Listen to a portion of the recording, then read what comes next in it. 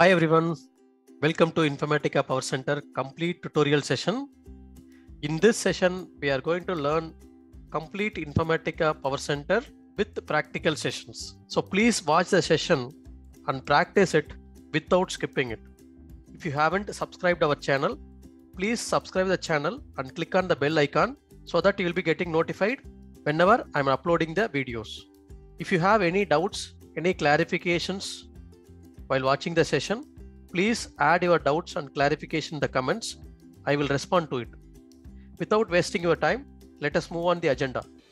This is the agenda for today's session. So we are going to learn about what is business intelligence, what is data warehouse, and what is data lake. So what is the difference between these two, and what is ETL, extract, transform, and load, and what is Informatica.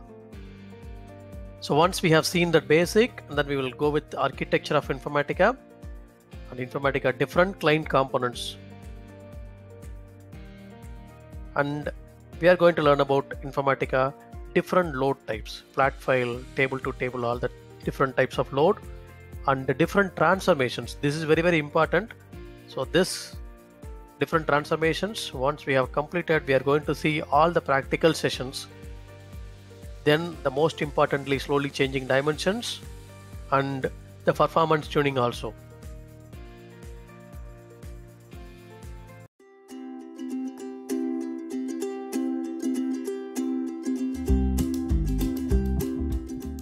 So what is business intelligence? Business intelligence is nothing but each and every company at the end of the day, they want to track their business, how the business is going on. Okay. At the end of the day, they want to track their business. You can take any organizations like banking, insurance, automobile industries, healthcare, right? So any industries, even you can take any software companies also, any manufacturing companies, any small companies also. At the end of the day, they want to track their business, how the business is going on. See, this business intelligence tool is meant for business people, like a manager, senior manager, director, VPs, and even sometimes CEO. So what is their job? So each and every day, they will analyze the business. Okay, how the business is going on. So which product is moving fast, which product is not moving fast. If I'm going to increase some product price, so what could be the impact on the customer's feedback, or how the customers is liking the product. So which product they are liking, which product they are not liking. Okay, which product is having fast movement, which product is not moving fast. Say sales and profit, all this revenue, and whatever we are doing it on the customer, how many customers are there all over the globe. So just we can analyze it, everything, like every customer, every organization at the end of the day, they want to analyze the business. If you take online food delivery app, okay, how this app will be, how they will analyze it, right? See, at the end of the day, okay, how many customers today they have ordered, how many delivery partners delivered by on time. Okay, how many products? 90%, 99% of the delivery has been delivered within the time we have given. Okay, out of which how many of them raised some concerns, something like that, right? So a lot of analysis they will do. They will improve their business. Okay, this is what the dispute we are getting it. How can we improve it? So what is the sales and everything? They will go for it. At the end of the day, they will make their reports, right? Settlement reports, a lot of they need to settle the amount to the vendors and the merchants. Different merchants will be there, right? Hotels and everything, they need to settle that. After settlement, they will analyze it. Okay, how many of them are going for cash? How many of them are going for online? Okay, like cash on delivery, and then credit card, debit card, Paytm. So different kind of analysis they will do. Then they will go for, okay, these many customers are there, regional wise customers. If I have all over the India business, then which region we are having huge customers, okay, transactions, sales, profit, and everything, they will analyze it, right? Then only they can improve their business in next day, next quarter, next year, right? They can project it. So this is what the business intelligence. See, if you are the Java developer, you are developing an application for the end users. I'm going to use that. Then you are developing it. But business intelligence developer, you are the ETL developer, Informatica developer, or like a Tableau or Power BI developer, we are working for the business people. Business people. You know what is meant by artificial intelligence, right? So artificial intelligence, we are trying to make the machine to think and then take a decision. Business intelligence is nothing but we are giving the data to the customer. That is what business people, then they will take a decision accordingly. If you look at here, in 1980s, we used to store the data in the database. In the database, we used to store the data in the database for business transactions. At the same time, we will pull the report from the database itself, on the same database itself. What will happen? If you consider any banking, whatever we do, ATM transaction, whatever we are going to the bank and then doing the transaction or online transaction or gateway transactions, whatever the transaction we do, all the transaction will store in the database, right? So it will store in the database. At the same time, banking manager, that particular regional manager, branch manager, they want to know in our branch, what is the today's sales? What is the today's deposit? So based on their business, they will analyze it, right? What is the today's deposit and withdrawal? How much is the loans, personal loan, jewel loans, different categories, they will analyze it. What is the amount we have taken today? And then what is the current amount we have? See, all this analysis we will do. So that's what report. Okay, that's what report. This is a transaction. See, if I'm going to do all this in one single database, right? If the data volume is very high, this particular system will get impacted. Impacted means you are pulling the data for reports. At the same time, you are storing the data on the same database. Then what will happen? This particular database will get impacted. Impacted in the sense you will feel very slowness, some network slowness, right? Same way here also will feel some slowness. So that's what they have come up with, some solution called, okay, don't take any reports from this database.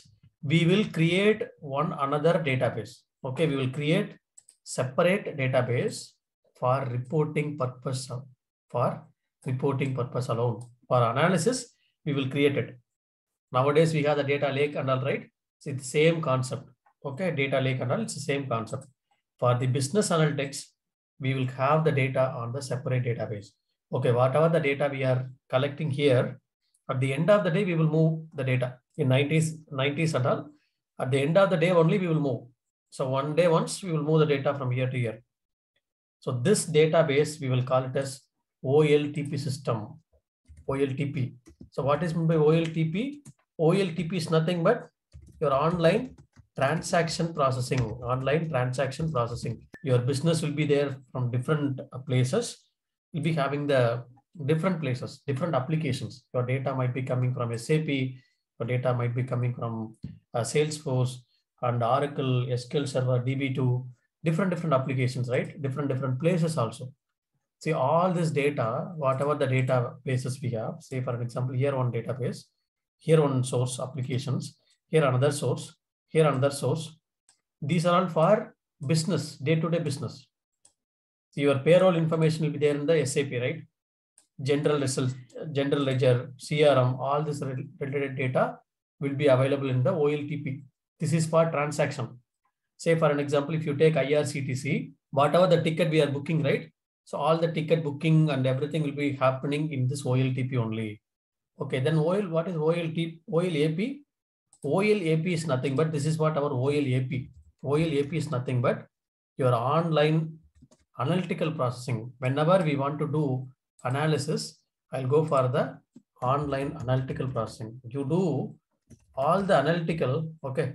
So analytical process in this OLAP system. Don't do on OLTP.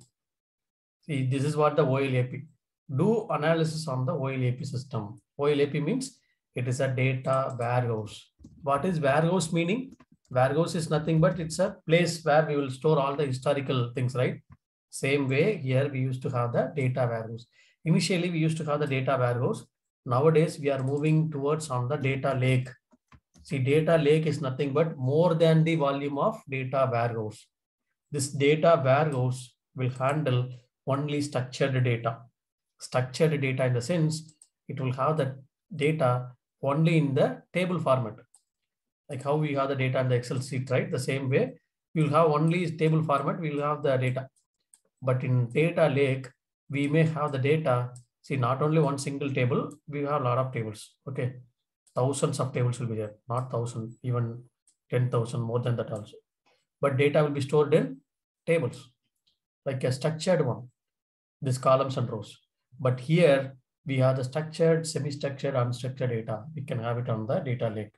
All our Facebook, Amazon, all our data, right? Ola, Uber, Swiggy, Zomato. See all this YouTube and everything, like to store the data. We are going with this data lake only. That's what the Spark will do, all this with the processing. Okay. See, we need to store the data. This is what our business. We are not going to touch this for analysis. If I want to analyze my business, you should not touch this one. You have to analyze all the analysis here only. Data here only. Okay. So I have to move the data from here to here, right? I have to copy the data from here to here. So every day I have to copy. See, this is what you will have in this of our OLTP to OLAP. Data lake, as I told, data lake will have structured. Okay. It will have all the structured data. So that's what the data lake will have. You have the Azure SQL, right? You have AWS also, BigQuery, GCP, we have the BigQuery. It will have structured, semi-structured. Okay, so I'll write short form, semi-structured, and then unstructured data also. That's what it will have. All this, not only unstructured, it will have all the data. Okay, that's what your data lake can handle it. All the type of data. Okay. So this is called your OLAP. OLAP is nothing but your data lake or data warehouse. We have to move the data from here to here, right? We have the heterogeneous sources. This is called heterogeneous sources. As I told, you might be having the applications from, we may have applications from SAP, right? We have the data from SAP. We have the data from Salesforce. Okay, Salesforce. And we might be getting the data from a file system, flat file. And we might be getting the data from your Oracle and your SQL server. See, Microsoft SQL, okay, MS SQL. See all this, Microsoft SQL server, or you might be having the data from DB2. See other data sources also, any different data sources, we can get the data. This is called heterogeneous source system. We will take the data from here. Okay, we'll extract the data from here and we have to load the data into this data warehouse. Now we are seeing only structured data. We are not going for any unstructured data in our Informatica. So we're having only structured data. That's what we are going for the tool called Informatica PowerCenter. So this tool, as I told yesterday, this tool will extract the data from source. It will extract the data from source, transform the data, load the data into the data warehouse on a periodic time, okay, scheduled timing. This process we will call it as ETL process. Extraction, transformation, loading. It's like a postman. Okay, extract, transform, load the data into data warehouse. Okay, load the data into data warehouse. This is the ETL process. Okay, ELT process. What is ELT process? Normally in data lake, we will go for ELT process. Extract the data from here, load the data into data lake. After loading it, we will go for the processing. That's what extraction, ingestion, and then processing it. That's ELT process. So we do have different processing type. One is the processing we have batch processing. Okay, batch processing. What is batch processing, right? Batch processing means, see, we will be having a scheduled timing, like 1 hour once, half an hour once, 1 day once, weekly, monthly jobs will be running. Periodic time, whatever the transaction happened here, periodically it will move the data from here to here for the analysis purpose. For an example, now the time is 8:30. 1 hour once your job is running ETL process, it should have executed by 8 o'clock, right? 8 o'clock. But now 8:30, time is 8:30. If you go and check the data in our analytics purpose, up to 8 o'clock only data has been refreshed. So when now whatever the transaction is happening, right? Now the timing, it will get reflected at the 9 o'clock only. Okay, 9 o'clock only. So why? We have scheduled this ETL process by 1 hour once. That's what ETL. See, you are doing some cancellation, and all, you are doing some transaction, right, in the online process and all.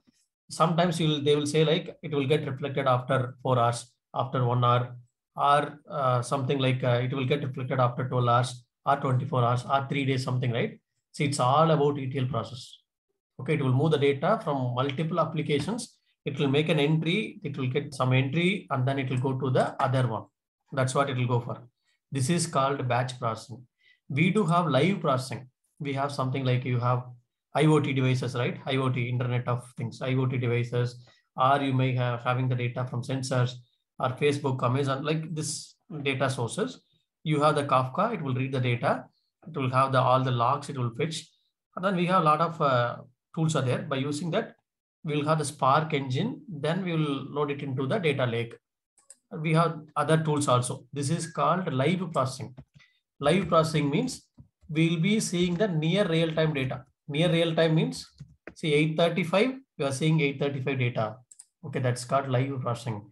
It will take live data from here. So it's all your IoT devices and everything. Okay, it will take the data from here. This is called IoT or all the devices. Live processing. It will take the data, and then here the Spark engine or Kafka will be pulling the data, and then here it will load the data. Here you will be processing it. Ingestion. This is called ingest. We'll say like it's an extract, ingest, and then you will be processing it. Here we will go for the process. Okay. This is called your data lake processing engine. That's what your AWS, your Azure, okay, your GCP, all this will do. This is called live processing. We have batch process also in our data lake and all. That's what it will have all this structure, semi-structure, unstructured also. This data warehouse, normally we used to have Oracle data warehouse, or we have the Teradata. You heard about this Teradata and all, right? So you have this is for the data warehouse and all. Okay. We do have something like this is what your Teradata. Teradata, it's the first database to handle the terabytes of data. So you might be having Oracle also warehouse, and you might be having SQL Server, Microsoft SQL Server also. So these are all some of the data warehouse previously we used to have. Netisa, you have the Netisa, right? All this. So in data lake nowadays, if you come to this second part, you have the Microsoft Azure, right? You have the Azure we have, so Azure, and you have the Amazon AWS, right? We can store for S3 bucket and all for the data lake. And we have something like a GCP, Google Cloud Platform, and we can have this Snowflake. See, these are all the some data lake we have in our real time to store our data. And in addition to the storage, it will do all the processing and machine learning algorithm, all this it will do. That's a different part. But we will use this one for our business process. Okay. This is what we'll go for the batch processing and live processing, all this. Okay. I need to have the tool, right? Here I need to have the tool. Which tool I can use? There are different tools are there. That's what our Informatica PowerCenter will do. One of the tool is called Informatica PowerCenter. Okay. One of the ETL tool is called Informatica PowerCenter. See, Informatica is the company name. Informatica PowerCenter is the tool name. See, the Informatica PowerCenter is used for data integration. It's integrate the data from here to here. It will integrate data integration tool. Informatica will not store any data. In order to load the data from here to here, we are going with. That's what we are. See, if you look at IRCTC and all, in that class, they will not allow you to take the PNR status, right? Why? Because this is OLTP. If you go and hit OLTP, the that class is like a more number of users will be accessing it. Okay. If you are going to check in the something like a reports on PNR status and all, it's again overhead to the OLTP system. It may impact on the Tatkal booking and all. So that's why they are stopping it, right? Same way in business, if the business hours is happening, business is happening here, if you go and hit this database for this analysis purpose, it will get impacted. That is why we have. So you can ask me, okay, here Informatica also is getting this database, right? And then what will happen? That is what we are not going to hit all the data. We are going to hit only half an hour data, 1 hour data, or 1 day data maximum. And also we will have some replication server. We will not directly hit this OLTP. We will have some replication server here. Some server. It will replicate last 10 days of data here. Okay, whatever the data we are, like a mirror server. We'll see use that mirror server. It will mirror the data. Whatever the data is available, last 10 days of data only it will be mirrored. We can have last 1 year of data, but only 10 days of data will be there in this layer. We will hit this layer only, not this layer. This layer is for database for business purpose. Okay, clear on this? That's what we will have the databases and everything. Okay, so you have loaded here. After that, from here, we will extract the data for our reporting purpose. Reporting in the sense, we do have a lot of reporting tools are there. So what are the different reporting tools are there in the market? We have the Tableau from Salesforce. Then we have Microsoft Power BI. So we have Power BI, Power Business Intelligence. Then we have ClickView. From ClickTech, we have the ClickView or ClickSense. So like this, we have a lot of tools are there. From Looker, from GCP, we have the Looker.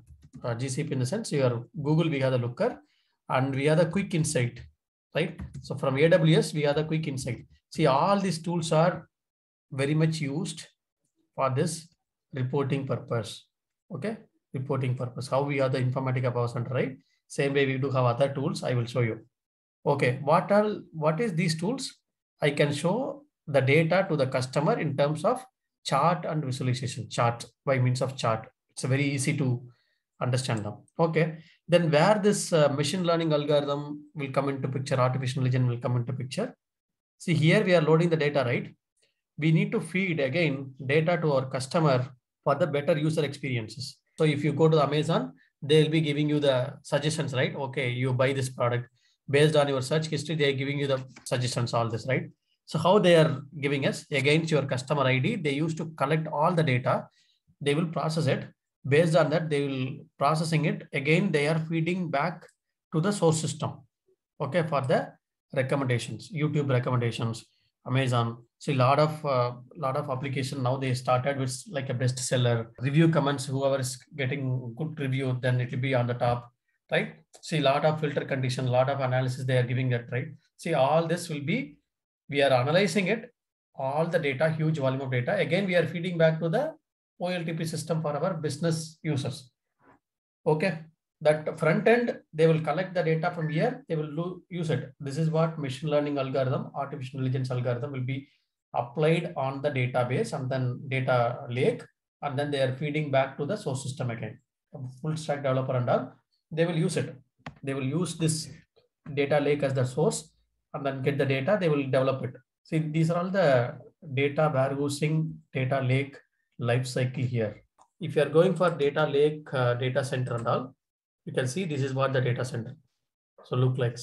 It's again huge volume. It's not only small volume. It's like a huge volume only. Okay. Google Cloud, we have the, these are all the data centers, data lake.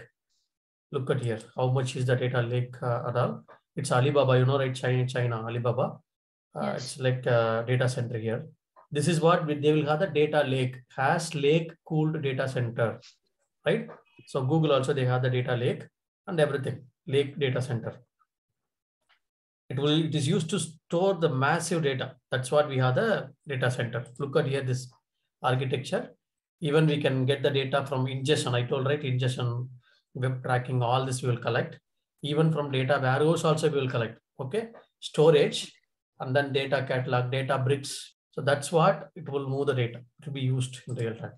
These are all the data lake in real time. Okay, data centers. We have huge volume it will handle. Data warehouse, again, it's huge volume only, but when compared to data lake, it's very limited one. Okay. If you know this ETL pipeline very well, Informatica and all very well, learning this concept is very easy. Machine learning, all this ETL machine learning is very easy. That's what extraction, transformation, loading. Machine learning also, we will do deep learning, machine learning, all this related to our ETL process only.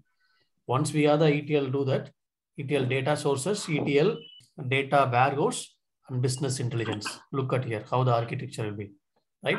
As I told, we may get the data from your online resources, right?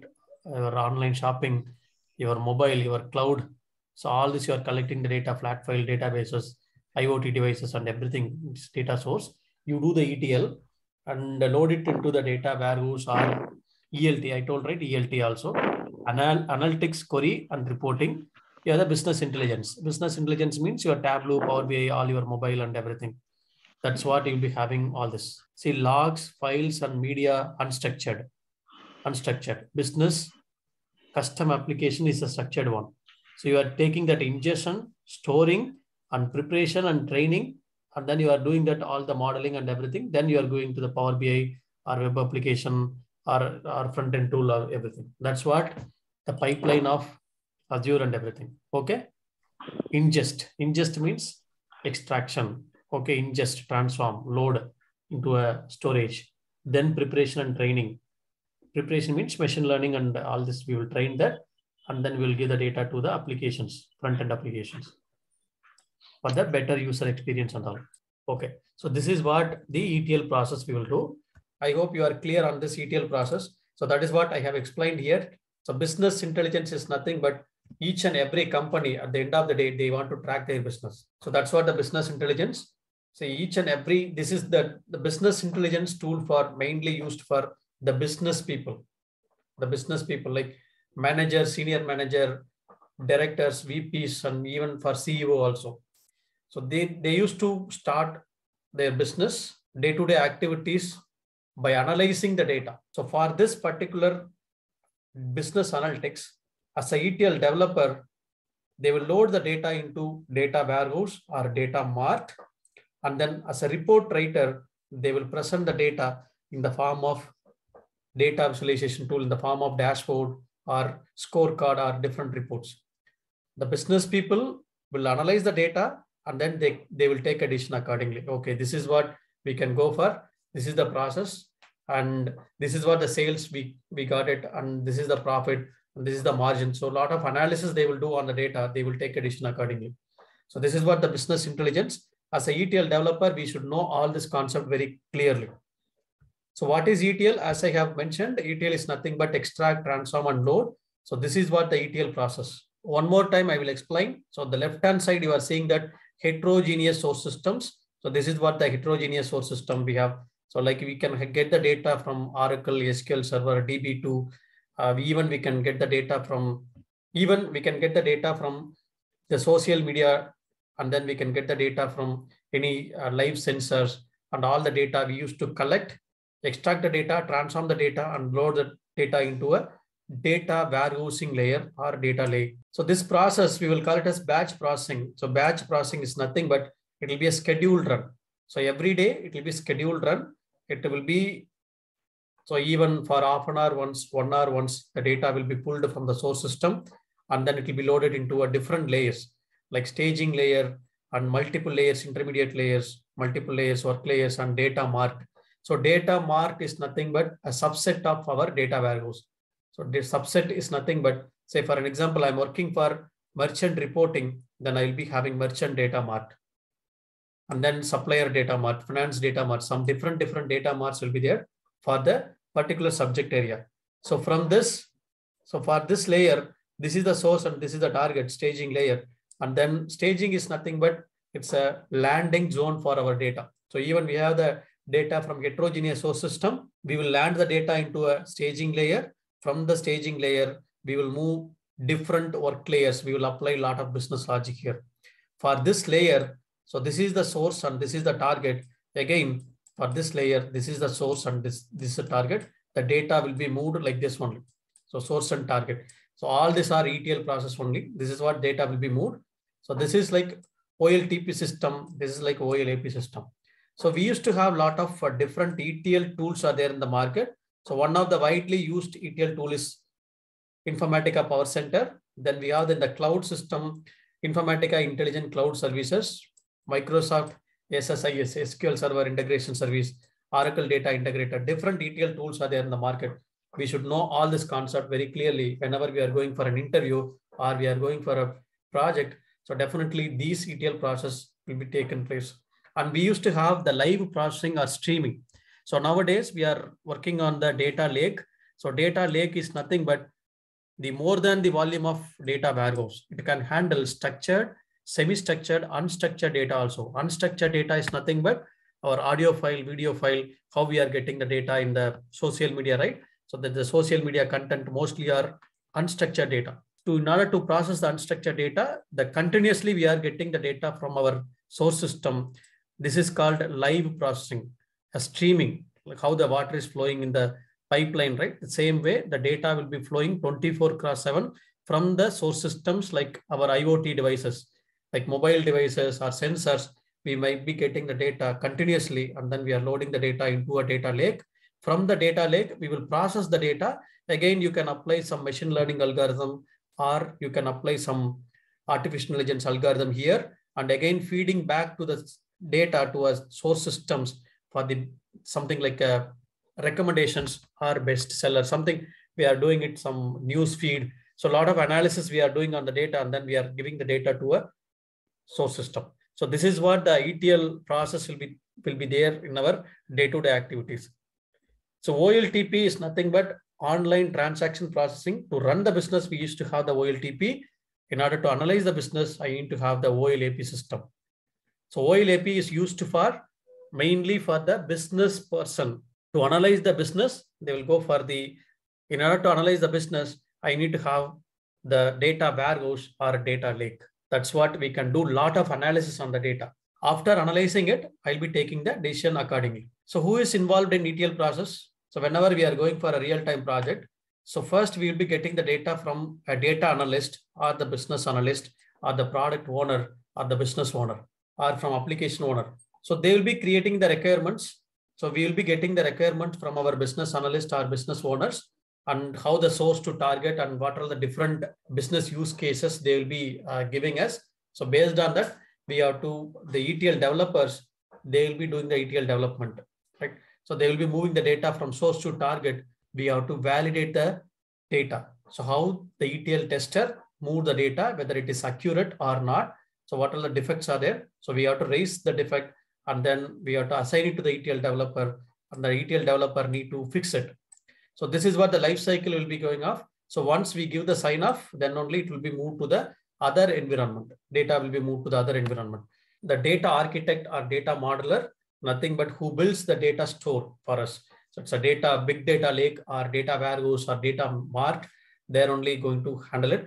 So if I'm going to do any business, so what are the different tables it should get affected, and what are the columns should be maintained, the architect will be maintaining it.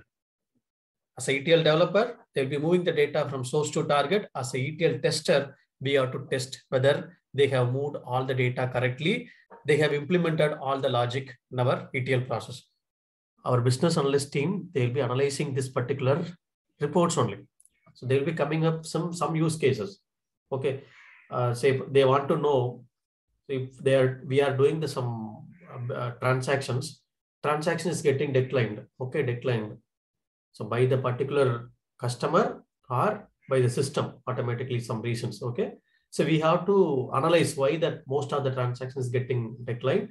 The business analyst team, they're saying that, okay, 30% of the transaction is happening. It is getting declined in the last stage, or some stages it's getting declined. Why it is getting declined? So it's due to the card issue or the network issue, or by the person itself, they are declining it. Okay, a lot of reasons will be there, right? Why they are declining it? OTP issue. So a lot of analysis they will do. See, all the analysis they will do, and then based on that, to arrest this, they'll be giving us some suggestions. Okay, if there is a OTP issue, increase the server capability to deliver the OTP very quickly. Okay, if you are delaying the OTP like more than 3 seconds to 4 seconds, so there is a lot of possibility to decline that particular product, the last stage. So whenever they're ready for the transaction, you deliver it OTP quickly and read OTP and then fill it, complete the transaction within 2 seconds or 3 seconds. That's what, okay, that's what you are completing the transaction. Nowadays, they are having the e-wallet, right? So keep it the wallet inside the particular site itself. Load some monies before that. So you can just one click, take the money. That's all. Okay. So it's completing the transaction very quickly. Then the customer, so most successful transaction will be getting it from the customer, right? So that's what the business development team, they are analyzing it, And then they will be giving suggestions to the business team. Okay, if we are going to do this, we can improve the business like this. Then it will be implemented on the OLTP side. Okay, the enhancement will be implemented on the OLTP side. Server enhancement, all this. So the OLT, this aggregating the data is nothing but we are integrating data from OLTP to OLAP. So database, data mart, data warehouse. What is data mart? See, data warehouse, we know. What is data warehouse? The data warehouse. So the data mart is nothing but a subset of your data warehouse. Subset of your data warehouse. It's again logical division. Logical division of this data warehouse. Say for an example, I want to send a merchant report. I'll be having merchant data mart. Okay, customer data mart, some supplier data mart. All this data mart will be there, different data mart. Based on the access and privileges, we'll be having the different data mart. So from the data mart, we will take the reports. If I'm working for merchant report, only merchant data mart I will have access. Other data mart I will not have access. Okay, so it will have some PII informations, other secured information. That's why for the security purpose, they are splitting the data warehouse into data mart. Based on your business area, you take the data from this particular small area. Okay, small subject. So that's what data mart will be. Data mart is nothing but subset of our data warehouse. Okay. Okay. So once we have aggregated the data into the data warehouse. Once we have aggregated, then we will present the data in the form of data visualization, like a reporting, Tableau, Power BI. See, all the reporting tool, we will create the reports. So if you are giving the data in this format, it is very easy to them, right? Business people, it is very easy to them to analyze it, right? Then they will take a decision accordingly. Okay, so this is 6 days or 5 days of business. Why this business is coming down? Or last 5 years, last 2 years due to COVID, some business loss or something like that different. Due to COVID, we are having a lot of transactions. So that's what they will analyze it. They will take a decision accordingly. Okay, how to improve the business. So how to improve the business in this particular area. So we have developed these many products. Out of this is the product is moving fast. This is the product is not moving. We do have the stocks in this particular store. We have to move the stocks to another store for the supply and demand. So like this, lot of analysis they will do on the particular business, and then they will take a decision. It is not only one particular business team. We do have different teams will be there.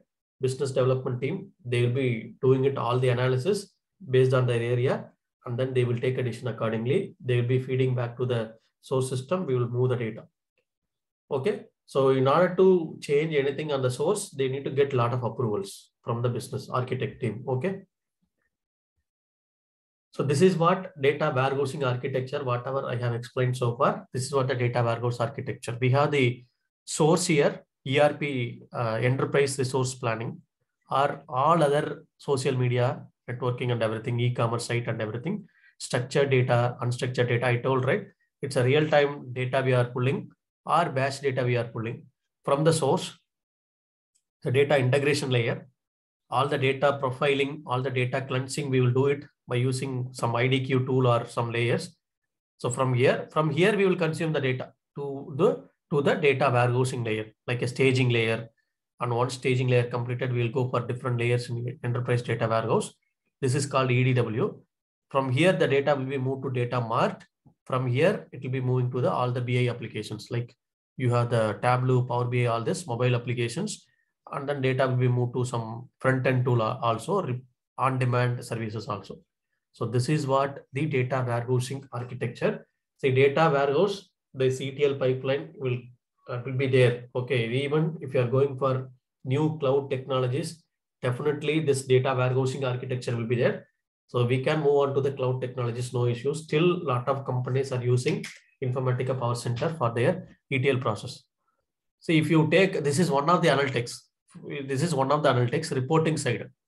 Say I'm giving the data. So this is one of the channel analytics. Say for example, for whoever is having the channel, we are giving the some analysis here. Okay, these many subscribers for last 28 days, 41% increment.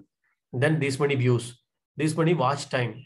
Okay, then this is the day by day, how many uploads you have done and what is the views here. So it's very easy to understand, right, for the channel holders, right? So how much is the overview, the viewers, and what is the interest viewers, something like that. See, all this you are giving filter here. Last 28 days, last 1 day, last 1 month, right? Or last this particular month, current month. You can go for last quarter, last 3 months, last year, or from the beginning. See, whatever it may be, they are giving the line chart, here bar chart. See the numbers they are giving. So this is called data visualization, the reporting. Okay. They are using different tools to provide the data. It's a near real-time data. See here, it's a latest activity, last 48 hours they are giving. So every 1 hour, the data is changing. Okay, now updating live, right? So this is called live data update. So this number will change often. Okay, 4837, 4832, something, this number will change. Okay, often it will change. This is called streaming the data, and then you are showing. This one will take the streaming the data. But now here we are seeing this one, right? Last 28 days. This is not streaming the data. This is like your data warehouse data only. Aggregations. This is live data. This is aggregation data. So in a single page, they will go for the scheduled data also and live data also. That's what they will be showing them. This is what we'll go for the data. Okay. So this is the architecture of data warehouse. You can see here, this is the functional architecture of our data warehouse. Here we have the CRM. Okay, customer relationship management and inventory, payroll, sales, general ledger, production, all the data we'll be collecting from source. We'll be moving the data into a data warehouse. From the warehouse, we'll be taking different metrics. Okay, so how the customer profitability, what is this? We are having different suppliers, how they are performing it. Okay, productivity and strategic performance, closed loop marketing, product profitability. So in real-time environment, we do have different metrics. All the different metrics will be collecting from the data warehouse data only. Okay, lot of aggregations will be running the data. So you'll be having last 3 months. Whenever we are going for any quarter results, right? The company is going for quarter results. They'll be taking all the 3 months data, right? All the 3 months data. So if I'm going to take aggregation of all the 3 months data, if I'm going to do that particular calculation in the source system, it will get impacted. We will not get one consolidated data. So payroll will be there in SAP. Okay, payroll will be there in SAP. Some different systems will be there. Oracle, SAP, different system will be there. It is not a consolidated data, but here single place, single unit. It will give you all our historical data. Last 10 years, I want to know last 5 years we are performing. Based on that, we have to speak in the board meeting and all. So that we have to take from the data warehouse only. Okay, this is what will be data warehouse environment. Okay, so what is data warehouse? As I have explained, it's a subject oriented. It's nothing but your data mart, subject oriented, like customer, supplier, product, sales is one subject oriented. Integrated. We are integrating the data from source system to data warehouse. Integrated. Time variant. All our data are historical perspective. Like we'll be having information like from day 1 to till date. We'll be having all the time variant data and non-volatile. Non-volatile in the sense like we will never ever overwrite or delete the data in the data warehouse. Remember, we will never ever overwrite or delete the data in the data warehouse. We will just load the data and we will keep the data for historical purpose. Okay, backup, we will keep it. So if any data change is happening in the source system, we will allow to change it. If you are going to a bank site and you are changing your address, the bank OLTP site, we will allow them to update your address. But in OLAP, we will have your previous address and this address also will be inserted newly. The new address will be marked as active address. The previous address will be marked as inactive address. So if you take Amazon, so they will be having all your addresses, right? Whenever you are adding new address, they'll be keeping, and we are going for any checkout, then they'll be giving all suggestion of your address. Okay, which address you want to take. These are all business tricks. So you know, every time you are going to type your address, it will take a lot of time. then customer will feel that very bored, right? So that's why they are already taken the addresses and everything they are giving, right? Everything they are making very easy for the customers to improve their business. Okay, that's what non-volatile collection of data to support management decision-making process. To support management decision-making process, we are using this data warehouse for the business intelligence. I hope you are clear what is business intelligence. Business intelligence is nothing but at the end of the day, I have to make my business in a profitable way. Okay, that's what the business intelligence. So I hope you are clear. This is again the modern trend warehouse definition. Integrated, architected, and periodic copying data from various heterogeneous sources, both inside and outside the enterprise, into a centralized repository optimized for reporting and analytical processing. This is what we are doing for the data warehousing. Okay, data lake also this is what. Okay, why the companies deploying the data warehouse or data lake? Why? Because operational system. Operational system is nothing but your OLTP side. OLTP are being impacted because of reporting request. So if your customer is asking last 3 months of data for the reporting purpose, then if you go and hit this operational system, so if you're the backend, huge volume of data it will consume, right? See, so Amazon per second order is 120 orders per second worldwide, 120 orders per second. Like you think about the volume, how much volume it will be generated, and then 1 day volume, 1 week volume, 1 month volume, 1 quarter volume. How many records will be created, one order? So how they are handling all the data, right? See logs and everything, how they are handling it. So in that particular system, if you go and hit this OLTP for the reporting purpose, it will get impacted, right? So that's why. And also it will not give the OLTP cannot have all the historical data. We cannot keep all the historical data. We will have all the data mining operation, data warehouse operation in the data lake or data warehouse only. So we will not get any consistent data. So that's why, and also it's very expensive to maintain this OLTP system. Okay, OLAP side or data lake side, we have commodity hardwares. We can have nowadays we have the commodity hardware side or data lake side. So that's why we are going for the data warehouse or data lake. So these two members are called it as fathers of data warehousing, Inman and Ralph Kimball. So Inman only, the first person, has suggested, so instead of having OLTP, we can have one more system called OLAP, wherein we will load all our historical data. We will analyze it. That's what he has suggested first during 1990s, 80s itself. He has suggested. He has published international journal papers. Okay. From that only, they have created data warehouse. See, his suggestion is top-down approach. See, what is top-down approach, right? So first we will create, see, this is what our OLTP. From the OLTP, we will take the data and into a OLAP system. That's what OLAP is, nothing but our data warehouse. We will load the data into data warehouse. Even data warehouse, different layers will be there. That I will explain later. Data warehouse. From the warehouse, we will move the data to data mart. Okay. After creating the data warehouse completely, then based on the subject, you are creating the data mart, and then you are loading the data in this data warehouse to data mart. This process we will call it as top-down approach.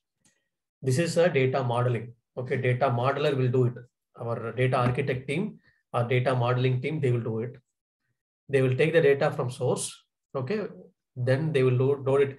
This is one-time automation process. See, Informatica is completely automated. Okay, we will schedule it. After developing it, we will schedule it. So once it has been scheduled, the data will be moved from source system to target system. Okay, this is what it will be moved. Here the data mart will be there. This is what the data will be moved. Clear? Once after creating the data warehouse, if you create data mart, that will be called as top-down approach.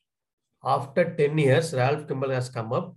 Okay, so it is taking a lot of time to create a data warehouse. It is taking a lot of time. By the time, So what we can do here, we have the source system.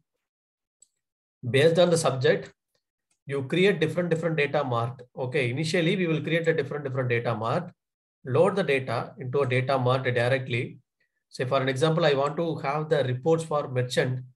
I will create a merchant data mart. Only whatever the data I needed to have this merchant, I can take it from here, from this source, and then I will load it into this data mart. Okay. So it will have only merchant related data. So here customer related data, supplier related data, that's what we can load it. It's one particular subject area. After that, if you need, you can move the data to data warehouse. So this process, we will call it as bottom-up approach.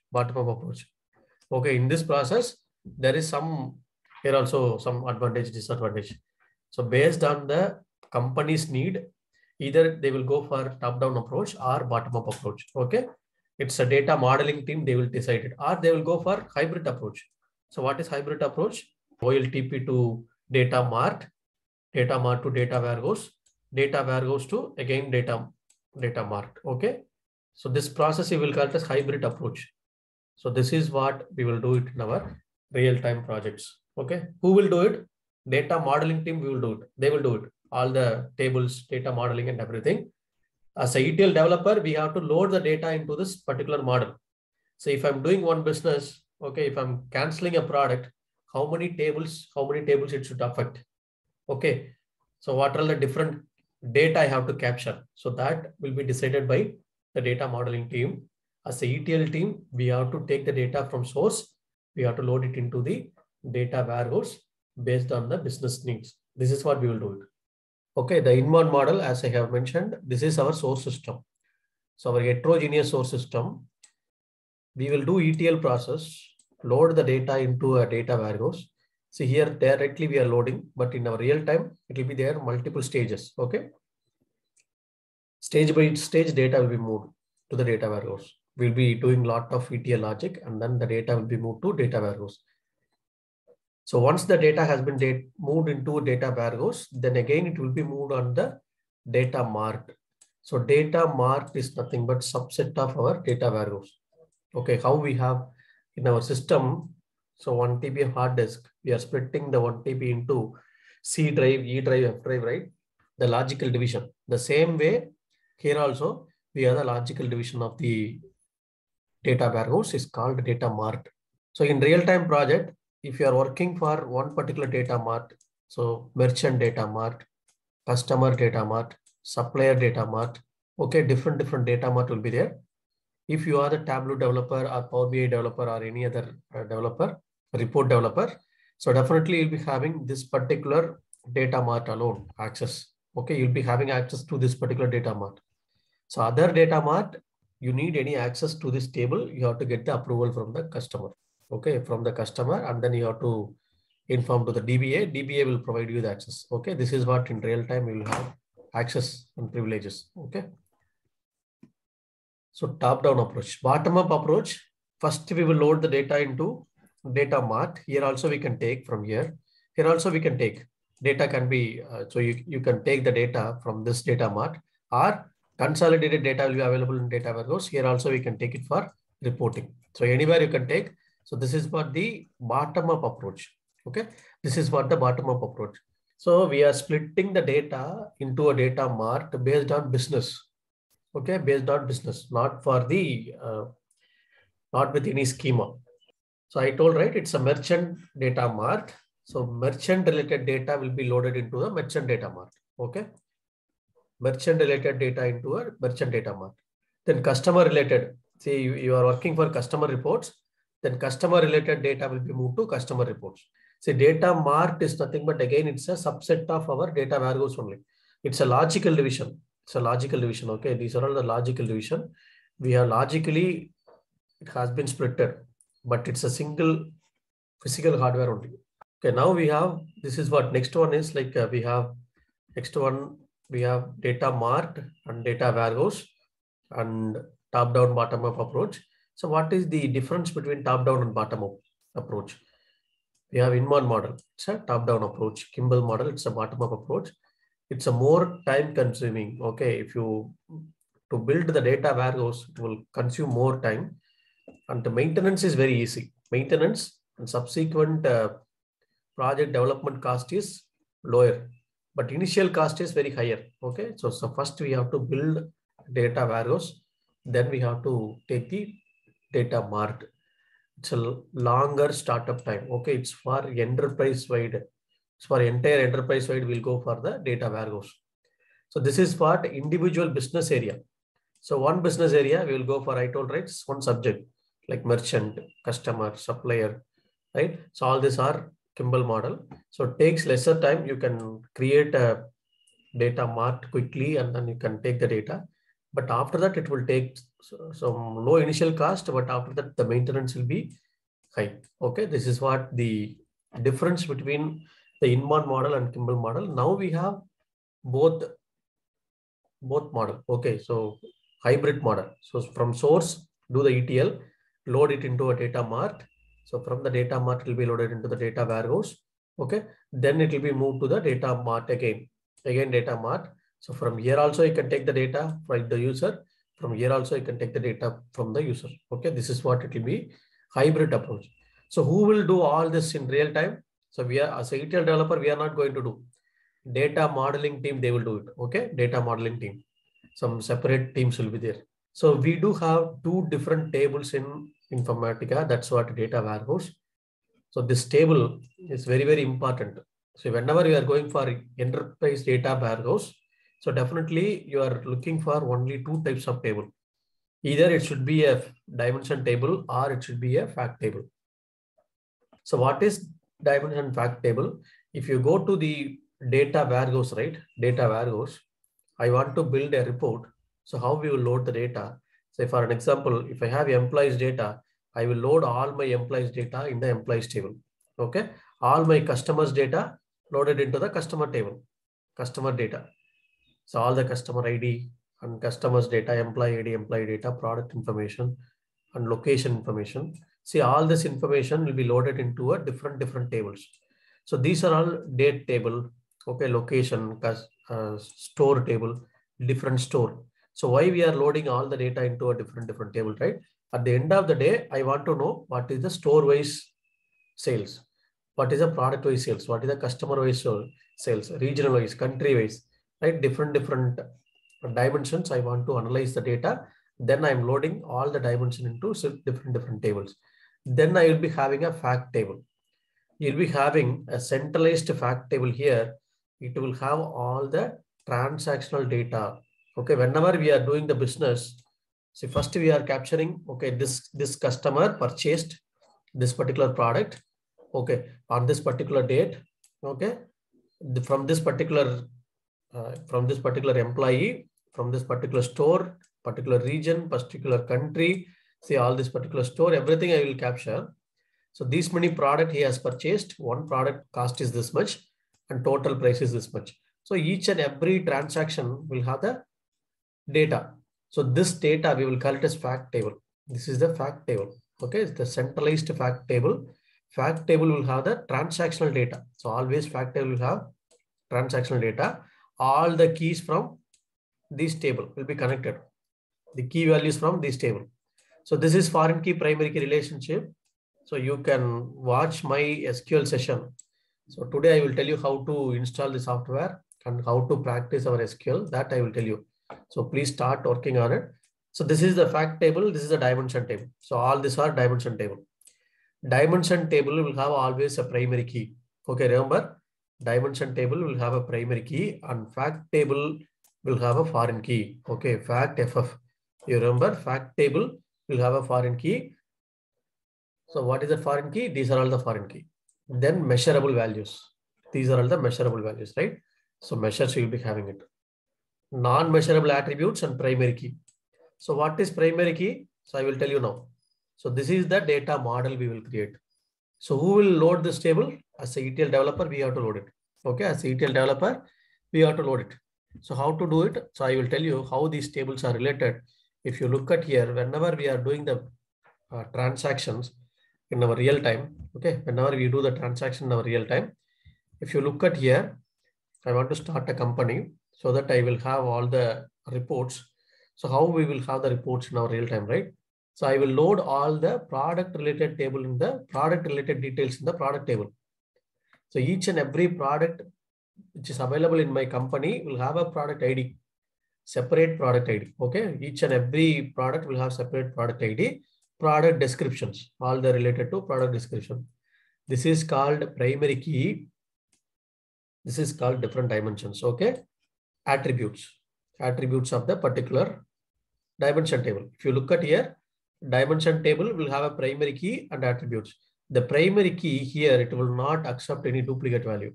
I cannot give for this any other product, I cannot give the same number. Okay. Without primary key, without this key, I will not have the product name and everything. So primary key should be there. So separate key should be there. If you're going for any company, you'll be having a separate employee key, right? Employee ID. The same way, each and every product will have the product ID. Each and every customer will have the customer ID. Okay. So every customer has been loaded into the table. We will have the primary key. The same way, employees table, accounts table, all this table will have it. Okay. I will have all the tables. The store table, locations table. This is what the dimension table. See, whatever the dimension needed for our data model, I will load all the dimension table. So from where this dimension table will be loaded? From source only. From OLTP to OLAP we will load. But while loading the OLAP, we will maintain the history. That I will tell you how to do it. But we will get the data from OLTP only. Okay, OLTP also they will maintain. That is what ER model, entity relationship model, we will use in our OLTP system. Okay. So now we have the fact table. So if you are going for a particular store, right, you are doing any business, like you are purchasing a particular product, then you are giving that product to the particular person in employee. So they will be maintaining that, they'll be reading the barcode of the particular product, and then all these details will be captured. So what are the details? When you are purchasing, what is the date? Okay, which product you are purchasing? What is your customer ID? They will take your customer ID card, okay, or the number, mobile number. Which employee is helping you to purchase the product, okay, and store ID, which store you are purchasing a product, which regions. So all this will be captured in this fact table, sales table. See, these are all foreign key. So why I am capturing? So whenever I'm going for the transaction, I will capture that. And quantity. So how many quantity? So 2 quantity has purchased, unit price and the total price. Okay. So 1 unit price is 3,500, 2 unit price 7,000. All this will be captured. For an example, your customer is saying that, okay, at the end of the day, how much we have today's sales. So what will you do? You will go for sum of total price, date key equal to today's system date you will take. And I want to know in today's date, how much is the sales for each store. So group, so here we have to make date key equal to today's date and group by store ID. We have to make the sum of total price. This is what we will maintain in our reports. Okay, this is what we will take. But I do not know which store, right? So 7667, which is a store. Then I have to join this table. This store ID, fact sales store ID to dimension table store ID. I will join it. I will get, okay. So Mumbai Kalyan store. This is what? So Kalyan region store. We have the sales. So highest sales. So that I will take it from here. But I have to make the summation. So which product is, which store is, which region is. So everything. So this is what in our real-time environment, we will be keeping that fact table and dimension table. How these tables are related? Like a star schema, snowflake schema. The schema. The star schema is nothing but, like we have like a star. This is the fact table. So you'll be having a centralized fact table. This is a sales table. You assume that this is a sales table. This is the dimension table. If you look at here, this is a dimension table. We have the city table. So city ID, city description, all other remaining columns also will be there. Employee table, country table, products table. See, all these 4 tables are dimension table. This is the fact table. So in this particular country, this particular city, this particular employee purchased this particular product. So 2 quantity he has purchased, 1 unit price is $200. Okay. So he has purchased 2 quantity and $400. That's what it will be maintained. So from source only we are taking the data. From source only we are taking the data, but we will maintain in the fact table in our OLAP side. Okay. See, if in fact table, the outer tables are dimension table. The dimension tables are connected with centralized fact table to get a meaningful report. This is what the star schema. Now we have the snowflake schema. See, in the star schema, which table we have to load first? So primary key table should be loaded first. So it's a master table, reference table. Okay, always we will maintain all the primary key. But remember, this dimension table will not change frequently. So do I need to load all the country data every now and then? No, right? So one time the country data will be loaded. So always the country data is same. If you are going to operate new business in new country, that time I will maintain one more country ID. Otherwise, we will be having the same country. This dimension table will not change frequently. That's what it's a slowly changing dimension. Okay, slowly changing dimension. Product table also. So product table, so we will have new products, but very slowly it will be changing. But fact table is having huge volume of data. Okay, this is star schema. In star schema, we have to load dimension table first, then centralized fact table. Clear? So this is one of the interview question they will ask. So how the dimension modeling they are maintaining in your project. So which table you will load first? Okay, that's what we will ask. They will ask questions. Okay, so now we will have snowflake schema. So snowflake is different one. Snowflake technology is different. That is data lake I have yesterday I have explained. Snowflake schema is different. Okay, snowflake schema is in data warehouse environment. In our data warehouse environment, snowflake schema is nothing but, okay, the snowflake schema, if you have, this is one dimension table, right? This is one dimension table. This one dimension table, we are splitting this dimension into multiple dimension table. Look at here, this dimension table, we are splitting into multiple dimension table. So instead of having all the data in the single dimension, single locations table, okay, we are having the data into the another table. Okay, store ID, store name, store territory information. Before that, we have handled here. Okay, after that, we have moved this data to another table. Okay, we will maintain the store territory details in another table called territory. Whenever needed, whenever store territory needed, I will have this ID. Okay, with this ID, and then I will maintain this. I will take this report from where this particular store is located. Whenever needed, I will go for store name. Yes, I will go for store name with the store ID. Whenever I need the store territory, then I will join this table, I will get it. Okay. So this is a primary key table. This is a primary key table. That is a dimension table. This is also a dimension table. See, one dimension table refers another dimension table based on the normalization. This is called normalization. What is normalization? So normalization, why we are going for normalization? See, normalization, we are going for normalization to avoid the data redundancy.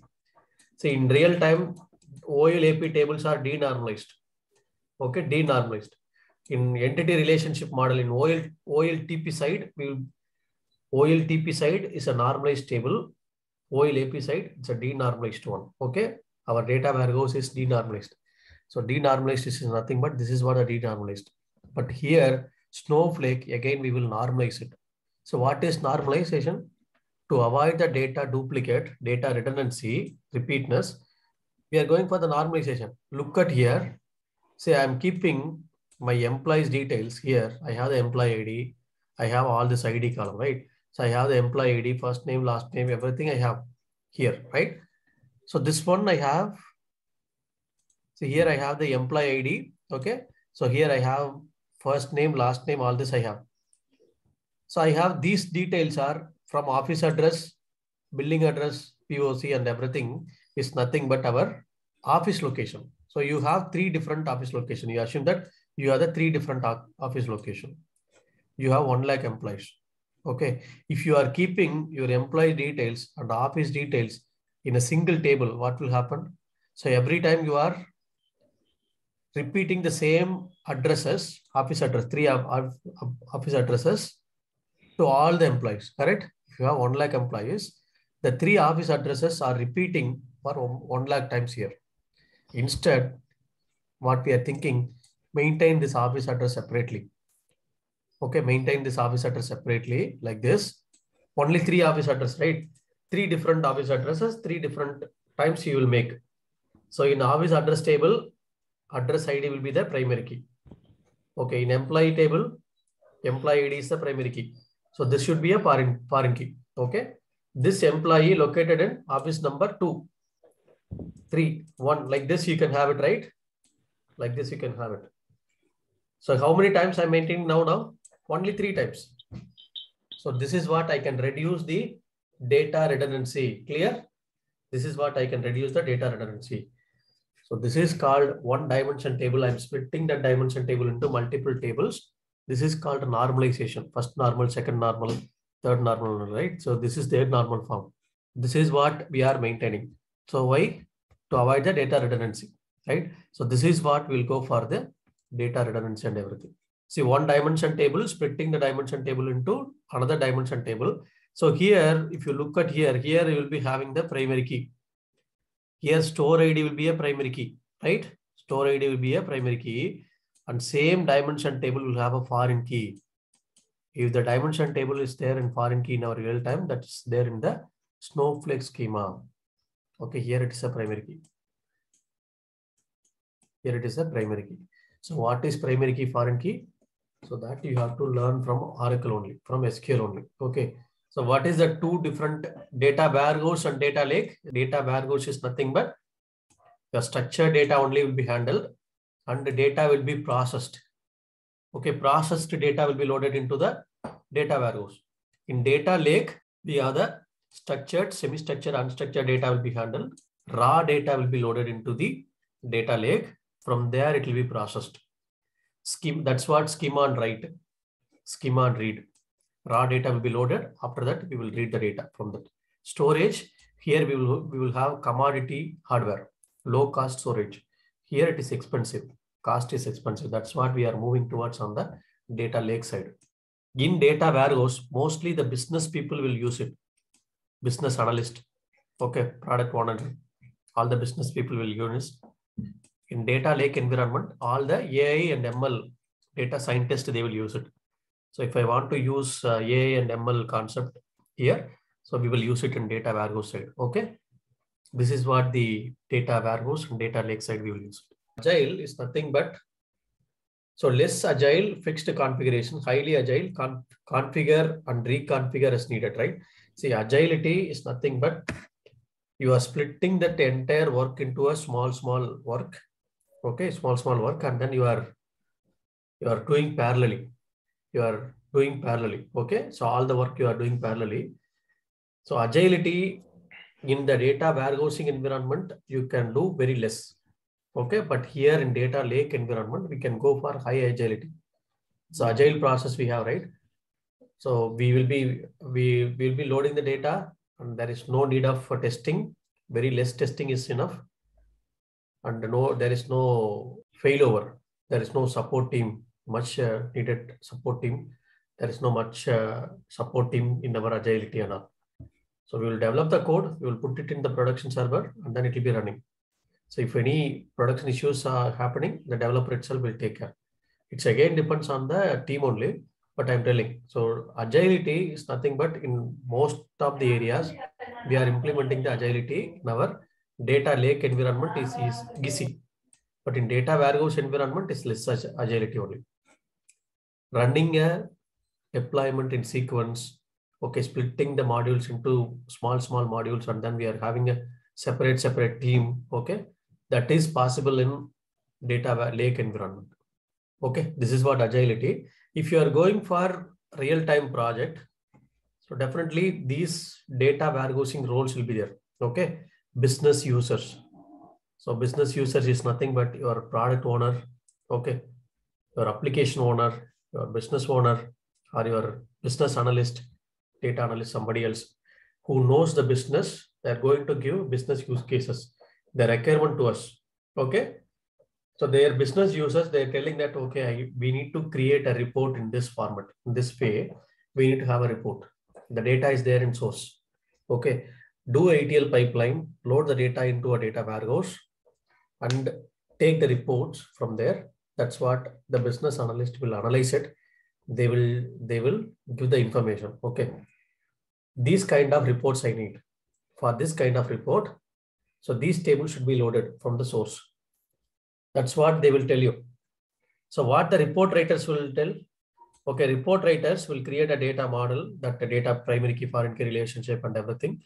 They will say like, okay, if I want to create the report like this, I need to have the tables in data warehouse. Okay. I need to have the data in the data warehouse. These are all the data should be there. So report writers. Then our ETL developers, okay, I will take the data from source. I will take the data from source. I will load it into a data warehouse here based on the data model. The data model will be created by data modeling team. So if it is a new business, definitely data modeling team, they will suggest us, okay, go for this particular data model.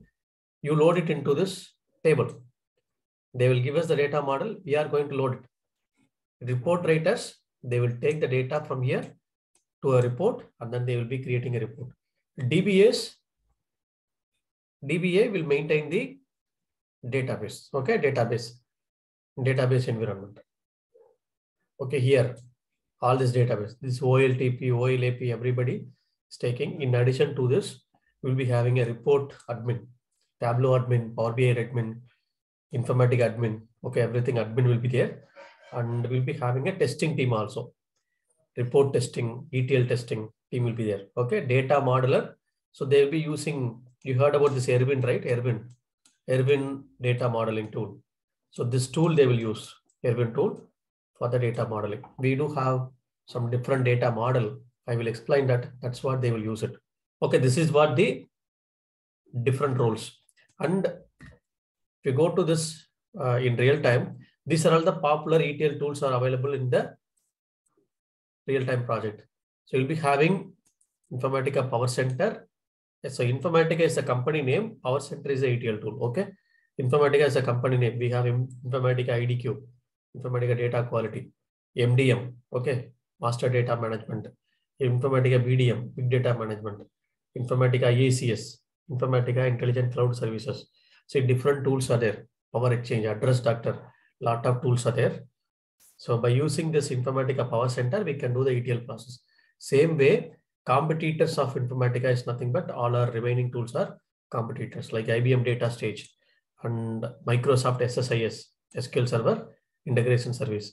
So SAP BODS, Business Object Data Services, IBM Cognos Data Manager. Cognos is the reporting tool. Cognos Data Manager is the ETL tool. Oracle Data Integration is the ODA, it's the ETL tool. SAS Data Integration Studio, Oracle Warehouse Builder, Ab Initio, Talent, Apache Nifi, Pentaho, Xplenty. So Xplenty is cloud-based ETL tool. See, these are all the ETL tool. If you know any one of the ETL tool, so learning other ETL tool is very easy. The same concept you will use. Even if you are going for cloud big data or any cloud data load, right? ETL pipeline, same pipeline only we will use. Instead of this database, we'll be having a data lake environment. That's all. The connection and everything will be different, but loading process is same. Okay. If you are approaching Oracle for the entire data process in your company, they will say go for Oracle as the OLTP. Okay, Oracle as the OLTP, Oracle Warehouse, and then use ODA. Okay, Oracle Data Integrator, the ETL tool, and here use OBI. See, OBI is nothing but Oracle Business Intelligence. So this tool, you can use it for the reporting that they will tell. If you're going for Microsoft SQL Server, they will use SQL Server's database and data warehouse. Use SSIS as the ETL tool, and then use Power BI as the reporting tool. Same way, IBM. So you can go for Intisa for data warehouse. Okay, IBM DB2 for source system. So then you'll be having a data stage for ETL. So they will say all the related to IBM product only. So that's what, see, the companies will choose which tool they need to go for. So out of all the tools, Informatica is leading ETL tool. It will handle huge volume of data, support and failover mechanism and everything will be very high here. Okay. Fault tolerance, everything will be high. So same way reporting tool, you have Tableau, you have Power BI, you have ClickView or ClickSense, Cognos, SAP BO, okay, business object, Zoom data, and Google Looker, we have SSRS, SQL Server reporting service, Oracle Business Intelligence, Spotfire, MicroStrategy, Quick Insight. See, all these are reporting tools. See, we need to know at least what are the different reporting tools are there. Why? Because if you are going for ETL developer environment, you will be working with these two teams only. Okay, you will be giving the data for Tableau team only. So if they are finding any discrepancy on the data, so they will be contacting the ETL team only. Okay, so this is what enterprise data teams will be there. So I will show you the data model. If you look at here, so what is conceptual, logical, physical data model? Who will create this? So normally this will be maintained by data modeling team. Normally the Erwin tool they are maintaining, right? So first of all, how they will maintain? This is just give you an overall idea. I will give you an overall idea. So first they will go for conceptual data model. See, what is a conceptual data model? So they will take like a pen and paper, and then they will have, okay, in order to create a data model for the particular company, so I'll be going like this: product table, store table, sales table, time table. See all this, how it is related to a fact table here. See, includes the important entities. Entities is nothing but table. And the relationship, how we are relating with each other. No attribute is specified. Attribute means the column names. No primary key, foreign key is specified here. Okay, just the conceptual design model. They will maintain all the how many tables are needed for this data model. Okay, finance data model, and then sales data model. So different merchant data model. Something for that how many tables are needed, that we will maintain it first. Conceptual data model. Okay, it's very highly abstract and you can easily understand. So we will not have any software tool to create a conceptual model. Just a pen and paper is enough. Okay. And then we'll go for the logical model. In the logical model, if you look at here, all the tables, we will maintain the column names. Okay. In time, what all the columns should be maintained? In product table, what are the columns to be maintained? In sales table, what are the columns should be maintained? And what is the primary key, foreign key? So here, store ID is the foreign key. From where it is coming? From here it is coming. Store ID is the primary key. Product ID is the foreign key. It's coming from this table. Date key. Then after that, you are maintaining two columns. Okay. So normalization occurs at this level. Normalization means we can split this table into two tables also. Okay. So that's what your logical model. So we are maintaining a logical level. Then after that, we'll go in for the physical data model. What is physical data model? See, after creating like this, we will maintain each and every column. We will maintain the length. See, what is the data type? What is the length? What is the all the models we will maintain. And then by using the Erwin tool, we will create the model, right? After that, no need to create by ourselves. Create table name, all this. So if you go to the Erwin model, if you are saying that create all the tables, it will create at one stretch in the backend. No need to create manually. See all the relationship, which table should be loaded first. Sorry, which table to be created first. Okay, that it will automatically created based on the primary key, foreign key relationship. We are not going to create. If you are creating, first of all, we have to create primary key tables, then only foreign key tables, right? If you are trying to create foreign key table first, we will get the error. Why? Because this is we are having this foreign key here, so that cannot be created. But Erwin tool will create automatically based on that. Clear? So data type and the data column name and everything is based on the database we'll be creating here. This is called physical data model. So who will do all this? By using the Erwin tool or Power Designer, the data model team will create it.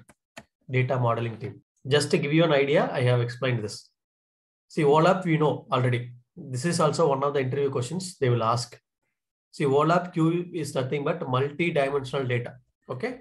If you look at here, multi-dimensional data. So OLAP, what is nothing but based on the multi-dimensional data model. So enables a user to easily and selectively extract and view the data from different point of views. So decision making in the business process. Okay. See, it's nothing but cube is for our reference only. Okay. So this cube, we can see this in different view, right? So top view, side view, front view, all the view, right? The rear view and everything, bottom view, everything. So one cube we are seeing in different way. Okay, product, supplier, category and everything. So look at here. See, we are going to have this table model in this particular cube. See, category, we are having the 3 categories. So this is one category, confections. Like this, we'll be having this categories, category dimension. Okay, beverages. So all this we are maintaining in the category dimension. Okay. If I want to analyze in this category of data, so from this dimension, you will analyze it. We'll go for one more dimensions. Okay, here. This is like confections. So this one, another dimension. This is another dimension. This data will be showing only for confection data. So now you can go for, see, this is one dimensions. Each and everything is each and every dimension in the cube. Okay. So now you can see this. This one we have seen, but now if you look at here, this is like time dimension. January, February, March, April. So this is category dimension. So each category we have 1, 2, 3. Same way here we have the time dimension. January, February, March, April, like this, right? Or Q wise. So Q wise everything will be there. The same way we'll be having a measures in stock, on order, sales amount, sales cost. These are all the measurable values that we are seeing in different dimensions. See, if I'm showing one value here, this is for one category for one particular month for one particular sales amount, one particular measure, right? Multiple dimensions are related. So you can see data in multiple dimension way. This is called a dimensional modeling, OLAP Cube. Okay. If you look at here, I'm showing this way. So this is the data. Say for an example, I want to know the January data. So what will you do? So I have to sum up all this, right? For January, February, I have to sum up all this. March, sum up. Okay. So here I want to go for one particular category. Then I have to go like this, one particular category. Okay. This is what I will be analyzing the data in different dimensions. Okay. The same way here, I have the book category, the product category, quarters, Q1, Q2, Q3, Q4, and territory. Okay. So we have different territory. So if you are showing some value, how it will be, like you'll be having the different operations, like 4 operations. These are all the questions they will be asking in interview. What is roll up, drill down, slice and dice, pivot operations, everything. Okay. So roll up is nothing but summarize the data. See, you have the Q1, Q2, Q3, and Q4. If I'm asking the year-wise data, you'll be summing up all the Q, right? That's what roll up. Drill down means you have the Q1 data. So Q1, I want to go for month-wise. So you are drilling down. Q into month, month into week, week into day. That's called drill down. Okay. Slice and dice. Instead of having all the dimensional data, we are taking one slice and dice from that. So pivot operation is converting rows into columns. If you look at here, roll up operation is nothing but you are summing up. Okay. We have the data like this. See, you have the data, product table, you have the PC, book, shoe, and clothes. All the data you are seeing only for Q1. Okay, Q1, this is what PC, and this is for one particular locations. This is for New Jersey, Los Angeles, and this is for Australia regions. Okay, these 2 are US, these 2 are Australia. So now we are summing up. See, this New Jersey and Los Angeles, we are summing up as 2000. Okay, this is called roll up. And this Perth and then Sydney, we are rolling up. Okay, for this one. See, 395, 605. That's 1,000. You're seeing here, right? So that's called Australia region data. So this is called roll up. So you can roll up here also.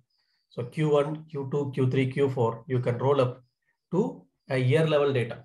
yearly sales.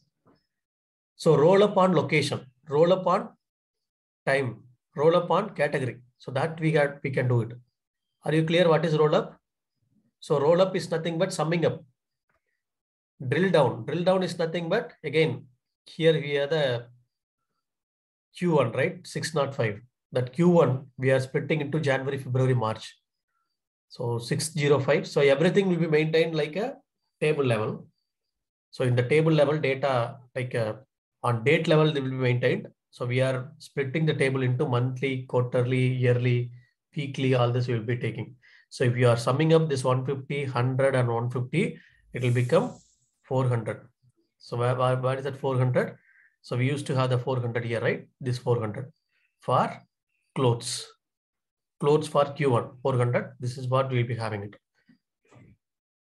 Okay, clear on this? What is drill down? Okay, slice. Slice is nothing but one dimension we are taking. So out of all this, right, we are taking only one. New Jersey, Los Angeles, Perth and Sydney, we are taking for PC and category only. So this and all we are not taking. Only one we are taking. Okay, 605. This and all, only one dimension we are taking. Okay, slice and dice. Dice means this is what dice, same like a dice we have, right? We are taking one particular dice here. Okay, Sydney and Perth for Q1, Q2. For these two categories, we are taking large cube into small cube. The pivot operations for summing up some values. Okay, we are going for the pivot operations. Like we are splitting the rows into columns, columns into rows for different analysis. So this is what the different roll up and cube and all. So we have the OLAP is nothing but types of OLAP. See, we have the OLAP, OLAP and others. Okay. Roll-up is nothing but relational OLAP. Relational database management system, OLAP. That's what we have. Multi-dimensional OLAP. So normally it will be multi-dimensional OLAP only. Hybrid.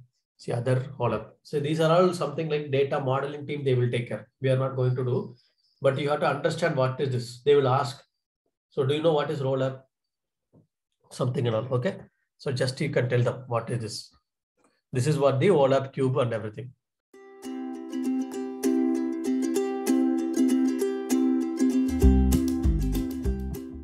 So what is architecture? What are the different tools will be there? You will be having a server. Okay, in Informatica, you will be having a server here. So this is what my server, Informatica server. It will be there in one single place. So if you are going to implement Informatica PowerCenter, you will be having an Informatica server. So PowerCenter server, you will be having it. So where it will be there? So based on the company's decision. If you are going for US project, then server will be there in US, only one single server. It's a development different, SIT or UQA will be different. The production will be different server, but we have the server. Okay. So on top of Unix or Linux only, it will be running in real time. For the security reasons, this server will be running on Unix or Linux server. What this server will do, it needs to take the data from source, read the data from the source. It's a heterogeneous sources. Load the data into data warehouse or target or anything. See, source to target, it should load the data. So here we are fetching the data from here. Okay. From here we are fetching the data and then loading the data into data warehouse. So Informatica, we need to inform, right? Okay, you go to this particular table, which is there in the Oracle database. You load the data into a Teradata database, Teradata table on this particular. In Teradata, we will call it as a database. Say for an example, if you assume that this is a Teradata, how many schemas are there? 2 schema. In this Teradata, instead of saying it's a schema, we will call it as the database 1, database 2, like that we will say. See, just I'm making like it's not database administrator. I can make database 1 and database 2, something like that. Okay. We will call it as it's a database, DBO or database. The same way here, we will call it as in Oracle, it's called it as schema. This is another schema, this is another schema. See what Informatica needs to do? Informatica needs to read the data from source. Always we will read the data from source. We will not we will not disturb any data in the source. Okay. We will not change any data in the source. Just we will read it. Select operation we will do. Okay, what we need to do? We need to write the data into target. So here we will disturb the data. We will insert the data. If it is new data, we will update it, the target. Okay. This is what we will do in our Informatica server. Okay, we have to tell that server, right? See, if you want to, this is post. You assume that this is the post. In the post, you will be having a to address, correct? You are having the to address. Here you will be having the from address. See, from address to address, we have to give it to the postman. Then only he will take the data, this post from address to address. Okay. This is called metadata. From address to address is the metadata. Inside the cover, you will be having actual data, correct? See, what is the message you have to pass? That will be there in your cover. So that is what Informatica will read the data from this table. This is the actual data. Load the data into this table. But which table we have to read? So thousands of tables will be there in the source, right? Which table should be loaded for this particular business use case? You go to the schema 2 in Oracle database by using this user ID and password. See how you will log into the database. You will see the data. You'll be having a username password. Based on the username password, it will be having the privileges. Either you have the read privilege, write privileges, or this.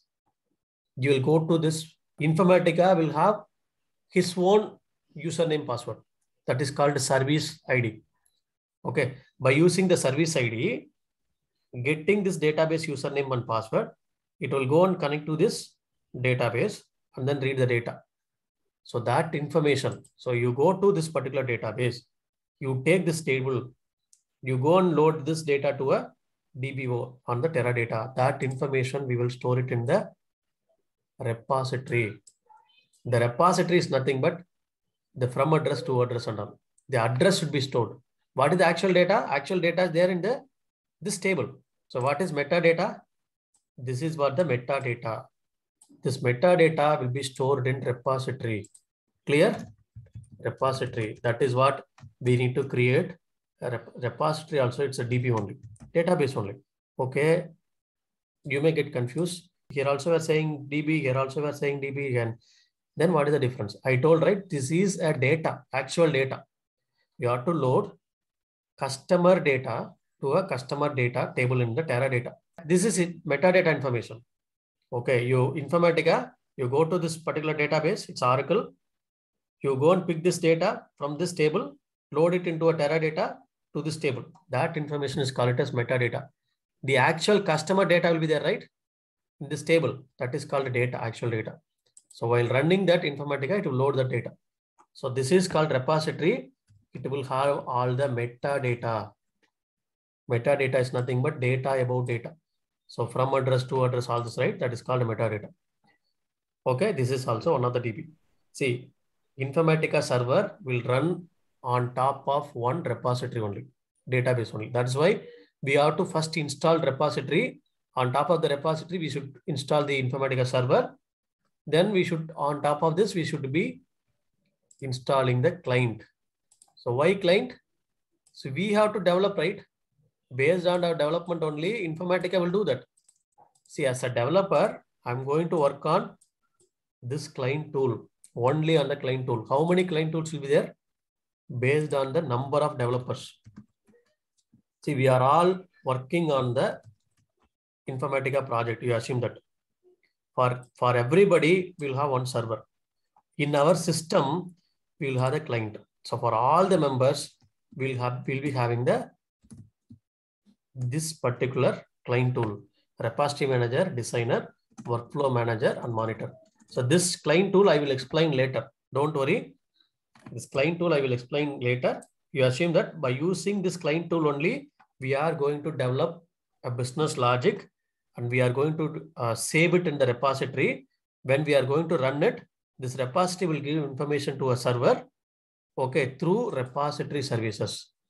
This is called repository services. Repository services is nothing but from this repository services only, it will pass the information to server.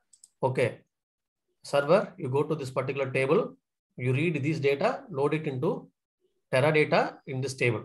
That's what information it will give you.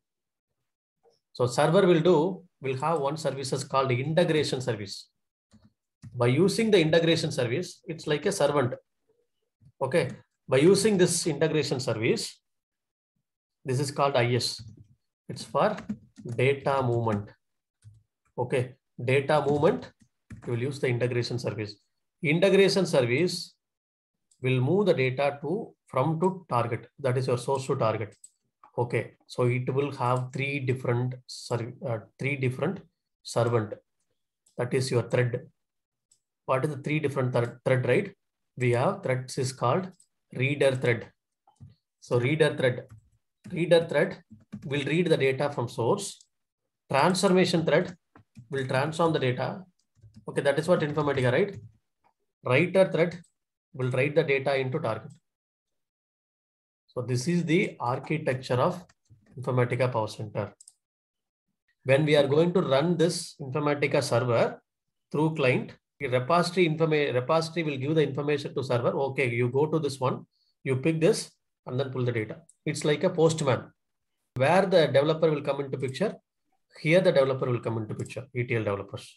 Here only the ETL developers sitting here, then they will do all the ETL mapping, then they will do it.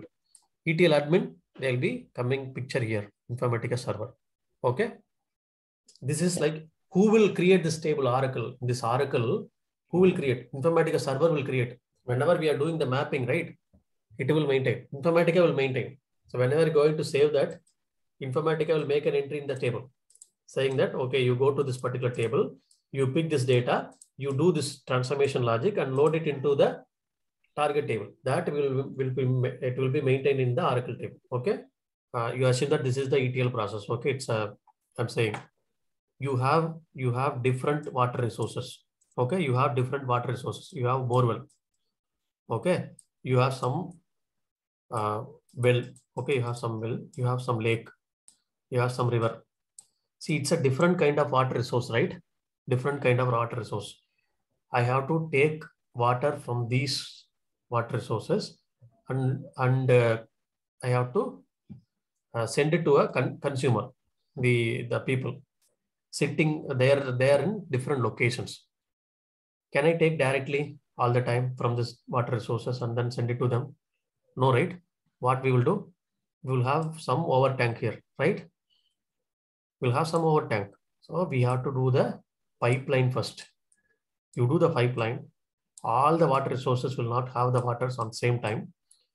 So this one we have to do one day in once. This one two times in a day we can do. This is like every 4 times, 5 times we can do. But this is like all the time we can do. But summer we cannot have it. Something like that. Some different scenario will be there. Right? So here we have the motor.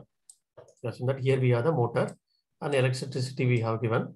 So we have one start button. So we are doing this one. So this is called data warehouse. This is called heterogeneous sources. We are doing some RO process. Okay, RO process is nothing but your transformation logic. Okay, so we are transforming all the different kind of sources into a single format. RO what is single format, right? Single format. Loading into a over tank. From there, we are sending to the different consumers, reporting team, or Tableau or Power BI or somebody else. Okay. They cannot go and hit this directly to the water resource. They will take it from the over tank only. This process is called as pipeline, right? Same way, here we will call it as ETL pipeline. Here it is water pipeline. The same we will call it as ETL pipeline. Same meaning only. Now ETL process got it. This is what will happen. Informatica will read the data from source and target, right? So that logic you are going to do in Informatica server. So Informatica, what is that Informatica will do? We are going to do the transformation logic. We are not writing any queries, add a queries here. Just we will write the transformation logic here. It will read the data and load it into the target. So this is client, Informatica client. Okay. This is Informatica PowerCenter client. I have to the server. I will connect it now through my username and password. I will connect. It has been connected to a server. See, you are also working in a project. I am also working in a project. Same project, multiple developers will be there, right? all the developers will connect to the server. Okay. Then they will do the ETL logic. Say for an example, I'm working on this particular project. I will join into this folder. You are working in different folder. To the different folder, you open it and then do it. See, this logic we have to do it, right? Where we will do the Informatica client. Once you have done it, save this. If you are saving it, it will be saved in repository. Okay, repository. It will be saved in as a metadata. Will it run? Will it move the data now? No. I'm going to run the workflow. I will explain this. Okay, you will get to know all this. See, this is tool, all the client tool. Then where the server? Server is there, one place. In our system, in our machine, it has a server. Okay, services. That is what before starting Informatica, you have to start the Informatica service. It is running, right? So this is the server running backend. Server we have connected through client. We have applied. Now it has been moved the data from source to target. Is it moved? See, 4 partitions. See, all the data, it is moving from source to target. Once you are executing it, then only it will move the data. So this is called a client, I told, right? So designer, workflow manager, and monitor, and repository manager. Okay, server is the server will do the server operations. It will read the data from source table database and move the data. Client cannot read the data from source. That the client cannot read? Okay, no, it cannot read. Only server, Informatica server can read the data from here. It will have the integration service. It will initiate the integration service. Okay, you go there, read the data from here, load the data here. That's all. As a ETL developer, I need to do the mapping logic in Informatica client, store it in the repository. While running it, it will give the information to the repository. Repository will give information to server. Server will read the data to target, source and target. When we are going to do this one, we will come to know. See, this one is called repository services. I told, right? Repository services, REP. Then this is called integration service. IS is the integration service. Integration service will come into picture only on the data movement. Repository services will come into the, while we are connecting, it will be stored in the repository. Whether I have created this mapping now? No, right? It has been created some days before. Where it has been stored, this logic in repository, metadata. So we have, by using the Informatica client, we have created that metadata. We are stored in the repository. Now I just connected through client. I have seen that and I'm executing it. So this time, whatever the logic I have already created, that will go to the Informatica, and then it will pull the data from source to target. In this table or in this flat file, you have 11 columns. You have 4 columns. These are all the column names. You have to read from here. You have to do joining of these 2 tables based on the some ID columns. Okay, department ID. You get the information, load it into the target table, this table. Just we are telling that, right? That is what as a developer we will do it. We have developed it. We will save it. While we are running it, Informatica server will have the integration service. Okay, that integration service will have the 3 threads. Reader thread, you go and read the data. Transformation thread, you transform the data as per the logic. We are joining it, right? This is the logic actually. Okay, load the data into target table. So the table information should be there for Informatica. This table structure and everything should be there for Informatica. Then only Informatica can load the data.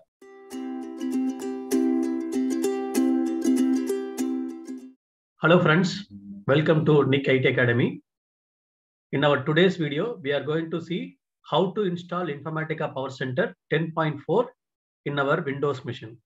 In order to install Informatica 10.4 in our machine, we have to follow these 9 steps. If you are following these 9 steps, you can successfully install Informatica PowerCenter in your machine. For the Informatica installation, what is the system requirement?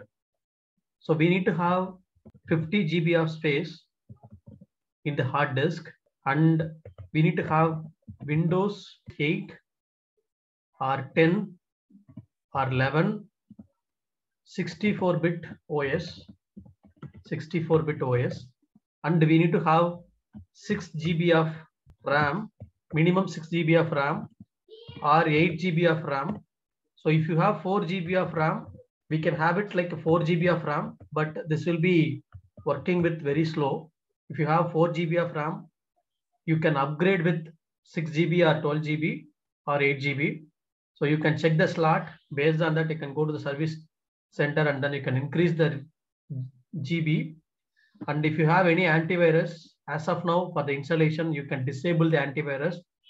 Why? Because antivirus software will remove the exe file of Informatica.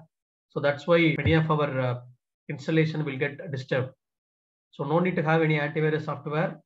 If the antivirus software has been expired, you can uninstall and then you can try with the Informatica installation. If you have Windows 7 64-bit OS, yeah, very well, we can try with the 10.2 version. So this is the requirement. So let us start our installation. So first step, we have to download Informatica 10.4 software from Oracle e-delivery site, or I have already downloaded and given the link in the descriptions. You can download from the description itself. Once we have downloaded, we will be having these folders: Oracle 11G 64-bit edition, SQL developer, and we do have Informatica server and client. We are using Oracle 11G for our repository as well as source and target database. I will explain the setup, how we are maintaining the source, target, and repository. So how do we create tables and everything, so that you can also follow the same step. Okay, consider this is the Oracle 11G software. This is a database we have. So once you have installed the software, it has inbuilt, the user is called a system. Okay, inbuilt user is called a system. That is a schema we have. And inbuilt, we have one more schema called HR. So this schema we will create here, and we will create one more schema for our Informatica repository. So that schema we will call it as info user we will create, and we will create one more schema for the target. Okay, so we will keep, so this database for source and target. So this is the system schema, info schema for Informatica repository, HR schema for source, and core schema for target. We don't have any other database here. So that is the reason we are going to use source and target on the same database.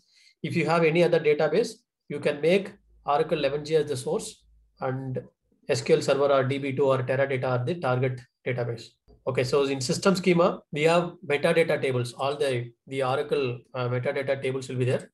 So you can see here Oracle metadata tables will be there. So this is the metadata tables. So here we do have metadata is nothing but all the dictionary tables will be there. Metadata tables, dictionary tables are available in the system schema. And info schema, so we are going to create the schema. For schema is nothing but subset of our database. For the easy access and privileges, we are creating the multiple schemas. So Informatica schema, we are going to use it for Informatica repository. So we are going to create Informatica repository to hold Informatica related metadata tables. So then we have the source and target. This HR schema, we are going to make it as source, and this core schema, we are going to make it as a target.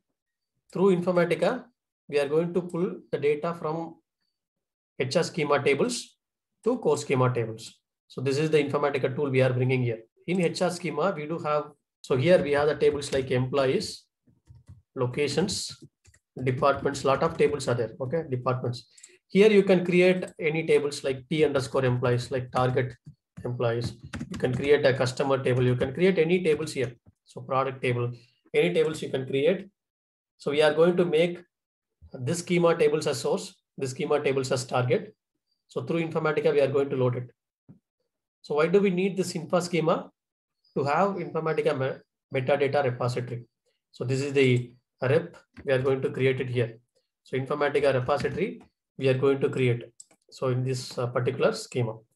So that is the reason we have created the info schema. By default, system schema and HR schema will be available. This Informatica's info schema and core schema, we will create it. So in order to query this database, we are going to have the tool called SQL Developer. So SQL Developer is an application development tool. So this tool we are going to, so we have downloaded already. So you can download. If not a download, you can download. So first we have to install Oracle software. Then we have to configure this SQL Developer. From SQL Developer, we have to give the connections. You can query this database. So that this is SQL Developer, just an interfacing tool, GUI tool. graphical user interface. So what data is available on the database, we can query from the SQL developer. We have to use Oracle 11G for Informatica installation. We do have latest versions like 19C or 21C or 18C, 12C and all, but we will, though this particular Informatica version will work on Oracle 11G only. We can go ahead and install the Oracle 11G as a repository as well as database. Then in order to work with this database, we are having the SQL developer. Then this is the software like server and client. See, right click on this particular software. Once we have given right click and extract to this particular folder. If you do not have WinRAR in your machine, go to Google WinRAR download and go to this particular link and click on download WinRAR. So this is the authorized software only, no need to worry about it. And click on download WinRAR, it will get downloaded. Once downloaded the exe file, you can click on it and then install it. It's very simple step. Since I have already installed, I'm not doing it again. You can install it. So first we are installing this in WinRAR or WinZip. If you have, then you can use it. Right click on this, go to extract. You can extract all the 4 folders. Once extracted, this is what the folder you will be having it. So we have done with first 2 steps. Then third step, we will go and install Oracle 11G for repository as well as source and target database. So once extracted, you'll be having this particular folder. Double click on this folder, click on this Oracle, this folder, go to disk 1, double click on the setup file, click on yes, then it will be preparing to install. This is a page you will be getting it. This is the Oracle database 11G Express edition. Click on next, accept the license and terms and conditions. Click on next here. So here, this is what the destination for where it should be installed. Click on next here, no need to do anything. So this is the admin password for the user sys or system. So we have to carefully choose this. So always make sure that you are remembering the password. So enter password, I'm giving like admin. Password as admin, confirm password as admin. Click on next, click on install. It will get installed. It will take 5 to 10 minutes of time, depends on your system speed. We will wait for it. Once installed, then we'll go for the next step. Once installation completed, we'll be getting this particular wizard. Click on finish. We have done with these 3 steps. We have downloaded the software, extracted and installed Oracle 11G. And we will configure the SQL developer to connect with this database, and we will create source and target connections. Go to this particular page, SQL developer. So we can copy this SQL developer into our C drive, so it will not be disturbed whenever you are changing your files. We can copy it here, paste it here, the C drive. Okay, we have copied SQL developer into C drive. Double click on this, go to SQL developer folder. This is what SQL developer. Right click on this. We will make one shortcut to the desktop. So send to desktop. So you'll be having a desktop icon. If you look at here, we'll be having this shortcut. Double click on it. So next time you can double click on this SQL developer directly. No need to go to the folder. The SQL developer will be opened. If you are doing it first time, you'll be getting that yes or no. Click on no here. This is what the first page you can see here. And click on this plus symbol. We will be creating a connection from SQL developer to the underlying database, Oracle database. The connection name, just I'm giving like admin. Username is system. So this is the system username, administrator username. Password is admin. So this is the password we have given while installing the software. You can click on test. SQL developer is testing, it is pinging the underlying database, and we are getting that success. This status should be success. So this is the admin user. By using this admin user, we can control any other user. So we have to remember this admin password. So you can click on this plus symbol. Again, we will make the connection for HR schema. Initially, HR schema will be on logged state. Just you can check it here. So this is the username and password. Host name will be localhost. Port number is 1521. SID is XE, nothing but Express Edition. If you are testing it, it's showing like account is locked. So initially, the HR schema account will be locked state. We have to unlock it. So how to unlock it? from admin schema only we can unlock it. You can go here. We can mention that alter username identified by password. Password is HR. Account unlock. Just click on account unlock. It will unlock. Then you can click on the plus symbol. You can use HR. Go to username HR. Password also HR. Click on test. Now it is success. Click on connect. So we have connected HR schema. Left hand side, if you look at here, some 7 sample tables will be there. You can make use of these 7 tables for our practice. Okay, now we will create one more schema called core. We can go to create, go to admin schema. Make sure that you are doing it creation, everything user in the admin schema. Create user core identified by core. So this is nothing but password. This is the username. This is the password. Just we are creating the one user schema, and we have to grant the permission. Grant DBA permission to core. Just I'm granting all the permission to the core user from the admin schema I have to execute. Then click on the plus symbol. You can make sure that giving the name as core and username will be core, password will be core. You can create any other user also, no issues. We can create any other users. Look at here. This is what the admin user, and we can create one more user for the Informatica repository. Create user, the repository I'm creating for Infa. Okay, Infa user, just I'm creating it. Grant DBA to Infa.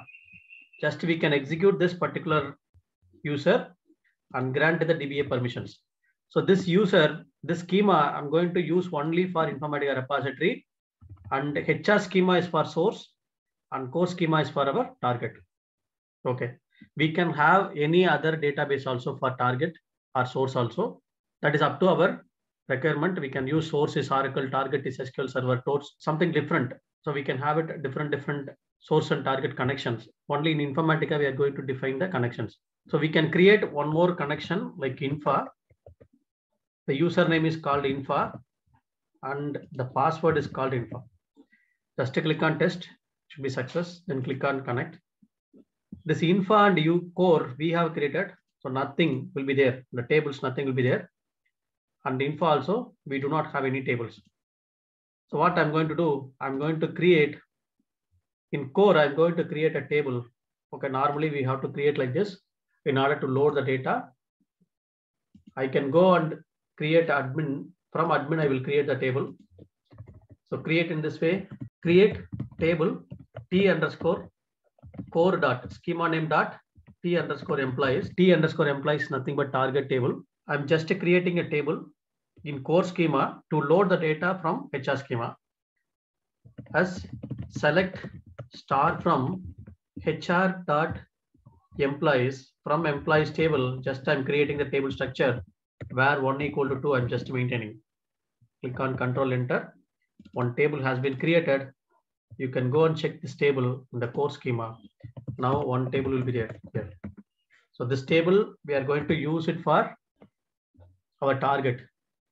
So HR schema, we do have employees table. If you look at here, select star from employees table. I have the source table. By using Informatica, I'm going to load it into this table, T underscore employees. Okay, we have created all the setup, configured SQL developer and everything. We have done with 4 steps. Now we will go and install Informatica PowerCenter server. In order to install server, go to this particular 2 of 2 folder, part 2. You can see the server. You can click on server here. Click on install. So you'll be having the install application file. So this is hotfix. No need to install it. Just click on this install. Double click on it. Click on yes here. You'll be getting this particular page. Install anywhere is preparing. So this is the Informatica server installation step. You'll be getting this particular page. So we do have 12 steps. So this is the first step. Install Informatica 10.4.1. Agree the terms and conditions. Click on next here. So this is the prerequisite for this particular Informatica installation. You need to have disk space is 50 GB and RAM memory is 6 GB minimum. If you have 4 GB RAM, then your system will be very slow. We can install it, but it's very slow. Click on next. Here we need to provide the license key. So where the license key available? Click on this 3 dots. Go to this particular one of 2. Part 1. Here we'll be having this Oracle America this key file. I have given this key file in the description. You can download it, and then you can keep the file, and then you can choose it. Click on next. So this is the 4th step. The available space, everything, it will be displayed, and then click on install here. So this is the 5th step. It will get installed. It will take minimum half an hour to 45 minutes. Depends on your system speed. So we will wait for all the step, all the 100% to be completed. Then we will go for the 6th step. Let it be installed. So once 100% completed, we'll be getting this particular 5th step. No need to do anything here. Just click on next. Here we can allow access. Click on allow access, and it will generate the key store. So here, so this is what the repository, just we are creating it. Enter database information for the domain configuration repository. So we are using database type as Oracle, and either we can use system schema or info schema. Just I'm using info. So user ID is info, password is info. You can go for system admin also. Then we can have the host name as localhost. Localhost, port number is 1521 without space. And service name is XE, Express Edition XE, and then click on test connection. The connection should be successful. That means Informatica is pinging the Oracle database for the repository creations, and again we are getting the connection successful. Click on OK. Click on next. So here we have to give encryption key. See, encryption key, we can give any key here. I'm just giving administrator at 1. A caps, administrator at 1. Just we have to give in this format. Click on next here.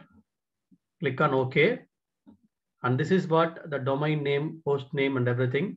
See, Informatica port number is 6005 and domain is domain. Domain password is this administrator only. So we cannot copy it from here, copy and paste it here. We have to type from here. So type it A caps. So username is Informatica username is administrator, password also administrator, A caps, administrator. We can make administrator. Administrator. We do not want to create any model repository. So click on uncheck this. Click on next here. So it will go and create an encryption key. It will take some time. We will wait for some more time and then we'll see the next step. In this 8th step, no need to create any other new user. Just uncheck this option. Go for next. It will again, this step also will take some time. In this step, we have to create repository service and integration service. In order to create repository service, we can give the database user ID. We can go for info and password is info, and database service name we can give XE, and PowerCenter repository service we can give rep, or so we can give any name. Just I'm giving like rep. Repository I'm creating like rep, and integration service IS. Just click on next. So if you are getting this particular path, no issues, click on OK. Click on continue. If you are getting this particular error, no issues, just click on continue. Once installation completed, you'll be getting this installation status success, and you'll be having this Informatica administrator homepage. So just click on this homepage. So this is the admin homepage. We will check the Informatica services and everything. So click on this is HTTPS. Just click on advanced. Click on proceed to desktop. So this is the page you'll be getting it. See, always Informatica administrator pages. Username is administrator. Administrator, password also administrator. You can just copy and paste. Control C, Control V, copy and paste. Click on login. We can see here services and nodes. Go to the services and node.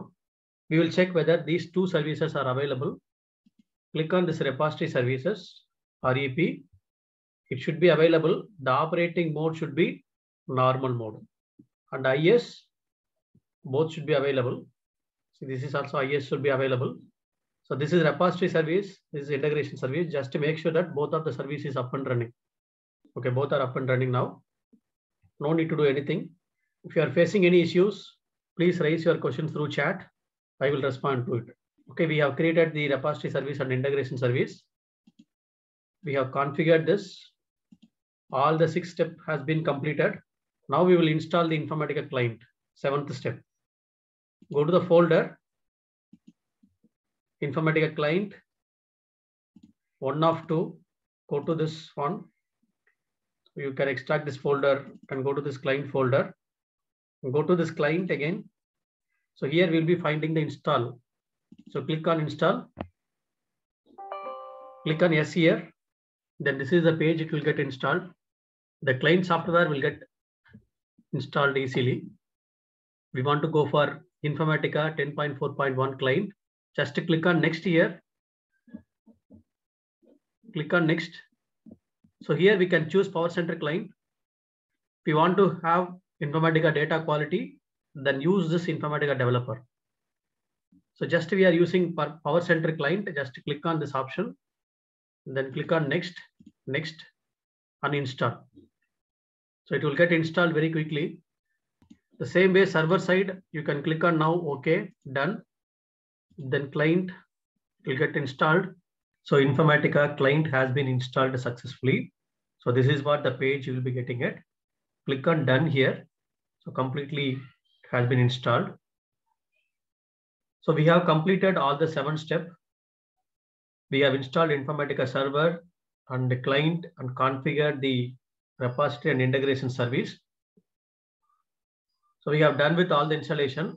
We will configure the source and target connection. Then we will do one test mapping so that you can test it whether the source and target connection is correct, and then we can move the data. So as we discussed earlier, SQL Developer is the tool, the front-end tool. And we do have Oracle 11G as the database. We will have this Oracle 11G for source and target. So here we have the HR schema. So we will use this HR schema for source. We do have 7 sample tables. So through Informatica, so we will make this HR as source and core as target.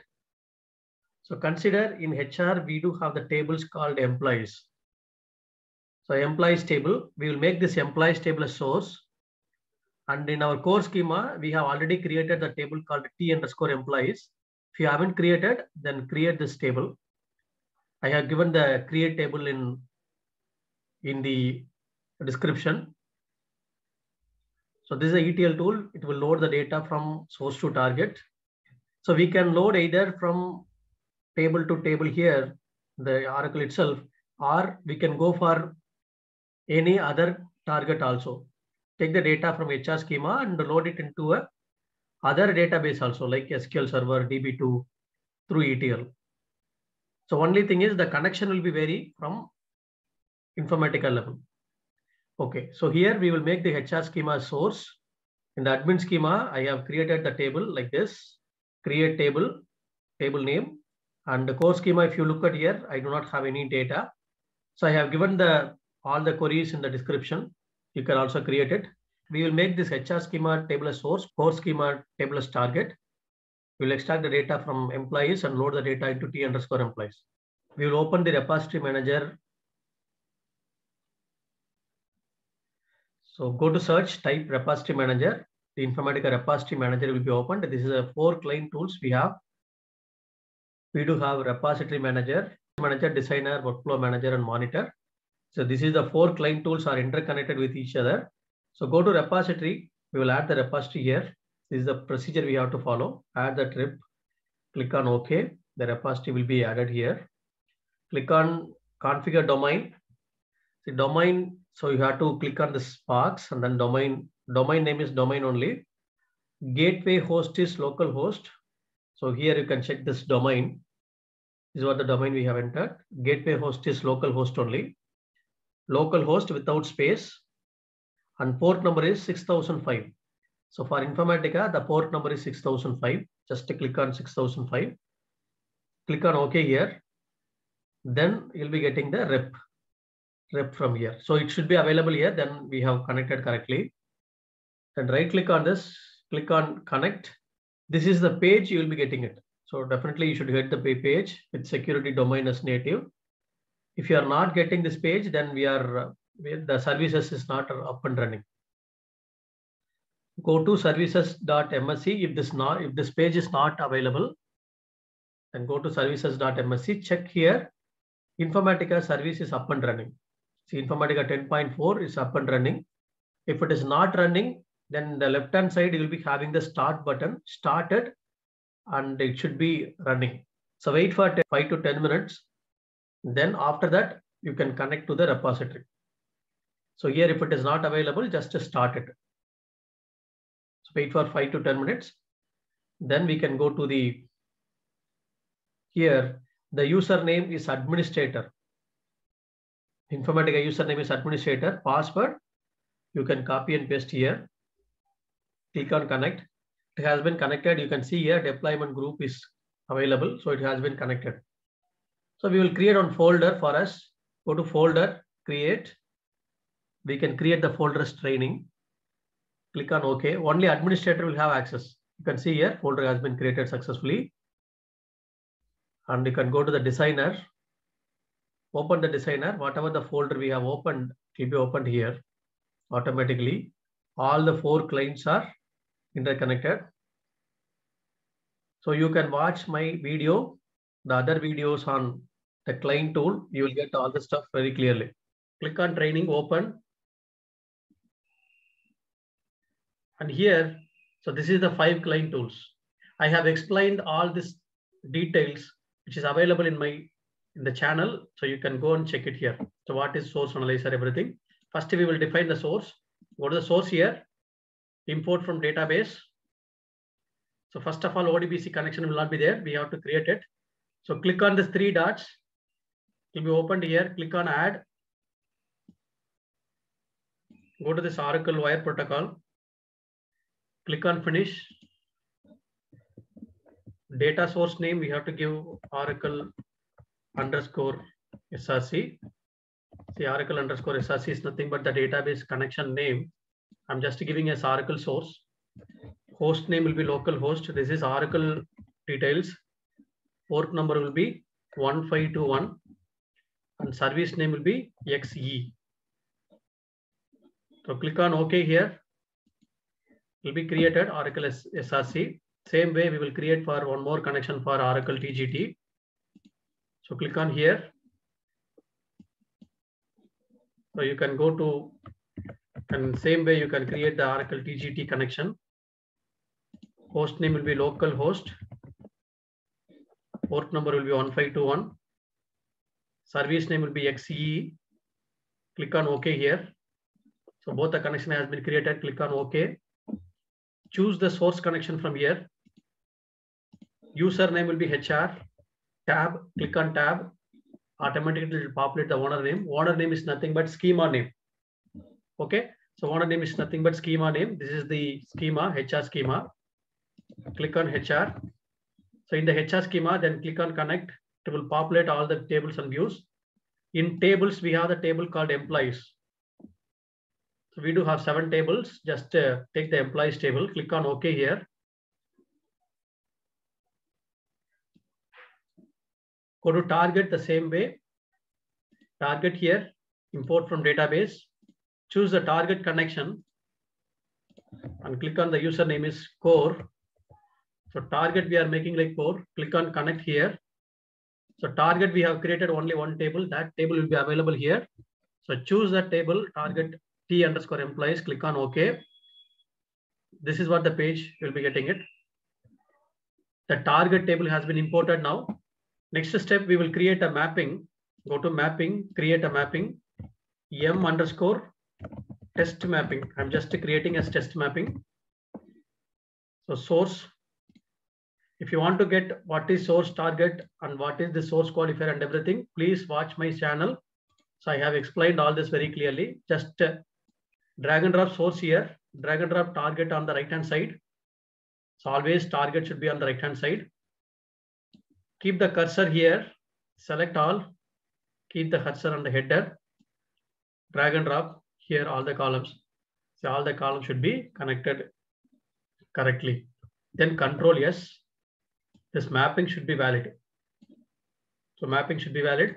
So we have created a mapping. Then go to workflow. In the workflow manager, you can see here workflow manager. This is a repository. This is integration service. Go to workflow designer. The workflow designer, we will create a workflow. But before creating a workflow, we will create a connection. Go to this connection. Just Informatica, we are telling that by using this connection, you connect, go on HR schema, a source, go on connect this core schema as a target. We have to provide all the username and password. Just to go here, click on connect, relational connection. So no connection will be available. See what is your source and target. Based on that, we have to create a connection. Click on new. So source is Oracle, right? Just we have to choose the Oracle connection. Click on OK. Now Oracle underscore SRC, just giving the name. Username will be HR. Password also HR. And the connection string is XE, Express Edition. Click on OK. So in our case, target also Oracle database at core schema. If you have target is SQL Server or DB2 or Teradata, here we have to give whatever the new we are going to have. Here we have to choose it. So target also Oracle in our case. Just click on Oracle, click on OK here. The connection name, just I'm going to make Oracle underscore TGT. Click on core here. And connection string is XE. And click on OK. Then 2 connections we have created. That's all.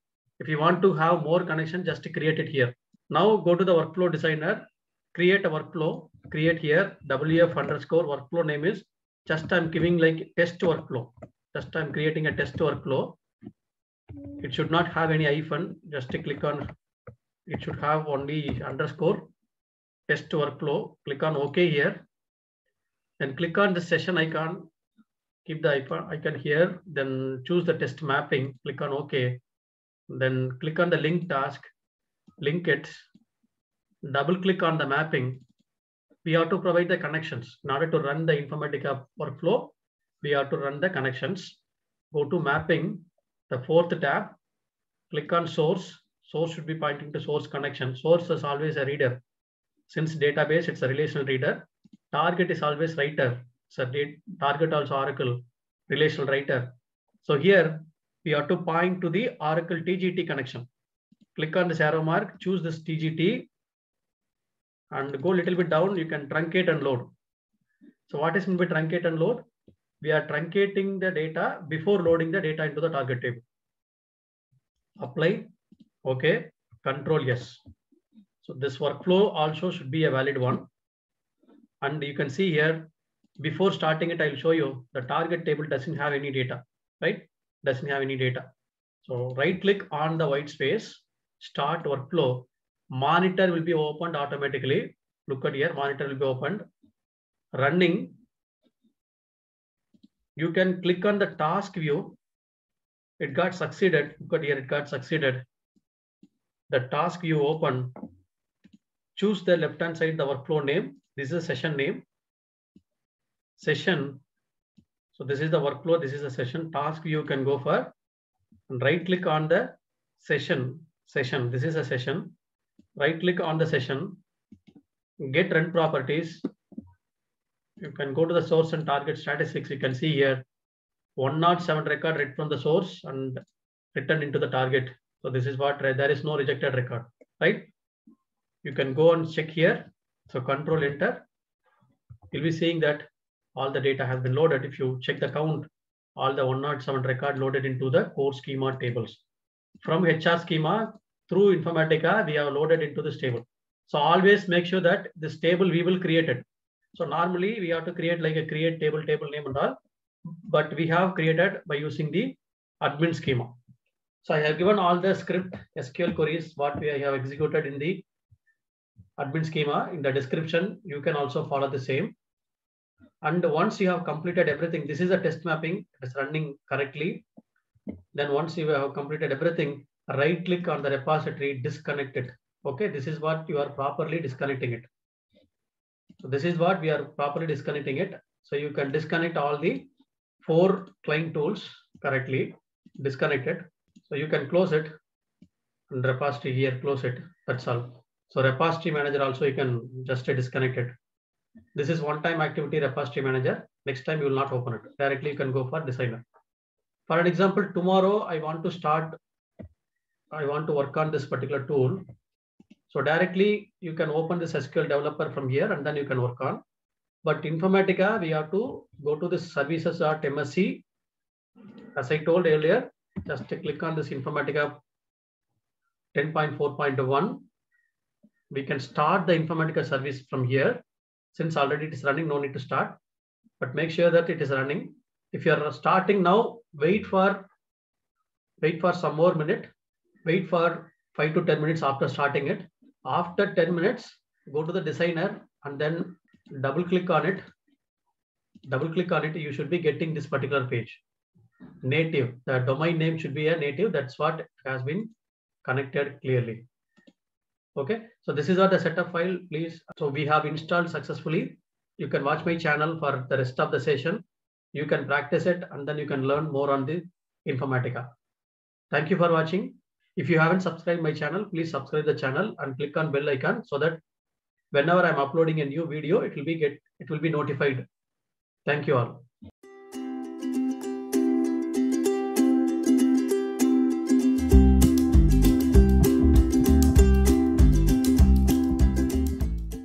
Hello friends, welcome to Nick IT Academy. I'm Chandrasekhar. I hope you have seen my previous installations video and you have installed the Informatica PowerCenter successfully. And let us begin our complete training. So kindly watch the playlist as well as the description for more information. So let us start our session.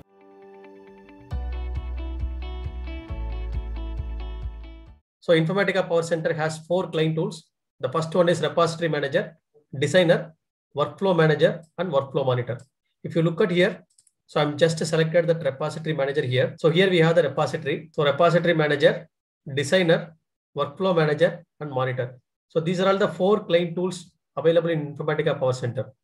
So these client tools are interconnected with each other. So all these tools are connected with the repository. So first we can connect with the repository. So let us see all these client tool one by one. First tool, repository manager. So this repository manager will be denoted as R here. So this is the repository manager and it is used to do all the admin related tasks. So what are all the admin related tasks? So we can create a folder for our project. We can provide some access and privileges. And once the code has been developed, we can export the XML or you can import the XML. So for an example, you are getting the data XML from production environment. We have to do some modification on the existing logic. Then you can import the production XML into a dev repository and then you can do. So all this you can do by using this repository manager. Historical run status, we can see by using this repository manager. So this is a repository manager. Just I'm connecting. So connect this repository manager. I'm connecting with admin user. So in our real-time project, there will be a lot of folders will be there. And just I'm creating a folder for this. So go to this folder.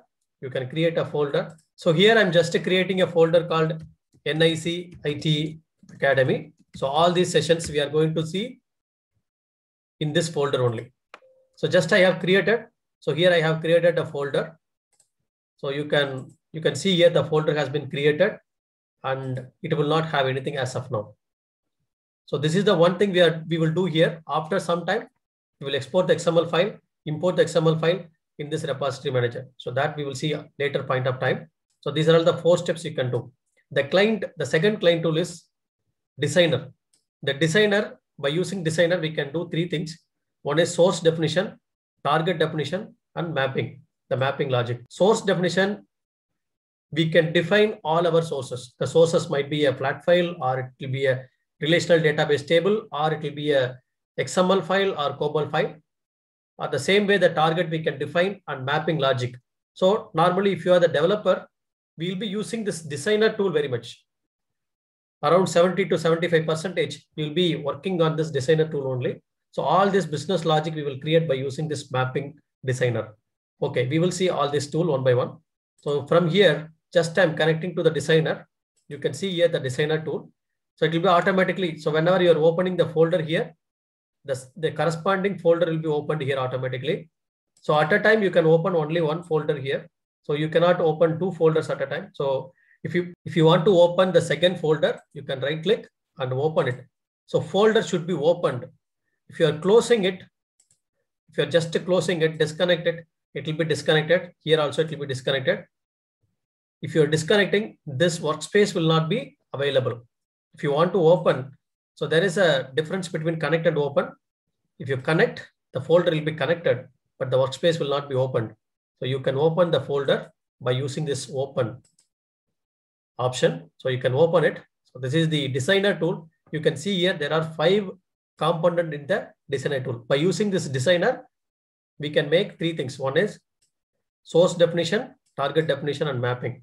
So go to this designer. If you look at here, there are 5 components in this designer. So first component is source analyzer. So by using the source analyzer, we can define the source. If you are clicking on the source here, source analyzer, the top, you can see the source. If you click on the second one, target designer, the top, you can see the target. Then transformation developer. So that I will explain one by one.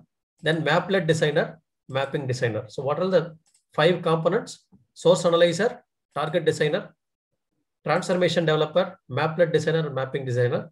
So as a first time, it will be a little bit confused for you, but after you are using this tool for next 2 to 3 days, so definitely these component names will be very easy for you. By using the source analyzer, we can define the source definition.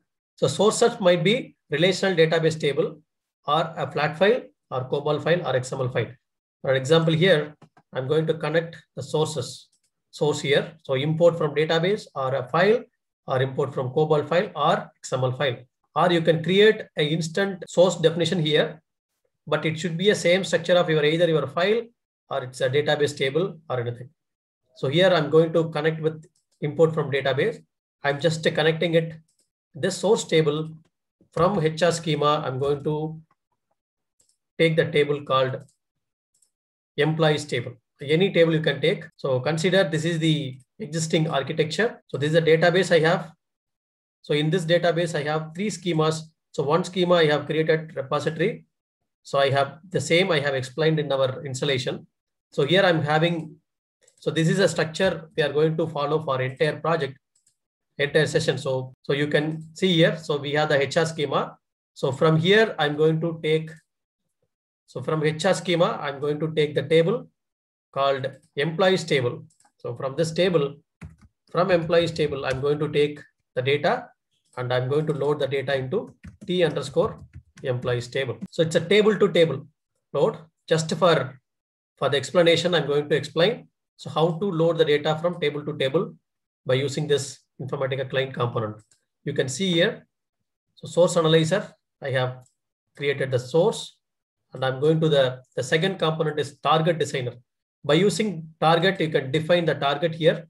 You can go to the import from database. You can see here, the target might be anything. So I'm just connecting target table. For the explanation, I just connected one table, T_employees.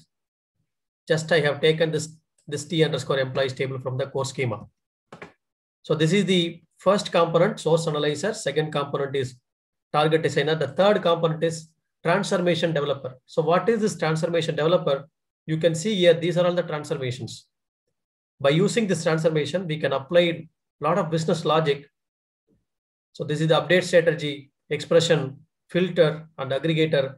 The same, whatever we are doing in SQL, the same logic you can do by using these transformations in Informatica. The transformation developer is nothing but a single transformation. If you want to do the reusable logic, then you can create the reusable transformation here. So this is the very early stage to understand this reusable logic, but try to understand. So going forward, I will be explaining this reusable transformation very clearly.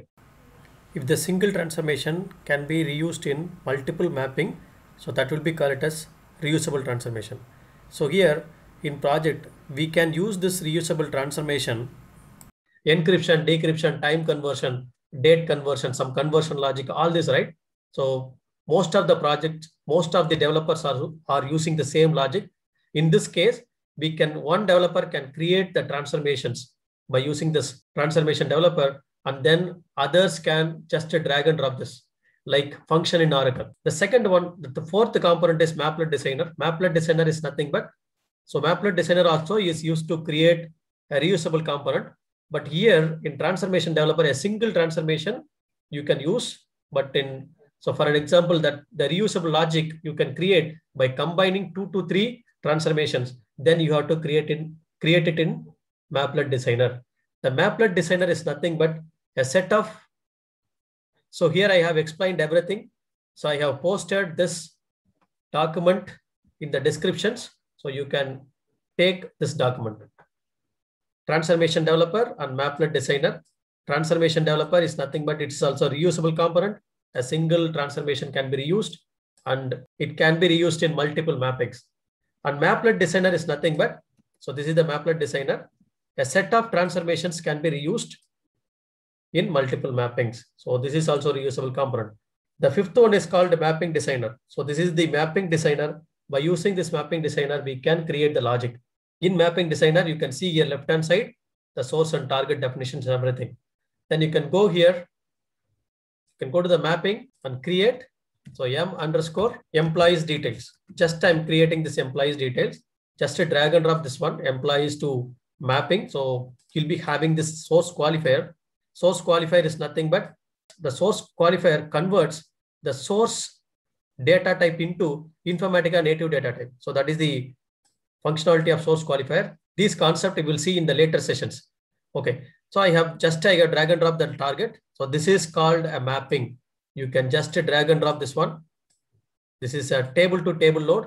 You can see here, this is called a pipeline. So if you have connected wrongly, you can select here, you can delete, and again, you can connect it. Just you can drag and drop this one. So just it will be connected. You can save, it should be valid. So I will be explaining this transformation developer and Maplet Designer in later sessions in detail. We will have separate session for transformation developer and Maplet Designer. In that session, I will clearly explain. Okay. So these are all the 5 components which are available in designer level. So just I have explained here. So now I can go to the workflow manager, click on workflow manager. The workflow manager will be opened. So workflow manager is used to create a session and the connections and workflows. In workflow manager, 3 components are there: task developer, worklet designer, and workflow designer. This task developer is a reusable component. So in designer, we have seen transformation developer and Maplet Designer. Here, single transformation can be reused. The same way, in task developer, we can create a single reusable session. So that I will explain in later session. But just remember this, by using this task developer, we can create a single reusable session. We can provide the connection also in task developer. But if I want to create a reusable logic by combining 2 or 3 sessions, then I can go with worklet. For an example, in the project, you can have some control table loads. So after loading the target tables, you want to load some control tables. It's a common for all the projects. So the one person has created already the same worklet, you can use it. So any of the developers can use it. And this is called worklet designer. So these task developer and the worklet designer is used to create a reusable component. The third one is called workflow designer. So here we can create a workflow. Go to workflow here. Just I'm creating a workflow. Look at here. So this is what workflow WF_employees. So just I'm creating a workflow. The start button will be created. And you can see here the session. So here also you can create by using this task and create. So you can create a task, but here we have to enter the name. But here we have the shortcut for this. And the session, you can click on here. You'll be having the associated, you have to select the associated mapping. So since we have created only one mapping. So only one mapping will be available. You can select here. You can click on this link task and you can link it. You can see here a lot of connections. We need to provide the connections here. You can see the connections. You can click on here. We can provide, by using these connections, we can provide relational connections, the file transfer protocol connections and application connections and loader. Something like in Teradata, we have some loader, fast loader, multi-loader, something loader. That connection we can create, and the front-end application connections we want to create, that application connections we can create. So mostly we used to create relational connection. If it is a development environment, you can create a connection, but in real time, if it is a production environment, you have to ask the Informatica admin team to create a connection. They should have already created. You have to use that connections, but normally we will have a parameterized connection. So that I will tell you after some time. For a security reasons, we will be creating a parameterized connections. So that is one, that connection only we are using. So not like this hard-coded connection. We will use normally parameterized connection. So that will be passed through parameter file. That concept we will see in later point of time. Just we have created a workflow, you can save it. So this is what the component in the 3 components in the workflow manager. Okay, next one, the monitor. The 4th client tool is called monitor. By using this workflow monitor, you can run a workflow. You can see whether it is running or succeeded or failed or aborted or stopped. So anything, you can see the status. It's just a monitoring tool. You can see the row count, source and target row count, how many record it read from the source and returned to the target. So that you can see here. And throughput is nothing but number of record per second. So per second, how many records it has been read and how many records it has been written into the target, that you can see here. And you can see the session log. So session log is very much important in our real-time environment. So whenever anything happened, you can check the session log. Okay, so these 4 steps you can see here in monitor. So whenever you are running this workflow, the monitor will be automatically opened. You can see here. So remember, whenever you are creating a workflow, the mapping should be valid. So then only you can able to create a session, and then you can able to save this workflow as valid one. So here it is showing like start workflow has been started. You can see here it is running. So you can see whether it is a running or it has aborted or it has failed anything. So either you can go for Gantt chart or task view. So it is showing like failed. So we have to check why it has been failed. As I mentioned here, we have to go here, get session log. So you can see get session log. You can press E here. So that is what it will tell you. It tells you that table or view does not exist. Where I'm getting the error. So that is on the writer thread. So reader thread, it has read the data. You can see here, it has read the data here from the source, but while writing, it is getting failed. So you can check why it has been failed. You can go here. So it is showing that session is failed, but the workflow, the parent of workflow is showing like succeeded. It should not be the real-time cases. You have to go here. You have to enable one option called the fail parent if this task fails. Fail parent if this task fails. If this task fails, fail a parent. This one, workflow, you have to fail it. Okay, and also you have to check this option. Go to config object. You can make this stop on errors equal to 1. So that 2 options. So every sessions we will give these 2 options. Whenever, if any one error occurs, it will stop the workflow. So you can provide the control S. It's a valid now. Just we have pointed out, because of the connection, it is failing. You can go to the mapping. You can check the source and target connection. Source is always a relational reader. You can see a relational reader.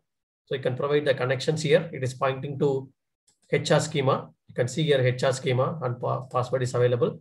In target, just you can connect to the target and you can provide the connections here, truncate target table option, then apply OK here. So should I give truncate target table option for every sessions? No need. If you want to truncate before loading the table, then you can do it.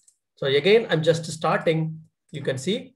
So just intentionally I did it to explain you the session log, and you can see here it is running.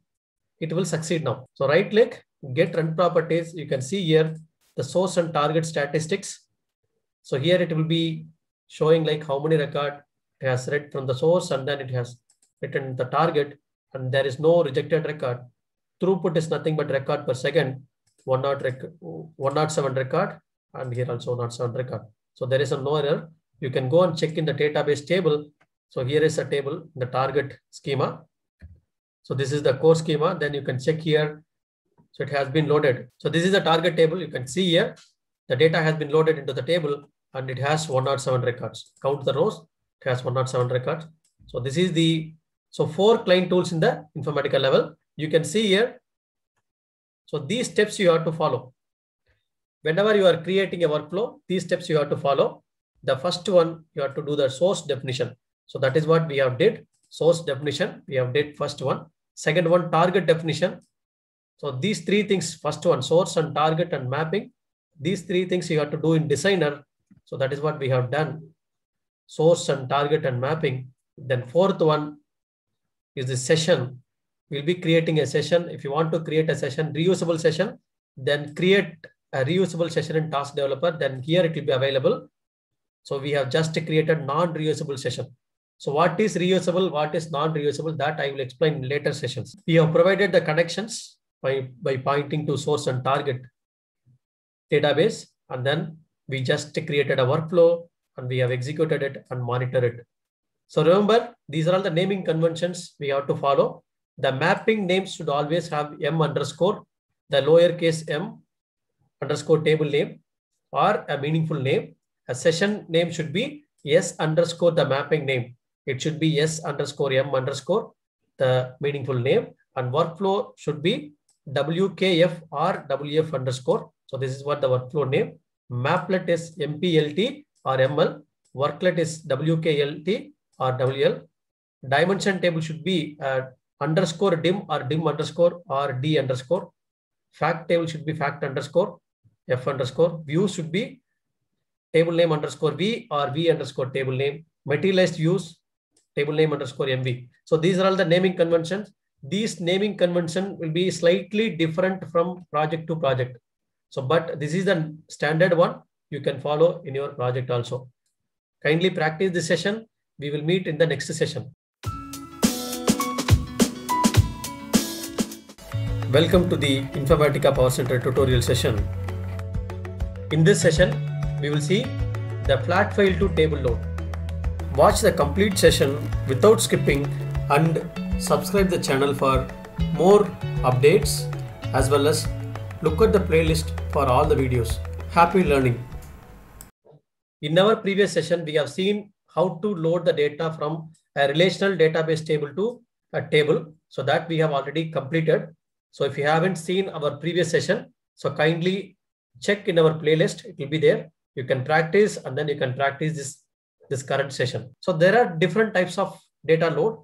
So first load we have seen already, the table to table. So we have one table in HR schema that is called employees. Then we have one table we have created in core schema, that T underscore employees. Just we have loaded the data from a table to table here. So now we are going to read the data from a flat file and going to load the data into a target schema. So you assume that our customer, our third-party vendor or customer is placing the file in the secured directory. So from the directory, we have to read the data and then we have to load the data into a table. So file to table load. Then next session, we will see a table to flat file load. So current session, we will see this flat file to table load. We will create on file. So you can execute this, whatever the select statement you want to have, just you can execute and export the data. The format will be, you can mention that CSV format. The first option will be CSV, and you have to save this file in a folder. So where I have to save this file? So you have to save this file in this particular source file directory. You can go to C drive, Informatica 10.2.0, server, InfoShared, and this is the common path. This is the root path. You can see here we have the backup files, bat files, catch files, lookup files, and session log directories and source file directories. And all these directories will be there in real time. So this C drive will not be there, but from here server, InfoShared, it will be available. You can go to the SRC source file directory Here we are going to keep the source files. So I'm keeping all this file inside one folder. Then here I'm going to create a file. So just go here and go to the file. You can see I'm going to name it the file as, this is the file name I'm going to have. So click on, so browse it. You can provide this name, click on next and go to the finish.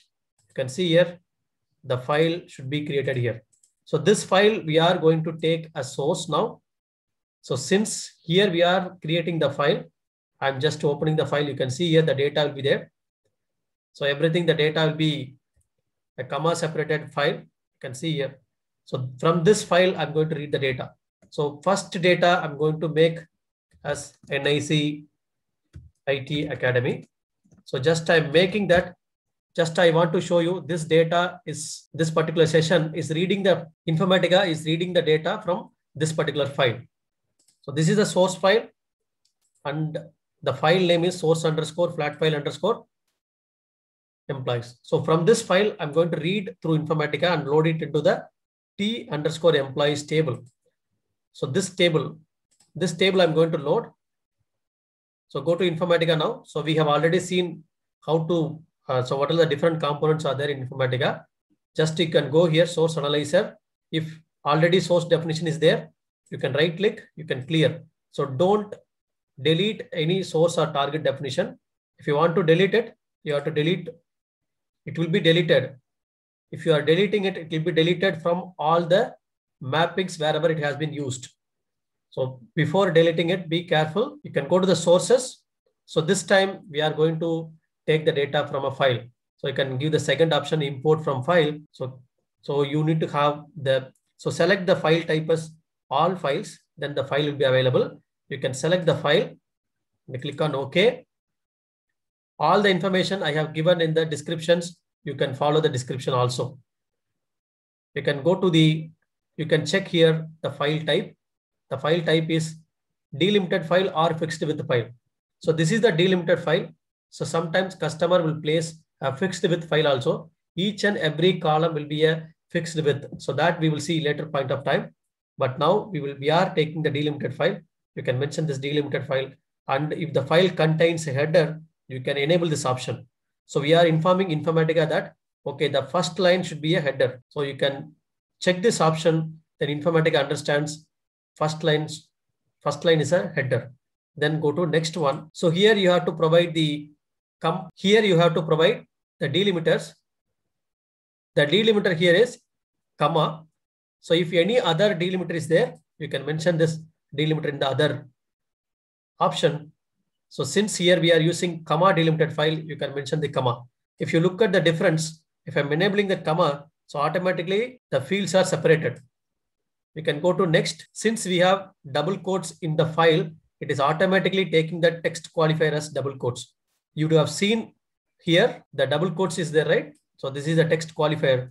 It is automatically taking, Informatica is automatically predicting that double quotes. So it is removing the double quotes here. You can go to next. You can provide all the fields data type. So this is very important step here. The first one, employee ID. You can provide the employee ID is a numeric and it's a 3-digit. If you are thinking in future, the length or precision may vary, then you can provide here. The maximum length and precision you can give here. And first name, it's a text. So if you are thinking in future, it may differ more than 14, then you can provide now itself. Then here, the last name, it's a text. Email also is a text. And this is a phone number. So this is what we will do. A lot of mistakes here. So kindly make a note of it. Since I have 2 dots, I have to mention this as a text field. If you forget to mention this text field, then session will fail. Then next one is date column. So date column should be very careful. You have to give. So this is a date and time. The format you have to note down. So what is the format? DD-MON-YY. So this format we have to give in the properties. I will show you where to give. The next column is job ID. It's a text column, can give. And salary is a numeric column. The next one is commission percentage. So that is also numeric only. So you have to provide numeric. And the next one is manager ID also numeric. Department ID also numeric. So normally this source definition, this DDL definition will be provided by the client. So we have to get clear the requirement. So what are the maximum length of the column that we have to provide here. So finish it. Then you can see here the source file definition has been created. You can see here the source definition name and the type of this source flat file. The target, since we have already taken this T_employees, I'm not going to import once again. You can go to the mapping. The third step you can follow here. So go to mapping. The third step is creating a mapping. Go to mapping designer, mapping, create a new mapping. M_s_source_flat_file_employees. Just I'm creating a mapping. You can go to the mapping here. Mapping has been created. Just drag and drop your source from the flat file. So you can drag and drop the source from here and target from here. Right hand side, you can drag and drop. Source always should be in the left hand side. Target should be here in the right hand side. You can just click on select all. You can connect it. Control S. The mapping should be valid. And if you want to arrange it, you can arrange it here. Arrange all. It will be arranged clearly. Or arrange all iconic. It will be there iconic. So if you have lot of transformations, you can put easily to understand. You can put iconic, or you can go for arrange all. So it will be there this way. So before creating a session, it should be valid. So it's as of now, it's a valid. You can go here. We forgot to provide the source properties, date and time. Go to the properties here. You can see here date and time. Just you have to provide dd-mon-yy.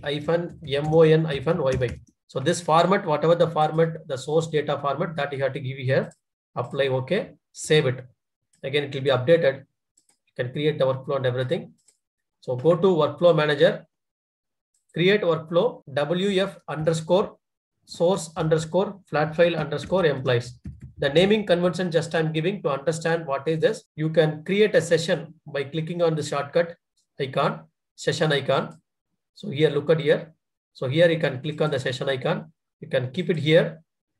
So Informatica will ask which is the mapping you want to associate. Then I'm just selecting this mapping, source flat file. Click on OK. So click on link task and connect it. Double click on it. Go to mapping. Source, now it's a reader. It's a file reader. So file reader will not have any connections here. So it gets a file. So you'll be having a path. So this is the source file directory. So here it is mentioning like $PM source file directory. So this file is a parameterized now. So this is nothing but this file path is nothing but, so this is the path. So where it will be defined in the Informatica admin console, it will be defined. So you can check here admin console if you open.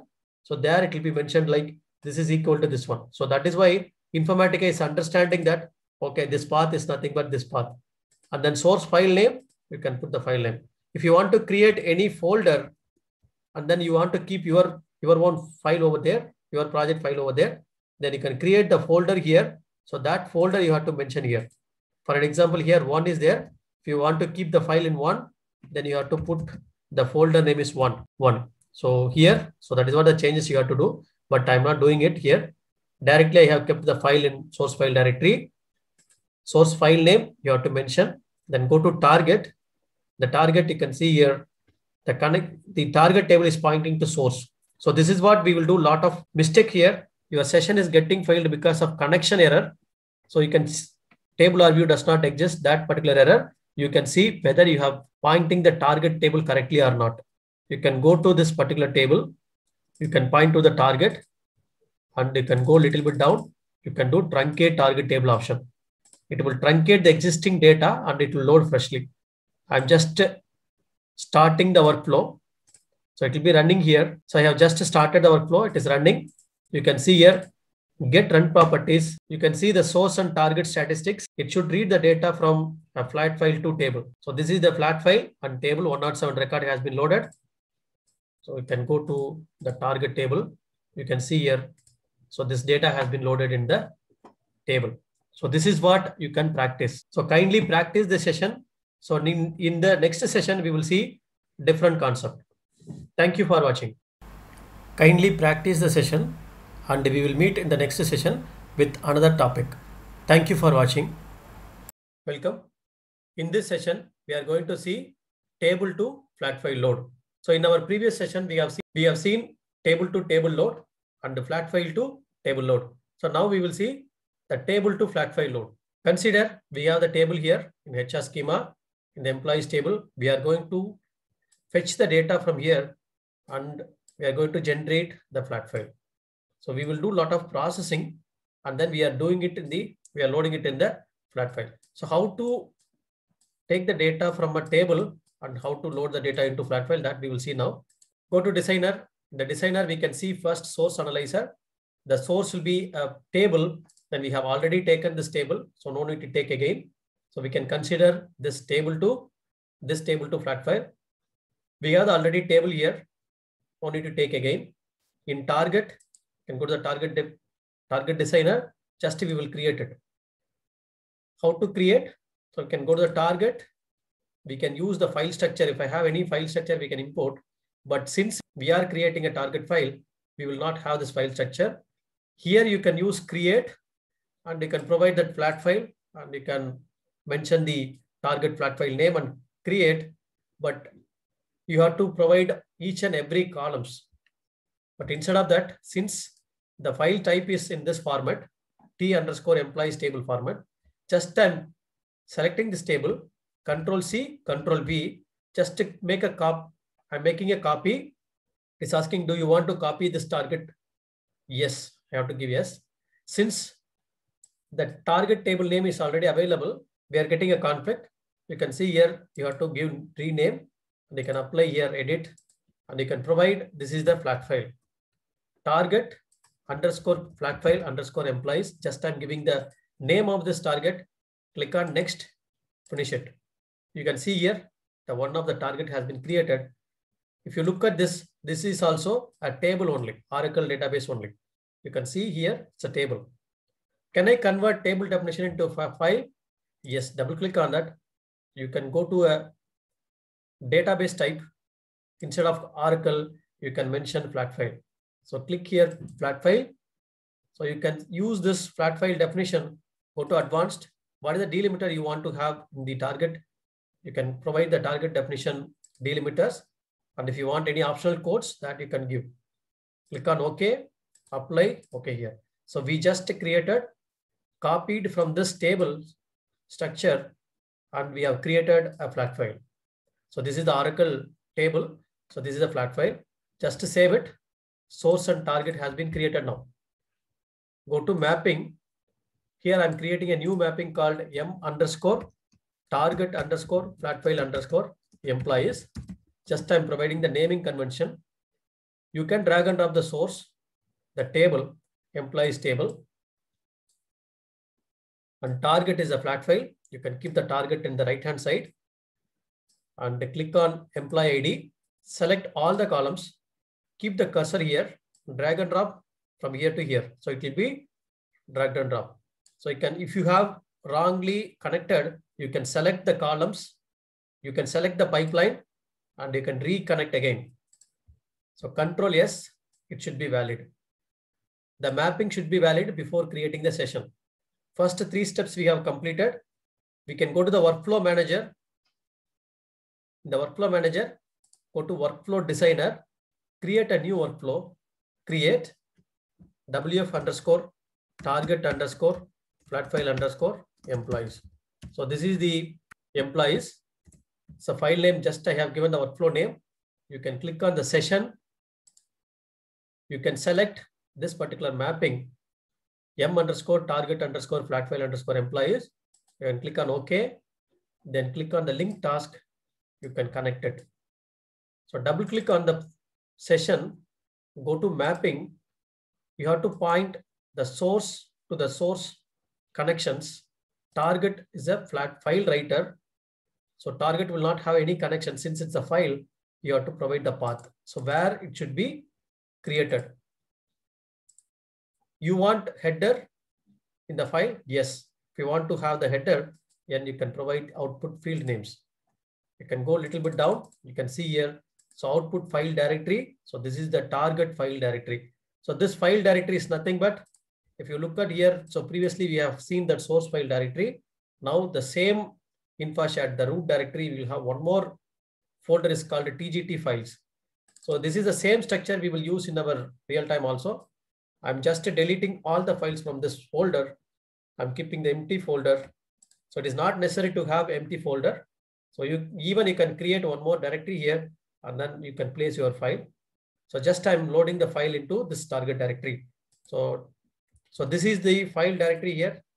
So $PM target file directory is nothing but, so this is the one which we have already defined in the admin console. So target file directory is equal to this one. So this is what we have already, the admin team will point at this particular parameter value to this particular path. Then Informatica knows that it will decode that particular path. Okay. So what is the file name you want? Instead of .out, I'm making that .csv file just to make that CSV. Apply here. You can see the set file, right? So this is the file property. You can see the same file property will be there. Delimited file. Go to advanced. You can see the column delimiters. So whatever the delimiters you want, you can place this delimiter here. Click on OK. Just I'm not doing anything here. Canceling it. Apply. OK. So click on yes. So if I'm going to run this workflow, it will create a file and then it will load the data into this particular file directory. So just it's running now. You can see here the data, the workflow is running. You can click on run properties. You can see the source and target statistics here. So 107 record has been read from the source and returned into the target. You can go and check the target file directory. Target has been created as a CSV file. You can right click and open the file and then you can see. So this is the file, it has been created. So always the file will be created with hash symbol in the beginning. So we can remove. So how to remove this hash symbol from the file, that we will see in later point of time. So just now, if we have seen that the file has been created. You can see here the date and time format. Since in the source we have only the date, we have given the date and time format here. It is loading only 00 here, all the 00s. But if you are thinking that I need only date, the format we have to define. Where we have to define the format? In the target. So remember, the target definition, you cannot change it here. So you can change here, but the port you cannot change it here. The properties you can change, but port you cannot change.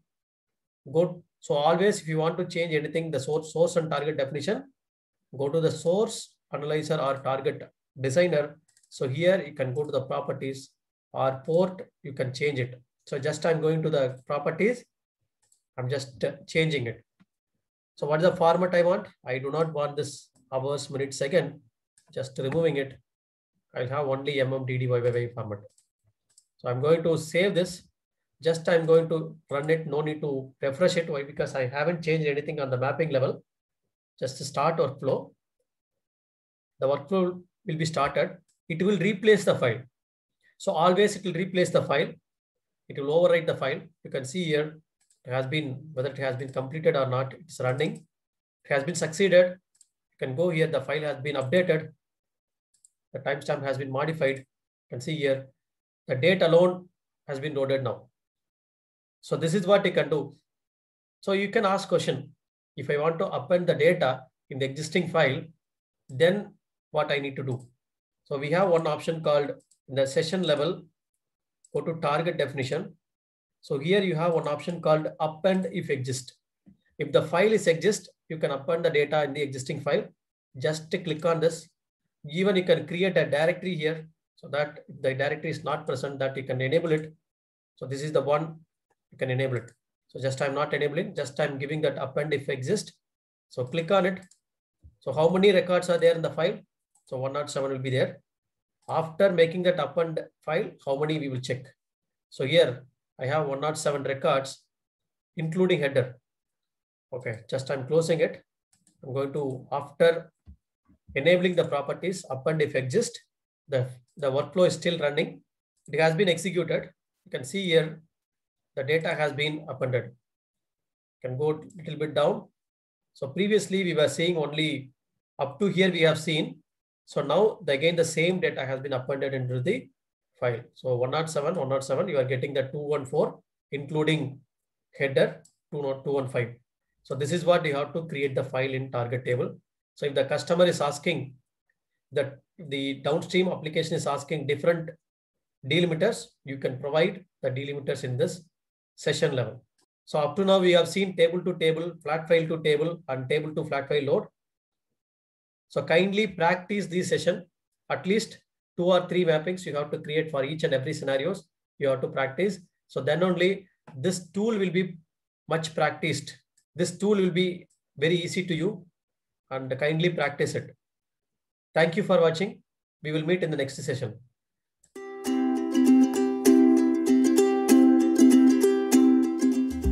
The transformations are 2 different transformations are available. One is active transformation and passive transformation.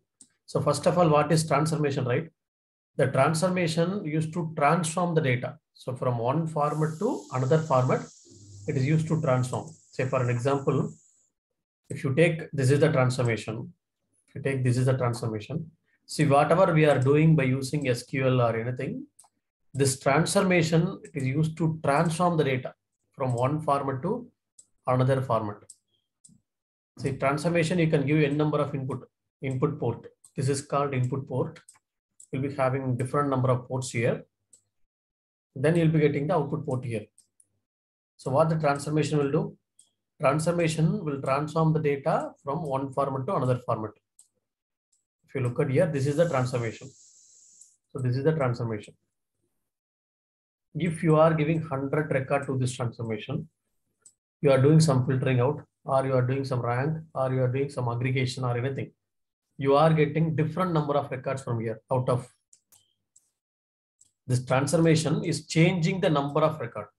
If the transformation does change the number of record passed through it, then that is called an active transformation. And also, if the transformation does changes the row number of the record. So first record, it's coming like a 10th record here, but the number of record is same, but the row number of the record is getting changed.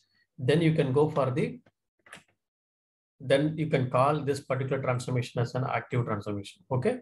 So this is an active. Active is nothing but, so whenever you are having the transformation does change the number of record passed through it. That is called an active transformation. Okay. If the transformation does not change the number of record passed through it, you are giving 100 records, you are getting all the 100 records out of it. See, some transformation, something like you are calculating salary or a salary increment, or you are calculating a bonus, or you are calculating for tax. See, these calculation and all, it will be applicable for all the record, right? So whenever we are going for all the records, then we have to go for we can call this particular transformation as a passive transformation. If you look at here, this is what an active and passive. Active and passive. A transformation does change the number of record passed through it, then active. A transformation does not change the number of record passed through it, that is a passive. Okay. And also we have one more difference, like connected and unconnected. Unconnected transformation. What is this connected and unconnected? See, connected means the transformation will be there in pipeline. So pipeline means it will be connection. Some transformations we have that will not be in pipeline. Something like a stored procedure, or so different transformation we can go for. Lookup we can go for unconnected. Unconnected means it will not be there in pipeline.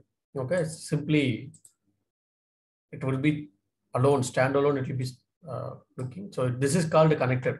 Connected means the transformation will be in pipeline. Okay, that is called connected. Transformation will be in pipeline. So this is called connected, and unconnected means the transformation will not be in pipeline. So separate, it's a standalone. So that is what unconnected you can see here. See, we are going to see some 17 transformations. 17 transformations. So either it will be connected or it will be unconnected. Either it will be passive or active. We will go with the very first transformation is called source qualifier. So what is the source qualifier transformation, right? The source qualifier transformation is nothing but it's a very first transformation. So this is the, whenever you are drag and drop a source into a mapping, you'll be getting one transformation called source qualifier. So what is the main advantage of the source qualifier? What is the primary task of source qualifier? It converts source data type into Informatica native data type. That means your source might be your Oracle, SQL Server, DB2, flat file, SAP, Salesforce, or anything, right? Your source might be from anything, any different data sources. See, look at here, this is an Oracle. So Oracle, we have varchar 2, right?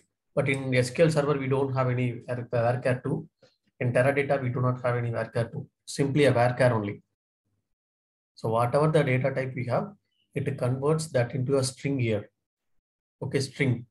Number, it will convert into a decimal. Date, it will convert into a date and time. So I have given the explanation here. You can go through it. It converts source data type into Informatica native data type. Source qualifier is an active and connected transformation. It's an active and connected transformation. Source qualifier has many properties. If you look at here, these are all the properties. If you are not writing any properties, if you are not overriding any properties in source qualifier, it takes all the record from the table with all the columns. How it will write the SQL statement, select all columns from the table name. This is what it will fetch. Okay, select all the column names from the table name. This is what it will fetch. I will show you. But we have many properties. You can see here, the properties are like first properties are SQL query, then user defined join. See, first one by one we will see. The first property is like SQL query. If you double click on the source qualifier, right, you can find the properties here. Go to properties. The properties you can see. First one is SQL query, then user defined join, source filter, number of sorted port, tracing level. It is a common for all the transformations. I will tell you what is this tracing level. Then distinct, pre-SQL, post-SQL, output is deterministic, and you can see here output is repeatable. So these are all the one. You can see these properties are mainly used. The first 7 to 8 properties are okay. First, I will go to the SQL query. What is this SQL query? See here, if you don't write anything on the source qualifier, it will write select star from the table name. Star means all the columns. Column names it will mention. So that's why if your source team making more columns, your Informatica will not fail. Select all the columns from the table name. That is what your SQL query. We can override. Say for an example, in the source table, normally it will have more data, right? Not only 1 year data. It will have 2 years, 3 years. All the data will be there in the source. But we have to take only whatever the data we want. How can I take? So that's what we have to go with SQL query. So by writing SQL query, we can restrict the data from source itself. By writing SQL query, we can restrict the data from source itself. That is what SQL query. Okay. Next one is user defined join. See here, previously we haven't joined anything, just we have taken one table and loaded into a table. But we can able to join. But the thing is, here we have to join homogeneous join. I will tell you what is this. Each and everything we will see clearly so that you can understand what is this. User defined join means homogeneous join. Homogeneous means tables from same database. Tables from same database. That's what homogeneous join. Then source filter. Source filter means, for an example here, you are applying some filter condition in the SQL query. So instead of that, you can go for the source filter. That filter condition, you can write it here. Any filter condition. Look at here. Salary is not null. Something we are writing, right? So this is the. So those who are getting salary, it will be picked up from the source. Country equal to India. Okay. Status equal to active. Something like that. If you want to put some filter conditions, you can put the filter condition on the source filter. Select distinct. It's nothing but enable or disable. That is a full row duplicate. It will select, say for an example, in the source, you have the full row duplicate. See, everything I will show you, practically we will see, then you can get to know. It will remove the full row duplicate. Pre-SQL and post-SQL. So what is the pre-SQL and post-SQL, right? Pre-SQL means, so this SQL will be executed before this particular SQL. Okay. See, this SQL executed to fetch the data. But before that, I want to execute any SQL, then I can go for the pre-SQL. Post-SQL. See, after data fetch, I can go for the post-SQL. That means, see, you can do the index creation or you can do the collect stats. So all this you can go for the pre-SQL and post-SQL. Then number of sorted port. Number of sorted port means you can do the order by class and all. I will show you what is this. Okay. If the source is flat file, all of the above properties are disabled. Okay, remember this. If the source is flat file, all of this source qualifier properties are disabled except the tracing level. Why? Because if the source is flat file, you cannot do anything. See, whatever you are writing here, so everything is like a SQL query only. SQL query only. That we will see now. We will see one by one. Okay, first of all, we will execute the table. We will execute one flow. Just I'm doing table to table. Look at here. I'm going for create m underscore source qualifier underscore transformation. Just I'm making the transformation. I will take source is a table, employees table, t underscore employees table. So that I'm doing any changes on source qualifier? No. So if you double click on this, there is no changes. Just I have taken as it is. Control yes. Then it should be valid. You can right click, can go for arrange all, right? Then go to the workflow manager. You can go to the workflow manager, create workflow, wf underscore source qualifier underscore transformation. We can create a source qualifier transformation. Then we can take this particular mapping and connect it. Double click, go to mapping. Source should be pointing to source. Target, we are pointing to target. Just we are taking the data from source table to target table without any transformation. After that, we will do some transformation logic. Okay. I'll start the session. It will be started and it will be loaded into the target table, right? See, target table, it will write. How many data it will write? See, whatever that is going to read from the source, it will write. You can see here 107 record read from the source and 107 record written into the target. So, okay. Now we will analyze the session log. See, session log analysis is very, very important. I will show you some of the things. In session log, you can able to see three threads. What is the three thread? So one is reader thread. First one is reader thread. Second one is transformation thread. See, transformation thread, reader thread, it will read the data. Read the data from source. Transformation thread, it will transform the data from one format to another format. If you do not have any transformation logic, then transformation thread will not do anything. It will just pass the record. Then writer thread. Writer thread will write the data into a target table. See, wherever you are getting any error, either reader thread or transformation thread or writer thread, so there you have to concentrate on it.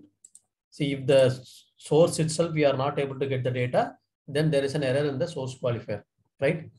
See, if you look at here, it will show you the information and then timestamp node. So which node it is running, what is the thread it is running. See, whenever you are seeing the director or manager or mapping, right? These are all about the Informatica level. Something you are seeing that reader thread, reader. So it's at a source side. Writer is nothing but target side.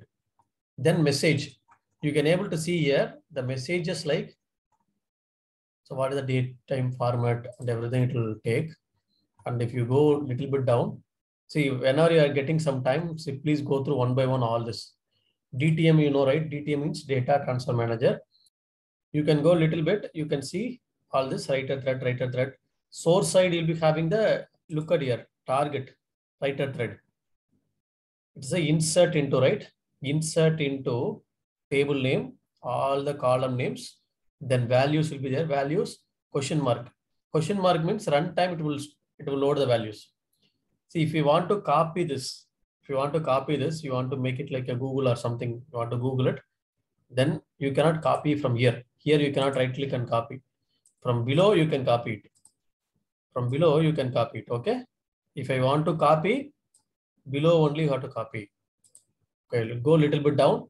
You can see here the source qualifier query, right? SQ instance means source qualifier instance. SQ implies source qualifier query. You can see, you can copy this query. So what is this query? Look at here. What is this query? Read. RR means relational reader. SQL query issued to the database. First row written from the database. That means Informatica can able to read the data, establish the connection. Read 107 record, right? See, this is what you can able to see. And what is the end loading the target table? It has been ended. Then load summary is showing how many record read from the source, how many record written into the target, everything you can able to see. Then it will complete. Session completed without any issue. You can go and check in the source qualifier, the query.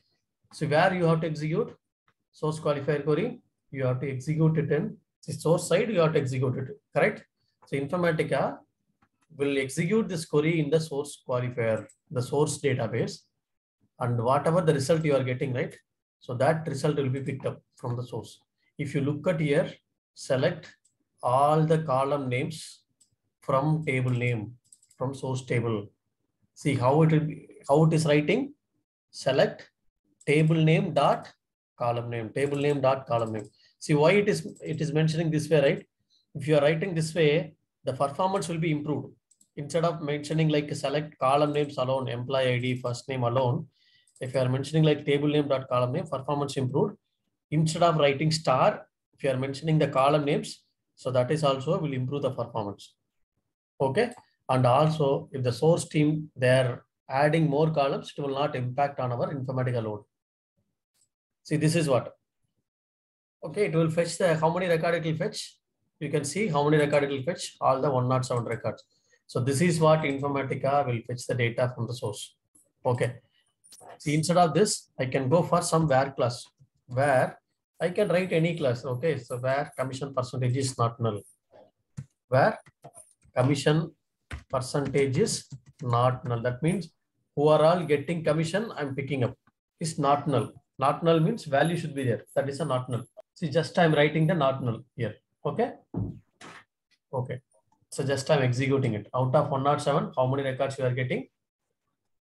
I will go and execute. 107, you are getting 35 records. Okay. See, even out of those who are getting commission, and I can go for some other condition also. The salary should be more than $8,000 and salary, right? You can put condition greater than 8,000, some condition. See, whatever out of 35, you are getting only 20 records. See, you can write this SQL query based on your scenario. Based on our scenario, you can write the SQL query. Clear on this? So now what I will do, I will select this query. Normally, this is what we will do. We will write the query in SQL. That is what SQL source database. And then go to this Informatica. You can double click, can go to properties. Here I'm writing this SQL query. Okay. Okay, apply, okay, save. Then you can refresh the session. Right click, refresh mapping, and execute it. Now Informatica will fetch only 20 records from the source.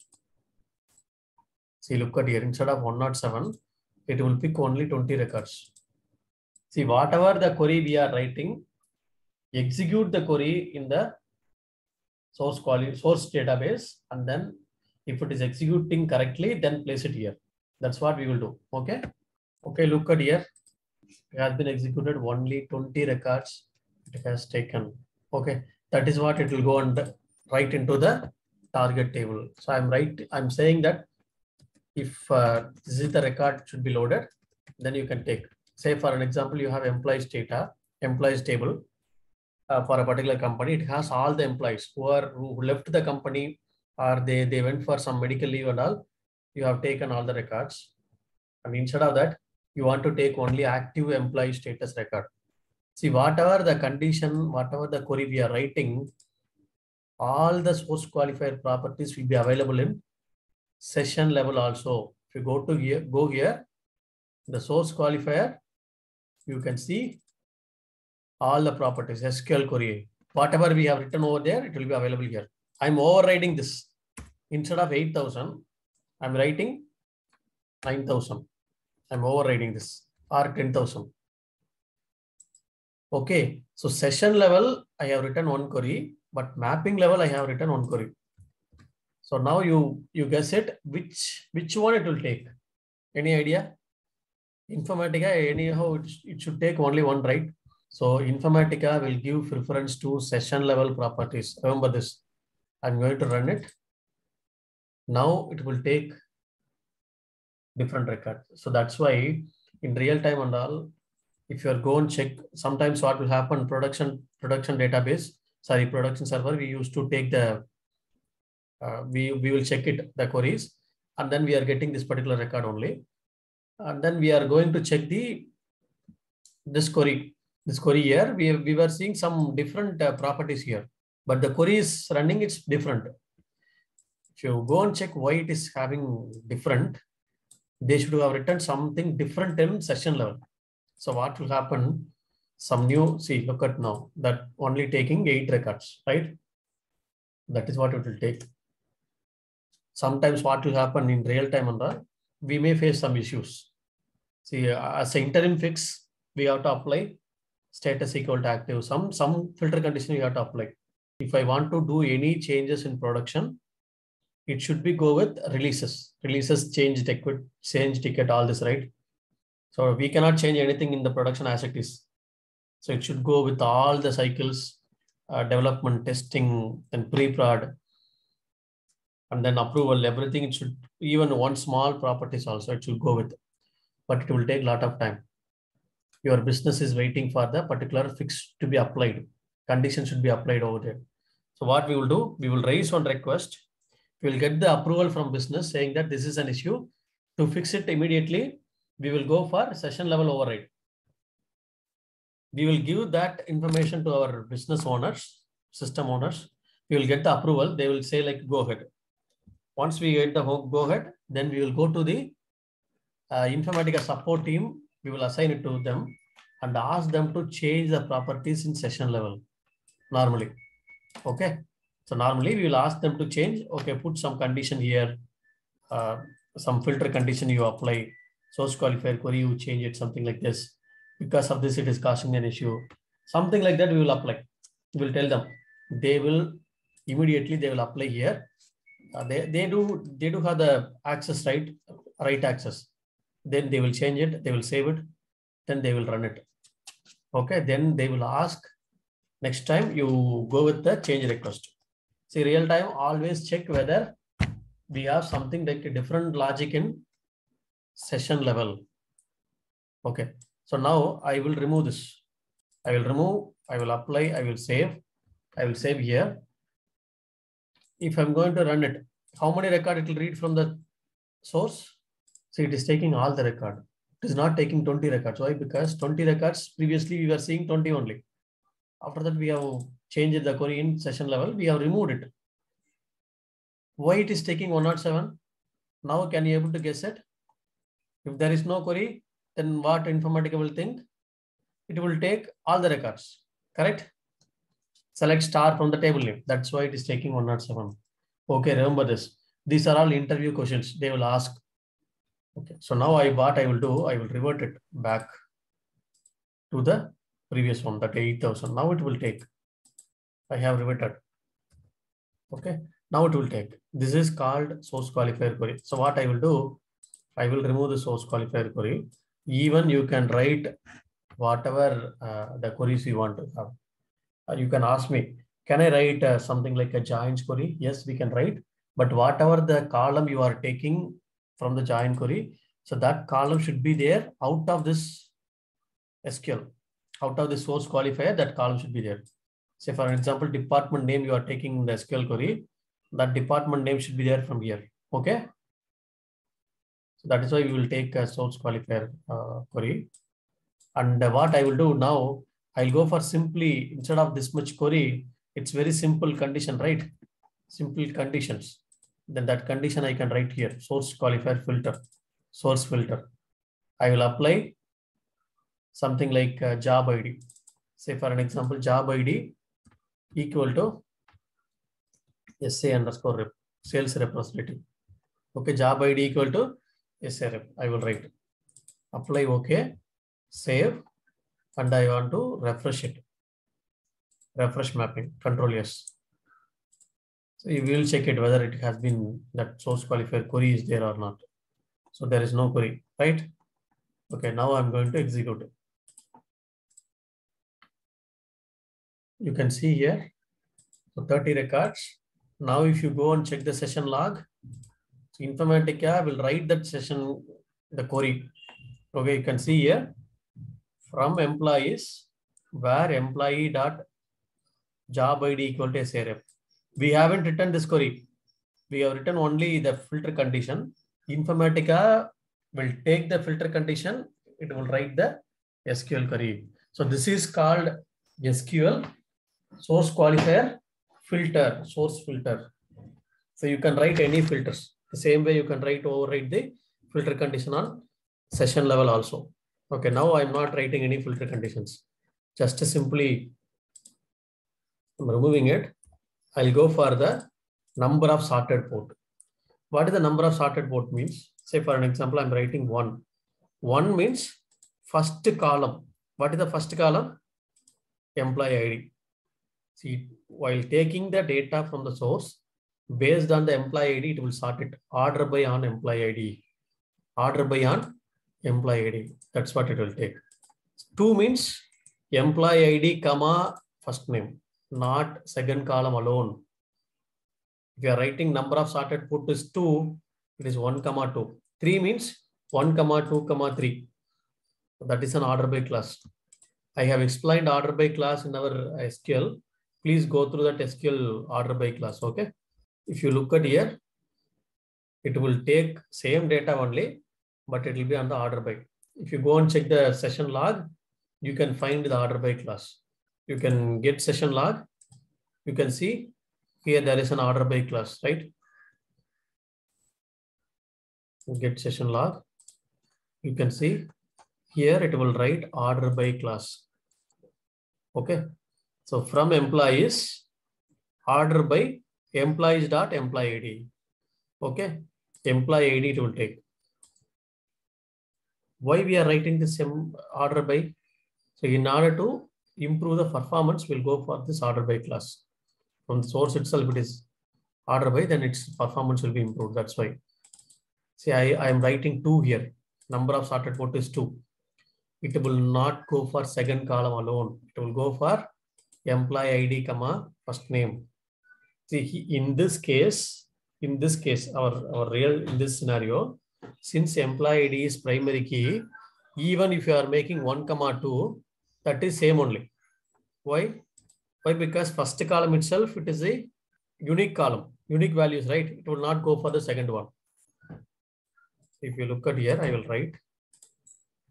I will show you in the source level so that you can able to understand. Select star from employees. Order by. Where order by. Okay.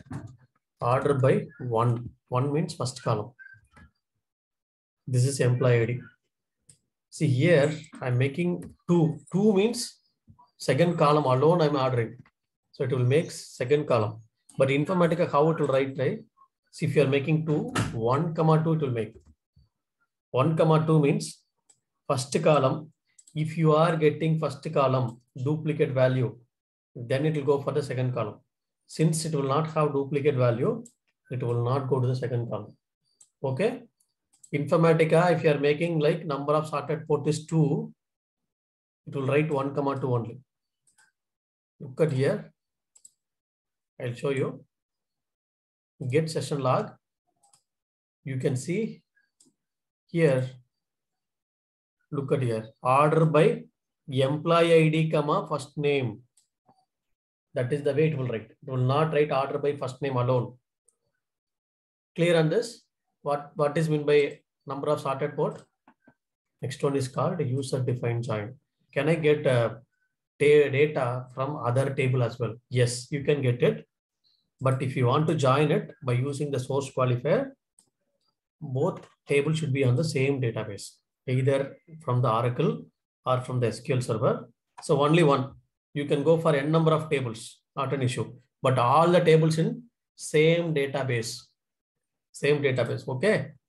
All the tables in same database. Look at here. I will go to the employees table. Look at here. I have the employees table here, right? See this one, I will take employees table. I want to know which department she is working for. Which department she is working for? Nancy. Which department? So department ID 100. Do you know which department it is? If I want to know which department ID, what you have to do? You have to look up. Say how we will do the VLOOKUP in the Excel, right? The same way we have to do the joins here. Joins. See here, joins, departments. 100 is finance department. Where it is located? 1700. 1700 where I can check?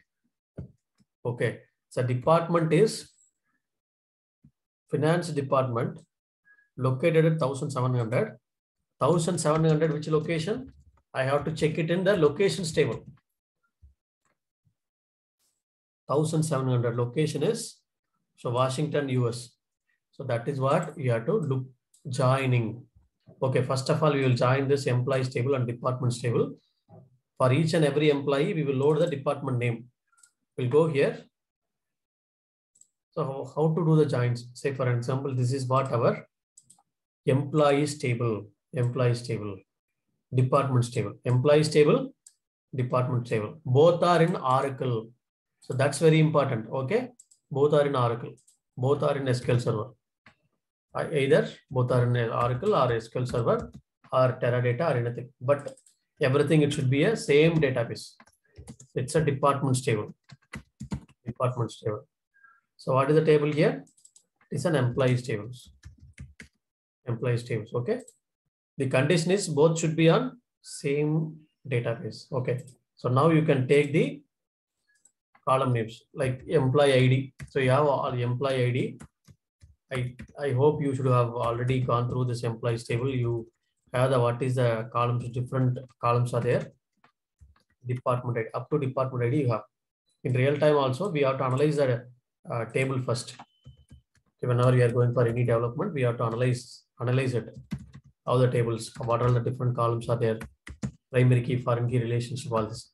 So you'll be having the department name, department underscore name and location ID. Location ID, all this. Okay, here I have the target table. Here I have the target table. See this table, you need to create it. You need to create it. I have given the syntax for this table creation. Look at here, I have given the syntax. By using this, you can able to create the table. Okay. I have added two more columns, department name and location ID in the existing table. Like from this T underscore employees table, I just copied. I have created like a T underscore employees underscore department. There I have added two more columns. So I will, this is the table name, target table. So this is the target table. This table contains these columns like employee ID, first name, last name, up to department ID I have, up to department underscore ID. Yeah, the department underscore name. Department underscore name. Since many of you are from some different background, so I'm taking all this basic concept for the joining. Okay. See, this is what the columns I have. So for each and every employee, I want to find out which department name they are working, which location they are from, location ID alone. I have to bring these two tables column into one single table. See here, you will be having one source qualifier, right? For this, you will be having one source qualifier. See, remember, whenever you are going to do source qualifier joiner, so how many tables you are joining, not an issue. You can have one single source qualifier. So you can remove all other source qualifier. You can remove all other source qualifier. You can have only one source qualifier. Common for whatever the number of sources you are using. See, even you are using three sources, 4 sources, even sometimes you use 10 different sources, source table, but everything should be at same database. Remember this. This is called source qualifier, right? In this source qualifier, you can join it. First of all, these columns from first table, then department ID and department name and location ID, these columns only. So what you have to write? Simply you have to write the join condition. Join condition is employees dot department ID, department underscore ID equal to, okay, departments dot department ID. So this is only simply you have to write departments dot department ID. You have to write only join condition, not a query. It will write, Informatica will write that query. Even if you want to write a query, you can write in SQL override. That source qualifier override you can write. But no need to write simply if it is a join condition or filter conditions. You can write it here. Say for an example, I want to load only finance department. What you will do? This is join condition. This is join condition. After that, you have to write filter condition. You have to load filter finance department. In the filter condition, you can write any filter condition, whatever the condition you want. Say for an example, I want to write department name equal to finance department. Finance department. So that you can write. See, the above one is called join condition. The below one is called filter condition. You are filtering out.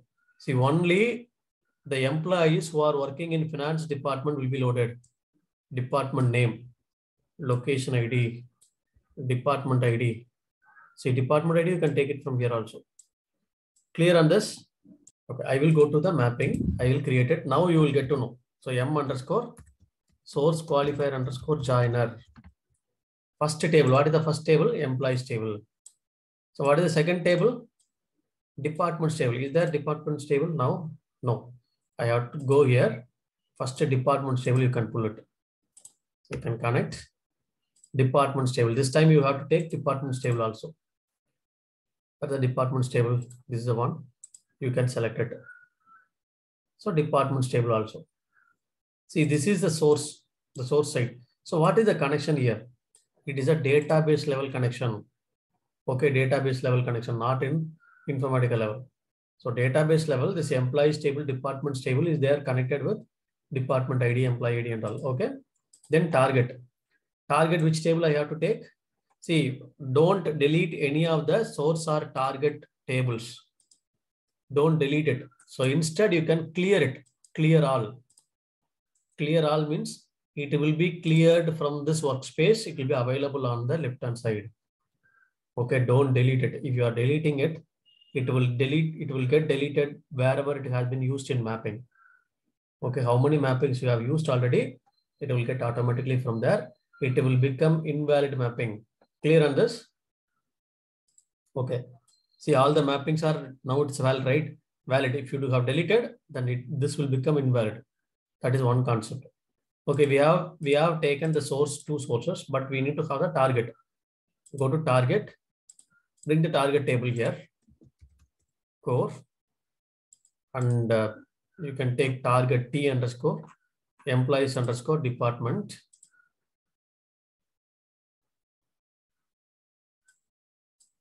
I can take the second table, department table, drag and drop. So this is the department table. See, this blue color is different. This blue color is different. This blue color is ETL pipeline, that is Informatica pipeline. This blue color is database level connections. Okay, so we can have only one source qualifier. The second source qualifier, you can remove it, delete it. So you can have This source qualifier common for both. This source qualifier will have department ID. From here also you'll be having the department ID. Department ID, department name, location ID. Only these three columns I'm taking. I do not want this manager ID. No need to take it. Department ID. Okay, you can ask me. So here itself you have the department ID. Why you are taking one more department ID column? Right? So these two columns only we are going to join it. Department ID and department ID. Right? So that's why. Double click. Go to properties. The properties user defined join. Only write the conditions. What are the conditions? So just click on it. Double click on the department ID. Click on OK. Employees.department ID equal to departments.department ID. Click on OK. Apply. OK. And then you can go with the target. See here, target. Employee ID to department ID, you can take it from here. So no need to take the department ID one more time. You can make department name and location ID from here. You can take it, Control yes. It's a valid now. Okay, it is a valid now. So this is what you can go for the source qualifier joiner. Source qualifier. And I can go here, create workflow underscore source qualifier underscore joiner.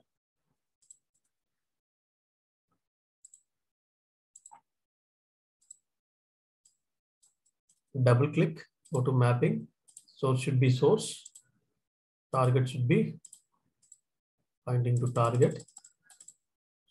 Truncate and load. I will truncate the target table and load it. Start workflow. It will load based on the join. It will make inner join. It will make inner join. Okay. I will show you how to do a left outer, right outer and all, but it will make inner join. Inner join, left outer, right and outer and all. If you want to get clear idea, so please watch the sessions on joins. I think it's a 4th session or 5th session. I have clearly explained what is joins, why do we need this joins, all this. Okay, got succeeded. You are seeing only 106 record. So that means one record not loaded. Why? Because some join condition is getting filtered out. Okay, you are having it here underscore DEPT. You have the department name and location ID got loaded. For an example, I want to do left outer join. Left outer join means all the record from the left table matching record from the right table. So how will you write left outer join here? Simply, this is an Oracle table, right? Either you can write SQL query, or if it is left outer join, the right hand side, you can make plus symbol on the bracket. Like this. If you are making plus symbol on the right hand side table, then it will become a left outer join. Okay. So if you want to know how it is, please watch the SQL sessions. SQL join session. It is called a left outer join. Okay. So I'll go here. I will refresh the mapping. Control yes. Start workflow. You can see here, it will read from the source itself. It will read 107 records. Okay, see here, it has taken 107 record. You can see here, there is a null value on the right hand side. See, null value on the right hand side. This record will not be there in the previous one. Okay, null, there is no matches. That is why inner join it didn't take, but now it is taking. Okay, clear on this? I can apply some filter condition also. I can go here, apply some filter condition, source filter. See, what is the filter? Department name equal to some department name I can put. I can put department name. So I can put department name is purchasing. Okay, purchasing department. Click on OK, apply, OK, save. Purchasing department. It will make the joins. See, without join, you cannot say how many of the employees from purchasing, right? Without join, can you say? Can you load purchasing department alone, employees alone to the target? No. joins only you can able to load it. That's why here you can do the joins. Okay. So look at here. It's running. This time it will load only purchasing departments. Only 6 records. 6 employees are from purchasing department. Without joining it, you cannot able to understand. You cannot able to find it. So that's why it is called source qualifier joiner. Okay, clear on this?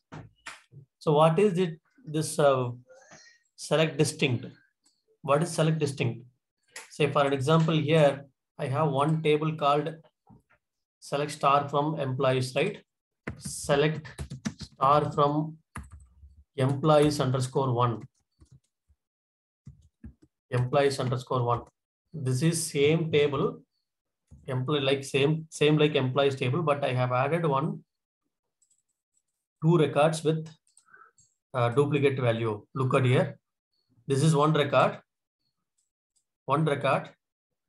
This column is different. Last name column is different. This will not be taken as duplicate, but here it will be taken as duplicate, full row duplicate. Okay. This is full row duplicate. This is not a full row duplicate. So if you are selecting distinct, Informatica will remove the full row duplicate only. This one only. Okay. If you look at here, this one, source qualifier transformation. I will go to the source qualifier transformation. Here, what is the table we are fetching the data? Employees table, correct? Employees table. If you go a little bit down, the last you can see one option called source table name. Source table name. Here, the source table name, I'm overwriting it. Employees underscore one. Do you know which table it will take now? Data. Whether it will take employees table or employees one. Employees one. But the mapping we have created for employees. Right? Mapping it has been created for employees. What is the predefined conditions? The condition is all the columns should be matching with employees. See, employees one and employees one. Sorry, employees and employees one should be matching. See, now I will take this employees underscore one. If I'm taking that employees underscore one here, it will read the data from employees underscore one table only. Source table. Here I have written some different table. It will not take from employees table. It will take from employees underscore one. Clear on this? Okay, how many record it will read? 109 record. So 109 we have, right? 109.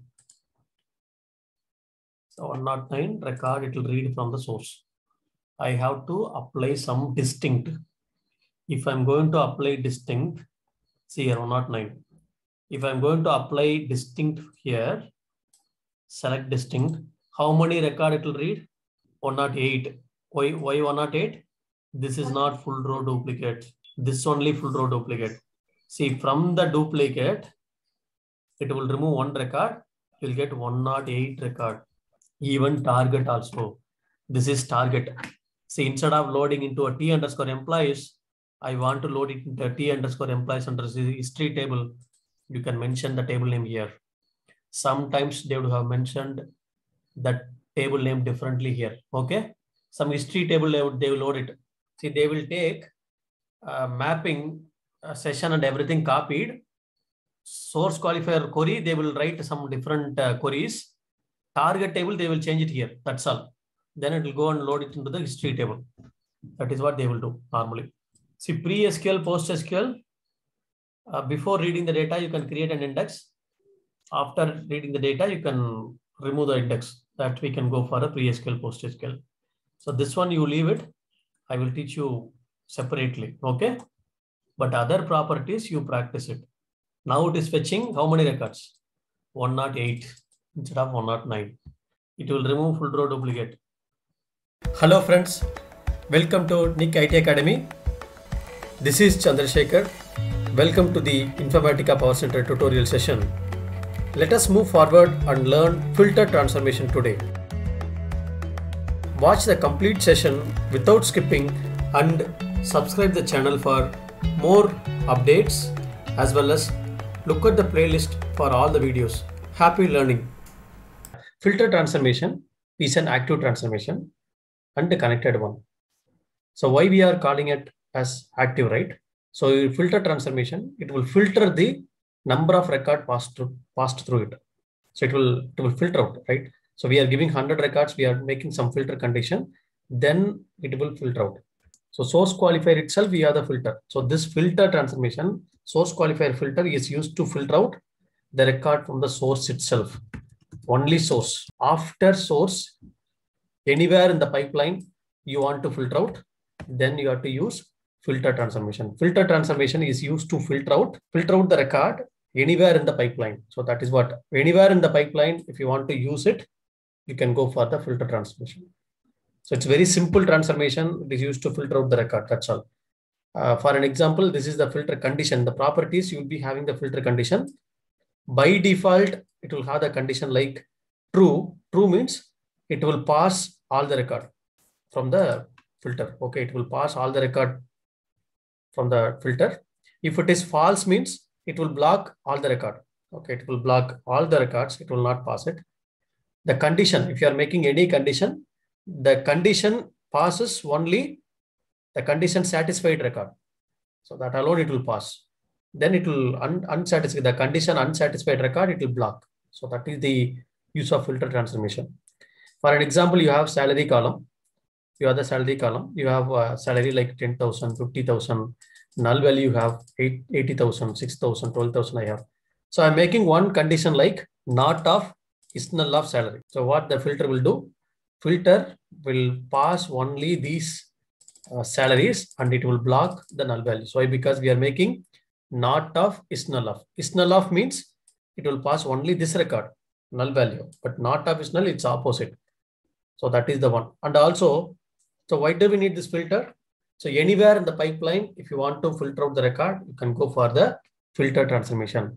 You assume that I have a flat file and it has some record. Okay, it has some record with all the countries. Okay, I want to filter out. I want to load. So India's data alone. Okay, India's data to the target. If it is a flat file, can I use source qualifier? No. If it is a flat file, you cannot use source qualifier filter. Why? Because for the flat file, source qualifier properties are disabled one. You cannot use it. So that is the reason we are using source and source qualifier. You cannot do anything on the source qualifier. You are going with filter transformation. In the filter, you can make country equal to India and salary equal to 50,000. Some condition you can make it. If the country is coming like India, this India and this India, something like 3 different format it's coming, you can make the source qualifier filter. Something like lower of, you can use like this, lower of country equal to India. So you are making that lower of country and you are making in the lower case and the salary greater than 50,000. Something like that, you can make it. It will pass only that record. Now we will see practically. So what is the use of source qualifier? What is the use of filter transformation? So I will go to the folder here, go to the folder. I can use the source is a flat file. I can use the source is a flat file. Just we have already taken this flat file, this employees flat file, and the target I can use this T_employees table, flat file to table. I'm going to the mapping, create a mapping m_filter_transformation. Just I'm creating the filter transformation. So taking this flat file and taking this target. But so in the flat file, if you look at here, the flat file, it has some, the commission percentage is one of the column. It has some null values and not null values. Those who are getting commission, those employees only I have to pass it to the next level, this target table. Those who are getting commission, that means this column should not contain any null value. So that record alone I have to pass it. Can I use source qualifier properties here? No, I cannot use it. Why? Because source is a flat file. If it is a flat file, all the properties are disabled one. All the source qualifier properties are disabled one. But I have to filter out. How can I filter? I can go with filter transformation. So this is called the filter transformation. You can click on the filter transformation. You can keep the filter here, drag and drop all the columns to the filter transformation. Here you can double click on it Go to the properties. You can see the filter condition, right? True means it will pass all the record.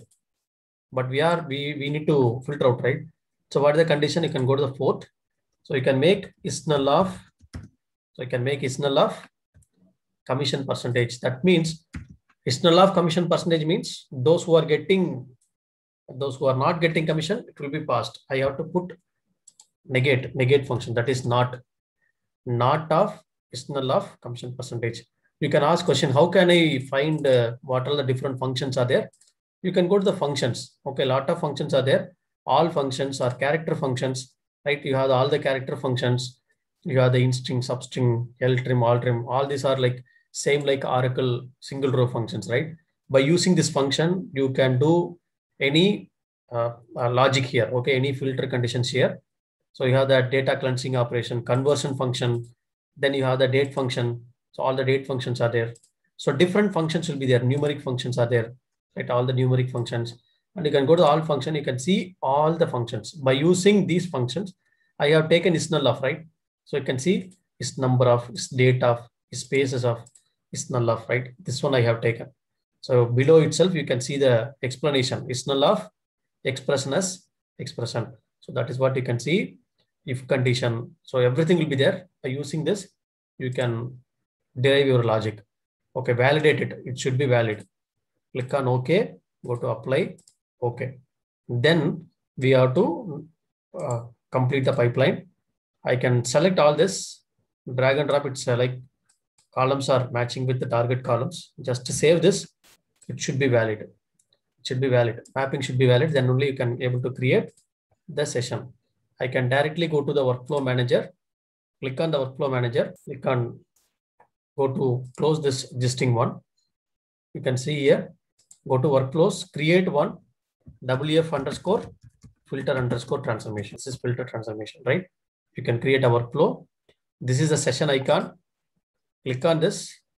You can choose the mapping, corresponding mapping. Click on OK. The session will be created. Click on the link task. Link with start button. Double click on it. You can enable these properties, right? Fail parent if this task fails. That means, so this property we will enable for all the sessions. Why? Because if the session is failing, corresponding the parent workflow also will get failed automatically. And go to the mapping. You can point the source. Source is the file reader now.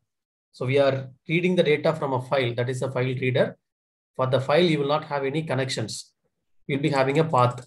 So in this path, we have to keep the file, right? Source underscore flat file underscore employees underscore CSV. So target, you can check target is relational writer. You can provide the connection here. You can go to down. You can, if you want, you can truncate target table and you can give. And before that, we will check the file. Okay, so since we have taken the file definition, we will check the file. This is the source file directory, right? So $PM source file directory. This directory is nothing but, so this is the source file directory. I'm going with source file. This is the file. I can open the file. You can check here. What is the, okay, here we have used delimiters, some different delimiters. So $ hash and percentage. This is a delimiter we are using. So same delimiter, we will check it here, whether the same delimiter is available. Source. We have seen this concept in our file to table load itself. So that is why I'm taking directly here, delimited file, advanced. Go to column delimiter. You can put this $ hash percentage. You have to enable this, treat multiple delimiters and. Why? Because these three delimiter we are making a single delimiter. So that is why this option we have to enable. First line we are skipping it. This concept we have seen already in the flat file to table load. Just I'm giving that. And you can go to the config object, make this top on error equal to 1. So what is this top on error equal to 1, right? If any one error occurs, it will fail. It will fail the session. It will not proceed. So click on OK. It should be valid. Save it. It should be valid. Now I'm going to start it. So right click on the white space, anywhere in the white space, you can click on start workflow. It will start it now.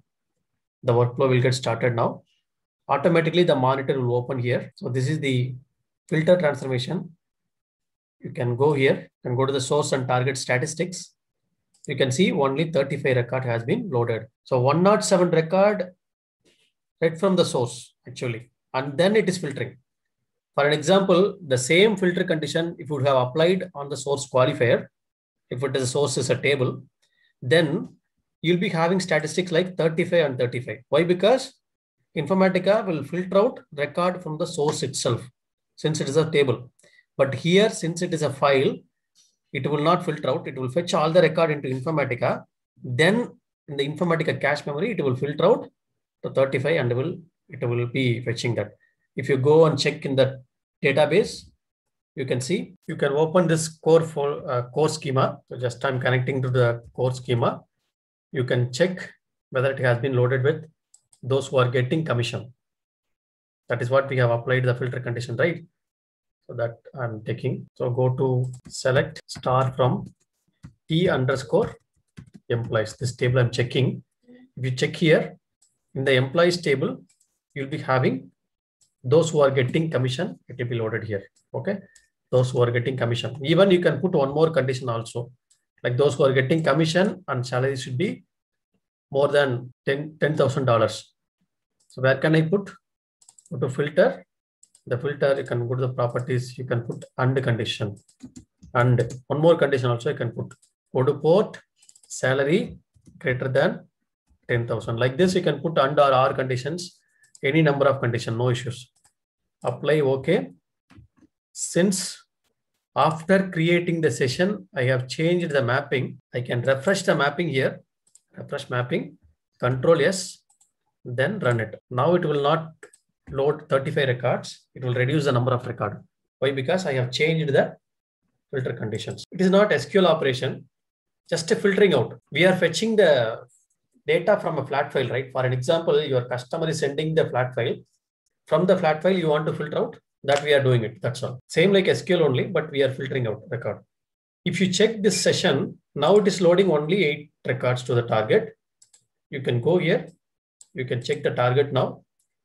So the employees who are getting salary greater than $10,000 and also those who are getting commission. So these two conditions, it is satisfying. It is fetching all the record. Informatica is fetching all the record from the flat file. Then it is filtering out. So this is the filter transformation. You can see here, this is the filter transformation. Anywhere in the pipeline, you can use this filter transformation. So this is the property of filter transformation. Kindly practice the session and we will meet in the next session with another topic. Thank you for watching. Hello friends, welcome to Nick IT Academy. In our today's session, we are going to learn expression transformation. This expression transformation is very much used in our day-to-day project to implement business logic. So expression transformation will use a lot of functions to write expressions. If you want to learn all the functions, I have given the description link in Oracle single row functions. Please watch the session to get complete idea about the functions which is used in expression. If you haven't subscribed our channel, please subscribe the channel and click on bell icon so that you'll be getting all the notifications. Thank you. Let us start our session.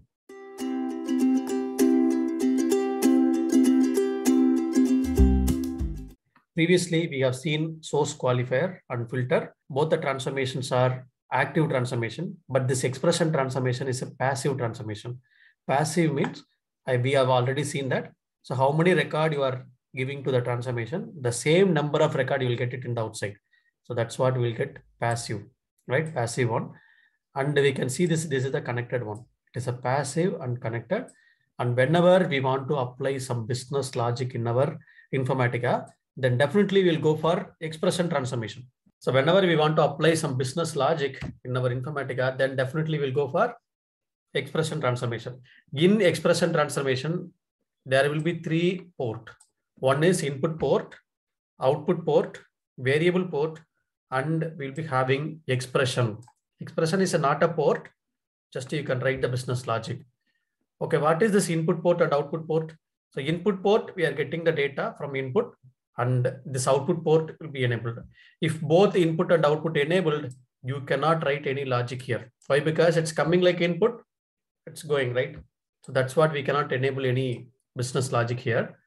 If you want to write any logic, either it should be output port or it should be a variable port.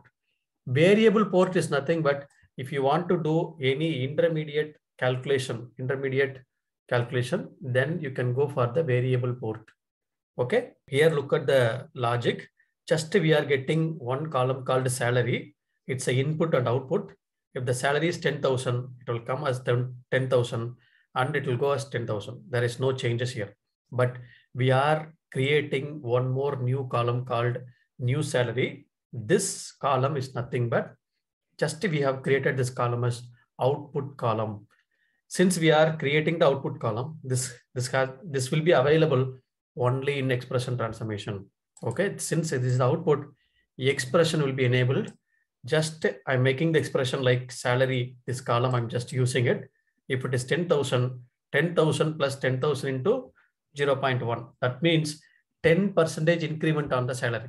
So salary, it will come, say for an example, salary is 10,000. So here you'll be getting 10,000. Here you'll be getting 11,000.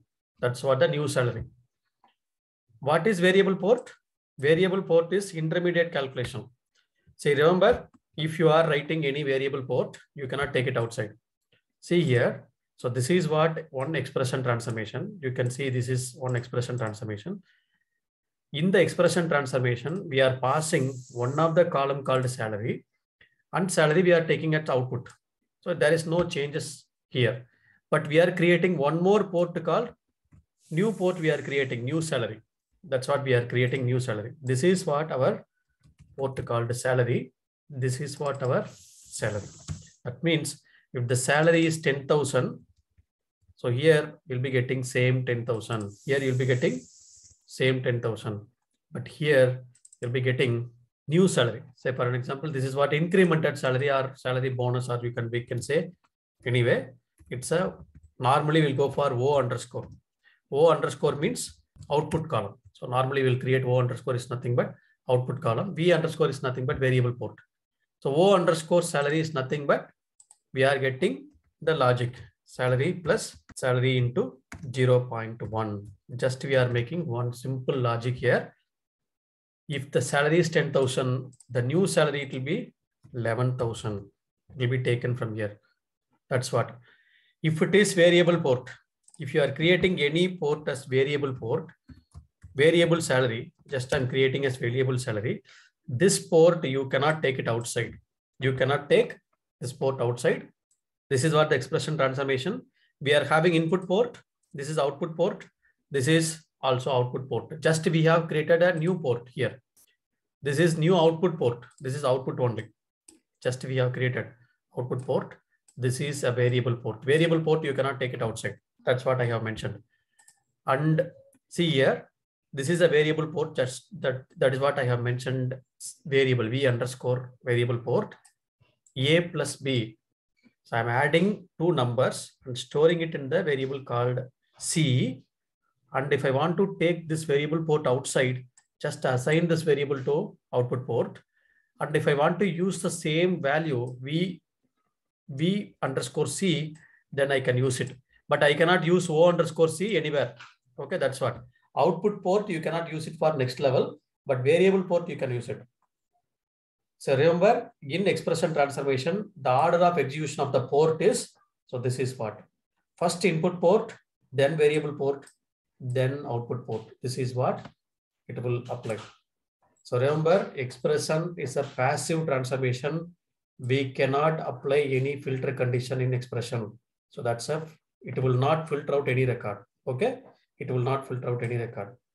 Look at here. This is one simple logic I'm going to apply. If the employee is getting the salary greater than 10,000, if already the employee is getting greater than $10,000, then just incrementing by 10%, salary incrementing. If the salary is less than 10,000, I'm incrementing the salary by 20%, the new salary. Okay, this is what the calculations. How to do it? So remember, in expression, in Informatica, this is the logic actually. If logic, IIF. If is nothing but IIF here. If condition, you write the expression here, condition. If the condition is true, what I have to do? If the condition false, what I have to do? That's what. If condition, IIF. There is no IF. Okay, there is no IF. Here, this is called a logical if condition. Same like our other languages. This is what in our Informatica also. If condition IIF. There is no IF. Okay, remember this. If condition, you can go for nested if condition also. Like if condition, if it is true, one more if condition you can go with, and one more if condition you can go with. So this is what you can go for, multiple nested if condition and all. So definitely we will be writing this kind of logic in our expression transformation. Okay. So this is what just theory. We will go for practically, we will see so that you can get a clear idea. We can go to Informatica. Just I'm closing that existing mapping and I'm taking the source table is employees table. So I'm creating a mapping called M underscore expression transformation. Expression transformation. Just you can take the source, drag and drop source into a mapping. You can see here. So this is what the expression transformation we have. And right hand side, you can take T underscore employees. This is a target table. Just we are going to implement this particular logic, salary logic, and we can load the data into the target. So implement the logic, we are bringing the expression transformation here. Just to take, this is the expression transformation. F of X is nothing but expression transformation. We can click one time here. We can post it here. And then you can place it here. And then you can take all the columns, select all, drag and drop here to here. And we can use the column here. Okay, just we can make double click on this expression. Expression is a passive. You can look at here. Input port, output port, variable port, and expression. If the port is coming like input and output, then just it will go from, it's like same like our normal transformation. It's coming like input, getting as output here. There is no changes. There is no changes if it is coming like this. But if you want to do any logic changes, you cannot apply on the same column. Remember, in expression, if I want to do any changes, you cannot apply on the same column since it is an input. So if you want to apply some logic, only input, you can make only input. You can remove the output port. That means only input we are getting from the source side. Okay. Then you keep the cursor here. You can click on this, add a new port to this transformation. This icon will add a new port. This icon will delete the port. This icon will copy a port. This one, it will move the port down or up. Okay, you can see here. Okay, up and down. You can keep the cursor here. Just to create one new port called O underscore incremented salary. O underscore incremented salary. Just I'm creating that O underscore to denote this column we have created. Just I'm making like lowercase. If the salary is decimal, O underscore salary also should be decimal, right? Decimal. So you can go for decimal point if you want, 2 decimal point. I told already it should be output or expression. Then only the expression will be enabled. If coming like input and output, there is no expression. Okay, it will not be enabled. Either it should be a output port or it should be a variable port. So then only this expression will be enabled. So just I'm making like output port. There is no intermediate calculation. That's what I am taking that output port. Go to this icon, this expression. You can click on this arrow mark. This is what the expression window will be opened. As I told previously, we can see all the functions are available. We will cover most of the function here. Okay, just a look at this. If you want to learn all the function very clearly, so watch my session on SQL single row functions. Okay, it's like a 1 hour session I have posted. You can watch it clearly. That what is this? Apart from that, we do have some expressions are there. Some more functions are there. Additionally, some functions are it will be changed, but that you can learn it from here. Okay, so now I will take this if condition. Since this condition we are going to apply, if salary is greater than 10,000, this is what, right? So I have to write if condition, IIF. So here, this one, IIF. If you select this, you can see this. You can find the explanation here. Just to keep IIF if salary. Okay, if go to port, always choose the column from the port. Don't type it. You might be doing some mistake. Okay. If salary greater than 10,000, if salary greater than 10,000, comma, if it is true, then what I have to do? Greater than 10,000, 10% increment. So I can make 10% increment salary plus salary into 0.1. 0.1 is nothing but 10 divided by 100, right? So you can make this what? Salary plus this one. This is a true condition. If it is false, then you can make comma here. Then this is 20%. You can make 0.2. Then you have to close it.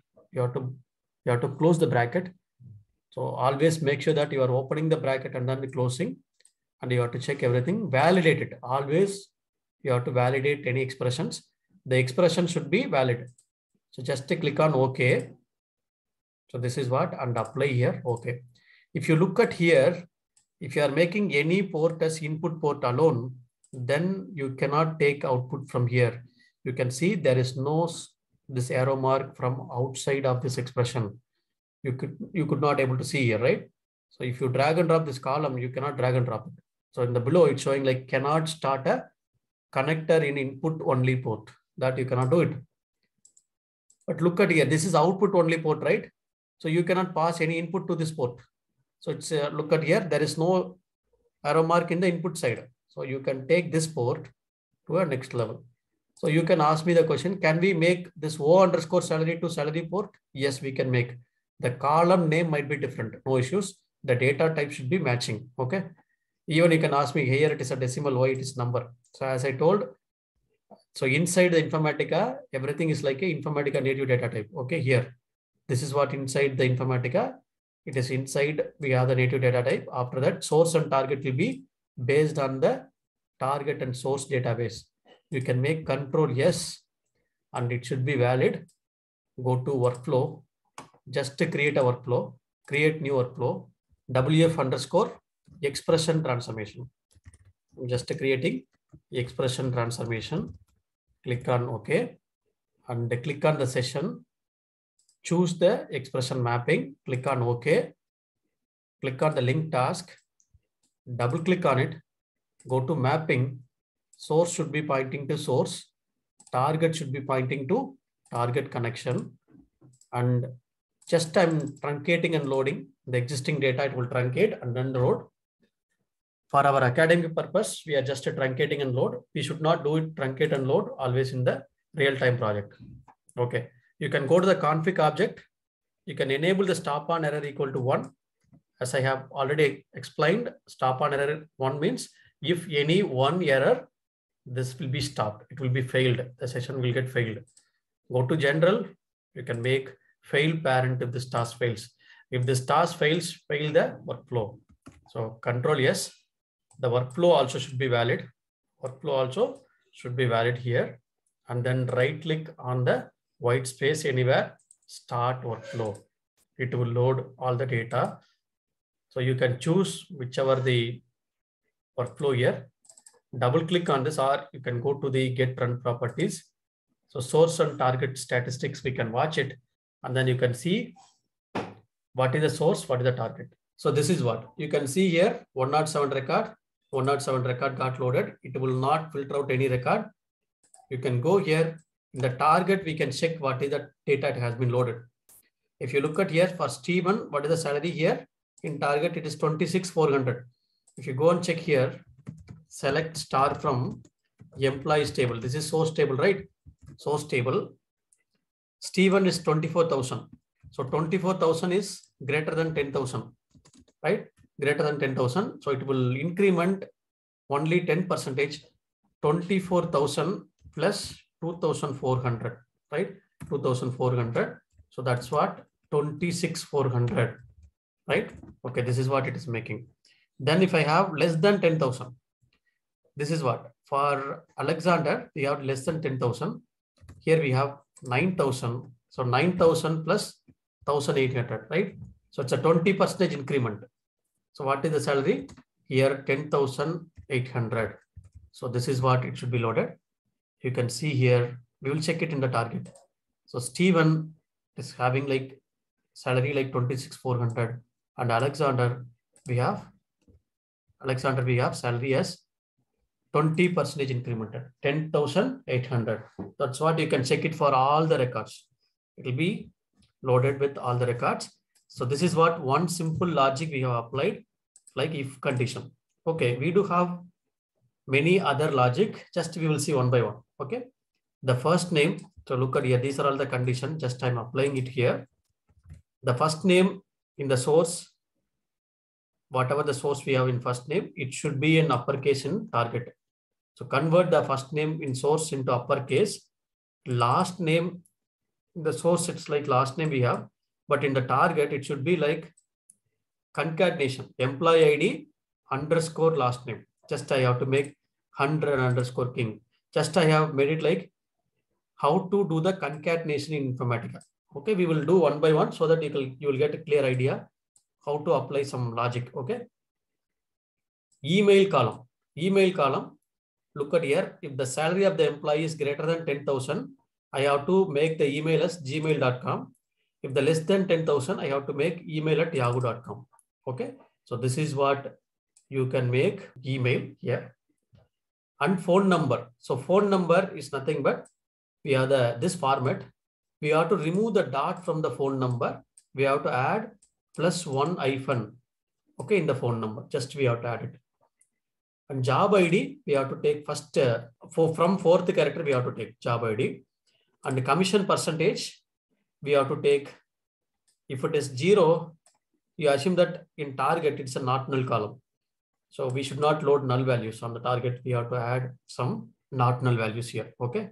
Just you have to make some 0 here. Okay. Manager ID, just I'm passing the sequence number. I have to make sequence number. I have to generate it.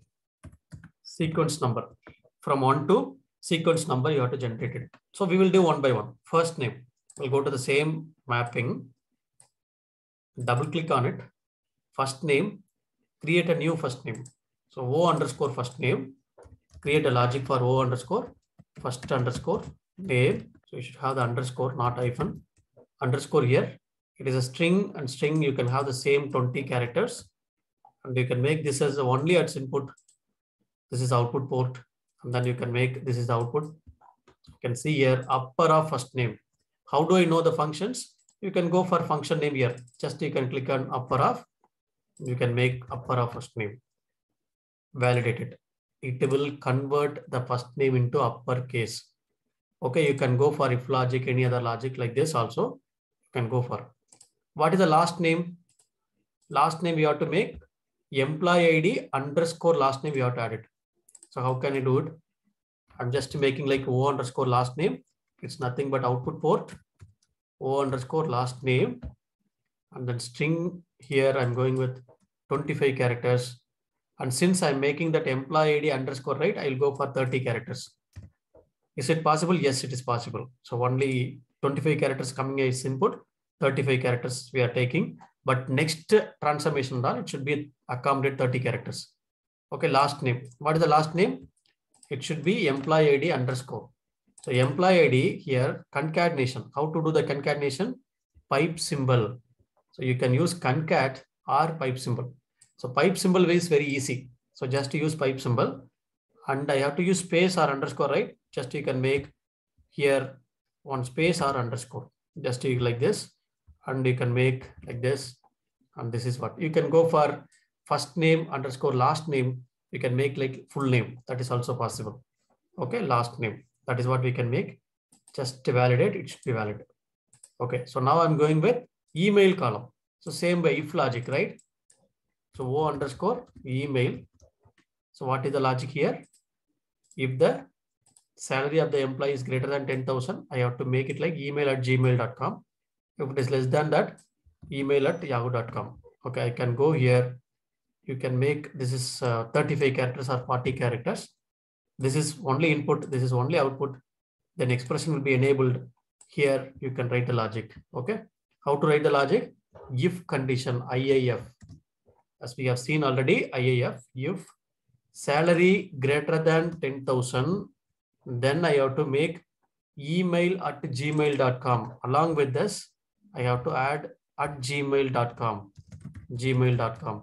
If any other conditions, like is there any regular expressions? Yes, we have in our functions, we have regular expressions. We can use some special characters. You can go for regular expression, replace, regular expression extract, regular expression match, you replace, all this we have. These three we can use it. Something like only alpha number, only numeric number, that we can use it. Okay, that we will take it as exercise. I will tell you. Email at yahoo.com. This is else part at yahoo.com. You can make this else part and close the bracket. So clearly you have to close the bracket. You can see here. So this is what, if condition, if the condition is true, what I have to do. If the condition is false, what I have to do. Okay, validate it. It should be valid. And click on OK. Then phone number. You can click on here. You can add a new port below to that. And O underscore phone underscore number. So it is not necessary that this is what same we do. We need to have. Just I have to add some character, right? I can make 25 characters. So I can make here and apply the logic. What is the logic? Plus one hyphen. It's hard coded value, right? So you can use single quotes plus one hyphen single quotes. This is character, right? So any character, any hard coded value, you can make it like single quotes here. Okay. So now concatenation, we have to remove the dot symbol from here. We have to remove the dot symbol. So for that, we have to go for replace character. Replace character. You can see here, you may ask question, how do I know all these functions? You have to practice it one by one. You have to practice it one by one. That is the way you will be getting it.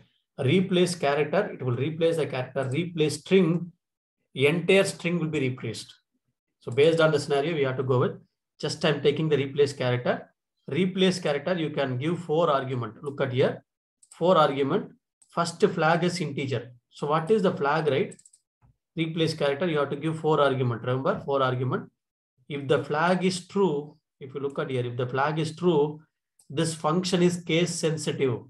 Okay, that means case sensitive replace or case insensitive replace. If I'm asking you to replace A with X, okay, you may ask question. So I'm replacing A with X. If small a comes, should I replace or not? You'll be asking question, right? Yes, even both the cases coming, you have to replace with X. This is called case insensitive replace.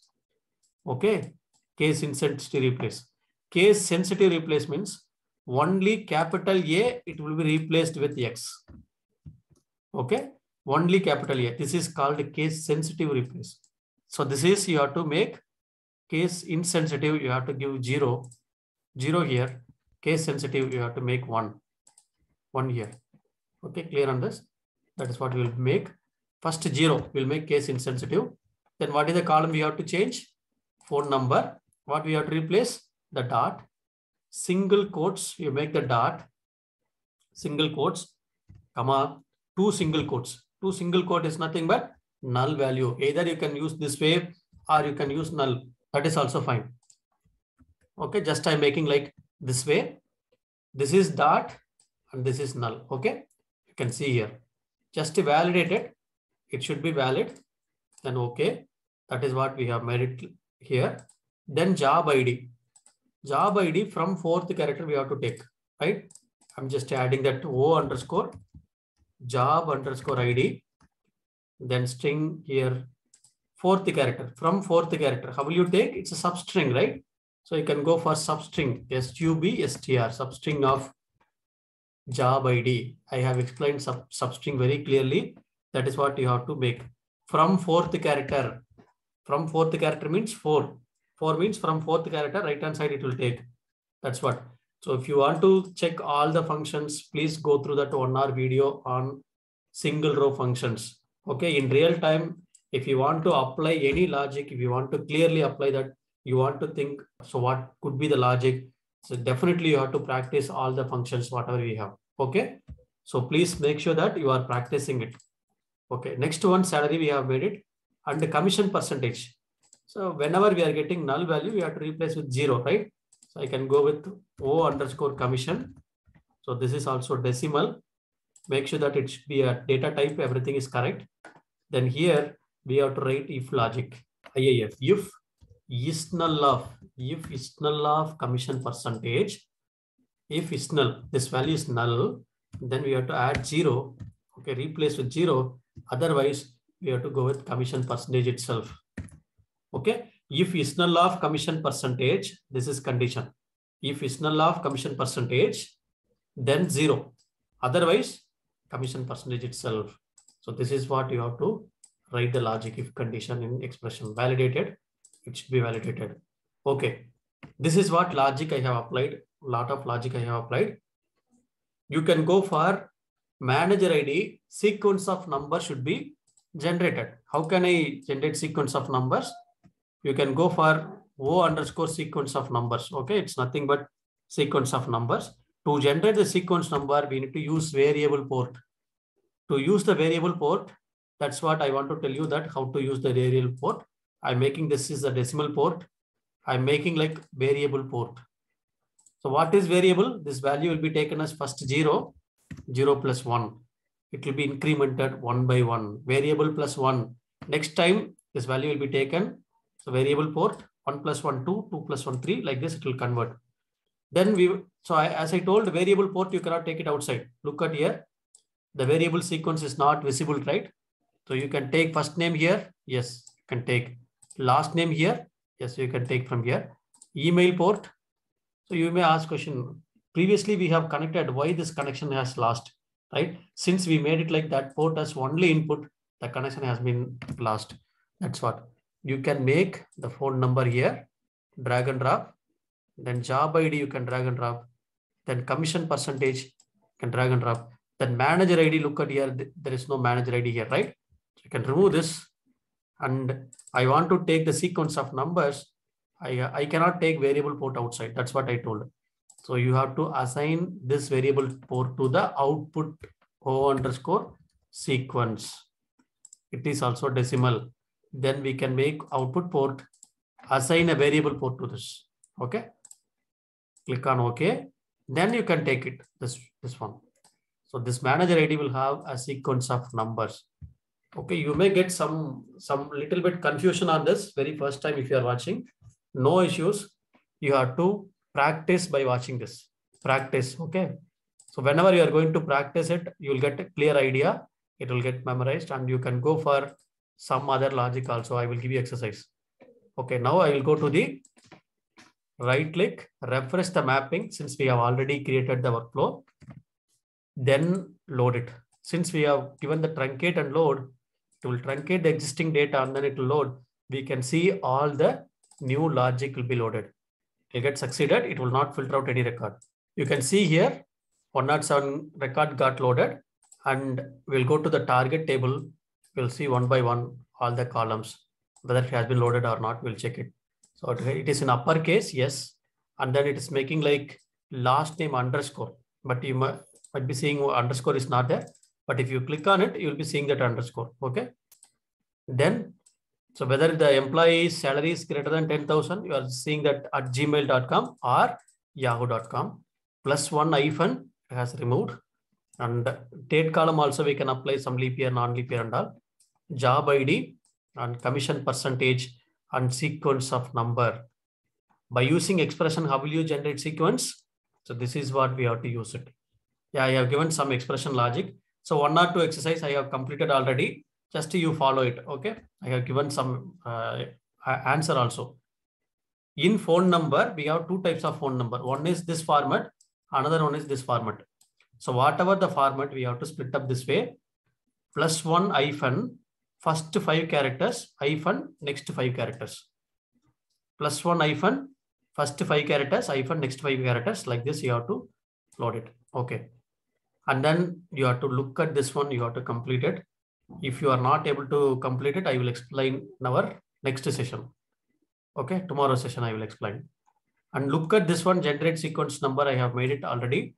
And load the input data in reverse order so that you can apply. You can complete it.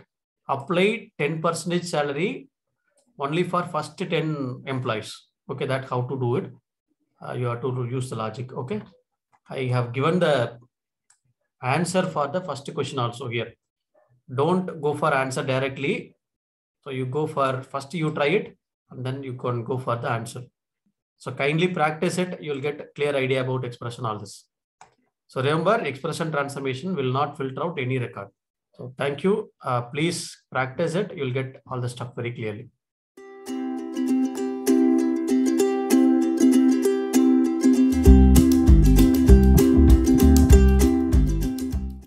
Hello friends, welcome to Nick IT Academy. In our today's session, we are going to see another important transformation called joiner transformation. So this joiner transformation is very much used in our real-time project. So we will see this concept in our today's session. So that is, what is joiner transformation? Why do we need this joiner transformation? And what are the different join types are available? We will see one practical session to understand on this joiner transformation.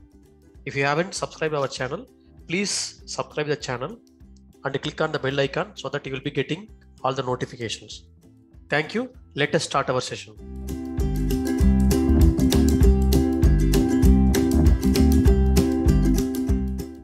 So what is the use of source qualifier joiner? Source qualifier joiner used to join the homogeneous sources, right? Joining from same type of database, same tables, data coming from the same database, right? But here, if you consider, I have one table. Okay, I have one table from one database, another table from another database. I have one table from, this is from Oracle.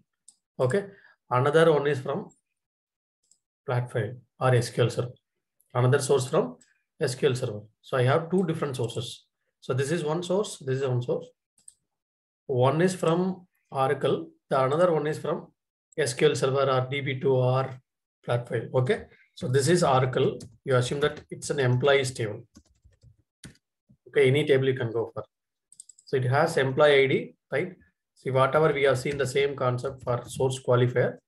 Same thing we are going to see, but the source qualifier, we have taken both of them from Oracle, but here we are going to take, so one is from Oracle, the other one is from flat file. Okay, so this one we will take it like a flat file.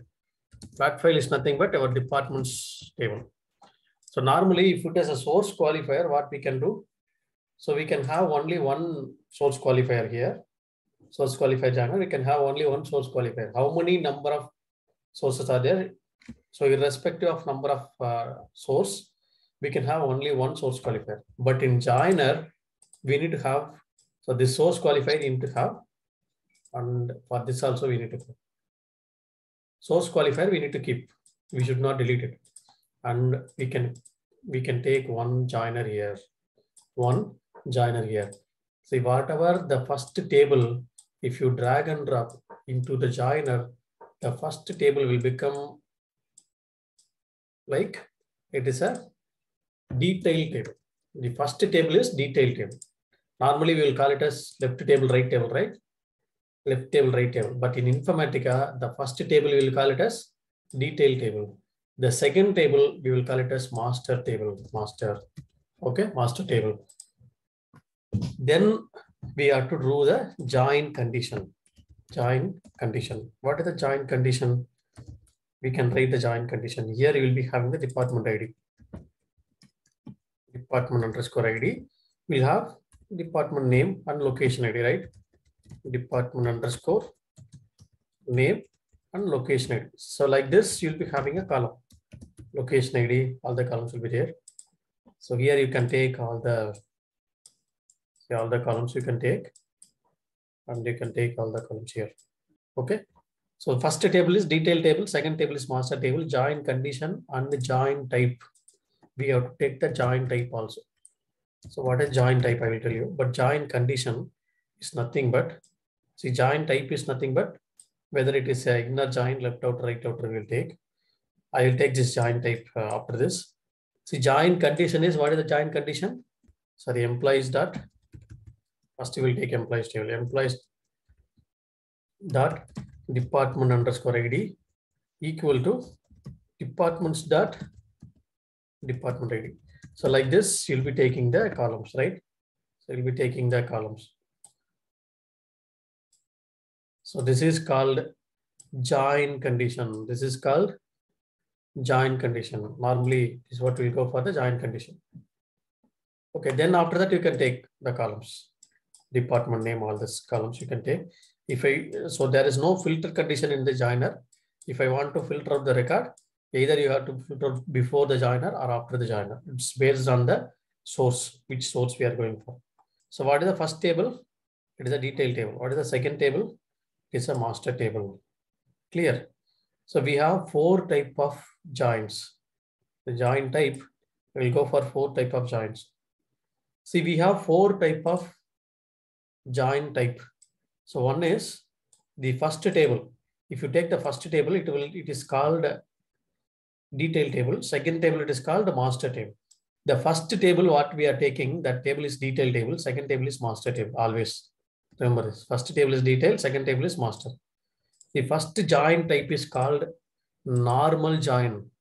What is the join? First table, it's a normal join. Normal join means inner join. So inner join means matching record from the both the tables, right? So matching record from both the tables. You'll be having matching, non-matching record. So only matching record. This is called normal join. Second join type is called, if it is left outer, it is a master outer. Master outer. What is master outer, right? It is a left outer join. Left outer means all the record from the left table, all the record from the left table, matching record from the right table. This is called master outer. Okay. Third one is detail outer. Detail outer is nothing but right outer. Okay, detail outer. So this is what we will explain. If they are asking about your joiner transformation, you have to tell them either it is a normal join or master outer or detail outer or full outer. So what is this left out, right outer, how it will perform?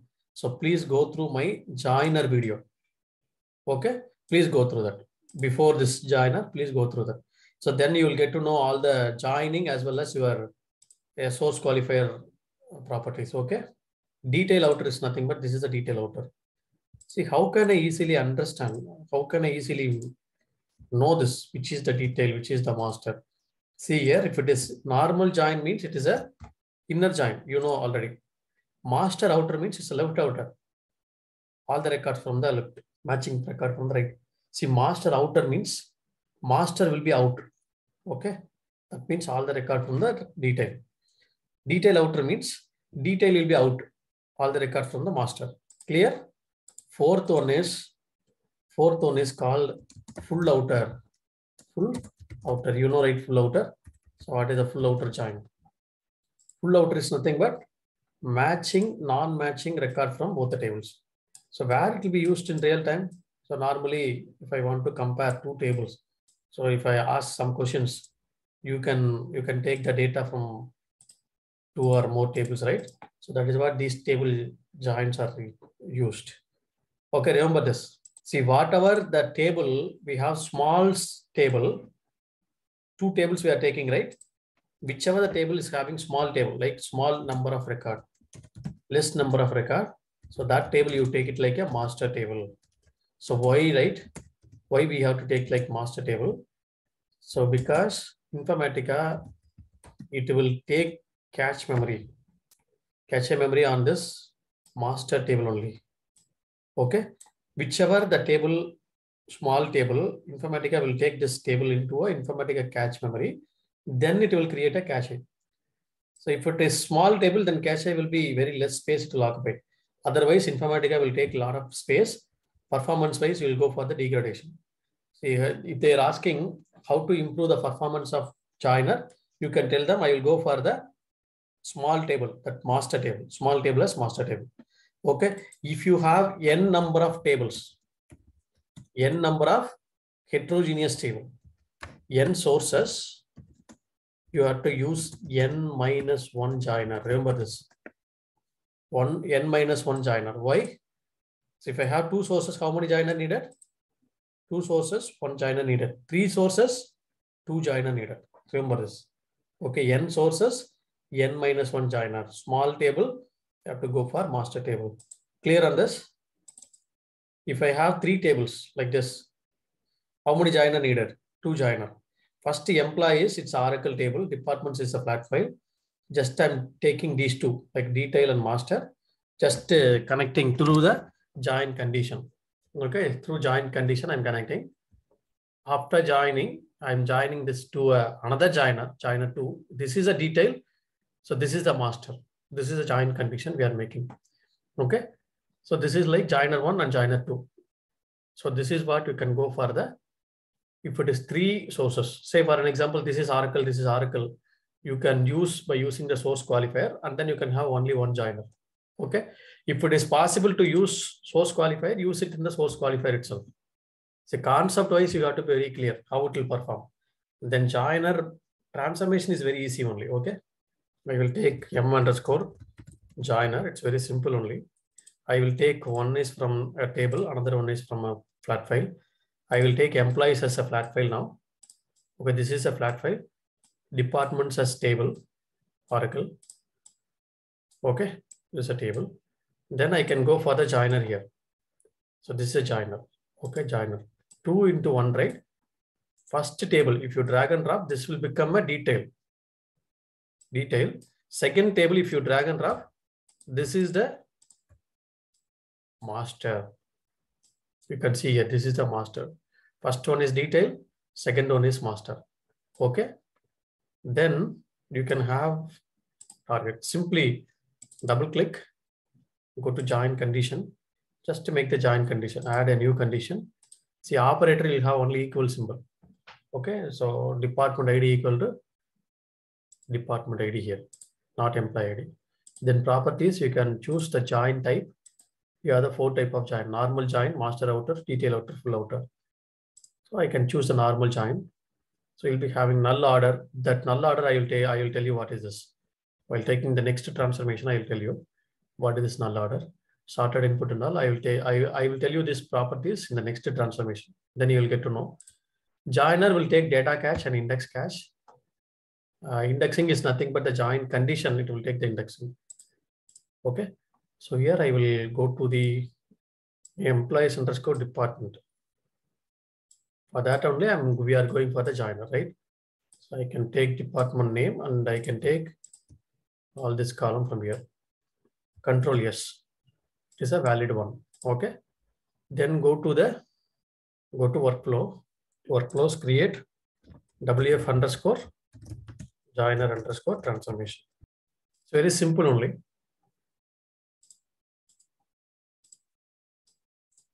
Double click on it, go to mapping. Source should be pointing to source, target should be pointing to target. So you can choose the source and target. Go a little bit down. You can do the truncate and load, apply, okay, save. You can start workflow.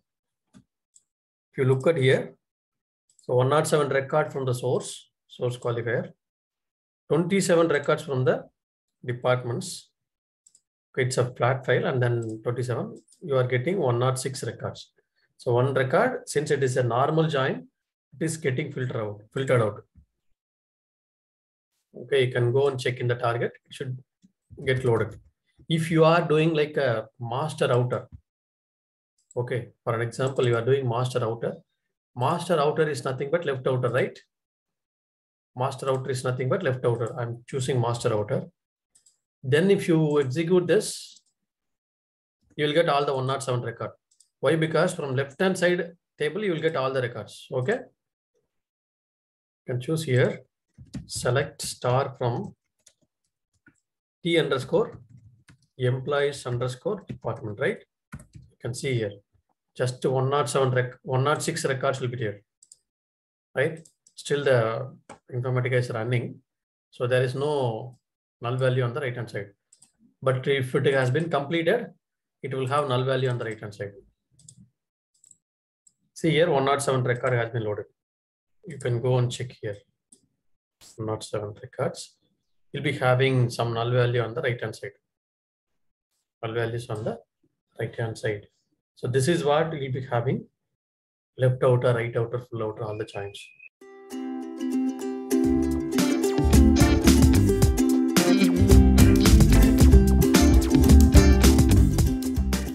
Welcome.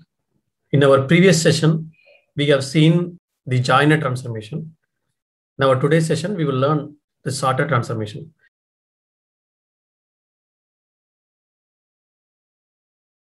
Okay, sorter transformation is an active transformation, and also it is a connected one. So if you look at the sorter, in SQL, we have the order by class, right? So in SQL, we have order by. So order by is used to do sorting algorithm, either by ascending order or descending order. The same way in Informatica, we have the transformation called sorter. So it will do the sorting algorithm, right? It will make the data either ascending order or descending order. So where it will be used in real time. So whenever we are facing some performance issue, like we are using some aggregator, we are using some rank transformation, we are using some joiner, or we are using some lookup. So data is like not sorted order, then it will take a lot of time. It will have some performance issue. So to avoid this performance issue, we are going to use this sorted transformation. So sorted transformation is used to sort the data. Okay, so whatever the data is coming, to sort the data. Then you can ask me the question, why it is inactive? Why, if you are giving 100 records, it will sort, right? How it will be active? That we will see the later point of our session. If you look at here, in SQL, we have the order by class. If you look at these queries, I'm going to execute this query in the HR schema. If you look at here, just I have made it like select star from employees table, order by salary. So if I'm selecting only select star from employees, just I'm selecting only select star from employees, it will select whatever the way we have inserted the data. But I want to order based on the first name or something. So for an example, instead of salary, I'm going with first name. So first name, I'm making it, and it will make the order by on the first name. So look at here, this is from alphabet order A, and then it is alphabetically it is increasing, right? So we are getting some J here. Why it is like J is last, right? Small j is last because of this lowercase. Okay, the ASCII value of lowercase is higher than the uppercase. That is why this John is on last. Okay, if you are making first name on descending order, then this John will become the first one, right? Then it will go to the order by on the descending order. So this is what the order by. For an example, instead of order by first name, I'm going with order by salary. So it will make the salary based on the order. So if you are not mentioning any ascending order, descending order, it will by default take ascending order. So this is what it will go with lower salary to higher salary. It will increase in this way. The highest salary is 5 nines, right? So this is what the order by class will do in SQL. You can make order by salary descending. You can see here the order by salary descending. It will make descending order of the data. So for an example here, if you look at the order by salary and descending, we are making the employees based on the salary from highest to least. If you look at here, there are 2 employees are getting the same salary, right? 2 employees are getting same salary. If you are ordering this way, this employee Shelly may ask question that, okay, why I'm the second person, right? Among us, why I'm the second person? She will ask question. And also if you look at here, there are 4 members are getting the same salary. So it is making order by on the salary only, but within this particular salary, how we are ordering. So that is called the second column. So second column or third column, you can make it. So order by salary descending, then one more column we are giving like higher date. So what will happen now? So it will make order by on the salary only first. If the same salary, if I'm getting more values here, more repeated values, then it will go for the second column. So second column is, look at here, there are 4 employees are getting the same salary, right? Then it will make the order by on the higher date, ascending order. We haven't mentioned anything ascending or descending. By default, it will take ascending. Within this particular salary, it's making the ascending order. Look at this. So this is what the salary column, you can do it. Okay. For an example, so this is more than one column you can make, any number of columns you can make. Okay. And also, if you are making this order by any column, if this particular column itself, the first column itself, I have the unique value, then Oracle will not check the second columns. So this column it will not check. Why? Because here itself it is unique, right? So you will be getting higher salary to least salary. Then it will not check the second one. If I'm getting any duplicate value on the first order by class, then it will go for the second one. So this is the order by one. Okay, you can ask one more question. How the null values will be ordered? So always the SQL in any database, null will be treated as highest value. Look at here, select star from employees, order by, I am making commission percentage. Why? Because this order by commission percentage, this column contains some null values. So I'm making like commission percentage, it is making from here, then it is making from 0.1 to 0.4. After that 0.4 only, it is making null values. Why? Because null treated as highest value by default. If you are making order by descending, then this is what the descending, first null values, then only the highest value. So all the null values, then highest value, then it will go for the least values. So null always will be treated as highest value. So why I'm telling all this, right? The same concept is applicable in Informatica also. You can make one column, order by on one column, or two columns, or a number of columns. Okay. And also how the null value will be treated. So that is also, we can use it in sorter transformation. So in sorter, so if you look at here sorter transformation, we have port, some different port will be there. Like you have the input port, it will receive the input. So we know already the input port will receive the input. And we have output port, then key port, then direction we'll have. If I'm giving salary as input port, and I'm enabling the salary as key port here, then make that direction, either it's ascending or descending. From top to bottom, whichever the port is enabled first one, it will be ordered first one. Okay, so first it will order by salary, descending. If the salaries are same, then it will go for the second column is higher date. If you are making this way, first column is higher date, then salary, from top to bottom, which is the first one now, higher date. So higher date will be ordered first. If some employees have joined on the same date, then it will be ordered based on the salary. So this is what it will do. I can make this way.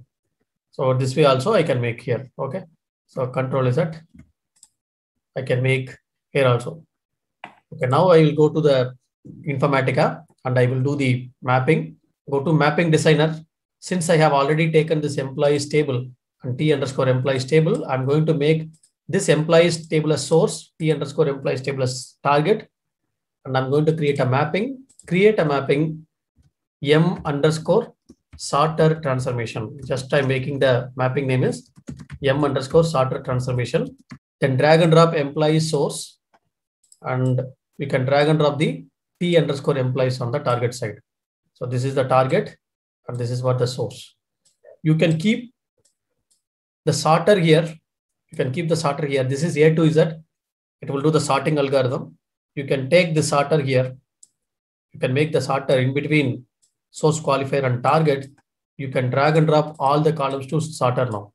You can see the key port, right? Key port here. Key port is nothing but order by whichever the column we are giving, that is a key port. Double click on the transformation. You can go to this key port and direction. You can see whichever the port. For an example, I'm making that key port like salary.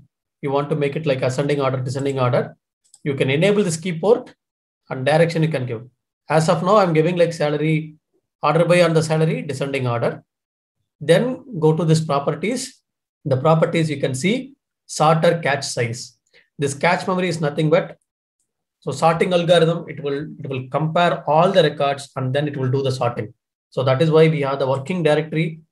Informatica will keep all the data. It will fetch all the data to Informatica cache memory. In the cache memory, it will make sorting algorithm. Then it will make ascending or descending based on the key port we have selected, key port and the direction we have selected, and it will create a sorting.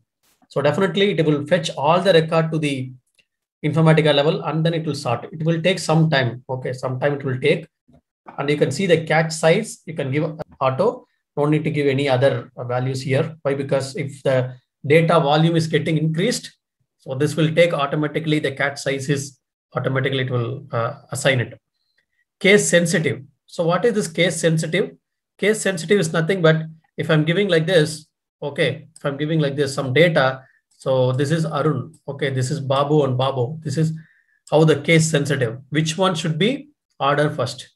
Either this one or this B or this B, okay? So that is what the case sensitive. If you are giving case sensitive yes, then this will be taken as first, this will be taken as second. Why? Because Based on the ASCII value, the uppercase will have the lower value, right? So that is why it will take the first one, then it will take the second one, then it will take.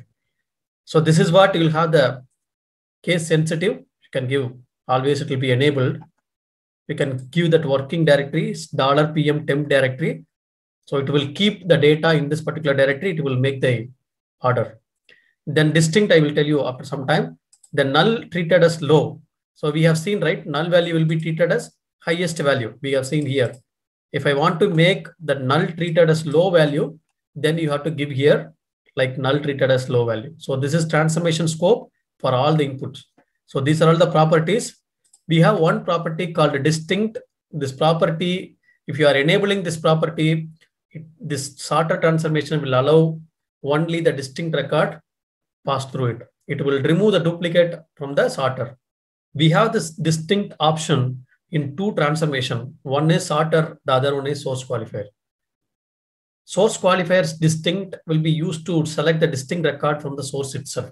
But anywhere in the pipeline, if you want to filter out, anywhere in the pipeline, if you want to select the distinct record, you can go for the sorter transformation, this distinct. Because of this property only, the sorter transformation is called it as active transformation. Since it is removing the duplicate, right? If I have any duplicate, it is removing the duplicate. So that is the reason the sorter transformation is an active transformation. So based on your scenario, you can select the properties here. Now apply. Just I have given only this salary descending order. Click on OK. Then select all the port and then you can give it to target. Control yes. It should be valid. Then go to the workflow manager. We can create a workflow and we can run it. We will check whether it is making the order by on the salary descending order. So WF underscore sorter transformation. Click on OK. Then click on this session task. You can keep here session. Then select the sorter transformation. Click on OK. Now you can link the task here from here. Double click on it. Go to mapping. Source should be pointed to source connection. The target should be pointing to target one. So we know already the connection details we have seen in the installation itself. And we are using this for more quite of time. Then truncate target table option. If you want, you can enable it. So incremental data load, you should not enable it. Only if you want to have some staging load or truncate and load in the sense, it will truncate the target table and it will load the data. So for our practical purpose, we are just truncating and loading it. You can double click on it. You can enable this property like fail parent if this task fails. And you can enable one more property in the config object. Stop on error equal to 1. It's nothing but if any one error comes, it will stop the execution. And also fail parent if this task fails in the sense, fail parent if this task fails. If the session fails, the workflow will get failed. So normally these properties we will enable in the real time. Okay, now it's valid. You can right click, start workflow. So the monitor will be opened now. You can double click, you can go to the get run properties. You can see here how many records it is reading from the source and writing into the target. You can see here 107 record from the source and 107 record written into the target. You can see. So this is what you can see the statistics, and there is no rejected record, and throughput is number of record per second. If you go and check in the target table, you can go to the core schema and check this T_employees table. You can see here the data has been loaded based on the salary, right? Based on the salary descending order, it is loading. But look at here. Here I'm having like, if I'm having 2 employees are getting same salary, it is not able to do the ordering, right? It is not able to do the ordering. So within this 10,000, it is not in order. Or if you want to order based on the employees, based on the hire date, you have to go to the, so these 4 employees will ask question, right? So Herman may ask question, why I'm also getting 10,000, why I'm the 4th person, right? Among us. Then I will tell like, okay, whoever joined to the company first or hire date will be the first. I'm making that order within this particular employee. Then I can go to the designer, double click, go to the hire date and enable the hire date first. So as I told already, from the top to bottom, whichever the port is enabled first, the Informatica will make the order by on the first column. So first column is hire date. It will make order by hire date. Then it will make the salary.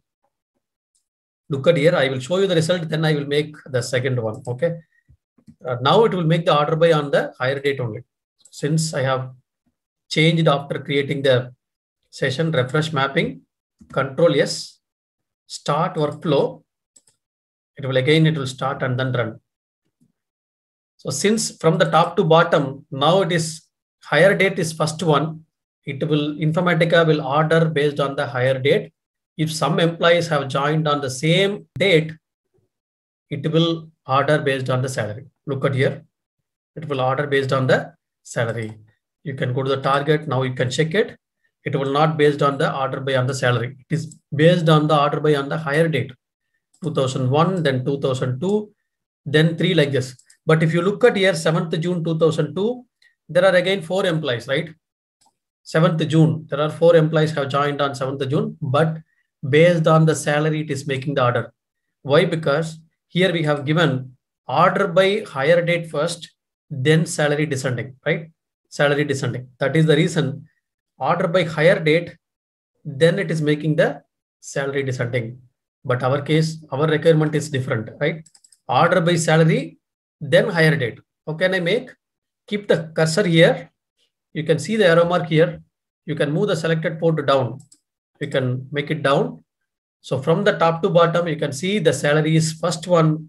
The next one is hire date. Apply here, then apply. So something, if you look at here, the link will be twisted one, no issues. Then you can refresh the mapping. Then you can run the workflow. It will order correctly now.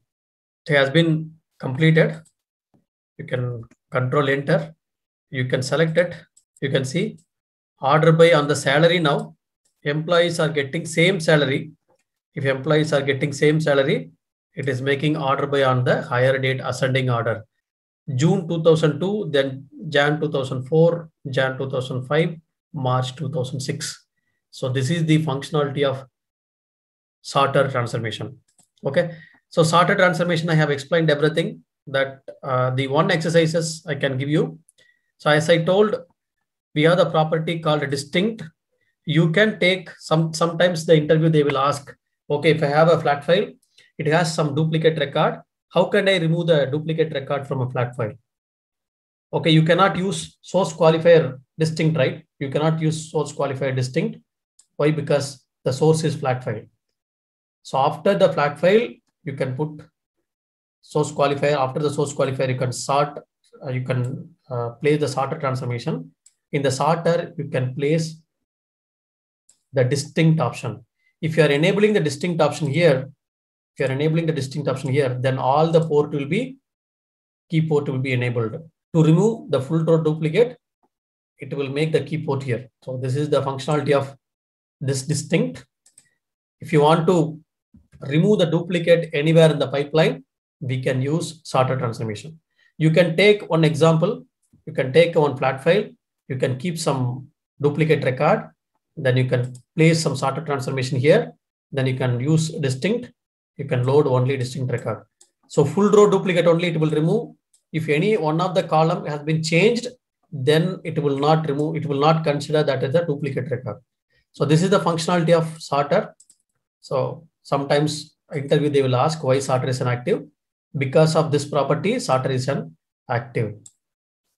So kindly practice this. You will get all the functionality of sorter.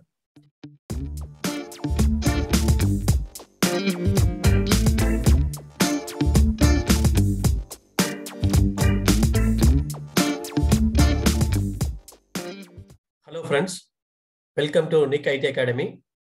In this session, we will learn about aggregator transformation.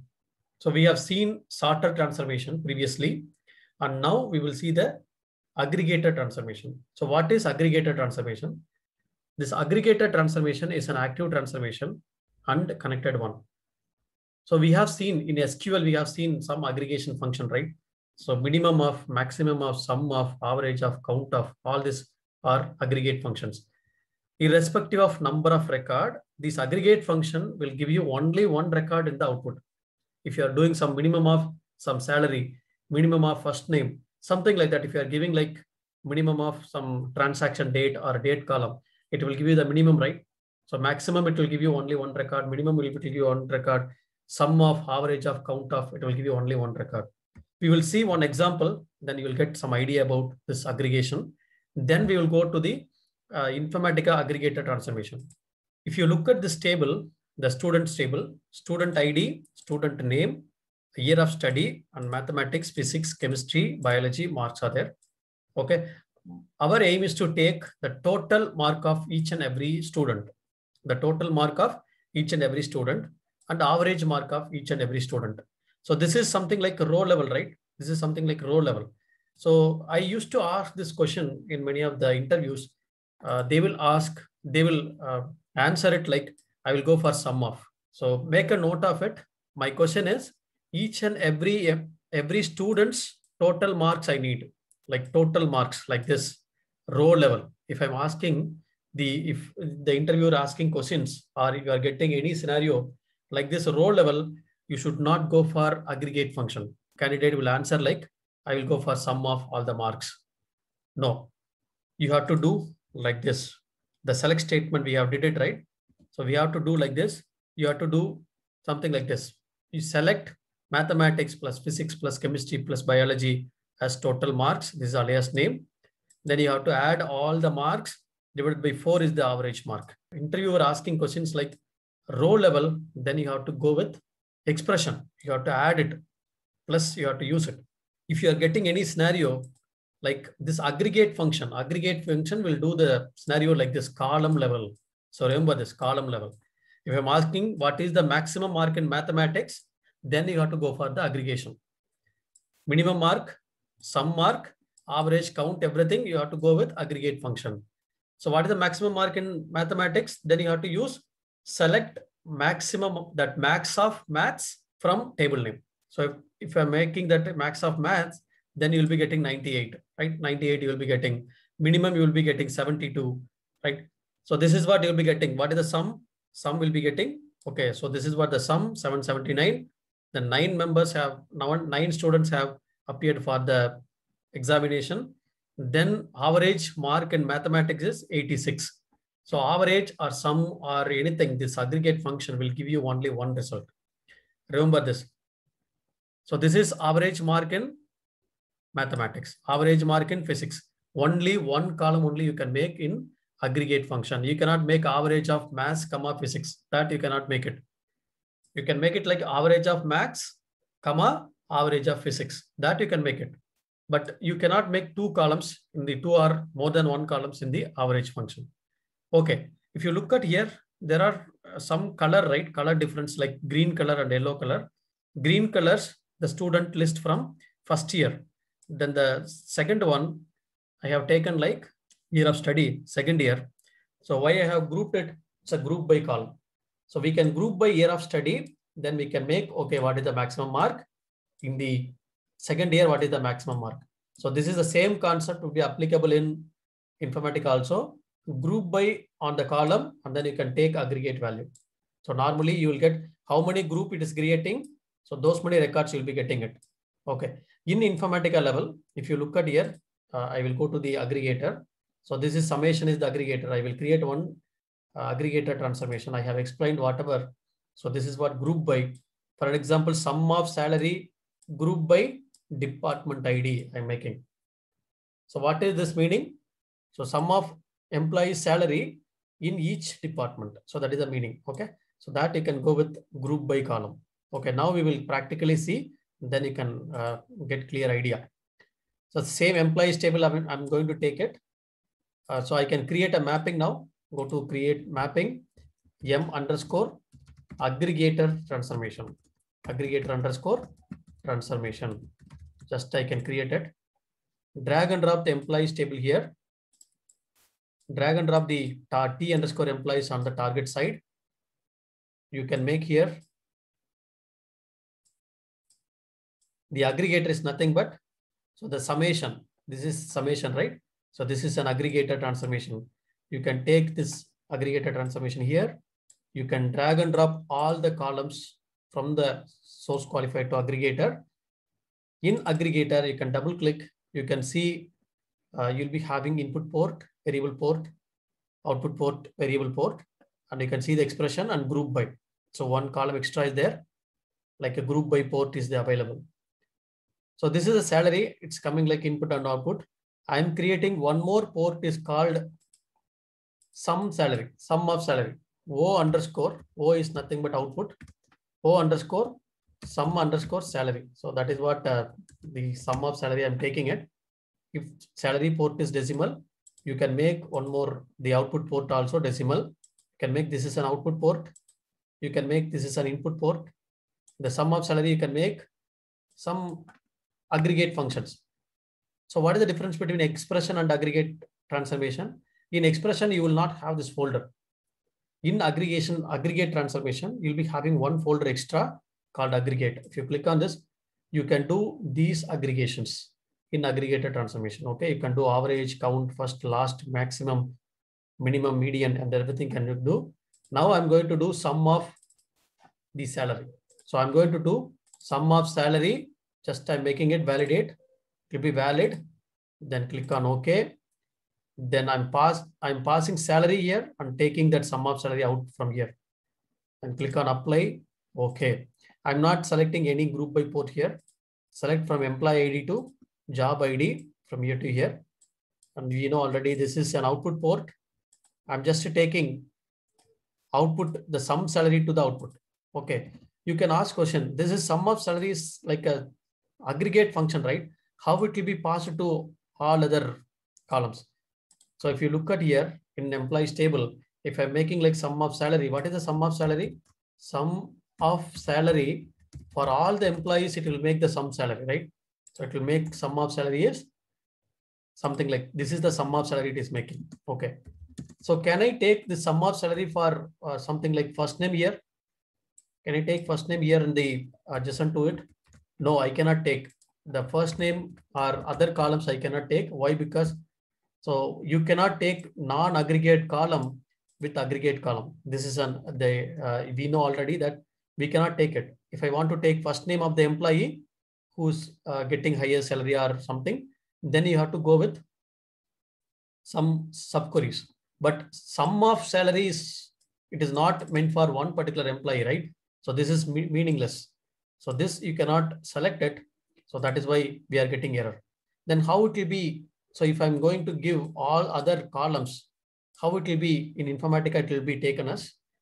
So in Informatica level, if you look at here, select star from employees table, right? So what is the aggregation value? 7,74,415. This is the value. So Informatica will take all the salaries, sum of salaries, and since I have given this column, these columns to next level, so Informatica will take last record. Okay, Informatica will take last record. Instead of this salary, 8,300, it will make some salary here. Okay, so in most of the scenario, you have to take only this salary output, this summation value to out, next level. Since we are taking all other columns, the last record, it will make the output. It will make the summation value. Look at now. I'm going to create a workflow. I hope you are clear. Now we will see how it will be created. Aggregator underscore transformation. You can point source and target. Go to truncate and load. Just I'm truncating for here for the testing purpose. Just to save it, run it. Even if I have billions of record in the source, it will give you only one record in the target. I haven't selected any group by port. So irrespective of number of record, it will give you only one record output. That one record is last record. It will make the summation value. Look at here. It will take the, instead of William gets salary 8,300, it will make the salary as only one record. It is giving you the result, right? So 107 record, you are getting only one record. Even billion record, it will give you only one record. Same last record, instead of his salary, it will take the last salary. You can ask question, okay, This is wrong, right? Why it is his salary, it is making some salary.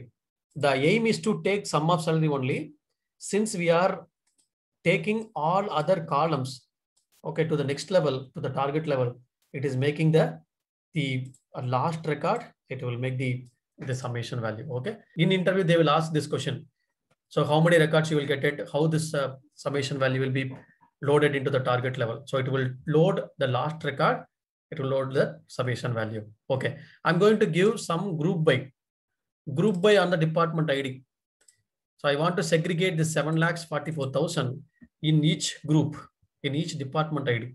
So just I have given group by on the department ID, refresh on the session, refresh mapping, then run it. If I have some 10 departments, each department, it will give you the sum of salary. You can see here, you can select here, right? The sum of salary, the 7,44,000. This is source level. Just I can make it group by department ID. You can make group by on the department ID. You can select the department ID here. You can make order by on the department ID. Order by 1. So 1 is nothing but first column. So each department, it is giving you the sum of salary. You can see here, it is giving the, if you add all the salary, it will become this 7,74,415. So this is what distribute the salary for each department. So 12 records you will be getting it. In target also you'll be getting the same. You can look at here, 12 records will be populated. So each department, you have to consider the department ID, this column and this column. How it will be populated? Each and every department last record, it will load the data. Okay, if you add all this, right, it will become that 7,44,415. So this is the functionality of aggregator transformation. You have to consider the aggregation group by. If you want to filter out, okay, for an example, I want to load only the departments who is getting more than 50,000. Okay, who is getting more than 50,000. Normally these 4 departments are getting more than 50,000, right? So in Oracle, we will be using the having clause. So group by department ID, we are using having, right? So in order to filter out record, we will be group by our result and we will be using having clause. Having, you can use this sum of salary greater than 50,000. So if I want to use like this, sum of salary greater than 50,000, then in Informatica, you can use filter transformation. I can use something like filter transformation. For the aggregator, we have to use the filter transformation. You can use the filter transformation here, and you can keep all the columns, whatever the column you want. You can keep all the columns. Double click on it. Go to filter. In the filter, you can use this column. Like go to port. Sum of salary greater than 50,000. So this you can make it validate. So only the department, those who are getting sum of salary greater than 50,000, the filter will allow. You can save it. You can refresh the session, refresh mapping. You can execute the start workflow. Now you'll be getting only 4 records out of it. You'll be getting only 4 records. You can see here, the aggregator is running now. Even though it is reading millions of records, in this scenario, we'll be getting 4 records. So 4 records, right? Only 4 departments are getting more than 50,000 of the sum of salary. What are the departments? You can see department ID 50, 80, 90, and 100.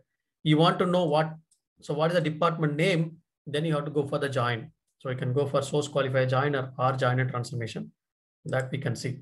So this is the functionality of aggregator transformation. Okay, so now in aggregator transformation, we have some more concept. In properties, you can see option called sorted input. So aggregator transformation normally will do 2 operations.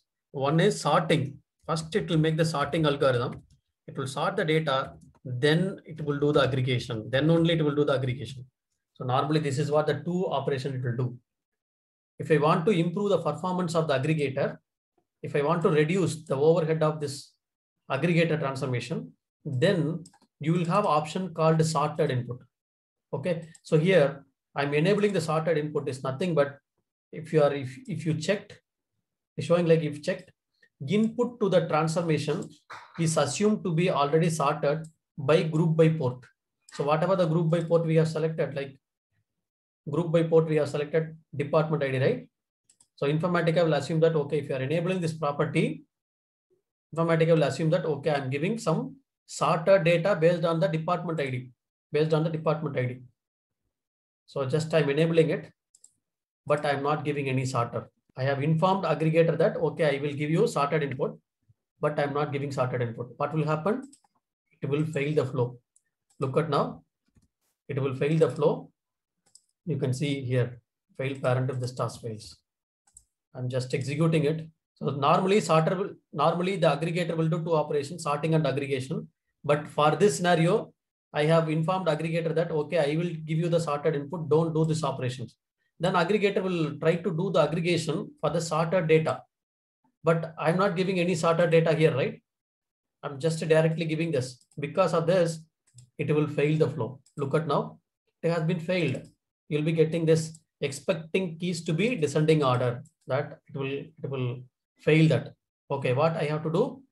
You have to enable before aggregator, you have to make one sorter transformation. I can select it, remove this. I can enable the sorted input. You can go for the sorter. We know already that sorter transformation we have seen in our previous session. So drag and drop. Then you can take the salary up to here, from here. Then you can take commission percentage to commission percentage. So double click on it. Which port we have to select sorted? We have to select the department ID as descending order or ascending order, anything. Okay, I'm taking descending order. The keys to be descending order. Apply. Okay now. So if you are enabling that sorted input in aggregator, we have to place one sorter before aggregator. Now it will succeed. I'm going to refresh the mapping. I'm going to start the workflow. So this is the property of sorted input in aggregator transformation. In many of the interview, they will ask this question. So what is the sorted input option in aggregator? Okay, if you are enabling this property is used to do it is used to improve the performance of aggregator. If you are enabling this property, we need to place one sorter transformation before aggregator. So whatever the port we are making like group by, look at here, now it has been succeeded. You are getting 4 records. Whatever the port we are using group by here, so that port we have to choose here. One more concept here. If you are not enabling this group by, simply you are making some salary, right? Sum of salary. Then if you are placing the sorter or if you are not placing the sorter, it is not an issue. So here just I have enabled the sorted input, but I am not placing the sorter. Why? Because I'm not using any group by port here. If you are using the group by port, it is necessary to have the sorter. But if you are not using the group by port, no need to have. So salary also you can drag and drop. Then commission percentage, you can drag and drop. Control yes. I have enabled the sorted input, but since I haven't used group by port here, no need to give sorter. So this is another concept. You can refresh the mapping. You can control yes. You can start it. You'll be getting only one record out of it. Why? Because I haven't selected group by, right? You'll be getting only one record. Even though you'll be getting it. Even though I'm using some filter, is sum of salary greater than 50,000 only, right? So I'll be getting 7,44,000. Because of this, it will get one record. You can check that record. So that will be loaded here in the target. So this is the functionality of aggregator transformation. Okay, remember this. What is the property of aggregator transformation? If interviewer ask that, okay, how will you improve the performance of aggregator? You can place, before aggregator, you can place one sorter transformation. Then double click, you can go to the properties, you can see here, caching directory, right? Aggregator will do the sorting and then aggregation. And that is why it will use the cache directory. Data cache, the aggregator data cache will have the data, and index cache, it will make the sorting algorithm index cache.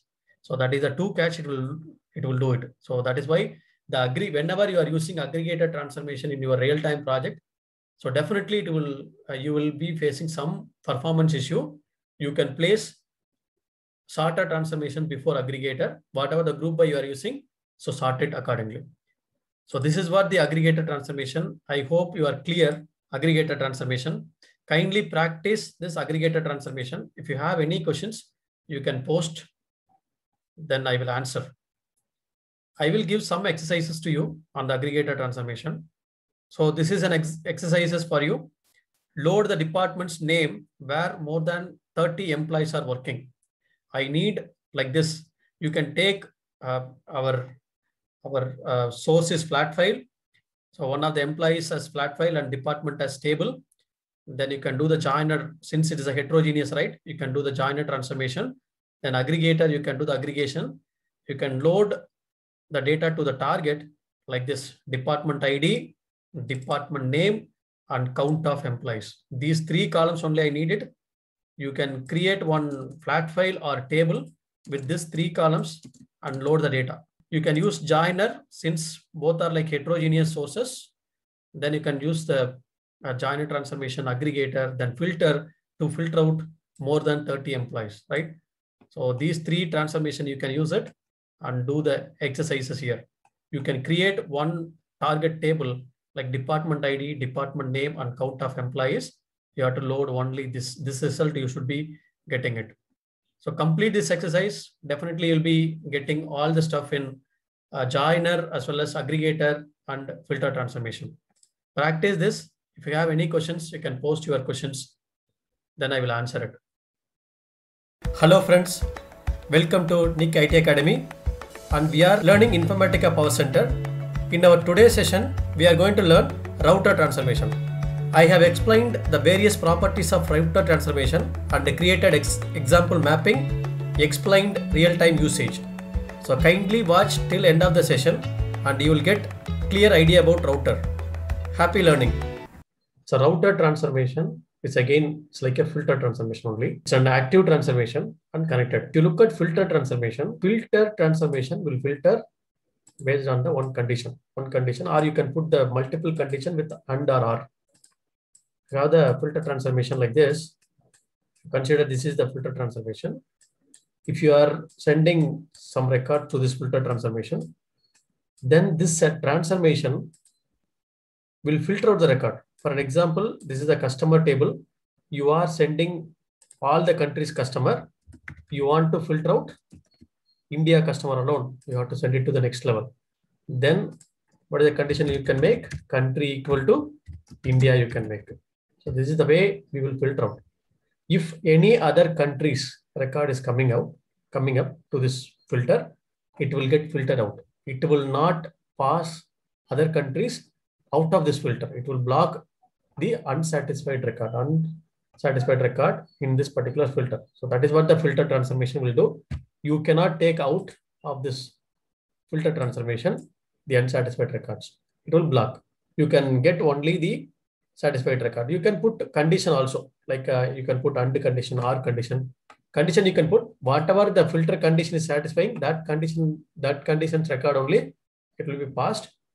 Other record it will get filtered out. Okay, I want to take that filtered record also. I want to put a lot of groups I have to take. For an example, I have to take India separately, US separately, UK separately.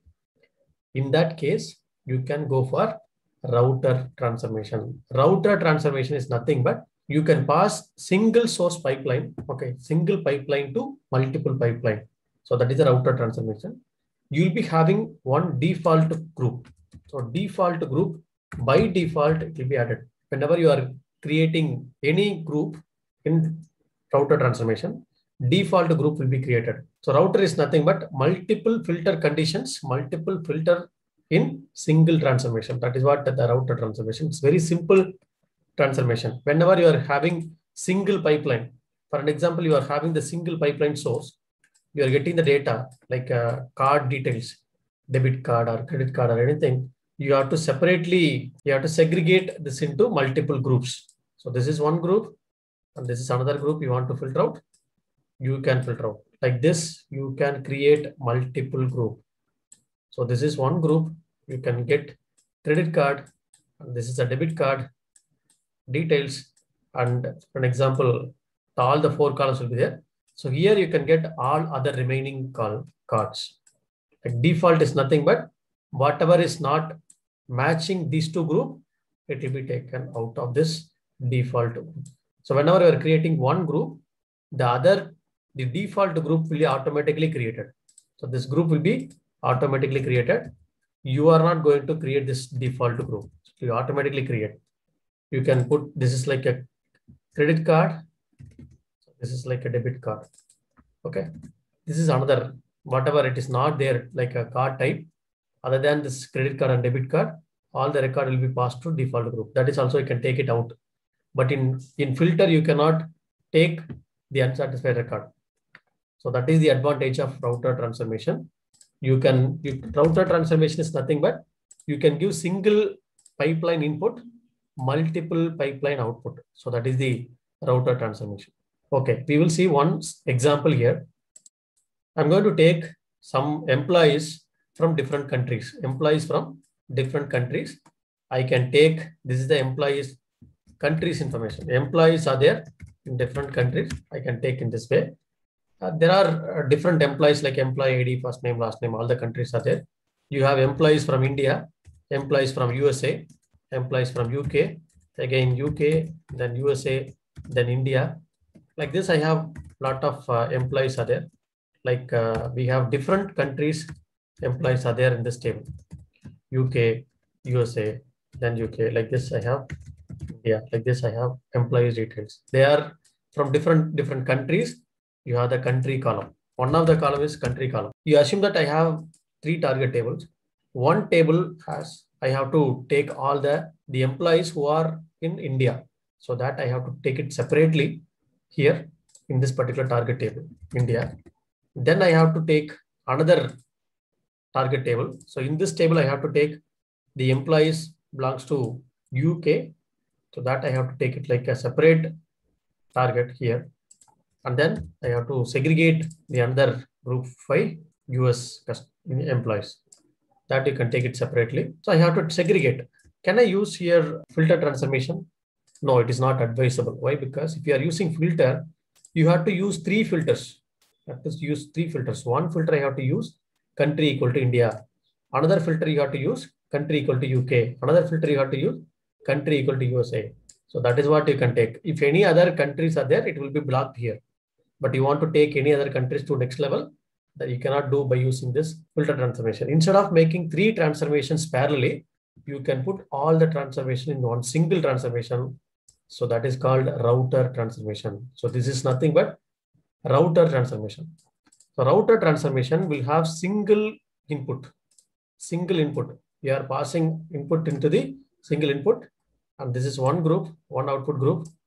This is another group. So this is another group. Okay. Taking that different group. I'm passing, assume that this is the input group. You have different columns, so only I'm mentioning 4 columns. So this group we will call it as input group. So this will be you can create multiple groups you can create. For an example, here you can write the condition. Country equal to India. You can write the condition here. Here you can write country equal to UK. That you can write.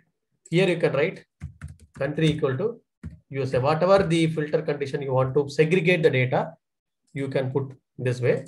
And you will be having one more port called default group, right? So this is the default group. By default, it will create. We are not going to create this group. Automatically, this will be created. Whenever you are creating one single group, it will be created. So you can take this group into, so whatever the level you want to have, you can take it next level. So this is one group. So I'm taking that into country equal to India. So this is I'm taking. And these groups I'm taking to country equal to UK. This group I'm taking country equal to USA. Even if you want some different countries is coming, like China or Australia, some other countries is coming up, you can take this default group also to one more target. So here you can have one more target table. You can keep all this default group also one target. So this is called router transformation. Router transformation, it will segregate the data from one single group into multiple groups. That is called router transformation. We can put something like in real time, we can segregate the null values into one group and not null values into one group. Duplicate value into one group, not duplicate value into one group. Odd numbers, even numbers, something like this. You can put what I have explained, right? Debit card, credit card, and the customers, active status, inactive status, that you want to segregate, you want to apply some different logic, you can apply here. So this is what we will use in the router transformation. Okay, you can ask one question here. If I have the same country equal to India, here also country equal to India, country also India, what will happen? You will be having the same record in this group also, in this group also, in this group also. That you'll be getting 3 times here. So single, if I have 100 records here, you'll be getting 300 records here. Why? Because here 100, here also 100, here also 100. So that will be passed. So that might be interview questions. They might be asking in interview. So how will you solve this?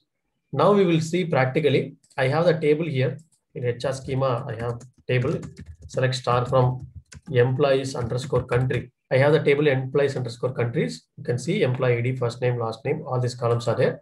You can go to here, you can see the department ID. I have one more column called country. Separate column I have created one more column here. I have mentioned like a country. You have the India, USA, UK, all these countries, the Japan and everything I have mentioned. But I'm going to take only 3 groups. Other than that, I'm going to make it like a default group. So I have created 4 targets in that core schema. I have created 4 targets. You can see here, I have made it like India, T underscore employees underscore India.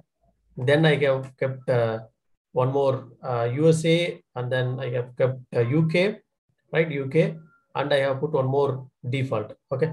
As of now, we don't have any record in these 3 tables. Okay. So first I'm going to the source analyzer. I'm going to pull the source table, employees underscore countries table. Go to source here, import from database. Since source is a database table, click on HR, click on connect. So it will be connected here. You can take the source table, go to source tables. The table name is countries, employees underscore countries. I can take the source table. So you can see the one more column I have just added, country. Okay, I can go to the target. The target, I have the 4 tables. You can pull all the 4 tables at a time. So you can go to the import from database. You can connect to the target schema. You can select all the tables, the T underscore employees underscore default, then India, then UK, then USA. All the 4 tables just I have selected, click on OK. So it will be, all the 4 tables will be imported now. It's importing. You can see all the 4 tables has been imported. Okay. Now I can go to the mapping designer, create a new mapping, M underscore router transformation, router underscore transformation. You can create router transformation. Now you can see here we have the source table. You can drag and drop the table called employees underscore countries. You can drag and drop, and you'll be having the source qualifier also. Then target table, you can have this T underscore employees underscore, all the 4 tables. You can select all the 4 tables and drag and drop here. I just dragged and drop all the 4 tables. That is what I have. You can drag and drop at single time also. Then you can put all the default table I'm bringing below. That first table I'm going to take India. So that is a table. The second table UK, then USA, then I'm making that default. So first I'm going to make the router. So this is the router single to many. If you look at here, this is a single group to many. So this router you can place here. In router, you can drag and drop the columns. Remember, if you drag and drop, it will have only input. You cannot take output from here. This is why, because it's the input group. You cannot take out. You can see there is no arrow mark here. Single input group. That's all. Okay. You have to create a router group, output group. Cut to the groups here. It's very simple. You click on add new group, just one group. If you are clicking on one single group, it is creating the default group by default. Okay. First, you can make whatever the group you want. I need 3 groups. Just I have created. Same like filter, you can see the condition is true. You can put the group name. Group name is, I can put country equal to India. So India, just you can make whatever the group you want. And then UK, you want USA, right? Just this is not condition. This is just a group name. Just it's a group name. You can go to the first, this is the condition. Here you can put the condition. You can make country equal to India. So it's a case sensitive. You have to make correctly. If you are thinking that you may get country in this way also, India also, you have to put upper of country equal to India. So that if you are making like this, then there is no issues in this. Okay. So whenever the country is coming like lower or upper, so that will be make it like it is converting country into upper, then equating with uppercase. Even though the country is coming like lowercase, it will be equated. Then validate, should be succeeded. Then you can select this one, this group, click on OK.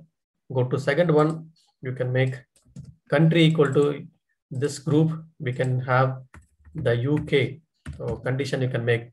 You can ask question, can I put one more condition? Yes, you can put with and or are. So that condition you can make. Separate condition you cannot make. Separate group only you can create. You can go with country equal to USA here. Other than these three countries, we'll go to the default group. So that it will automatically create. If you look at here, this is the input group, and you can drag below, and then you can see, you can drag and drop the columns. So this will not have any input group. You can see here. So this is what you cannot see input to this particular group. You can see the output only. You can see the output port has been enabled. You can drag and drop all this column to the first target table. So that is your T_employees_India. Then you can minimize it. So why? Because there is no space much, right? You can keep this target here, UK. You can a little bit down, go down, and then you can see here you can drag and drop the UK also. Then you can have the USA here. So that target table. You can ask question, should I have always target table? No need. You can have different pipeline also. Here you can send it to some different logic, and then do some logic. Again, you want to combine, you have to do union operation. That we will make after some time. That we will learn after some time, how to combine the segregated pipeline into single pipeline. That will be our union operation. So here we have the default group, right? Even the default group also, you can take it out. I'm not sure where it is, right? You can have this toggle view. You can see this toggle overview, right? You can keep like this. If I have more number of transformations are available, you can toggle like this, the window. Then I can see this is one target table available. You can drag and drop here, and you can put the default group also here, the default columns also here. Control S, it should be valid now. Even you can make arrange all, right click, arrange all. It will be arranged all. You can see that will be arranged all. You can have all these 4 target tables, and even you can put arrange all iconic. So it will be showing an iconic way also. You can see this way also. So this is the single input group and multiple output group. It is converting single group into multiple, single source pipeline into multiple group. So this is the router transformation. Now look at here, we will create one workflow. Then we will run, and then we will see the result, how it is segregating the data. Here in this folder, I'm going to create the workflow. Go to workflows, create WF_router_transformation.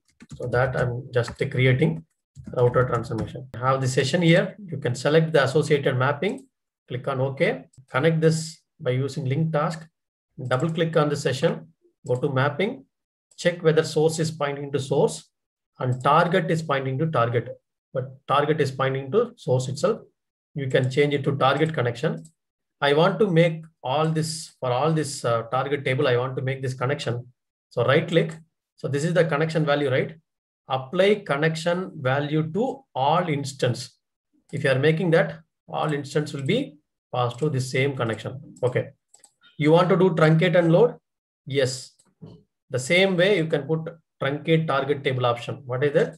Before loading the data, this option will truncate the target table, then load. So same way you can put apply attribute to all instance. Instance in the sense, this is a target instance, right? You can have the same. And you can go to the config object. You can make the stop on errors equal to 1. If any one error occurs, it will stop the workflow execution. You can session execution and workflow, it will fail. You have one more option called fail parent if this task fails. If this task fails, it will fail the parent. So that also you can enable it. This is also normally we will enable. See, these are all some basic checks we will do. Control S, it should be valid now. Workflow should be valid. Right click here. You can go to the start workflow. If you are clicking on start workflow, the monitor will be open. You can see here one input group and multiple target. If I have 100 records, it will split up 100 records into 4 different groups now. Look at here, I will show you. The workflow is running now. You can go to get run properties. You can have this, it got completed. You can go to this one, and then you can see here I have one source, 107 record, and then default is going with 19. Other than this India, USA, UK, we have 19. India, it has been split into 36. UK, 36. Again, USA, we have 16 records.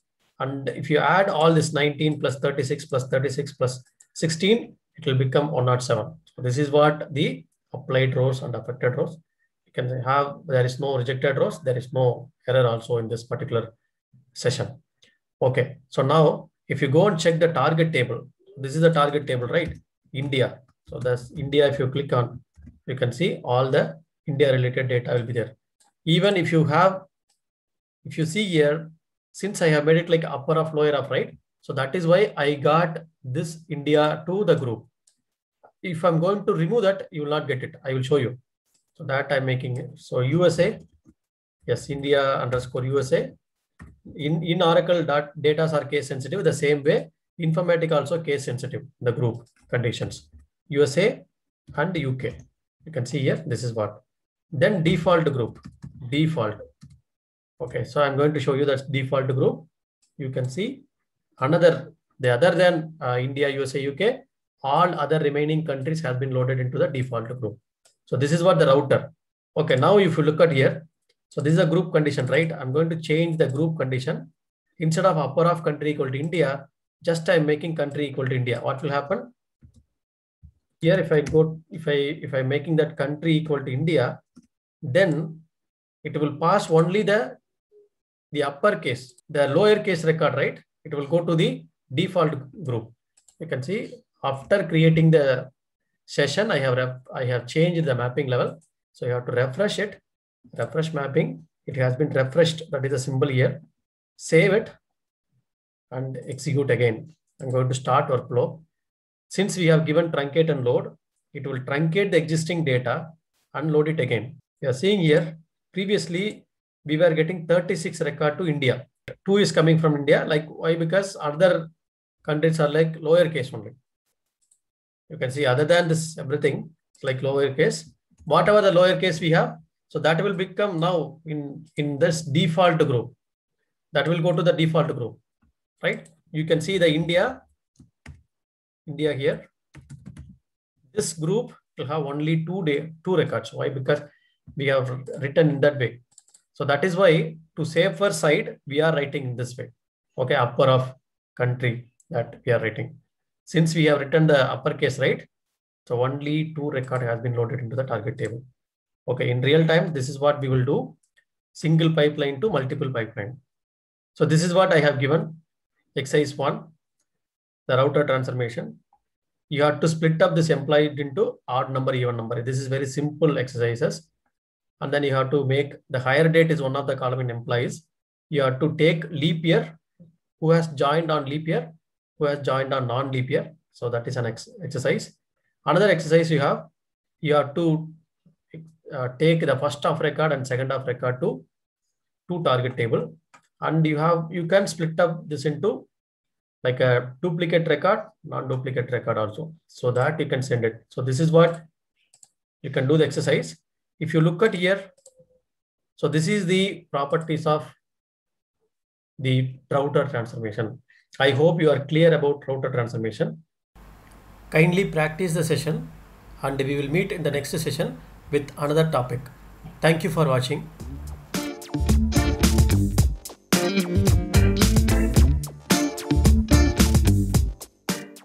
Welcome. In this session, we will see the next transformation is rank transformation. So rank transformation is an active transformation and connected one. So we know already what is a rank. Rank, it will do the ranking. If I want to take top or bottom rank, you can go with the rank transformation. We have seen already that aggregator transformation. Aggregator will give you the maximum minimum sum. If I want to know who is getting this maximum salary or who is getting this minimum salary, or I want to take some latest transaction data for each account, something like that. I want to take highest salaried employee in each department, highest salaried employee in in each country. Okay, if I want to do like this ranking, then I can go with rank transformation. So before that, we will see one example. Then we will go with rank. If you consider this is the salary of input data, all the employees, one employee is getting 50,000, another employee is getting 40,000, 20,000. So if I have salary like this, for employee salary like this, if I want to do ranking based on the employee salary, highest to least, I will order, right? I will do the order by on this column. Normally I will write in SQL, we will write in this way, like rank of over order by which column you want to do ranking, then you will do the ranking, either descending means highest to least. So this is what rank column. So R and K. Normally this is what we will do in our real time, in our SQL. So something like if I want to do ranking, I will use this way, rank of over order by which column I want to do the ranking, then I will make the order by clause. The same way here also, I will do the ranking. I will make order by on the salary from highest to least. I can take the salary based on like this, highest to least, like 70,000. Then next highest will be 60,000. Next highest will be 50,000. Like this, I'm making this. So we know already what is this rank. So I can take rank here. If you look at here, this is the data. If I want to go for rank, so this is the highest salaried employee. I can make it like rank as 1. Next highest will be 2. Next highest will be 3. Rank next will be 4, 5 and 5. Why? Because 2 employees are getting same salary. Then I will make 5 and 5. Next employee will be ranked as 7 only. Why? Because I have assigned 2 same rank, right? Next will be 7. Then next will be 8 here. Then this is also 8th rank employee. Then next will be 10. Here 8, 9, this is 10. 10, 11, then 12, 12 and 12. So 3 employees are getting same salary. I will make 12, 12, 12. And next one will be 15 only. 15, 16 and 17. So how many employees are there? So those many rank I will get it. So this is called rank. This is called rank. Dense rank. What is this dense rank? Normally dense rank, consecutive rank will be assigned. For an example, next rank will be 6 only. 6. Next will be 7 and 7. Then next will be 8, 9. Then I will have 10, 10, 10, 10, 11, 12, 13. So consecutive rank will be assigned. This is called dense rank. Row number is nothing but, so serial number will be assigned for row number. This is the row number, right? So row number. If I want to take something like unique record based on the rank, I can go for the row number. So this is called rank, dense rank and row number. By using Informatica rank transformation, we can do only rank. We cannot do directly dense rank by using rank transformation. If I want to do dense rank, then we have to go with some other logic. We can use expression transformation to create a dense rank. This one I will explain after some time, or you can take it as an exercise. You can complete it. And also you can do rank on only one column, but here it is very simple. So no need to write any queries. It's very simple. For an example, I'm getting the salary column. It's coming like input and output. If I want to do ranking on the salary, just to make it like a rank, just you can enable this rank port, just enable it. If I want to do group by on the department ID, the department ID column, you can group by it. Just you can make group by. And also you can see the properties, top or bottom. If I want to do descending order, so descending order, highest to least, then I have to make it like top here. So top means highest to least. Number of rank you have to define. How many number?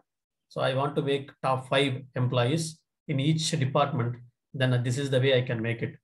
As I told earlier, we cannot do dense rank by using rank transformation directly. Instead of rank transformation, we have to use expression transformation to do the dense rank. So that I will explain after some time. Okay, now I will take the employees table from the HR schema and load it based on the salary to the target core schema.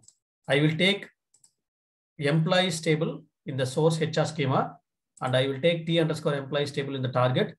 Based on the salary, I will load it, the rank. Okay, I will go to the source here. Source, we have already employees table. Target, we have already T_employees table. I can go to the mapping, create a mapping, M_rank_transformation. So I can have the rank transformation. drag and drop employees here, drag and drop T underscore employees here. So this is the rank transformation. You can see something like rank, right? You can keep the rank transformation here. So by default, you'll be having the rank index. So what is this rank index? It's output port. By default, it will be available. Rank index is nothing but, so this is called rank index. Okay, this number, if you are taking this column to the next level, you'll be getting this number. Okay. So if you want, you can take it. I can take all the columns to the rank, double click on the rank transformation. It's very simple. I want to do ranking based on the salary. I can make rank on only one column. If you are enabling any other column based on higher date I want to rank, then only one column will be ranked. So I can just type, I'm doing the rank on based on the salary. As of now, I'm not doing any group by. Go to the properties. You can see it will use cache memory. Why? Because it is doing the rank, right? Top or bottom. Top means highest to the least. Number of rank. I want to make rank for 100 records. I want to do the ranking. Case sensitive string comparison. We have already seen that what is case sensitive, right? So if I'm doing some rank on some string column, then case sensitive, it will compare. Okay. Tracing level. Data cache is nothing but, so this is the data cache. So Informatica will have all the data into a data cache, and this is the index cache. So first of all, it will arrange it, then it will assign the index. So that is why it will take data cache and index cache. So it will take some time to do the ranking. Apply here, okay, click on okay. So go to this. So I'm taking all the employee ID to department ID here. If I want to know the rank index, then I can go with this manager ID. Just I'm removing this manager ID. I'm taking this rank index to the manager ID. You can ask question, okay, can I have this rank index to the manager ID? The column name is different. Why you are keeping this manager ID column with rank index? I just want to show you that how the rank index will be populated. So that is why I have taken this rank index to manager ID. It's a numeric column. It is not necessary to have this column to always output. You can leave it blank also, no issues. It is a valid now. You can go to the workflow, create an workflow. So WF underscore rank underscore transformation. You can create one transformation, rank transformation. Click on OK. You can click on the session icon, keep the session here. You can take rank transformation, just drag and drop, connect it, double click, go to mapping. Source should be pointing to source. Target should be pointing to target. So just we have to provide all the connections. You can truncate target table and you can config object. You can go to this stop on errors. You can make it like if one error comes, you can stop this workflow execution. You can fail parent if this task fails. If this task fails, fail the parent. You can enable all these properties. You can start workflow. So it will be started now. You can see the rank transformation is running. It will load only 100 records. Why? Because we have given top 100. Number of rank is 100. Only 100 records has been loaded. There is no rejected record. So throughput is 100 record per second. So there is no record. No, there is no error. You can go to the target. You can see here, select star from T underscore employees table. You can see all the target data has been loaded now, right? So based on the salary, it is loading. You can see from top to bottom, it is loading. I can make a rank. You can see here. So 1, 2, 3, 4, 5, 6, 7, and 7. Why 7 and 7? So here we are getting the same salary. 7, 7. Then next rank will be 9 only. Rank will get skipped. So this is called ranking. I want to take only top 10 employees. Then I can go with top 10 only. So I can make only top 10. It will load only top 10 employees for all the records. So even if you have millions of records, it will load have only top 10 records. You can start workflow. You can see here now it will have only top 10 records. So it has been loaded. You can see 107 record read from the source and 10 records only loaded into the target table. Why? Because we have given top 10 only. You can see the target table now. Only top 10 records loaded based on the salary, right? Top 10. You can see here the rank index here, top 10. So this is the rank. I want to make each department, I want to take top 1. So highest salaried employee in each department. Just take it like department ID group by, then go to top 1 here. So each department, it will take top one employee. It's very simple. So normally in SQL, we will write some subqueries, or we will write some partition by department ID, order by, right? So, but in Informatica, it's very simple. You just enable the port. So if I have 12 departments, you'll be getting 12 records. So this is what you have, 12 records. So this is the rank transformation. You can see here. So all the rank index will be now, it will be 1. Why? Because all the top 1 rank we are loading, right? So all the top 1 rank we are loading. So each and every department, we are loading the top salaried employees. Okay, so this is the rank transformation. So how it will be used in real time? Okay, real time project, how it will be used. So for an example, if I have something data like this, I have the transaction date, some transaction table. I have the transaction date, transaction ID of the each transaction, then account number for the transaction, name of the account holder, credit or debit, so amount, balance amount. If I want to take top latest 5 transaction for each account, then how will you do? Latest 5 transaction for each account, like mini statement I have to take, or latest 1 transaction for each account. Since I'm saying each account, you have to take group by on the account number and rank on transaction ID. Why? Because transaction ID is unique ID will be created. So all the numbers are unique, right? Rank on transaction ID, highest transaction ID, top 1, group by account number. So you'll be getting that, okay, latest transaction for each account. So something like this, you'll be getting queries like this for any interviews or in real-time scenario also. So this is what rank will be used. So as an exercise, you can take dense rank. So you can do the dense rank by using the expression transformation. You have to create one variable port. You have to do a dense rank.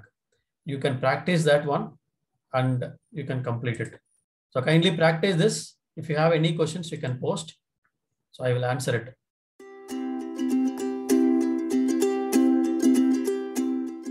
Welcome to the session. The next session is like sequence generator. This is the 9th transformation. Sequence generator is like a passive transformation. Okay, so far we have seen most of the transformations like our active transformation. We have seen only one passive transformation we have seen. So that is what our expression. So now we have another transformation is called sequence generator. This is also passive one. Okay.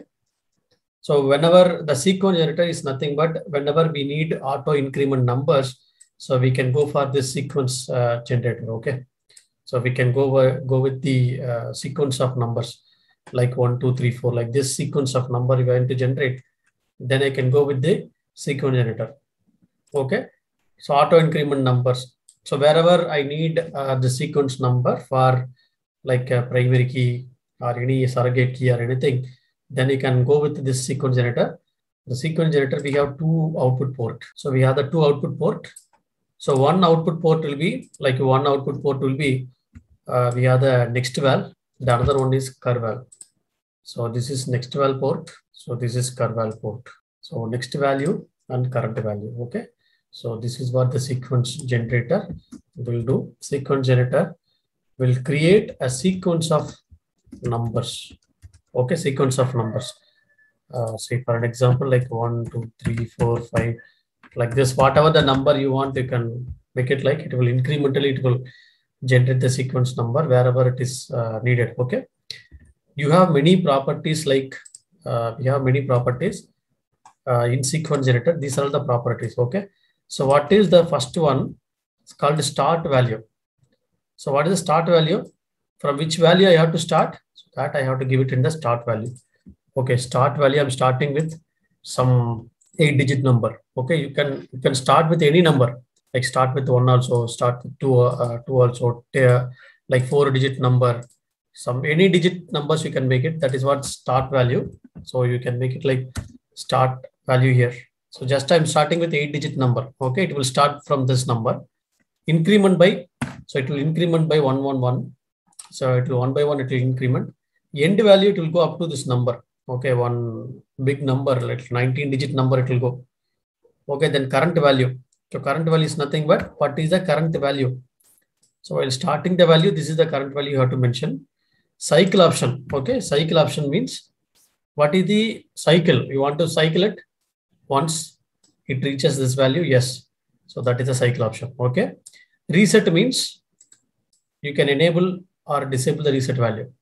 So that means you are enabling the reset value or disabling the reset value. Reset means, for an example, today it is starting with number. Okay, starting this number. It will go by one, right? It will go by, our next number will be next one. Next number will be 2. So like this it will generate. So this is a sequence of numbers. It will go with one by one, right? So sequence of numbers, it will go one by one. Then you can, so for an example, if you are making like reset option, what will happen? If you enable the reset option, next time also it will start from this number only. So this number only. Okay. Next time also it will start from this number only, right? It will generate like this number. So it is resetting again. Tomorrow it's again, next run is running. Again, it will start from this number only. This number only. Like this, it will generate. This is called resetting the option. Cycle means if you are not enabling the reset and then you are enabling only cycle, then next time it will start with 6 only. Okay, 6, 7, 8. That way it will go. Then number of cached values. What is the number of cached values? For example, number of cached values normally 0. If you are making like 1000 here, next 1000 sequence of number will be generated and it will be kept in the cache memory so that it will assign very quickly. So that is called a sequence of numbers here. Okay. So wherever you need sequence of number, you can generate it. So that is what the sequence generator. To generate the surrogate key or unique key, you can use sequence generator. What is that surrogate key? I will explain. Unique key, you know, right? Already unique, how the unique value will be generated. So that, you know, I will tell. But look at here, one table I will connect it.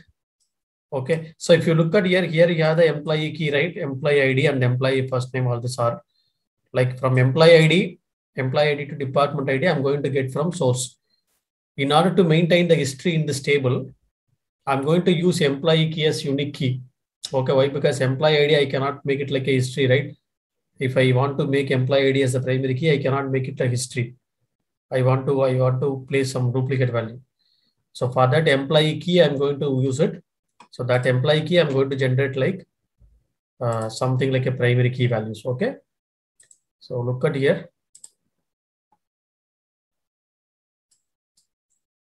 So mapping create. So m underscore sequence underscore generator. So I'm going to take employees table from source, but in target, I will take employees underscore history table. So look at here, employees underscore history. So I have one more column extra. That's all. Okay. So employees underscore history table. So this is the table I have. So I'm going with so employees underscore this one, source qualifier. Then I will have this table, employees underscore history. From employee ID to department ID, I will have it from here. Employee key, I will make it like sequence generator. Okay. This is the one. So A to this 1, 2, 3, right? This is a sequence generator. I can keep here. So this next val, I can make it here, next val. Okay. So I told, right, sequence generator will have the two values. One is next val, another one is current val. Okay. So cur val, next value, next value to be generated. So cur val, I have the current value. Click on it. Go to properties. In the properties, start value will be. So I'm going to have start value like 4-digit number. Okay. Increment by 1 by 1. End value like this. Current value should be, if the start value is 1000, current value also 1000. Cycle option is just if I enabled, I cannot give, if I'm going to enable the cycle option, then I cannot give it for primary key. Why? Because primary key will not have repeated value, right? I should not give, and I'm not going to reset also. Number of cache values, I'm not catching any values, just keeping like 0. Apply here. Okay. Okay. Save it. Now, what is this meaning? Okay. So this employee ID to everything I'm passing from source. This employee key I'm generating by using the sequence generator. Like next sequence number will be generated from here. Okay. So if you look at here, I'm going to create some workflow. So create WF underscore.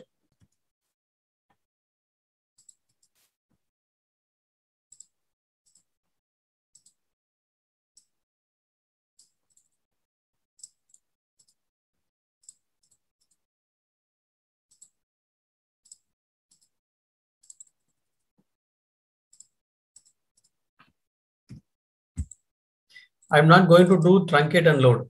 Okay, I will remove the truncate and load. Why? Because since I'm going to make a history, just I have removed the truncate and load.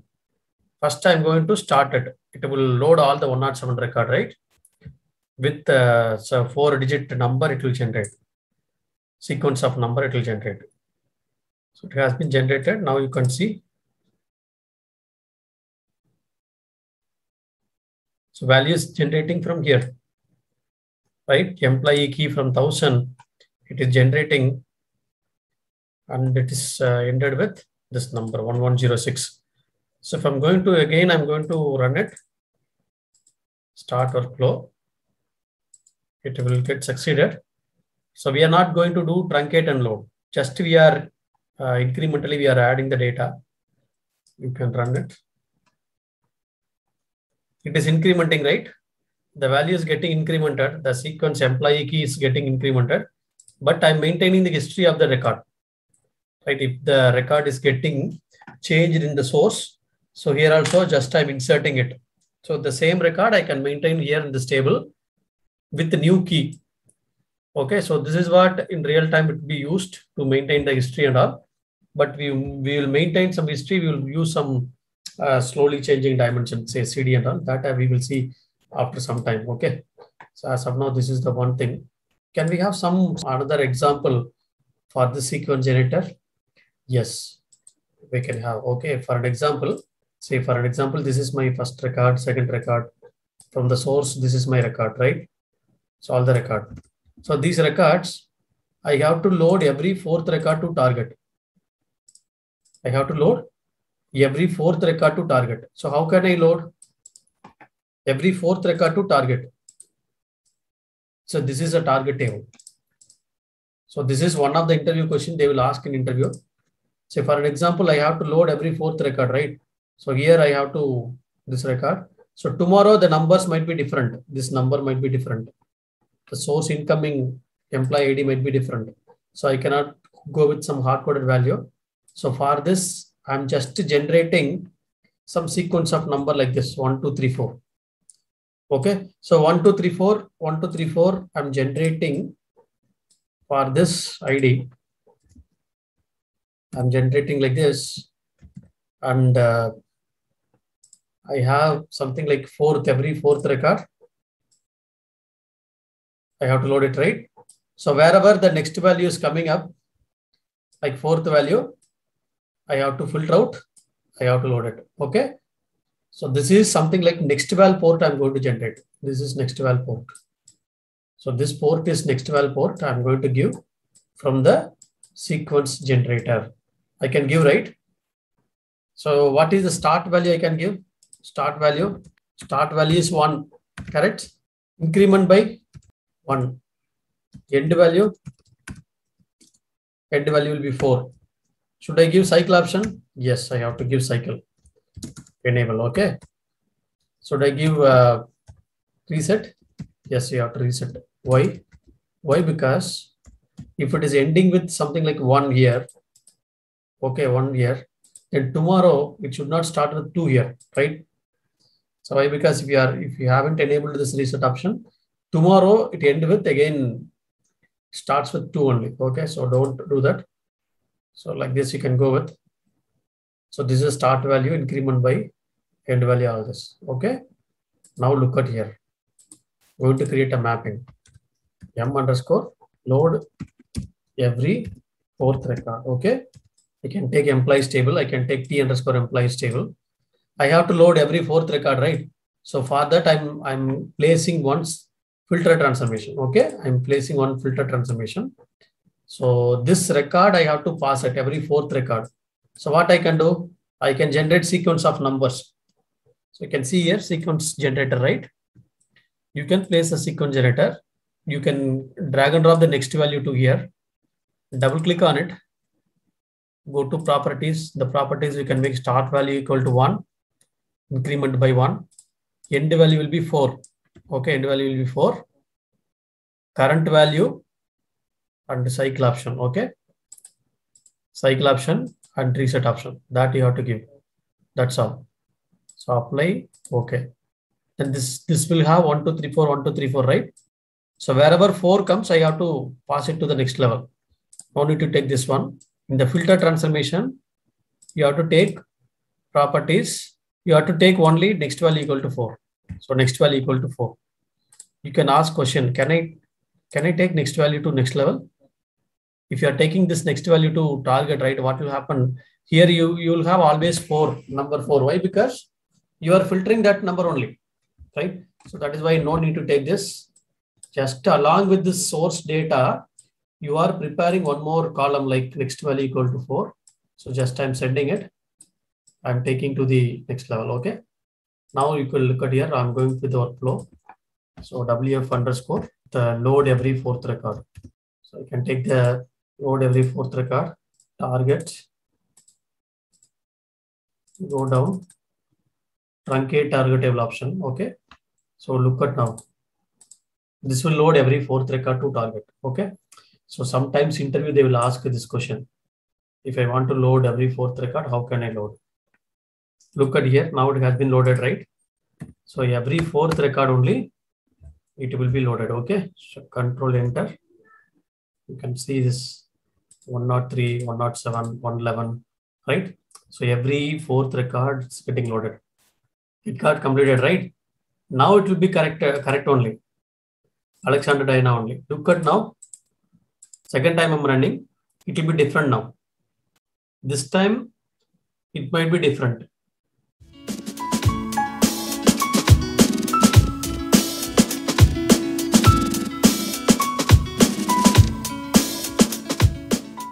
So next transformation is union transformation. Okay, union is an active transformation. So this is also an active and the connected one. Okay, so it is exactly opposite to router. So what router will do? Router single group to many, single to many, right? Router will do single to many, but this union will do many to single. So that means multiple input to single output. So that is what this will do. So union is nothing but you are having multiple input, single output. So single output you are taking, multiple group input, single group output. So this is one group, this is another group, 3 groups I'm giving like input. So one group, first group input, second group input, so third group input. Okay, the same structured table. Union, right? Union set operation, you should be having same structured one. Okay, set operation should be same structured one. So this is union transformation. So same structure only you have to give. So union will give you union all in Informatica. Okay. So union will act as union all in Informatica. Remember this. That means union transformation will not remove duplicate. You will get duplicate. If I want to remove the duplicate, then here you have to put one sorter transformation to remove the duplicate. Okay. If I want to remove the duplicate, so union will act as a union all, right? So you have to, if I want to remove the duplicate, then you have to go with union all. So why they have given like union all, no? Then you have the sorter transformation to create a union. But if I want to have union all, then I have to go with the union transformation only. So that is why they have given like union all here. By using here, you can remove the duplicate by using distinct option. You know, right? In sorter, you have distinct. So it will come with union all duplicate also. It will remove the duplicate. So by this combination of union plus sorter will act as a union. Only union will act as union all. Okay, clear? What router will do? Router is exactly opposite to union. So router will do like this is router will do single to many, right? Single to many. Single input you are giving. So many output it will take. So 1, 2, 3, 4. So again you can take again 1, 2, 3, 4. Okay. So like this. This is default one. If you want to take, you can take. So this is router, right?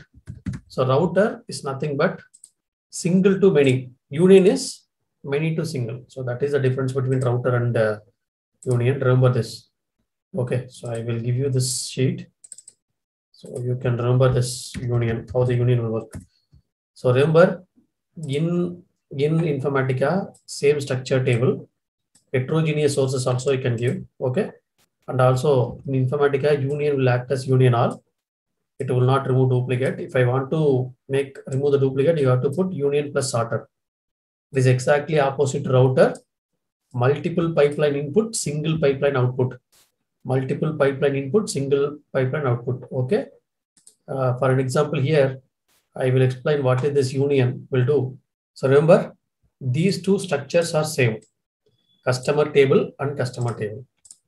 So joins is different. Okay. Two different table, you can do the joins. Same structure table, you can do the union. Okay. So same structure table. This is union, right?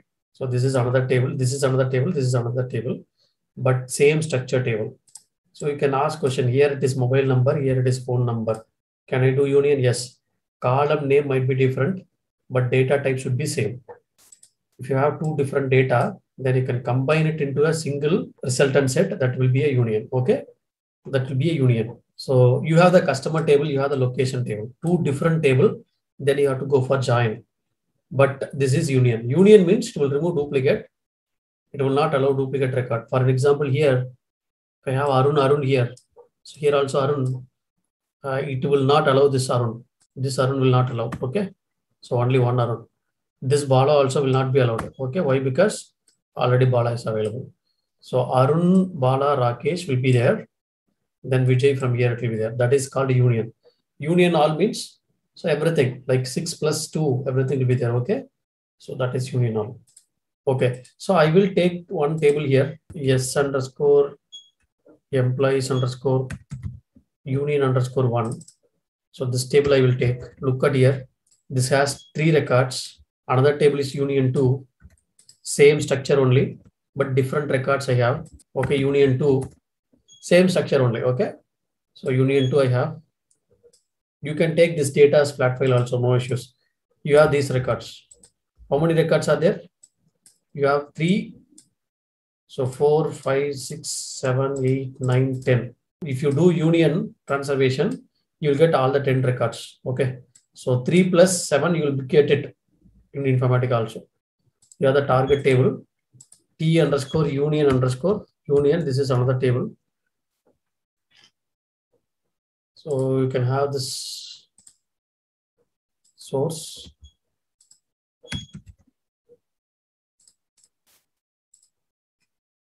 Employees underscore union underscore 1.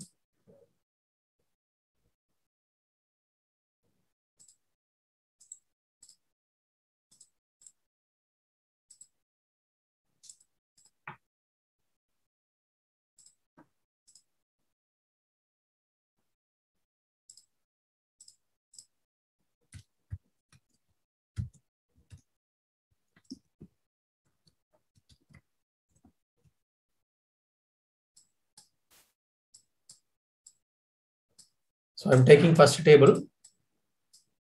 So second table, okay, 2 pipeline you can take or 2 sources also you can take, no issues. So instead of 2 sources, you can take 2 pipeline, okay. Then this is my target table. I can bring the union transformation here. So look at here, union transformation. If you drag and drop one input, right, it will automatically create the output group. Look at here. It is automatically creating the output group, right? So we are not going to create, automatically it will create. I have taken just input group. It has already taken that output group. So you can take from here to here output. But I have to take this also here. Double click on the union, go to groups. How many input group are there? Two sources are there. Just click on this, add new group. That's all. Click on the add new group, apply here, click on OK. You can, if you go down, so one more group will be created. You can drag and drop all this. You can connect it. Okay. So control yes. It is a valid one. Okay. It's a valid one. You can see here this is union. Okay, we're getting the target. So this is the one. Control yes. Can go to this workflow manager, workflows, create.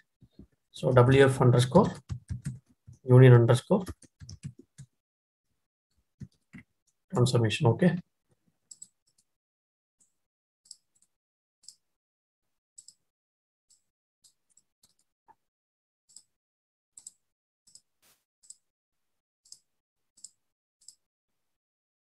We can go down, truncate target table option. I'm just giving. So first it will do all the 10 records. It will not remove duplicate. See here, union will act as union all now. It will not remove duplicate. Okay.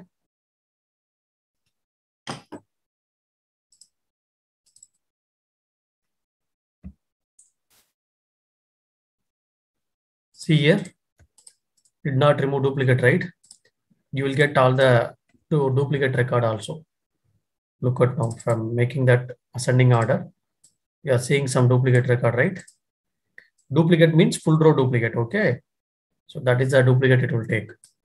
Okay. If I want to interview, they're asking, how will you make this union as remove the duplicate? After the union transformation, you place sorter transformation. Sorter here. So you can keep double click. So go to properties, you can enable distinct, apply OK. Now if you look at here, so since I made it like sorter, right? You know already how the sorter will work. Distinct. Sorter distinct will remove the duplicate, right? So anywhere in the pipeline, you can use it. That is why sorter distinct we have given. They have given. Just you can make.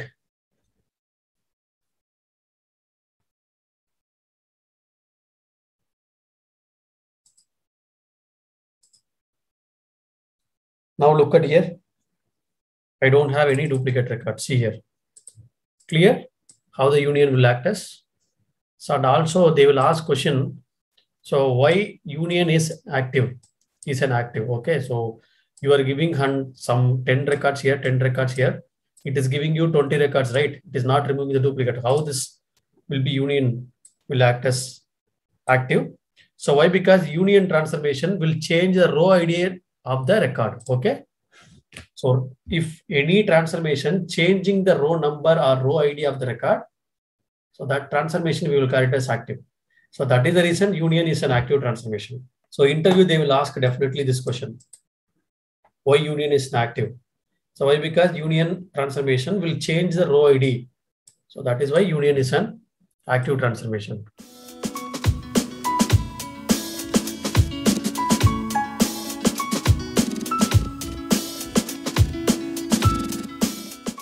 Hello friends, welcome to Nick IT Academy.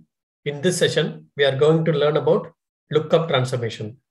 So lookup transformation is very important transformation in our real-time project. So most of the mapping, we will use this lookup transformation. So what is lookup transformation? So lookup transformation is to look up some values from another table. So whenever we are creating a logic, a real-time project, so in the pipeline, if I want to look up some value, then I can go for the lookup transformation. We have two types of lookup transformation. One is connected lookup, other one is called unconnected lookup. In this session, we are going to learn about connected lookup. In our next session, we will learn about unconnected lookup. After that, we will learn about when do we go for connected lookup, when do we go for unconnected lookup. So what are the difference between connected and unconnected? We will see in later. Consider this particular example. This is the connected lookup example. If you look at source, we have the table called product. I have product ID, supplier ID, product information, all that related to product information. So I have only product ID, but in target or next level transformation, I need to have the product name. By passing the product ID to the table called product description, I will take the product name and description, okay, to the next level transformation or in the target. So in order to take this product ID and product name, either I can go for joiner or I can go for the lookup. So if the table is there in the source side, I can go for the joiner. If the table is there in source or target, or if the table is flat file or anywhere in the pipeline, if I have the table, I can go for the lookup transformation. So this is what the lookup. We can pass or look up a value and then we can join and then get the record details. We will see this connected lookup in detail. Please watch this session without skipping it. Let us start our session.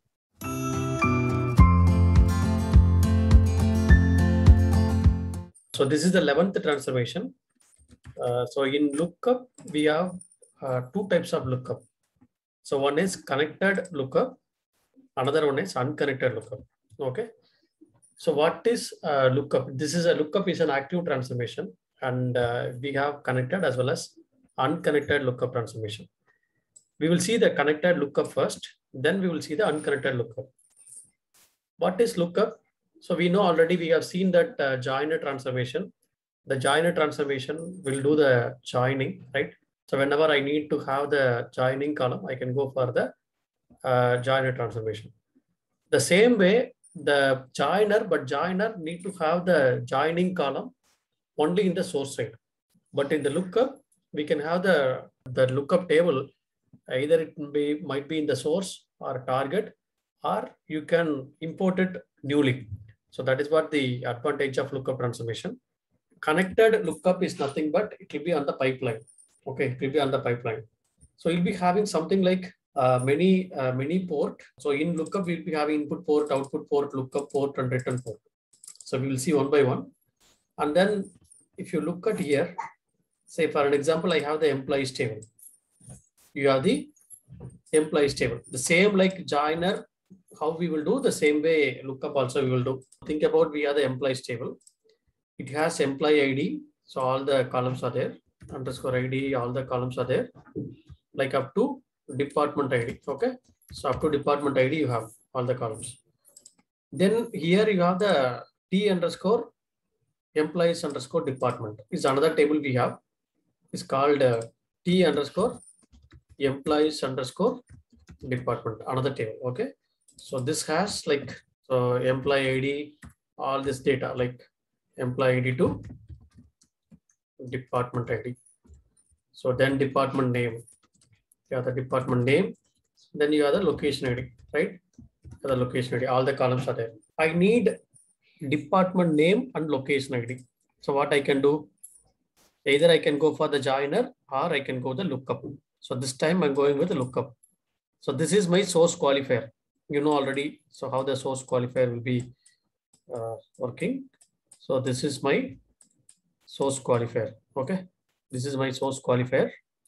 Then you have you can connect from employee ID to department ID. You can connect.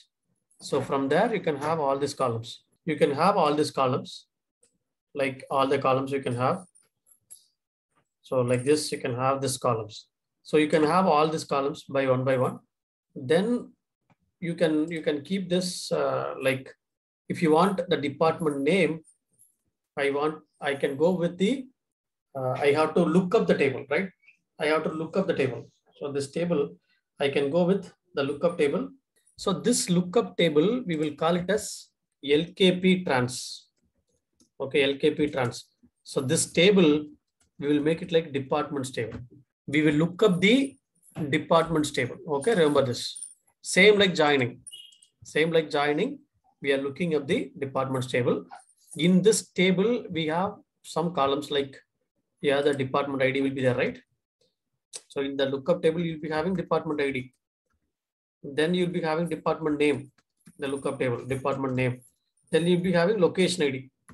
So all these columns will be there here. So these columns will be there in the departments table. Okay.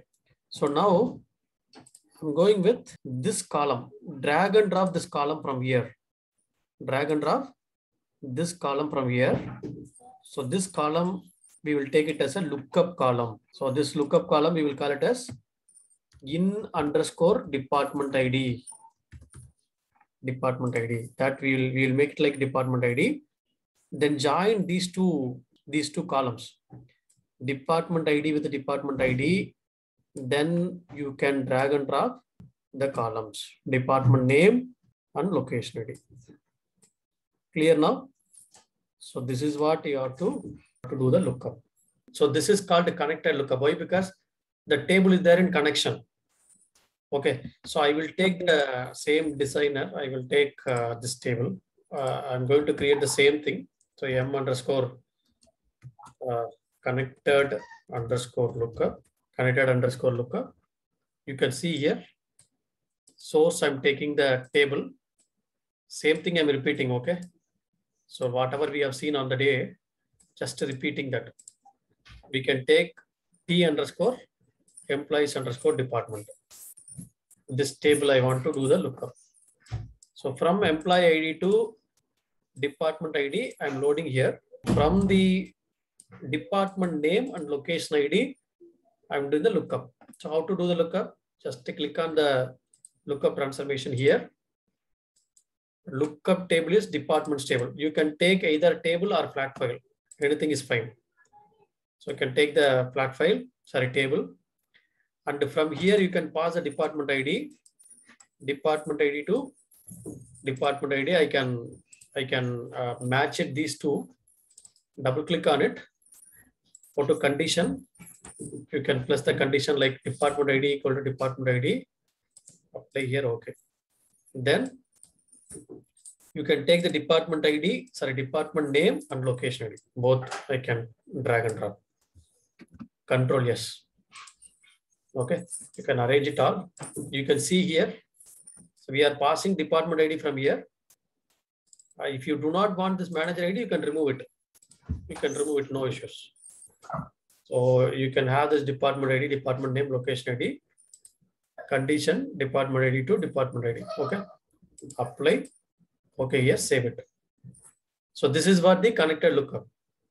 You can go to the workflow manager. Okay, I'm going to the workflow manager. So in the workflow manager, I'm creating one workflow. Okay, so WF underscore connected lookup underscore one. I'm making, okay. And then take this session connected lookup, then drag and drop. Whatever we have seen on the date, just repeating it, okay. Pointing target to targets. If you want truncate and load targets, you can go to the lookup transformation. You can do the lookup on source, apply here, okay. Save it, and then run the start workflow, okay. Start workflow now. So it will load the data. It got completed. You can see here. You can see here. You can have this table 107 into 107. Okay, so the data has been loaded now. So you can see been loaded. You can go and check here in the table. So if you have this data has been loaded. Okay, just it has been loaded with employee, department name and location. So for an example, I want to know, I want to load only purchasing department. Where can I apply filter? So can I apply filter in the lookup? So if you are applying the lookup, then it will become like a left outer join only. So if I want to make, sometimes interview, they will ask, how will you make lookup like an inner join? You have to make flat some filter here. Filter, apply the filter. So keep the filter here. Drag and drop all the columns from here to here. And department name and location ID, you can keep it here.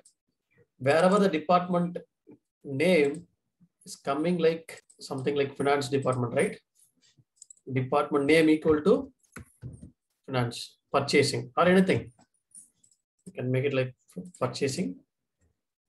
And then you, from the filter, you have to drag and drop to the next level. Same like control yes, valid, refresh this, refresh mapping, save it, start workflow. And see now, it will load only 6 data, 6 record. Only why? Because I have only purchasing department, 6 employees are there. So that is why it will do the lookup. Sometimes interview, they will ask, how will you change the lookup as inner join? So this is what, see here, now 6 record only is loading. You can see here, now 6 record is loading, right? So this is what you can see this value. So this is what the connected lookup with single table. Say for an example, I want to do the connected lookup on some 2 or 3 tables. For an example, I have one more table called department underscore LOC, another table, okay? This table I have to load it. I want to load all the department as well as location details also in the table. I will go with one more lookup. Okay, so connected lookup only. Connected lookup, two tables, two lookup tables. Okay, first table I will take it like employees table only, source table. Here I will take employees, department and location, target table. So normally I will give this as an exercise, but here I will do it. Okay, so that you will get idea. So how it will be. So this table I am taking. So this table you should have created for your exercises like source qualifier exercise or joiner exercise. You should have created. In source, I'm going to take locations, or you can take it in the runtime also. Say for an example here, first I want to drag and drop this table, target table. So what are the column needed? From employee ID to department ID, I need all the column name, location ID, street address, city and the country. So these three columns is coming from locations table. Okay, locations table. So what first I can do, first I will do it like departments table lookup. So whatever we have done it previously, that we have to do. So go to this first departments table. I'm doing the lookup. Departments table. Okay. So look at now. So you pass department ID from here, match it this department ID and this department ID. Double click on it. Condition. Match it here. You do not want this manager ID, you can remove it. So you can bring this department name and location ID from here. You can pass it over here. Okay. Then I need street address, city and country. So from where I can take it, this table, these three columns, I have to look up on the locations table, right? So how can I do the lookup on locations table? You have to go with location ID. So here I have the location ID. By passing this location ID to next transformation, I can get it. Say for an example here, click on one more time lookup table, click here. So this time I will make import relational table. So where from the source is there. So yeah, the location table is there in the source, right? So that is why I'm just connecting with source. So I'm just importing from source that locations. Click on OK. So from here, I'm passing the location ID from here. Okay, you can ask question. Can I pass from one lookup table to another lookup table? Yes, you can pass it. This location ID, I'm going to match it. I'm going to get this street address and the city and country. So these three column, I'm going to take it. Okay, these three column, I'm going to take it. The postal code I will remove, and I will take it like state. I will remove it. I will keep all these three columns. Okay.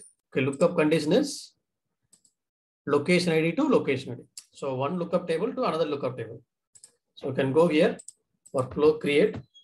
So WF underscore connected lookup underscore two lookup tables, two tables. So you can make here. So only thing is here is, so one extra thing is in the lookup, you have to provide the connection. Lookup, you have to provide the connection. This lookup table is in source side. Don't forget this. This is the lookup. This is also source. So this is also source. This is also source. Okay. You have to give, click on OK, save it. Now, if you run, it will load the data into this table. This table, as of now, we don't have any data, but if you run it, it will load the data. So you can see here 107 record has been loaded. So it will loaded with the record details. Look at here. So all the department name, location ID, street address, city, country, everything has been loaded, right? So this is what connected lookup, two tables. I hope you are clear on the connected lookup.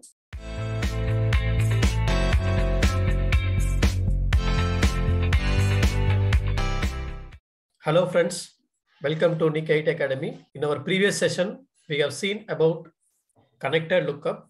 In our today's session, we are going to learn about unconnected lookup.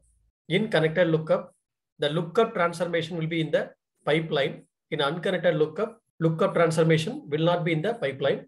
If you haven't watched the previous session on lookup, connected lookup, please watch the session and then continue this session. So in our today's session, we are going to have employees table as source, department table as lookup table. We are going to load department name and location ID in the target. Please watch the session without skipping it. Let us start our session. So connected lookup, unconnected lookup. Unconnected lookup means it will not be there in the pipeline. Okay, lookup table will not be there in the pipeline. Same thing we will use, but we will not put the connection. So like this, you have the table, but you need these details, right? So definitely you need to bring expression transformation. So expression transformation is mandatory in this unconnected lookup. Okay, in unconnected lookup, expression transformation is mandatory one. So I can take the expression transformation. You take all the column from source.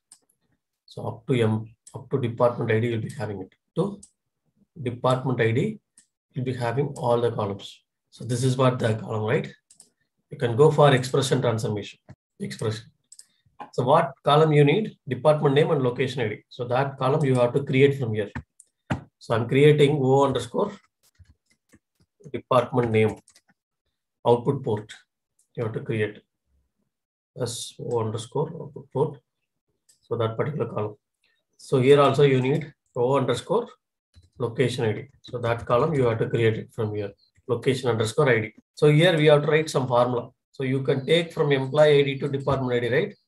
So you can take from here employee ID up to department ID, you'll be having all the columns, right?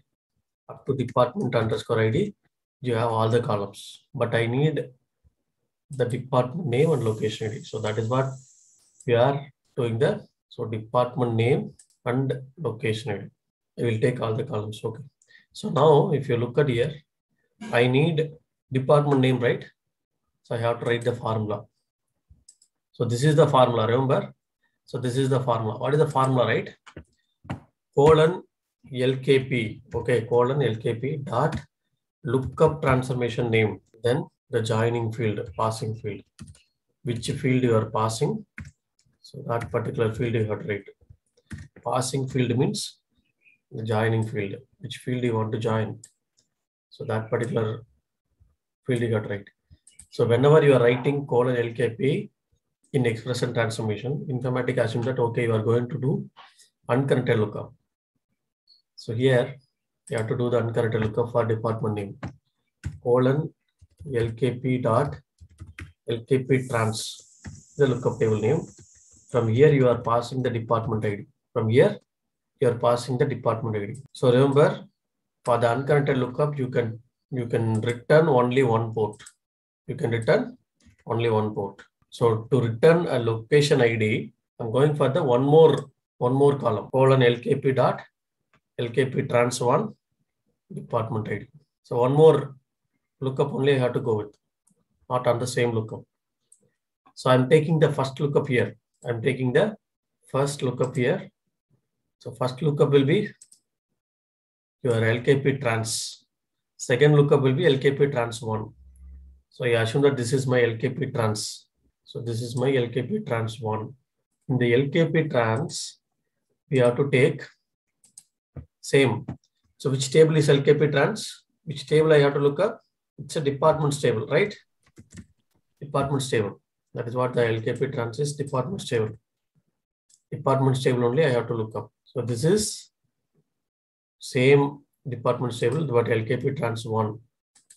I have to take same department table, LKP trans 1. In this table, we can take department ID, department name.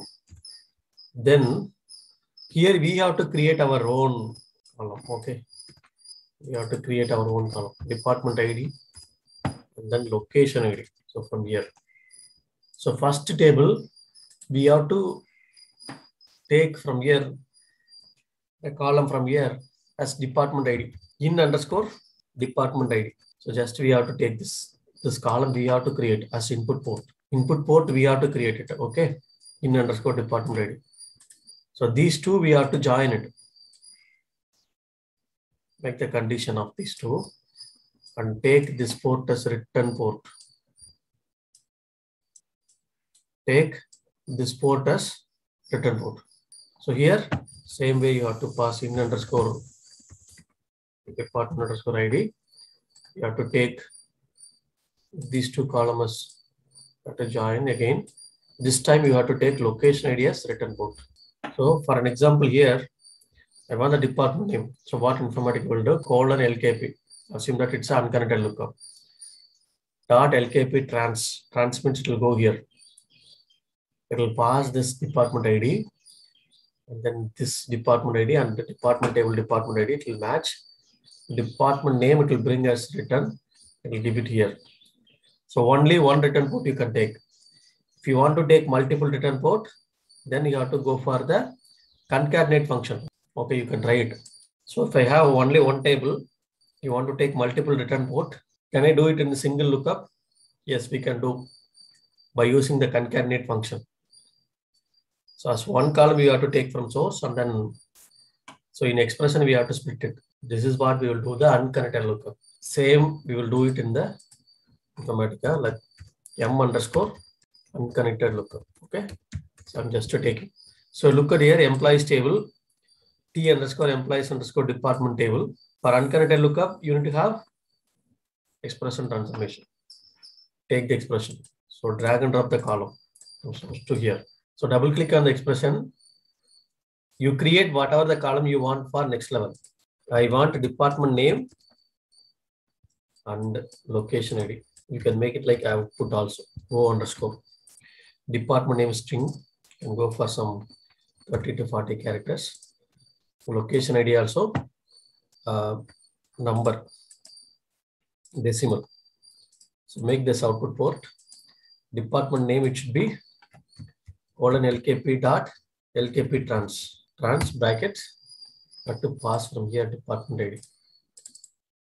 Okay, department ID. Same thing you have to take. Same as of now, it will not be validated. Why? Because we do not have LKP trans. So here also, you have to take this, but it's LKP trans 1. Okay, so we are passing the same department ID, and so this is for LKP trans, this is for LKP trans 1. That's all. You can connect it, save it. It is not valid now. You can see here invalid.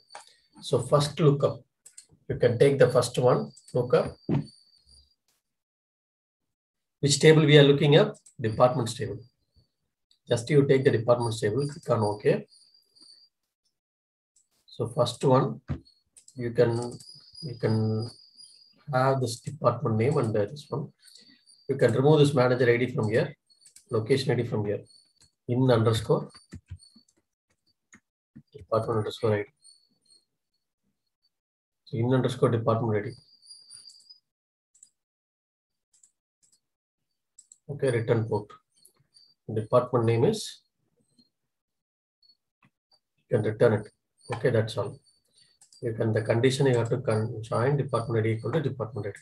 Then again, you have to go for the lookup. One more lookup. Departments table, same department table. This time, instead of department name, you have to keep the location ID. You have to create one more column. That's in_department ID. Okay. So this is what input port. Whichever the port you are making like input port, that port will be, that value will be passed here. Then return port, you take the location ID this time. Go to condition, you can make the condition here. Department ID equal to department ID. Apply OK. So then right click, arrange all. Then the lookup will come into the front. It will come in the front. So this is what it will be unconnected one. Okay, unconnected one.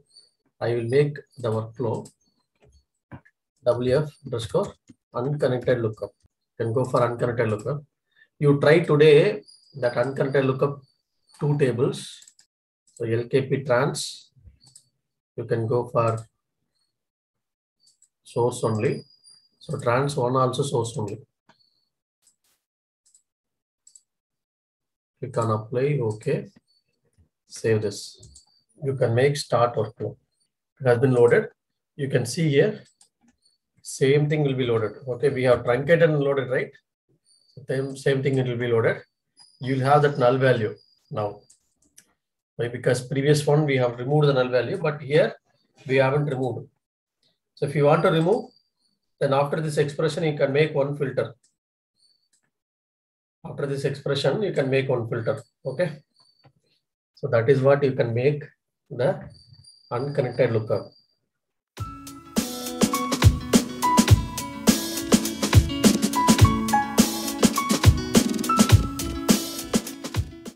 Hello friends, welcome to Nick IT Academy.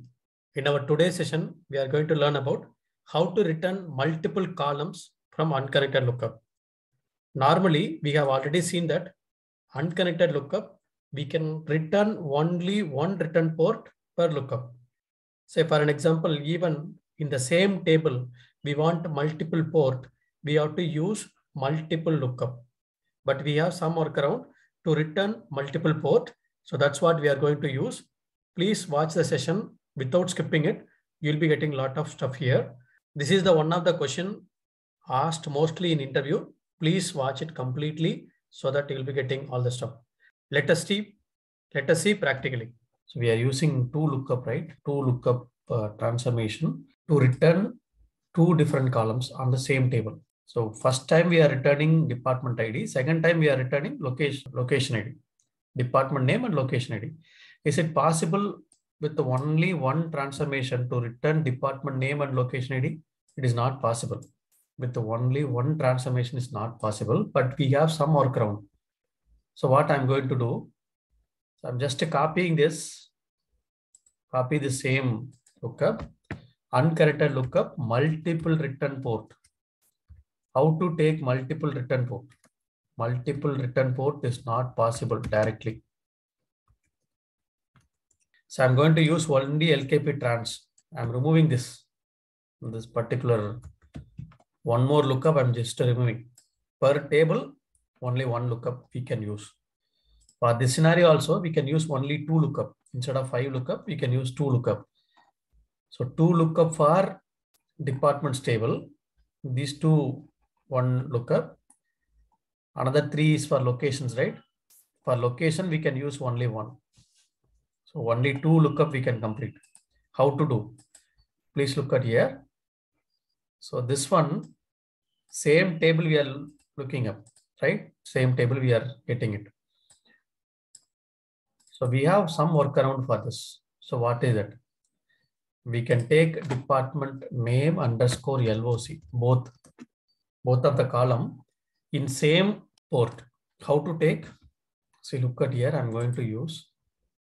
So this is, I'm selecting from the departments table, right? Department table. So I'm going to use department underscore ID, comma.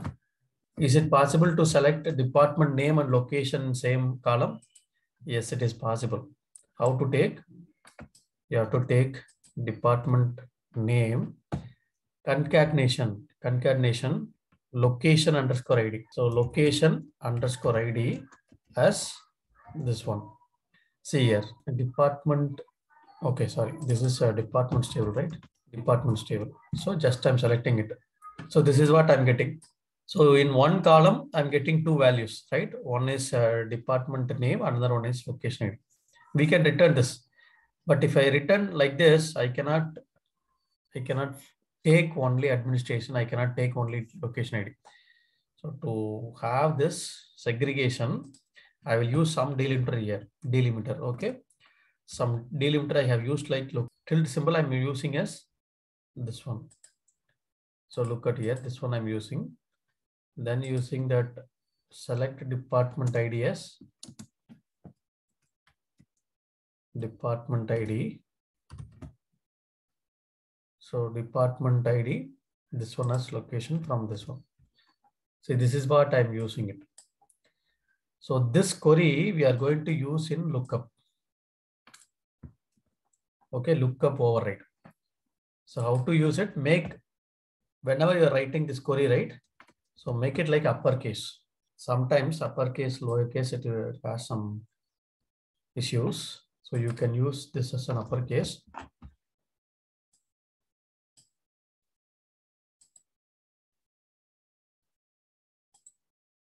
Control C I have used. So where can I use it? So here we have to use. Go to properties. In the properties, lookup SQL override, right? So here we can use it. So this particular query will be executed.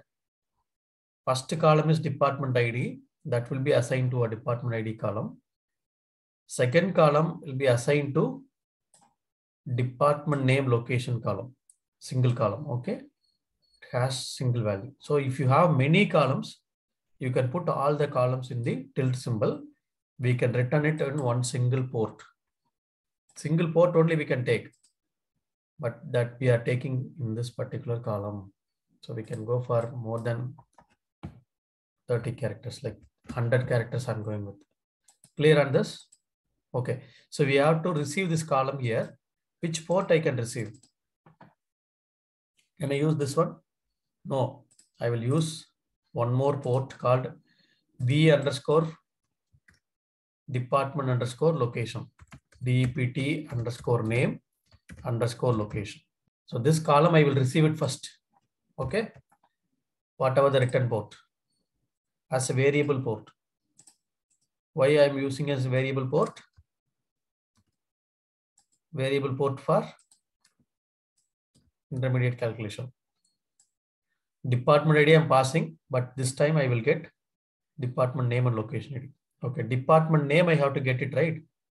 So how to get the department name? Say for an example, this is what you are getting as a result. From this I have to get the administration. From this I have to get the 1700 per location ID by using the tilde symbol. I have to write common formula for all the, sorry, because I cannot use some number of character for this alone. Then this is different, right? So everything is different. That's what we are used to tilde symbol. How to get the administration alone from here? So you have to use substring, SUBSTR, substring of the given string, right? Single quotes, comma, 1, comma, how many characters I have to take? 1, 2, 3, 4, 5, 6, 7, 8, 9, 10, 11, 12, 13, 14. Okay, 1, comma 14 I have to use, correct? From dual. So administration I have taken. But is it, this formula will work for all the data? So for this one is correct. This one is 1, comma 2, right? So to identify the tilde symbol, I will go for the in string, INSTR, in string of this one, where this tilde symbol is presenting. So 15th place, right? 15th place.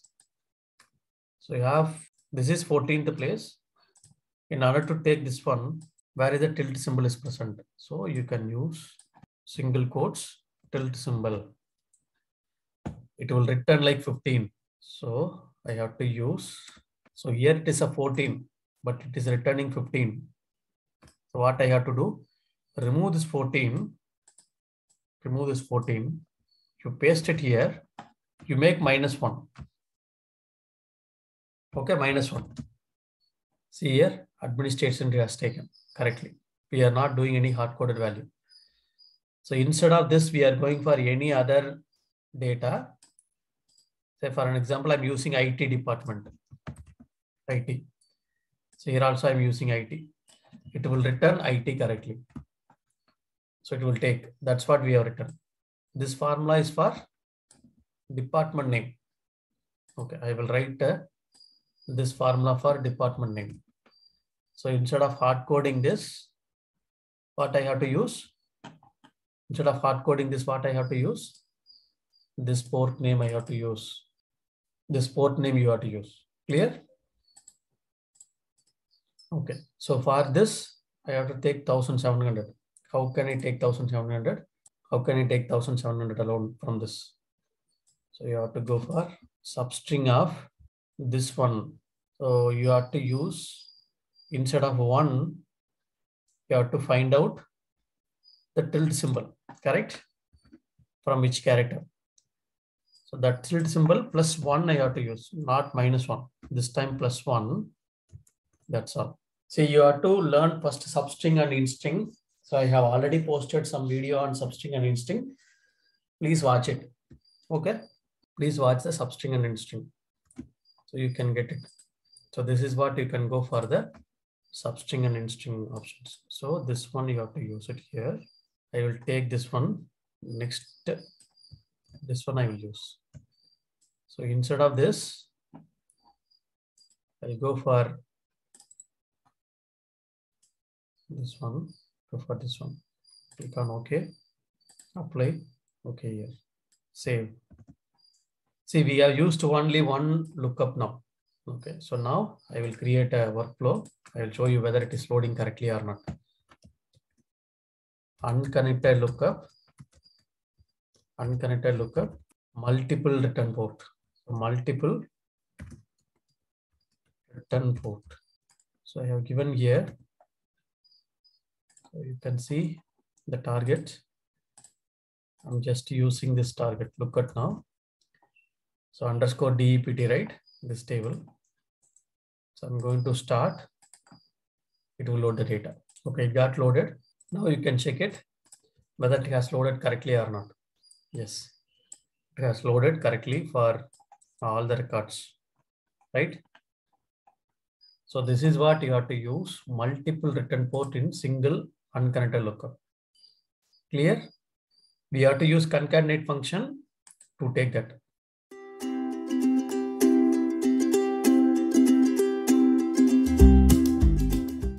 Hello friends, welcome to Nick IT Academy.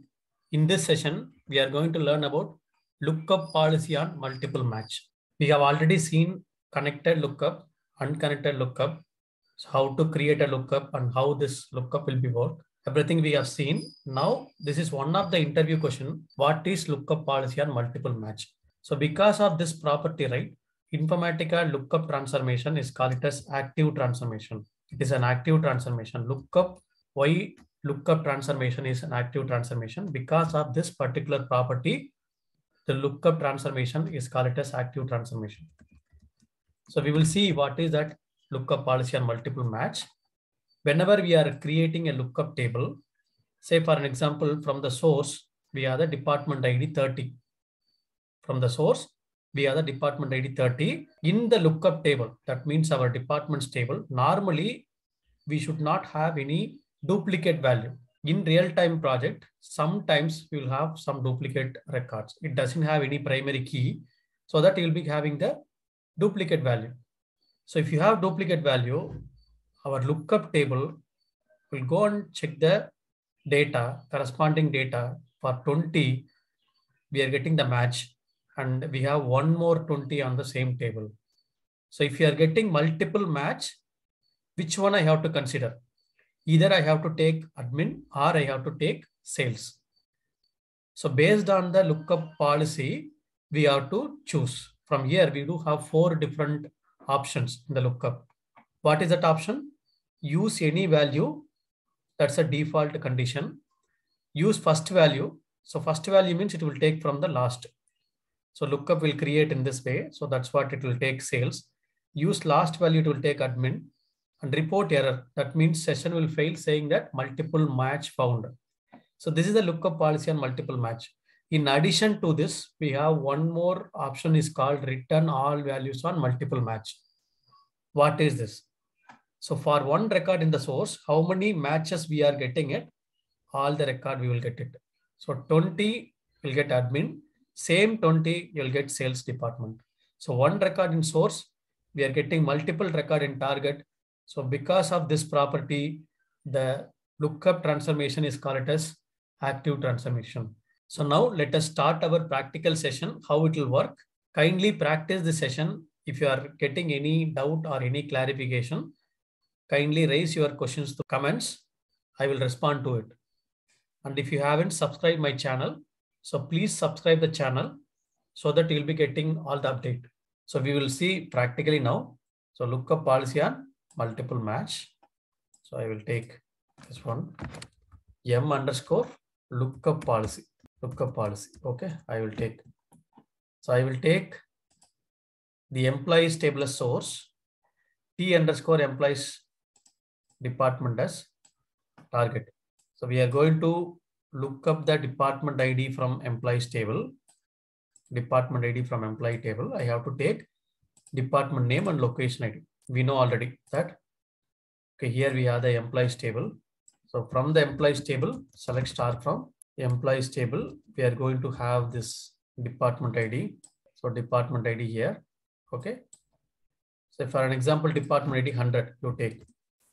So 100, you are having only one record, that's okay. It will take 100 means it will take. Select star from departments table. So if you are getting only 100, the department, that's okay. It will take finance department, right? If you are getting 200 here, is it possible? First of all, in departments table, it is not possible.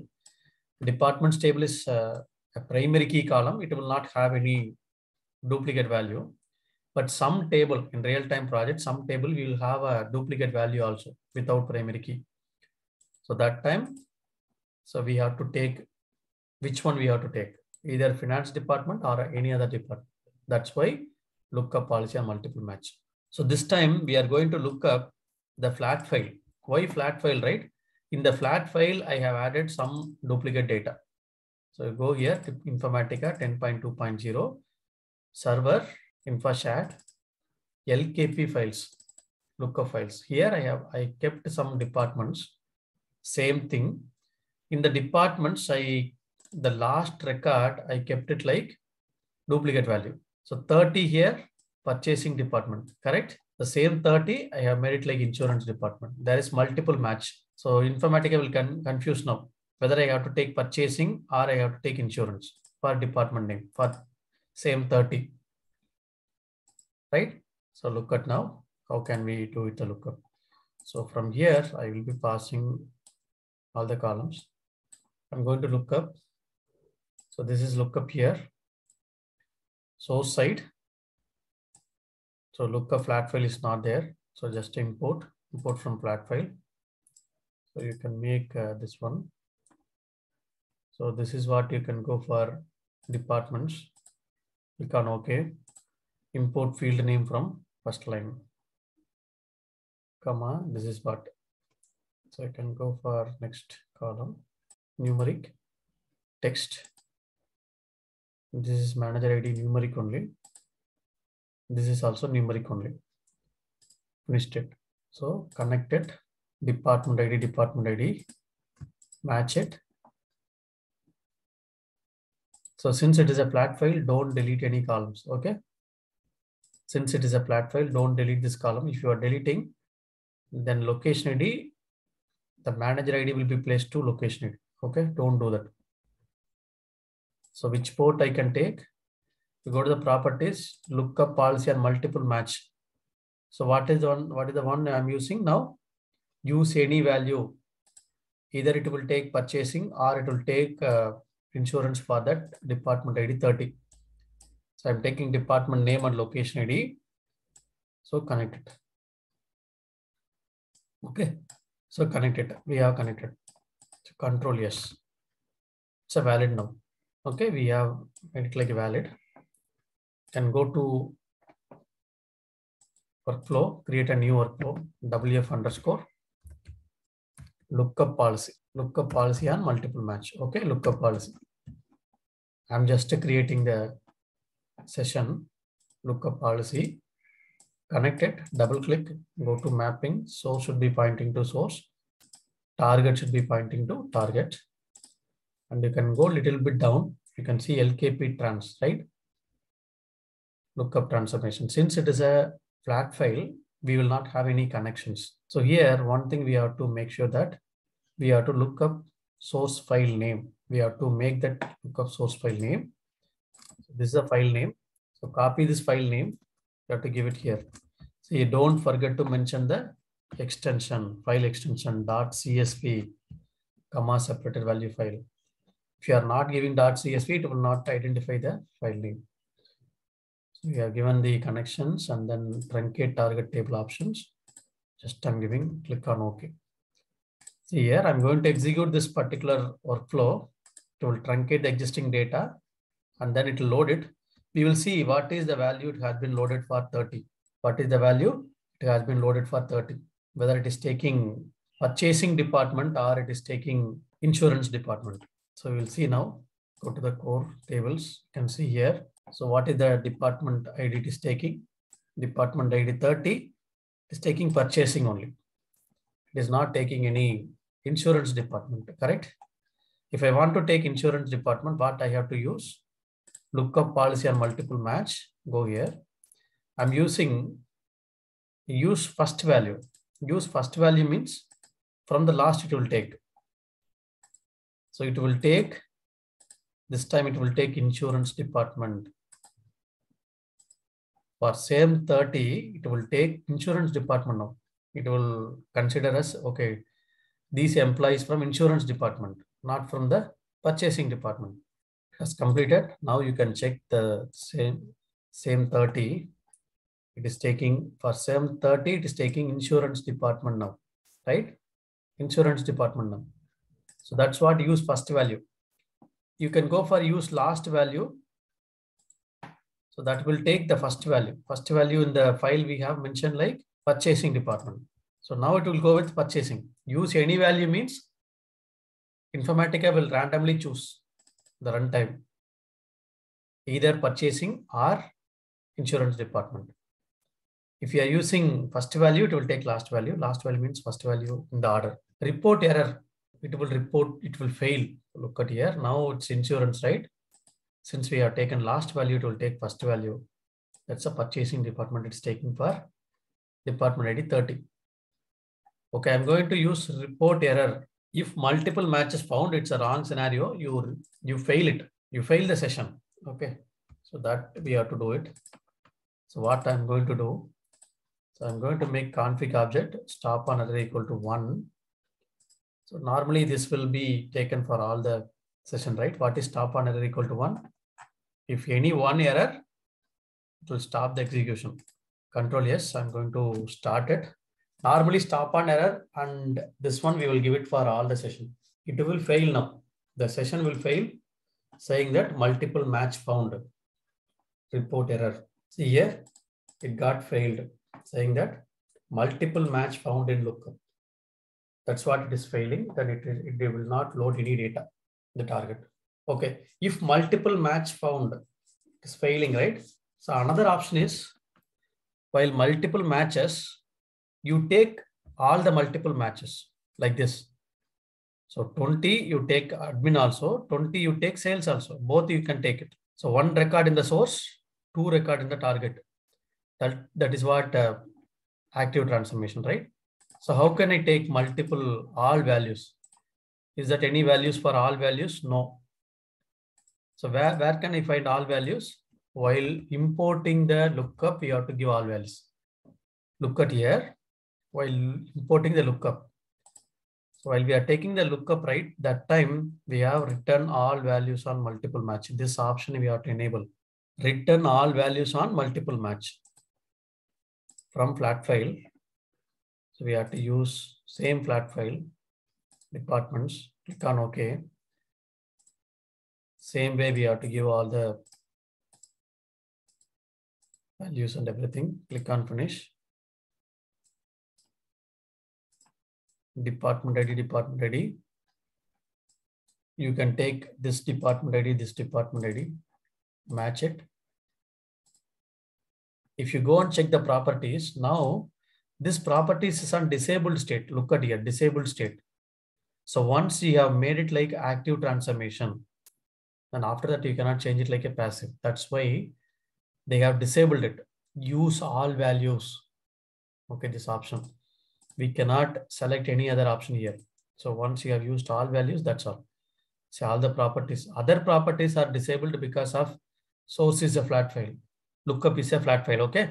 Apply here. Okay, here. Then we can give here. See here, there is some twist. What is that? Can I use directly from active transformation to target? Is it possible? Look at here. The blue color you are saying concatenation disallowed on transformation. This one is not possible. We cannot take it here. Then how can I take it? So we have to take these 2 columns, right? Can I use expression? No. Expression also we cannot take it. So if I'm using expression, see here, I'm taking the expression here. Expression also same thing. So we cannot use. This expression is a passive, and this is a one we are getting it. See here, it is not connecting. The department name and location, it is not connecting. So we cannot use expression also. What I can do, one workaround is I'm using as joiner transformation. You can go for any other different logic. I'm using as joiner transformation. These column I'm taking from the source.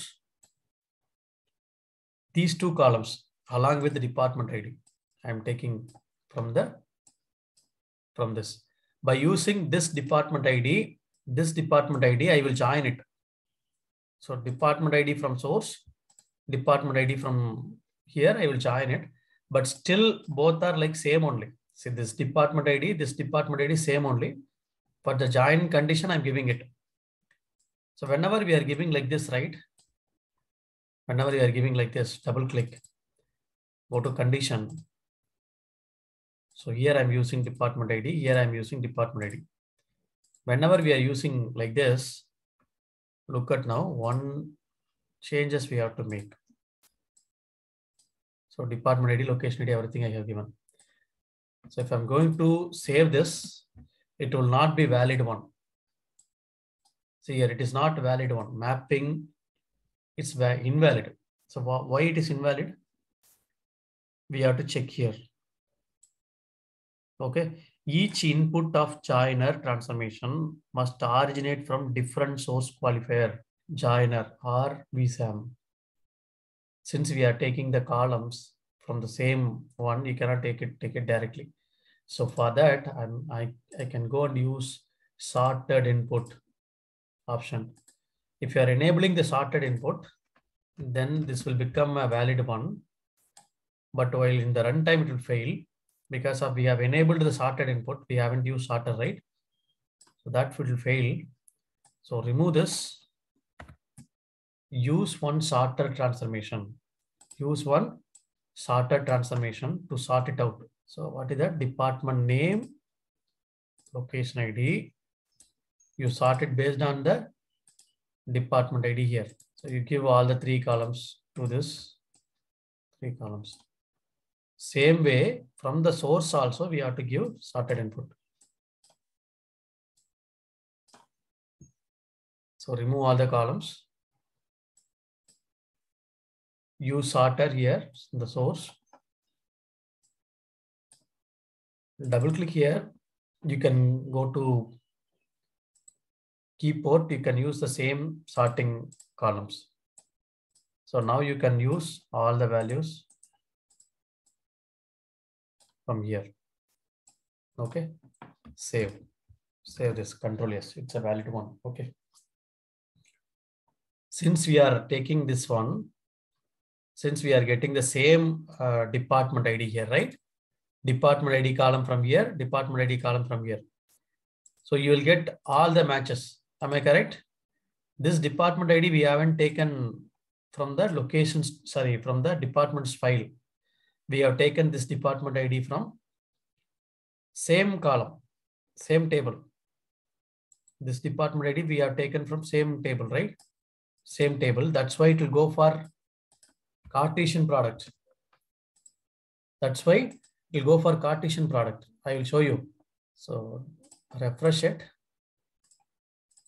Double click, go to mapping. Since we have removed the lookup file name has been removed. So you can take this .csv.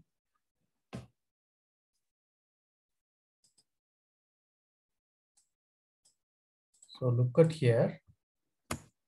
I have given that file name and starting the workflow. Since we are taking the department ID from the same table, it will go for Cartesian product. So we have to remove the Cartesian product. How to remove that I will tell you. This is one of the interview questions they will ask definitely in interview. Please make sure that, see how many record you are getting. 107, 107. You are getting 3316. So what we have to do, you have check here. So for one record, you are getting multiple records. This time we are getting 30 insurance, 30 purchasing for same record. But multiple times we are getting, correct? Multiple times we are getting. To remove this multiple duplicate record, how can I remove the duplicate record? Which transformation I can use after this joiner?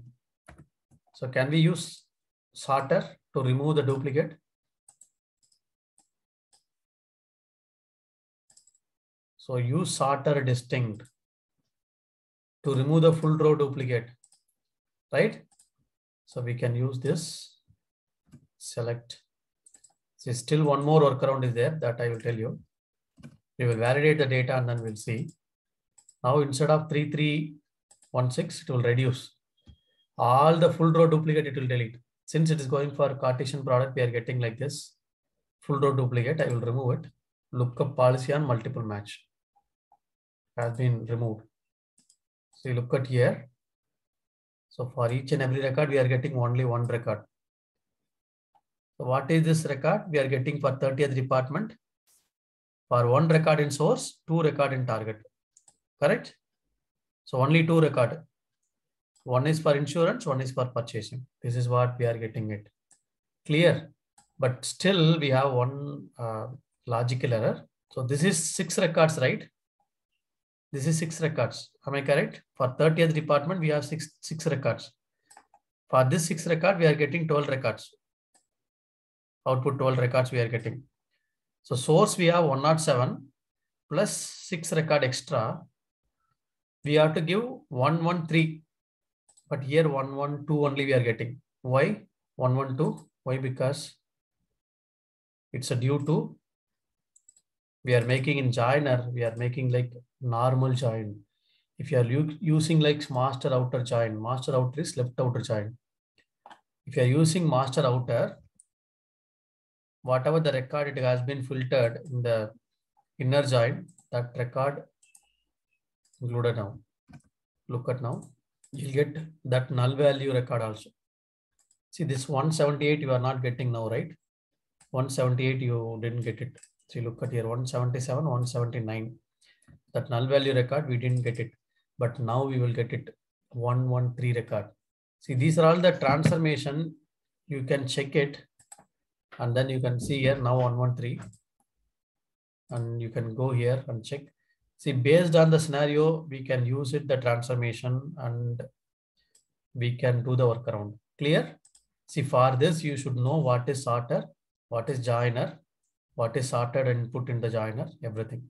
I hope you are clear on this. Kindly practice this lookup policy on multiple matches.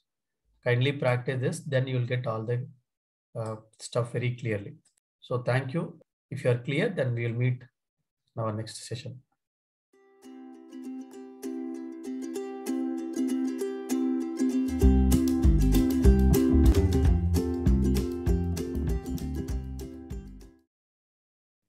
In our previous session, we have seen 11 transformation. This is the 12th transformation. These 12 transformation only frequently used transformation in our real time. Okay. These 12 transformations are frequently used transformations. After that, we are going to see 5 more transformation. That is based on the project we will use, like Java, SQL transformation, normalizer, transaction control, stored procedure and all. We will use based on the XML. We will use these transformations are based on the project, the requirement. Okay, here we have the update strategy. This update strategy is nothing but, so far we have seen only insert. So we are going to insert the data, right? Just we are inserting the data in the target. We have truncated and loaded, right? But in our real time, see, remember, we will, for all the tables, we will not do truncate and load. Only staging table, we will do the truncate and load. Remember this. In real time, don't enable truncate and load for all the tables. It is not advisable. Only staging table, we have to do the truncate and load.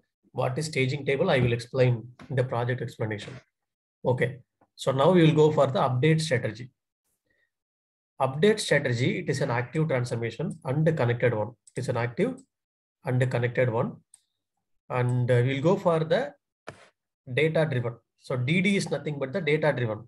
Data driven means based on the data, it will drive. So whether it has to go for insert or update. See, look at here. By using update strategy, we can do 4 different operations. One is DD insert. Okay. One is DD insert, DD update, DD delete, DD reject. These 4 operations we can do. What is DD? DD is nothing but data driven. So based on the data, it will be drive, whether it has to go for insert or update or delete or reject. Either you can use DD insert or you can give 0 or 1. For DD update, you can use 1. You can go for 2 or 3, all this. So instead of deleting, normally we will use these two very rare case, very rare scenario. 90%, 95%, we will use this one only. Very rare scenario, we will go for DD delete and reject. Even instead of deleting the hard delete, we will go for soft delete. Soft delete means instead of deleting the particular record, we will inactivate the record by marking some flag and all. That is what we will go for the update strategy. Update strategy. Okay. See, in order to use update strategy, remember, you should have a primary key in target table. You should have a primary key in target table. Clear on this? Okay. So now I will explain one scenario where we will use the update strategy. Look at this particular table. See, this is very important session. In real time, whenever you are going for any interviews or real time project, so definitely this scenario will come into picture. Okay. So definitely you'll be using this. So please watch carefully. If you have any questions, you can ask me. You have source via the customer table. You assume that source via the customer table. Each and every time, this is like your OLTP system. So OLTP system, each and every time you'll be getting the data, this OLTP, right? OLTP, you'll be getting every day you'll be getting the customer data. In OLAP, we have table called dim_cust. Okay, dim_customer is nothing but dimension table. It is nothing but a dimension table. Okay, this dimension table will have, okay, we have a primary key. Dimension table will have a primary key and the attributes. These are all the attributes. Customer name, email, mobile number, city, country, all these attributes we have. Okay. What is the scenario? See, if I have the record, say for example, very first day you are running this workflow in our real-time project. Okay, very first time you are running this workflow in the project. Then we want to insert the record into the target. We want to insert the record into the target. We can insert it. See, look at here. These are all new record. Today it has been newly customer has been added. So what I have to do? I have to insert this record into the target table, your data values. Okay, how can I find these are all the new record? See, this customer ID is available in the OLTP. That's your source table. It is available, but the same customer ID is not available here. Okay, you compare this customer ID and this customer ID by looking up the column. Okay, you take source customer ID and target customer ID by lookup. Okay, compare. You'll be getting 1001 in the source. You'll be getting null value against this 1001. If you are not getting any 1001 here, that means that is a new record. Okay, that record is not available in target. So then you can mark this insert flag is true. Just we are marking is, sorry, this one is true. We are marking this particular flag is true very first time. See, all the flag is very first time we are making like true. So if it is insert flag is true, obviously the update flag is false. False means the record is newly going to the target. We are not going to do anything. Okay. If it is true, then we are inserting the record into the target table. Just we are inserting it very first time. All the record will get inserted into the target table. Very first time, all the record, it will get inserted into the target table. Okay. This is the insert flag. So what is the formula for insert flag? If is null of lookup customer ID, then we are setting up this as true. If this flag is true, we have to insert the record into the target. Just we are informing Informatica, okay, these records are available in our source. It is not available in target. Go and insert it. Okay. So next time you are running it. What could be the insert flag for all the record? You have to set up. Whether I have to set up the insert flag. If I'm going to next time I'm going to run, this record is already available here, right? Should I make the insert flag is true? If you are making, then it will go for insert. you'll get primary key violation to fail. Okay, don't do that. You make it like a false. Okay, here also false. See all the record also, you have to make it like a false. If it is false, then the record is matching with this record, target record. Okay, source record is matching with target record. Do I need to do anything? If the source and target is matching, do I need to insert the record or update the record? No. Okay, you assume that next day, the session is running. One particular customer has changed the mobile number next day or sometimes later. Okay, one particular customer has changed the mobile number. You assume that. What I have to do? I have to compare each and every record one more time. This record is equal.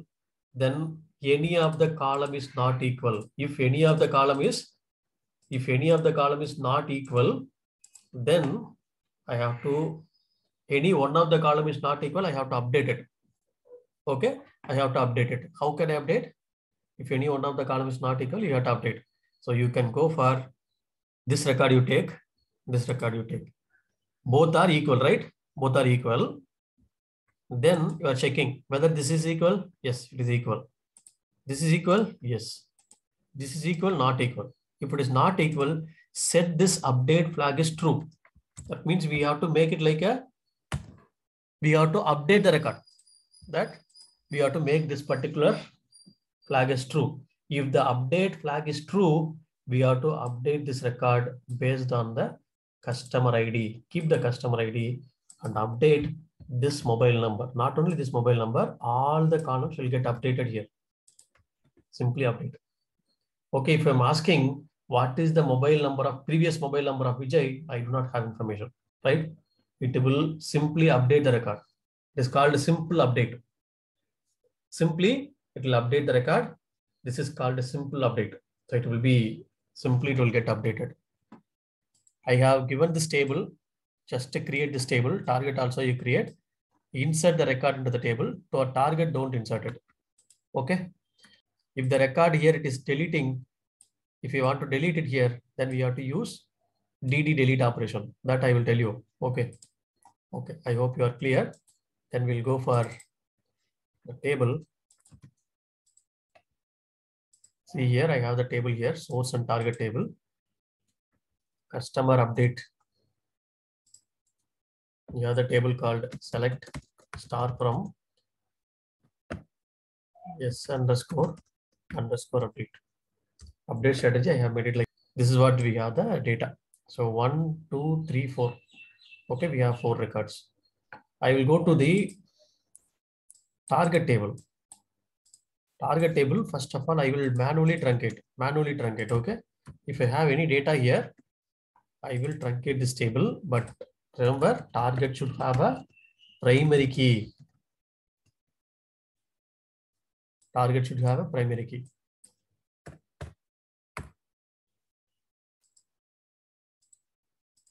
Okay. So look at here, select star from T underscore customer underscore update. Okay, this is what we have. Now we can go for folder.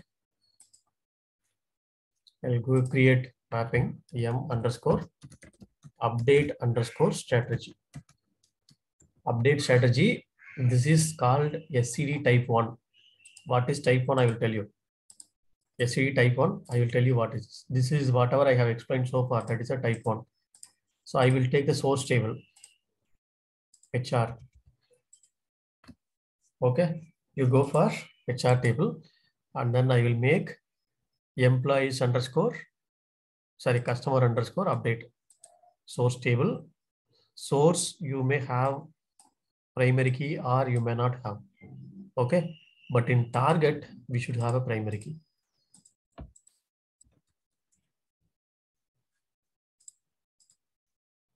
In target, we should have a primary key. Look at here. Target, we should have a primary key. Customer ID should be a primary key. Okay. So I will go to the mapping. Here I will take the source table. Source table I'm taking. Here I will go for the target table. T underscore customer underscore update. Target table I will go for. Okay. So now I will take First of all, I will look up the target, whether this record should go for insert or update. I have to look up. For this, I will take one expression transformation. I will take all the columns. I will look up the target now. I will look up the target against source customer ID. Take the lookup. Here, so far we have looked up only source table, right? So this is the difference between joiner and lookup. One difference. In lookup, you can look up anywhere, source or target anywhere.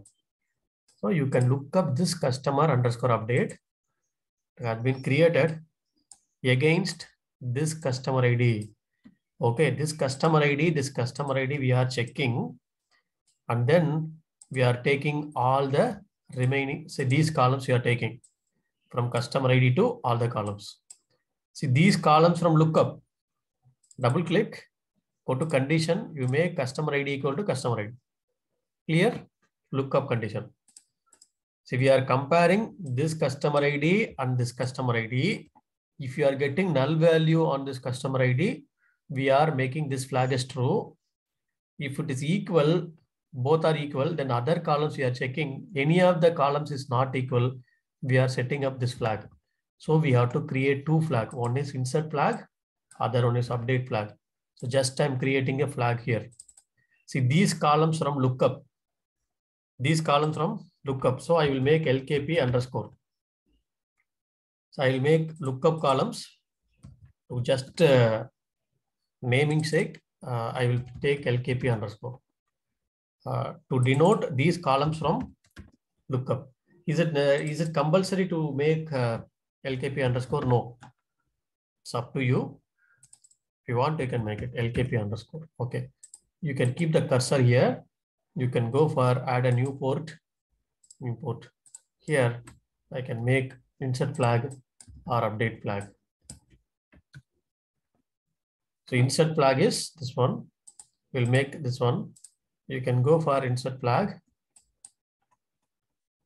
So if is null of lookup customer ID, then it is true. Otherwise, it is false. Clear? Any doubt? This logic is clear. If the condition is true, what I have to make? Just I'm making this flag as true. Okay, otherwise false. Clear? Validated. It should be valid. Okay. Update flag. I'll go for update flag. What is this update flag? We'll go for if, same way, if this customer ID, your source customer ID equal to target customer ID. If both are equal, and condition you have to make. And if any of the column is not equal. Okay, and any of the column. What is that column? Customer name not equal to lookup customer name or any one, right? That's what R. Email ID not equal to this email ID or this mobile number not equal to this mobile number or the city not equal to this city or this country not equal to this country. If any one of the column is not equal, then I can make it like true. Otherwise, make it like false. Clear? So you look at here. If these two are equal, if any of the column is not equal, any one of the column is not equal, then we are making this column as true or false. Click on OK now. Click on apply. Okay. So here we have the two flags. Based on the flag, we will route the record, whether we have to go for insert or update. So we will take the router here. We will route the record. So insert one group, update one group. See this blue color mentioned, right? These record only should go for insert or update by keeping this flag. Why we are not taking these columns? These columns are not needed. Only these two flags is enough. This flag will route the record from the source, whether you should go for insert or update. Okay. We are taking it. How many groups should be created here? Two groups. Go to group, the router. create two group. One is insert group, update group. See, one group you are creating, by default another group will be created. First you can go for insert flag. Okay, insert group. Okay, insert group. This is for update group. You can go for update group. Okay. Either should go for insert or update. Otherwise it will be blocked here itself. The router itself will be blocked. So which one will be true here? You have to make insert flag. That should be a true here. See, whichever the record is flagged with the true here, okay, it will be flowing to this particular group. If it is all the record is false, it will be blocked here itself, in the insert flag itself. Okay. Whichever the record is coming like update flag as true, it will go to this particular group. Clear? Two groups will be created. One group is insert flag, other one is update group. See, insert flag, you can directly go and insert in target. Insert flag, you can go and insert directly. But update flag, update, you have to use the update strategy.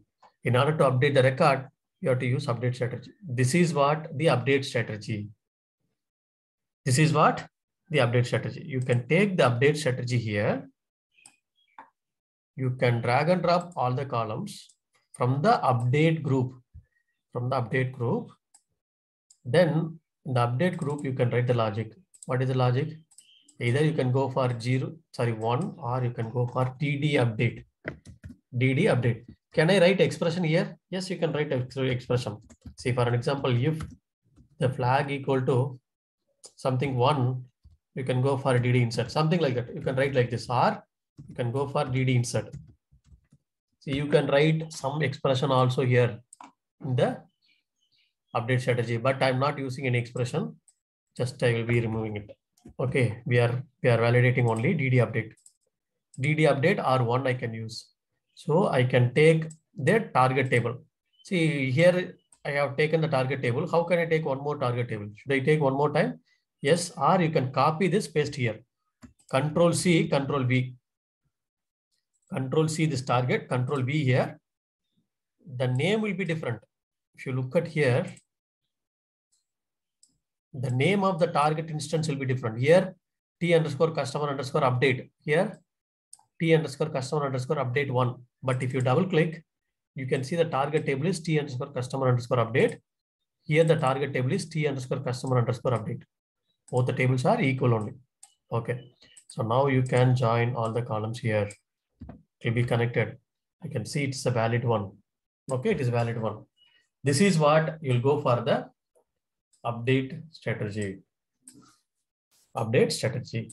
So now you can arrange it, arrange all to be arranged. See, one more time I will repeat. First of all, we are taking the source. The source should be either inserted or updated. How can I find? By using this customer ID, by passing this to a lookup, customer ID should be equal. And I'm making that whether the customer ID is present or not. If the customer ID is not present in lookup, then I will make this flag as true. If any one of the column is not equal, I will make this flag is true. Then based on these two flags, I will segregate these two groups. One is for insert, one is for update. Insert directly, I will insert it, update.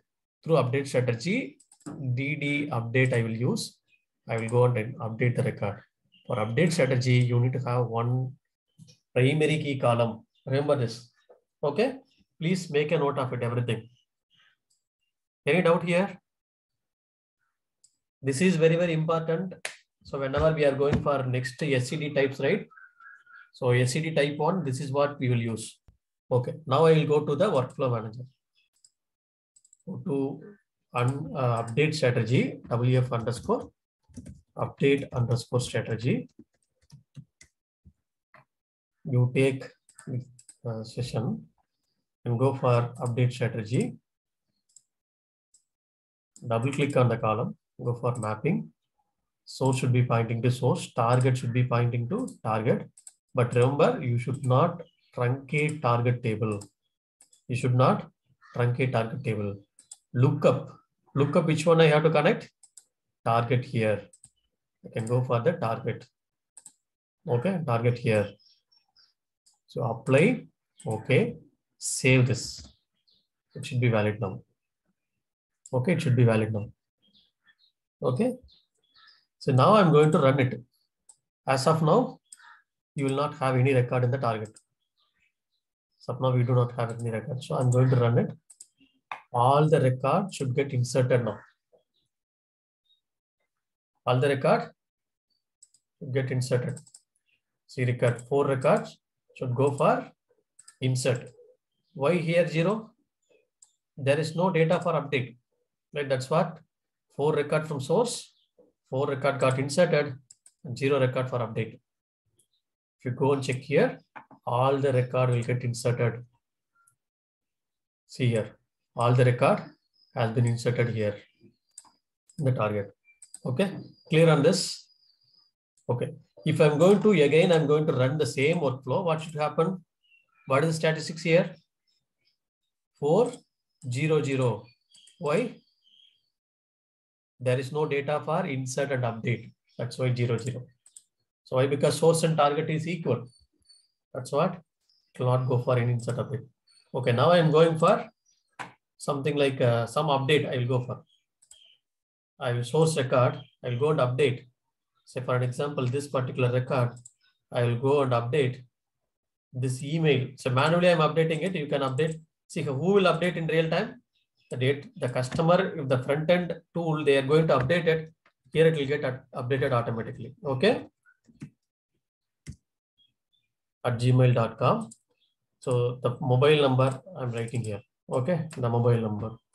So I'm writing the mobile number here. Okay. I have updated the record. Click on concatenate. Sorry, commit. It will be committed. So make sure that you are committing the after updating it. If you don't commit it, it will not be updated. So if I'm going to run, what could be the statistics here? If I'm going to run again, what could be the statistics? 401. Okay. 0 means nothing is inserted. 1 means 1 record is getting for update. 401. If you go and check here, okay, so this is what it got updated in the target. Okay, it got updated in the target.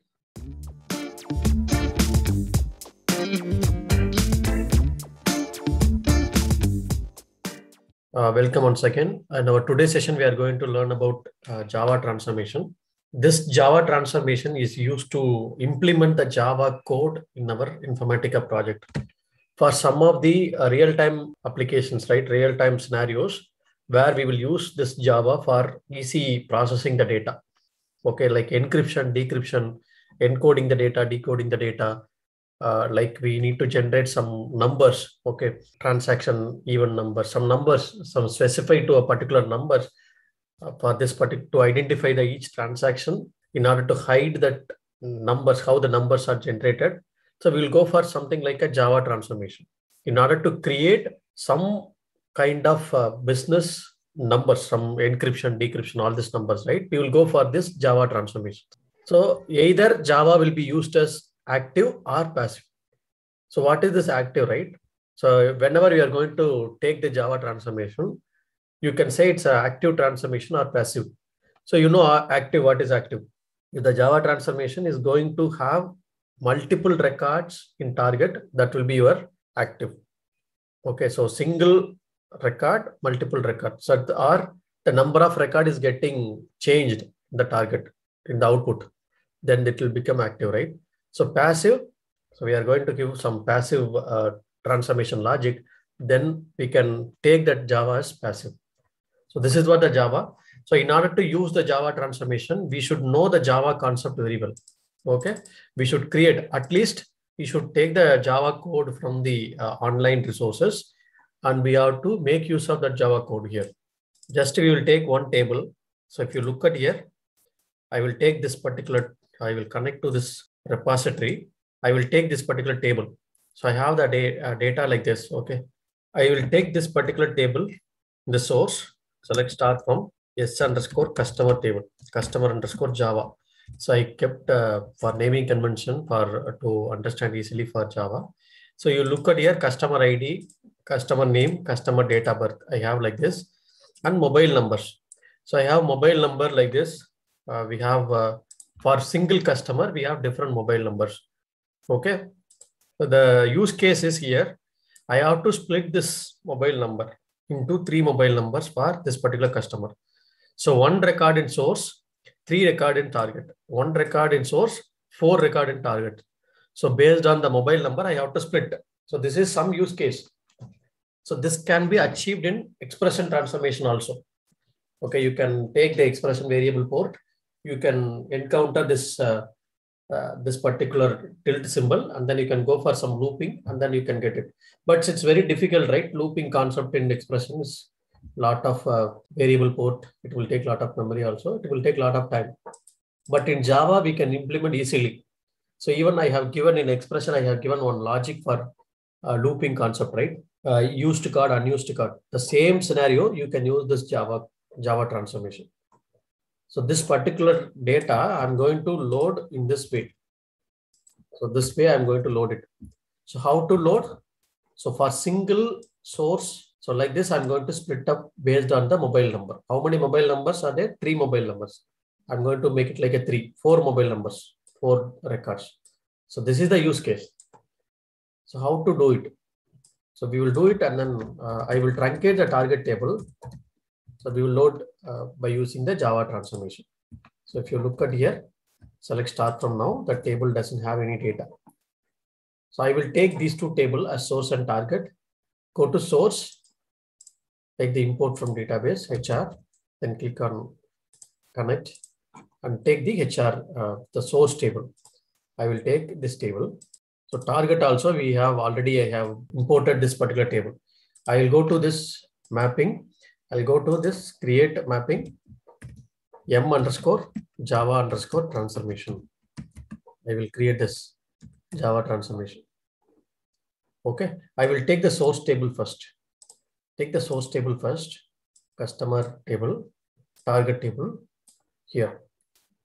I can keep, this is my Java. So click on Java here. So it will ask, okay, please choose the Java transformation type, either passive or active. So once you have chosen, after that you cannot change. So for this scenario, we have the active. So why? Because single record in source, multiple record in target. So we choose active. So this is an active transformation now. So normally what will you do? You will drag and drop the port to here, right? So instead of that, double click on this. Normally you can drag and drop also, no issues. See, this is what the input, this is what your output. So you can keep the cursor here. You can create. So how many ports you have? 4 ports. Or you can drag and drop. That is also fine. So keep the cursor here on the output. So create 4 targets. So what is 3 targets or 4 targets? We have to create here. I'll go to the customer ID. First one is customer ID. Second column is customer name. Second column is customer name. Third column is date of birth. So you can take date of birth also. The fourth column is mobile numbers. In source, we have mobile numbers. Okay, mobile numbers. What is the data type? Customer ID I can have as decimal. Customer name, I can have it like a string, 100 characters. Date of birth, date and time. Mobile numbers, second string. So source, we have the string. You can have it like a string. And customer ID here. So you can have, this one is output, right? So I can have O_ customer_ ID. This is a decimal only. You can keep this as decimal. Then this is like O_ customer name, O_ date of birth, O_ mobile. So mobile only, not mobile numbers. Just I will keep as mobile to understand. Okay, this is single number. So this is 100 characters. Date of birth is date and time. I can have the mobile number also string. Okay, 100 characters. After that, we will convert string into numbers. So this is what we will create this particular columns and go to the Java code. So this is the Java code actually. You can remove this code. These are all comments. So based on the column, right, we will have the full code. If you look at here, based on the columns, have the full code. So all the code will be created like this. Okay. So all the columns will be have created like this. We will create the code here. So we have to create the code here. So that code we should know. Something like I will give you one exercise for you, like encryption, decryption. You can try that. Okay, here I'm going to create. So first of all, I'm going to have a variable called string variable. I will take str as variable. I will store whatever the mobile numbers I'm going to give. See, whatever the mobile number I'm going to give, right? So that mobile number, I will store it here. Mobile underscore numbers. It's a string, okay? That will be stored in str, the variable. Okay, it has some tilt symbol, right? So to take the tilt symbol, I will take one temporary variable. In the temporary variable, I will store this value, string null value, and I will take the temporary variable called a temp. So this is temp. Then I will take delimiters, string to store this delimiter. So what is the delimiter? I have to store. This is the delimiter, right? So this is the delimiter. So I have taken all the variables. You can take some Java code online also. So whatever the code you want, you can take it. Say for an example, I want to store the temp equal to, these are all methods, str.string.split. I'm going to split based on the delimiter. Based on the delimiter, I'm just splitting that string and storing the value into the temp variable. First, I have assigned this temp variable as null. I have splitted based on the delimiter. You can assign it to delimiter and then you can split, or you can directly give the delimiter here. Then I'm going for the looping. So here I will go for loop for I equal to 0 less than temp.length, length, and then I plus plus. So up to this number I will go and then I will plus plus. Okay. Then you can use open curly braces, close curly braces. Okay. So you can open and close. Java, we do not have any indentation, but in Python we have some indentation. Okay. That we need to follow. So I will map the columns. O underscore customer ID equal to customer ID from source, customer ID. So that we will use O underscore customer name equal to custom name. O underscore DOB equal to DOB. These are all the columns. Direct load. So O underscore mobile, that is the target, right? O underscore mobile equal to, what is that mobile we are splitting? The temp variable we are splitted, right? So temp of I can store. So semicolon. You have to make this as a loop. For this, you have to use one method called generate row. So generate row is nothing but for each and every record, it will create a rows will be generated. Okay, so all the semicolon and everything should be fine. So once you are done with this, you have to click on compile. So compile it. It should be compiled. Okay, we are getting some error for I. So what is this I? Whether it is an integer or variable, cannot find symbol, right? Either you can define here integer I, or you can initialize here itself integer I. Okay. So whenever you're going to compile, so here itself it will compile and then it will say like the compilation should be successful. Then only it will be valid. So if you want to see the full code, you can go to the full code. The Java transformation like this, it will import all the packages. Okay, here, whatever needed. So public class. So within this, what is the variables? Private, public, all the methods, it will be taken, classes, and it will create for each and every record. It will create like this. This is the entire code. So entire code will be created by Informatica itself. We are not going to create. So exception model also. Apply. Okay. Then take all the 4 columns into this one. Target also you can take from here. Control S. It should be a valid one. Okay. You can go to the workflow manager. So just I'm creating the workflow to run the Java. So workflow Java underscore transformation. Java transformation 1 I will use. I will take this particular session. Java transformation. Okay. So link it. So Java transformation, this is the one, right? We have created. Double click on this. Same thing, we have to give the connections.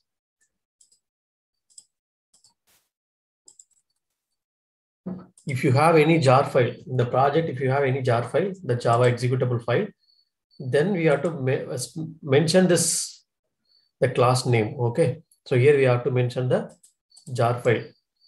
So it is taking the default file, no issues. I'll apply, but in real-time project, we have to give the Java jar file here. Okay. So it should be a valid one. Now I'm going to run it. If I'm going to start workflow, it will load the data into this particular table. As of now, no data is available. It's getting loaded. Succeeded. 2 records in source, 7 records in target. So 3 records for first record, 4 records for second record. So 7 records has been loaded into the target. So for this logic, just I have created like this. Say I want to do some encryption, decryption for our customer table or any tables. So for employee tables, I have to create some encryption ID for product table or any tables, accounts table, account number, the card number. I have to make the card number as encrypted key. So make this particular, this scenario as some exercise. See, encryption, decryption by using Java. It's something like you'll have encryption, decryption logic. Okay, some Java code will be there. So this import and all, Informatica will take care. You can have some encryption, decryption, some different logics will be there. You can take any one logic. Okay. So this is some method. So no need to go for this method. You can go for some other method. Lot of methods will be there. Okay. Lot of methods will be there. You can go for any one method. You can use it this method. Okay. You can use any one logic, whatever the logic you need. Okay. Just to try this. If you have any questions, you can ask me. I will help you out. I will give you some code, example code for encryption, so that you can use that code. You can give some account table. You can go for the encryption, decryption. So if somebody else asking that question, right, you can tell them like for encryption, decryption, or encoding, decoding, something like a conversion, or this whatever we have seen for the looping and everything. So here we can take input, all the input as one single string. Then each and every string will have some new line characters, right? So if new line characters is encountered, you can put comma here. That's all. That's very simple, right? So you can use this Java transformation to implement this particular logic also, either Java or expression.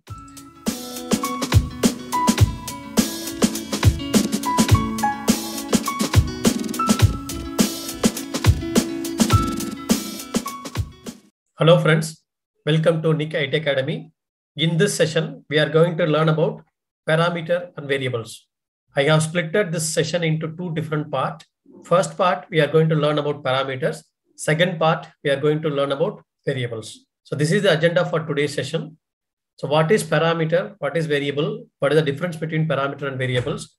How to pass a value to a Informatica workflow or session through a parameter file? How to pass a different value in the next run, how to configure the parameter file in the runtime. So that we are going to learn with example. Whatever the concept I have explained in our session, I have given in the document. It is available in the descriptions. You can download the document for more details. If you haven't subscribed my channel, so please subscribe the channel. You'll be getting all the updates whenever I'm uploading the new videos. Let us start our session. So parameter and variable is nothing but if you want to pass any value dynamically to the mapping or dynamically to the session, we can give as parameter or variable. Okay. So what is parameter and what is variable? So everything will be maintained like a dollar symbol. If $2 is there, then this is like a mapping level parameter. Okay. This is mapping level parameter. Single dollar is there. Then this is a session level parameter. Okay. Session level parameter. So you have seen something like $PMSRC file directory, right?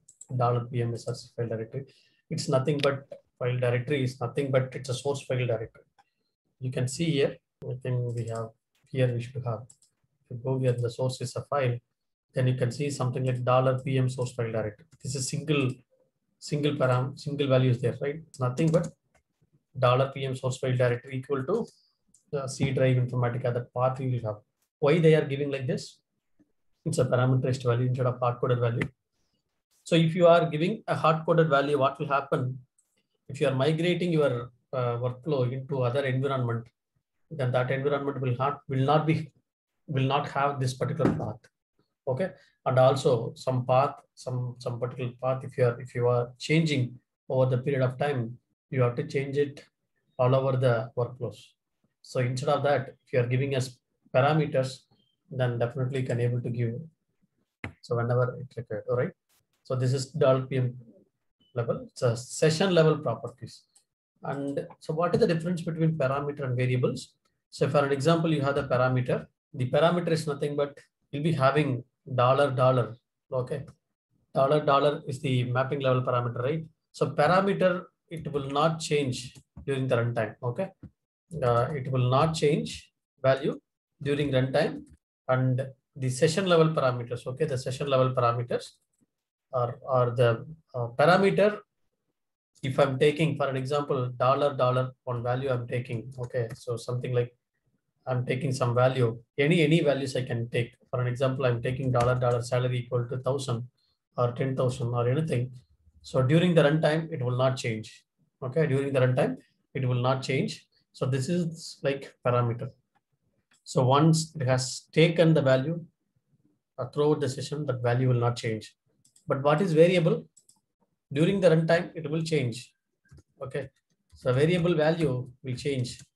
The value will change during the session run. May or may not change. Okay, so may change during the session runtime. So that means if you are giving some $, count, that value will be changed during the runtime also. So this is called parameters and variables. Okay, so like if you want to give like something like parameter and variable, you can go with. So dynamically, if you want to pass a value to the mapping, then you can go for either the parameter or variable. Variable is value will change during the runtime. The parameter will not change. So you can see the variable port also, right? You can see here, I'm going with something like parameter. So here I'm going to create a mapping called m_parameter. Okay, so m_parameter. There are two types of parameter values are there. One is global parameter, global, and one is local parameter. Okay, so what two types of parameters? What is global parameter? Global means any session, any workflow can read that. Okay, that is a global parameters. So any session or any parameter can read that value. But the local one is nothing but it's particular to the local to that particular session. You have to mention that folder name, session name, and everything. Then that value should be applicable for that session only. It is not applicable for other session. Okay, but you are defining a parameter or variable as global, then others can use it. So that is what the global variable. So you can go with something like, so this is the local variable, and you can see here. So look at here, I'm going to take one. So what it will do, it will automatically take, select all the records from the source. But I want to dynamically select the values from the source. Then I can go for something like parameters.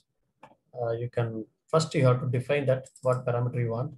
You can go here in the properties. I'm just making that something like, even the SQL query also I can give it like parameter, but just I'm giving var class only in the parameter. Just is generating that SQL. Okay, generate it and give this var class as $var. Something like $var. I'm just giving us this var class is the $var. If I'm not giving any value for this $var, then null value will be passed here. So click on OK. What is $var? First of all, we have to declare it. Go to mapping, go to parameter and variables, add a new parameter or variable. Class you want to have $var. That one we have used, right? So just I'm making the $var. Whether it is a variable or parameter ask. So I can take it as parameter. So I do not want to change the value during the runtime. Mostly we will create a parameter only here. So string $var will be like, I can give some 100 characters or 1,000 characters. So it's expression you can make like false. Okay, you can give OK. So you can make control yes. It should be valid now. You can go to the workflow. So you can create one workflow, new workflow. So WF_parameter. Okay, parameters. So I can give session. So m underscore parameter. Click on OK. Then click on link task.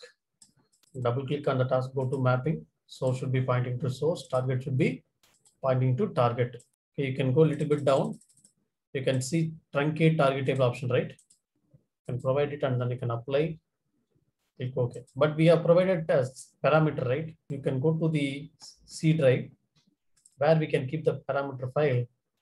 You can keep C drive, Informatica 10.2.0 server and infra. You can go to the param file. This is the folder. And go inside.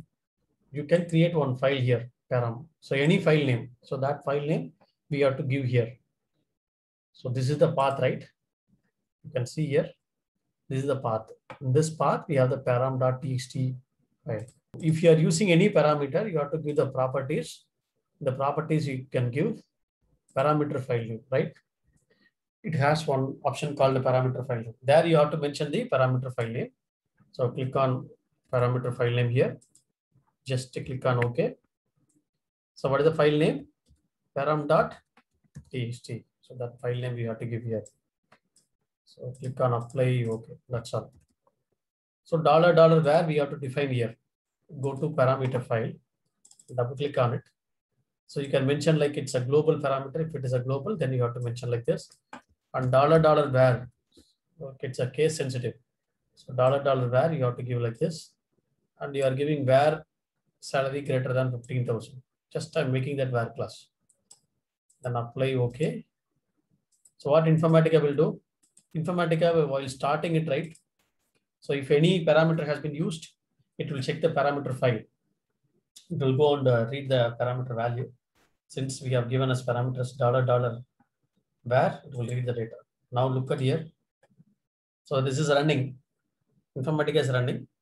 Today I'm giving like $, where equal to where salary greater than something. But tomorrow I may give some different one. It got succeeded now. You can see it should have taken 3 records only. If you go to the file, the session log, you can see. So $, value will be presented here from employees where salary greater than 15,000. That is the parameter value has been passed. Okay. So now you can see, go to this workflow, sorry, parameter file. I'm not changing anything in the session level or Informatica level. Just I'm changing the parameter value. Okay. So for an example, where job underscore ID equal to SA underscore rep. So SA rep is nothing but sales representative. I'm just giving it job ID equal to this one. So I'm just making like this is the parameter value. I haven't changed anything in the Informatica level. Just I have changed that parameter file. Go here, run, start or flow. You can see now the characteristics changed, right? Now it is reading 30. In most of the cases in real time, the connection value also parameterized. The connection value also parameterized. So this is like where job ID equal to this one. Okay. It's passing the runtime. It is passing the parameter value. Okay. So this is something like parameter, global parameter. You have to mention like global. If you want to give local parameter, you have to give this formula. For an example, so global is nothing but all integration service process can able to read that global parameter. So you can give this, this is the one normally we will follow. Okay. Something like folder name. Okay. Folder name. This is entire workflow level. Folder name dot WF : workflow name, or if we will give in this format, folder name dot WF underscore workflow name, worklet name or session name, or you will give this formula also, the session names. If you are giving like this is the named session, right? For that particular session, you have to give a value. So we have to give, for an example, you want to give for this folder, this session alone, you have to give like this. Of global, you have to give folder name will be, so this is a folder name, right? Training underscore 5. So this is a folder name dot workflow name. So this is the workflow name. This is session name. For this session we are giving, right? So we have to give session name. This session name here, like this we have to give. And so global, like I will remove it now. So training _5 dot this workflow dot session name equal to this one. For this we are passing. So now you can check whether it is able to read the parameter file. Okay, so 30 records is getting right. So this is the way you have to give for the parameters. For some other parameter value, you have to give some other name. You can give some other name also. Any path you can mention, but you have to tell that Informatica that, okay, this is the path, this is the parameter file. The parameter name, the file names very correctly. Okay. So if you are giving some different name, it will get failed. Even some real time, the parameter file also we will create runtime. Connection value, we will create runtime. So that is also possible. Here we are giving like this, right? But we will create the parameter file runtime also. That script will create the file. Some script will be there. So that script based on the value, it will create the file. Okay. Use some script to run this particular workflow. So look at this. This is one of the wrapper script, something like bash script, right? Bash script you have. And then this is commented out. PM home is nothing but info path. So info path and info server name. You have to give either dev, UAT or prod. Informatica domain, the domain name you have to provide. Workflow name, you have to give the workflow name. Informatica user. So what is the user you have to give? Password you have to give the password. Workflow name. That workflow name you have to give. What is the workflow name here? So start, then $PM home. That is nothing but so this folder, right? You remember that Informatica folder. So Informatica 10.2.0 server InfoShat. So here you'll be having that. This is the $home path. So it will be mentioned in the admin level. Then you are passing this one PMCMD, then start workflow. These are all something like variable parameter passing. You have to give all this Informatica user, Informatica password, domain and everything, folder, wait time, workflow name, everything you have to give. So it will fetch the workflow status. So it will take the status, whether it is running or succeeded or failed. It will take, and then if the workflow status equal to 0, then it should show you like execution successful. If we are making that execution has failed, something like other than 0, we are getting some status like 1 or 0, something like that, 1 or some other value, then you may assume that, okay, this workflow got failed, right? So this is what you can take. This is one of the PMCMD command wrapper script to start the workflow. This is not to create a parameter file. So this is the way we will create normally the parameters and the variables.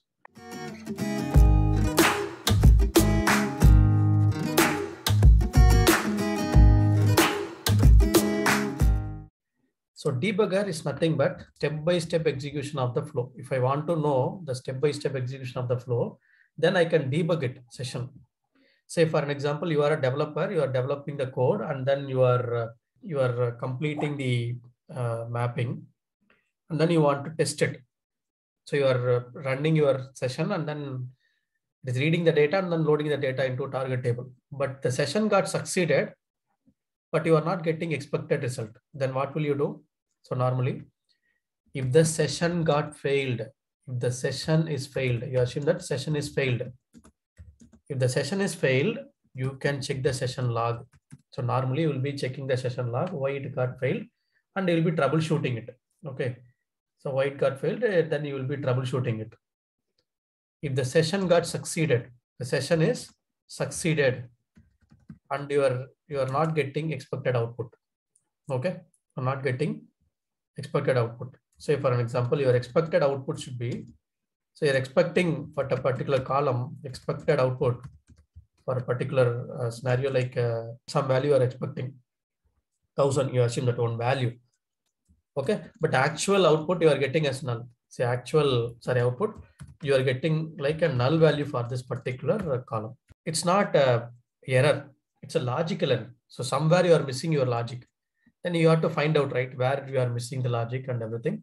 So that you have to go for a debugging. So you have to debug it. So debugger is nothing but step-by-step execution of the flow. Okay, step-by-step execution of the flow. of the transformation flow. Step-by-step execution of transformation flow. So pipeline flow, you can say. So if you look at here, so I can debug any session. Say for an example, I want to debug this SCD. Yeah, SCD type 2, I want to debug it. Yes, I can go for debugging. Say for an example, if you are not getting correct output, you can go here, go to mapping, debugger. You can use start debugger. So start debugger, you can go for next. So you'll be choosing which session I want to go for. Like you use an existing session instance, use an existing reusable session, create a debug session. So I want to go for use an existing session instance. So that means it is a non-reusable session. This is reusable session. So you know already what is reusable session, right? You can go to next, and then it will take that particular session. So this is the session, right? You can go for next. Discard target data. While running the debugger, it will not physically write the data into target table. Okay. While we are running the debugger, it will show you what data is populated in the debugger, but it will not physically go and write into the target table. This database table, it will not write. Okay, this is what the debugger. Okay, I can click on finish. It will open two windows. So one is current instance. This is what your current instance. Current instance means, so this is one instance. This is another instance. This is another instance. Instance by instance. Instance means transformation. Once your debugger start running, all these are disabled. Transformations, everything is disabled state. Okay, so now I will go with the mapping. Go to debugger. So you can go for next instance. That means next instance means next transformation it will move. So first time using the next instance, you can see here F10, right? So next time you can press F10. So you look at here, where is the session now? So session is there in source qualifier. So here is the session, source qualifier. Okay. If you look at here, row number, row ID 1, that means first record. So first record from source it is taking. So you can see here customer ID, first name, mobile number, all this you are seeing here. And then you can, this instance is in source qualifier. So keep the cursor here, you can press F10 here, then it will take first record to a lookup. So lookup also you are getting lookup key, and then this is the customer ID 1 from lookup, right? So we are getting the matching. Then if it is matching, then expression, we are getting that new record flag is 0, update record flag also 0. So effective date, today's date, end date is 31st. So go for next one. So it is getting filtered out. Okay, it is getting filtered out. The row type, if you check filtered out, then this record is not going for the target. Okay, if you are seeing anything like filtered out, the record is not going for the target. Okay, how many targets are there? 2 target, right? You can check 2 targets or 3 target. What are the target here? See, for all the target, it will go like a filtered one only. So you can check here. Okay. Next instance, the same way you can go for next instance. So how the data is flowing, you can check one by one. See here, one by one, all the record is getting filtered out. It is not moving on to the target. So this is what you have to debug it. So once everything completed, automatically it will come out of the debugging. Debugger start a shutdown complete. Okay. So this is what it will go for. Okay. Now I will go to the another mapping. Here I will show you what is a debugger and how it will be. So you remember we have seen transaction control transformation, right? Transaction control to generate the dynamic target, right? Dynamic target. We have used transaction control. Say for an example, this scenario I'm going to take. How many transformation here you are using? Source qualifier is 1, sorter is 2, expression is 3, transaction control is 4. So go here the same way, debugger. So I'll go for the start debugger, go to next. You can go for use an existing session instance, click on next. It will go and bring the table sessions. So which session you want to use? I want to use this transaction control, this first session. So I will take the first session, click on OK, discard target data. You can click on finish. Then the same way 2 windows will be opened. One is target instance, other one is current instance. So you can keep just why I have taken this scenario, I will tell you. Since we are using sorter here, right? So you can see here, debugger, you can go for next instance. You can go for next instance. If you are taking next instance, row ID 1, where is the instance? Source qualifier. You can see source qualifier, first record it has taken. So you can validate one by one record here. So you are clicking on next instance, F10. So F10 means next instance. It is not moving on to the sorter. It is still available on the, source qualifier. You can see here, second record has taken from the source qualifier. Press F10, third record, fourth record, fifth record, like this it is going. Why it is not moving forward? Why? Because next transformation is sorter. Since next transformation is sorter, it will not move. So why? Because here we have sorter will take all the record, and then by using all the record, it will do the sorting. So that's why it is not moving forward. Okay. So here we have. So this is what it will move, and then you can go for F10. Okay. So if you have, you can ask me. So how many records are there? 107 record is there. So 107 times I'm pressing that F10, it is moving. You can ask me one doubt. Okay, if I have millions of record, will you press million times? No. So that we will use something called concept called breakpoints. I will tell you what is that. So this breakpoint concept is applicable in other like a Java, Python also we have. Same way here 106, right? Look at here 106. Next to one time I'm pressing F10 107. Now the instance is available in source qualifier. If I'm going to press one more time F10, it will move on to the next transformation. That is what our sorter. If you look at here sorter. So on what basis it is coming like 109? It is sorting based on the department ID, not department ID, country ID. Right? Country ID only we are using the keyboard. So based on alphabetic order, it is making the country. So C. Then I'm going for the F10. F10 means next instance. So how it is moving? To the expression. Okay. Then here, transaction control. It's coming here. You can see here. It is generating t_country_canada.csv. Change flag equal to 1. That means true. And then commit before. This expression is making like commit before, right? So you can make one by one. F10. Again F10. So this is insert. Look at here. Row type is insert means this record will go to the target table. Okay, this record will go to the target. So next record it is taking. Where? From the sorter. Next also Canada. Then you can make it like F10. So it is moving, right? So here it is moving. So since previous record, this record is same. Change flag is 0 only. Previously change flag is 1. Now the O change flag also 0 only. It will go with continue transaction. Previously it was commit before, right? But now it is a continue transaction. So this is what it will proceed. Okay, if I have millions of record, should I go for like this one by one? No. I want to check only for India. I want to check only for India. How can I do it? So go with debugger. So in two ways you can do. One is you can go for the, I will go for stop debugger. Will stop it. Two things. One is in the source qualifier, you can apply some filter. The source qualifier, you can apply some filter. You can make where country equal to India. That means it will pass only India only. You can easily track it. Otherwise, you can go for breakpoints. If the source is flat file, you can go for breakpoints. See here, go to mapping, debugger, edit breakpoints. It will ask where you want to place the breakpoints. I want to place the breakpoint in expression. Wherever you want, you can keep it. No issues. I want to keep breakpoint in expression. Just I'm making expression transformation. Go and add the breakpoint. So look at here, add breakpoint. Click on condition. So what is the condition?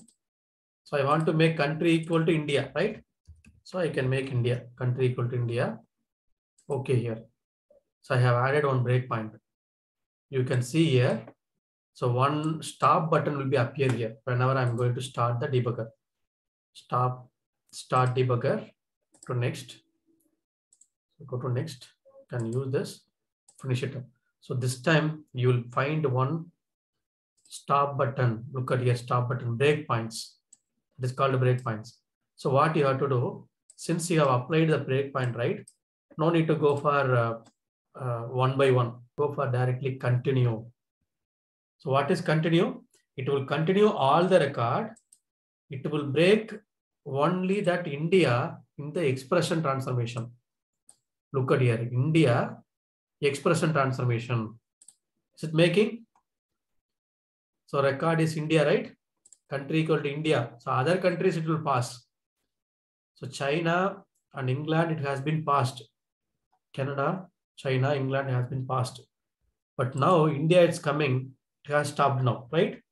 So now you can go for F10. So one by one you can move. So you can check only for India, how the India is moving. This is called breakpoints. So if somebody asks, when will you use debugger? So if I'm not getting expected output in the target, if the session got succeeded, then I will use the debugger. In debugger, we have two windows. One is current instance, other one is target instance. Okay, target instance. And we have the breakpoints. Breakpoint is nothing but if I have millions of record, I want to test it for particular record, I can use breakpoints. I can test that particular record alone. Okay, so this is what you can inform them. If the session got failed, what will you do? Yes, check the session log. Okay, how will you identify where is the error? If while reading itself it is failing, then you have to check. So why it has failed, right? So that's what you have to backtrack. These are all the troubleshooting methods. Continue means other record will continue. It will stop in the whatever breakpoints you have applied. Okay, from there you can go for next instance, F10. See, for an example, 1 million record is there. You want to, particularly this particular record alone, you have to check it. Continue all the record. You break it only particular record. So that's what breakpoint will be used.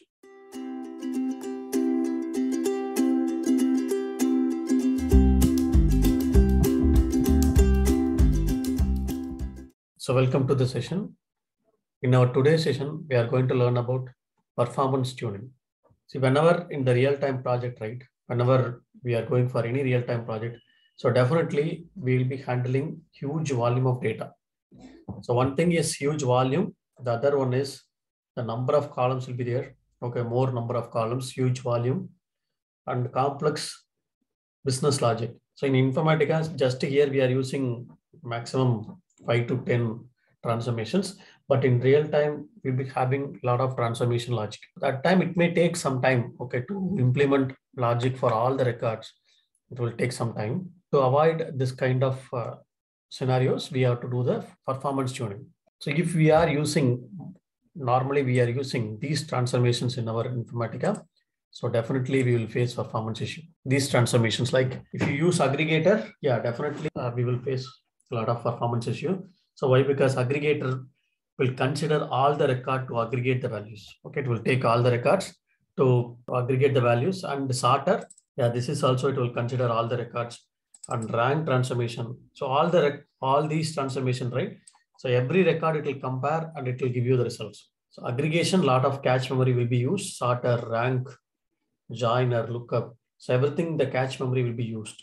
So that's what, if you are using these type of transformations, so definitely you'll be facing performance issue. Okay. So how do you know this session is running like a performance issue? So first of all, the session is long running. Okay, the session is running. So one thing is huge volume. You can check the throughput. If the throughput is very high and also the huge volume, it is taking a lot of time, no issues. So let it be running, okay. But the volume is very less, but it's taking a lot of time to complete. And one is long running sessions. Or we might be going for the timeout issue. So timeout issue is nothing but, so whenever we are loading the data, fetching the data from source and target we are loading, so that time we might be getting the timeout issue. That's what timeout issue. Or session failed. Session might be failing due to the timeout issue, and CPU consumption is more. If you are getting these kind of issues, so definitely it's a performance issue. Either as a developer, we have to find out, or Informatica admin team, they will send you the mail saying that okay, these sessions are getting a lot of time or taking a lot of CPU. So we are aborting this particular session, and then please take care. Please implement some performance tuning method. Okay, they will inform us. Another way, so if real-time project, if you have many jobs are running, okay, thousands of workflows sessions are running. If your customer is saying that, okay, if your manager is saying that, so take any top 5 sessions, top 10 sessions, and you implement the performance tuning method, something like a process improvement. Okay, process improvement. So ourselves proactively, we have to find which sessions it is taking a lot of time. And so what is the reason it is taking a lot of time? And we have to find out, okay, this is what it is taking a lot of time, and we have to fix the issue. How do I know that out of these many sessions, these sessions are taking a lot of time?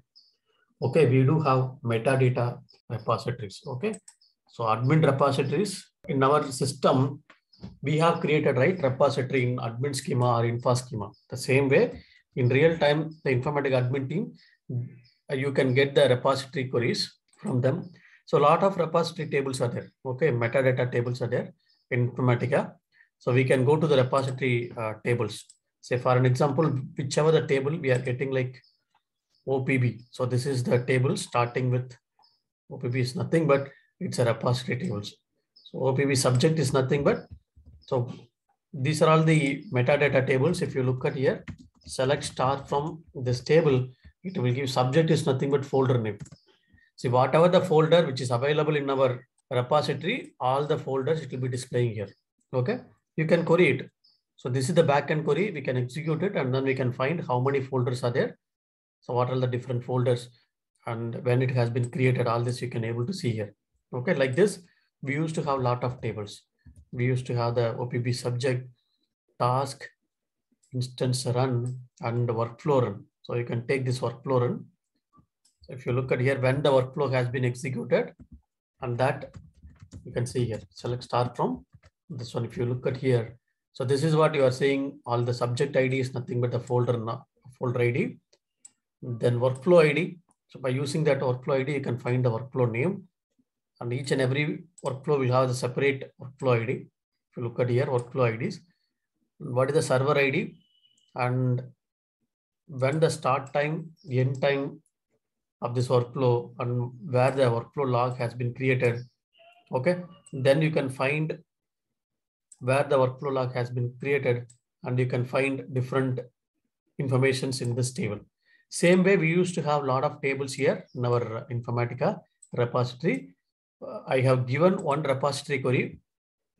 This query will give you the top long running sessions. Okay, so each and every sessions, it will give you the session runtime. We can find, you can take top 10 or top 20 other sessions. So if you look at here, subject name. So by combining multiple tables here, so you can take this queries in the net also. We can take it, no issues. Like from these table we have joined, and then see whatever the columns needed. So just we have taken that. So subject name is a folder name, workflow name, instance name, load date, session start time, session end time. Then you can find the duration of the session. Okay, so this is what each and every session's duration we can calculate. If your lead is saying that, okay, go and find top long running sessions, top 10 long running sessions, and try to implement performance tuning method for the test session. Okay, if they are giving you this particular task, then you need to talk with your Informatica admin team where the repository has been created, or give them this particular query. They will execute, or you can give the same query to a DBA. They will execute it, and then they will give you the result set. So from the result set, you can find whichever the session is taking longer time.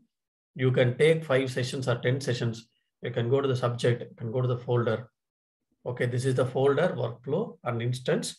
And you can get the session log for all these sessions. First of all, if I want to implement any performance tuning, definitely I have to analyze the session log. Okay, so definitely I need to analyze the session log. In order to analyze the session log, I need to know which session I have to analyze, right? So this is what you have to get the details. Okay, by using this below repository query, we can get the folder name, workflow name, session name, number of minutes the session has taken to complete. So everything we can able to find. Okay, after getting that, we have to get the session log either through monitor or we have to get the session log from Unix server. Okay, so once you have taken the session log, in the session log you can find session load summary. So if the particular session is taking longer time to complete, so definitely you'll be having the 3 threads.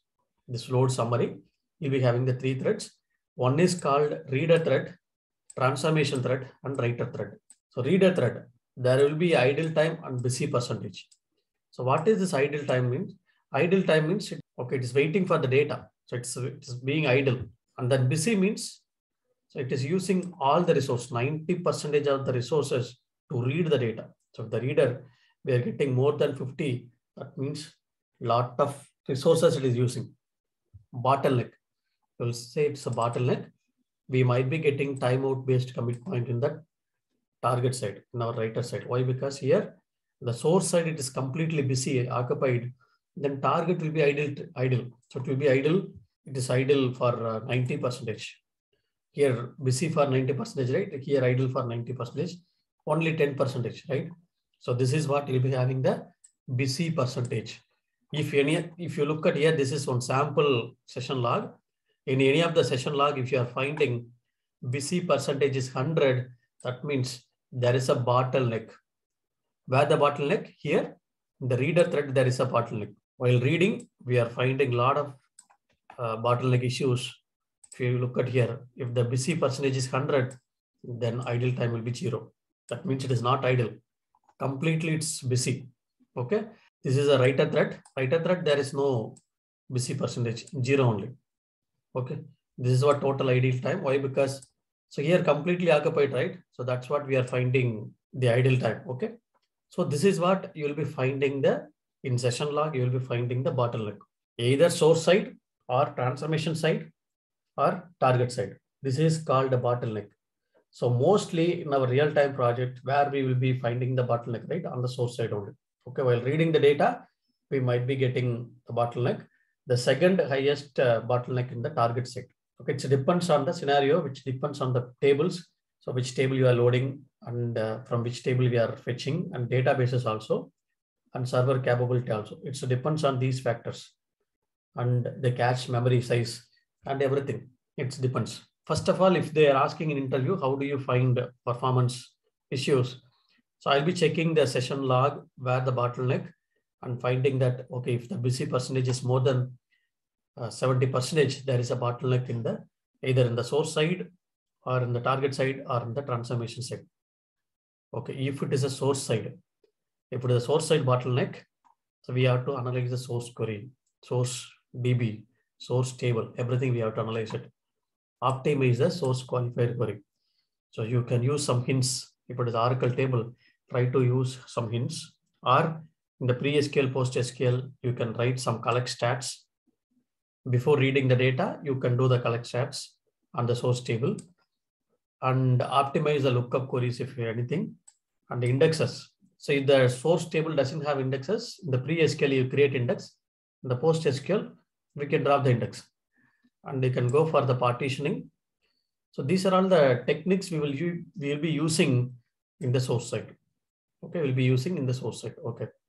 The target side, the target will be using the drop index. So if the index is there in the target side, then we have to drop the index, load the data, and after loading the data, you have to create the index. That we can use it in the pre-SQL, post-SQL. The next one is called partitioning. So partitioning is nothing but the parallel processing that we will see now, so that you will get clear idea. So these are all the methods you'll be using that to improve the performance. Okay, in the transformation side, if it is aggregator, then you can use sorted input or incremental aggregation. So that concept, incremental aggregation, I will tell you, but you know already what is meant by sorted input, right? So before rank transformation, you can place sorter. Before joiner, you can place the sorter. Before lookup, you can place the sorter. That's what you can improve the performance of these transformations, creating the lookup cache and everything. Okay. So you are using these methods. Still, you are not able to implement performance tuning. Okay, you are not able to increase the session runtime. Okay, so how to optimize them? We do have two different methods to implement the performance tuning. One method is called push-down optimization. The other method is called partitioning. So definitely they'll be asking in interview. So what are the two different methods are there to implement the partitions?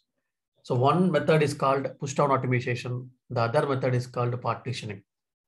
What is push-down optimization? The push-down optimization or partitioning, these two methods is licensed properties. Okay, so separate license, you need to get it for these. In order to use these two methods, we have to have a separate license, the license property. So we will call it as push-down optimization is nothing but PDO. So if you consider the push-down optimization is nothing but converting the transformation logic into SQL query and pushing down to the source or to the target, either to the source or to the target, or you can push it to both. So that's what the push-down optimization. If you look at here, so you can take, this is the left-hand side is source, left-hand side is source, right-hand side is the target. So here we have the target side. This is what the source side, source table. So this is the transformations. We do have transformations. Here we have the transformations. Here we have the transformations. A lot of transformations are there. And here we have the transformations. Okay. Here we have the transformations. And here this is the target. So left hand side you have the source and right hand side we have the target. Okay. So in between we have the transformation logic. See, all this will be taken care by Informatica. So the data is coming to the transformation source qualifier. After that, the data will be moving one transformation to another transformation, right? See, from one transformation to another transformation, the data is moving like this.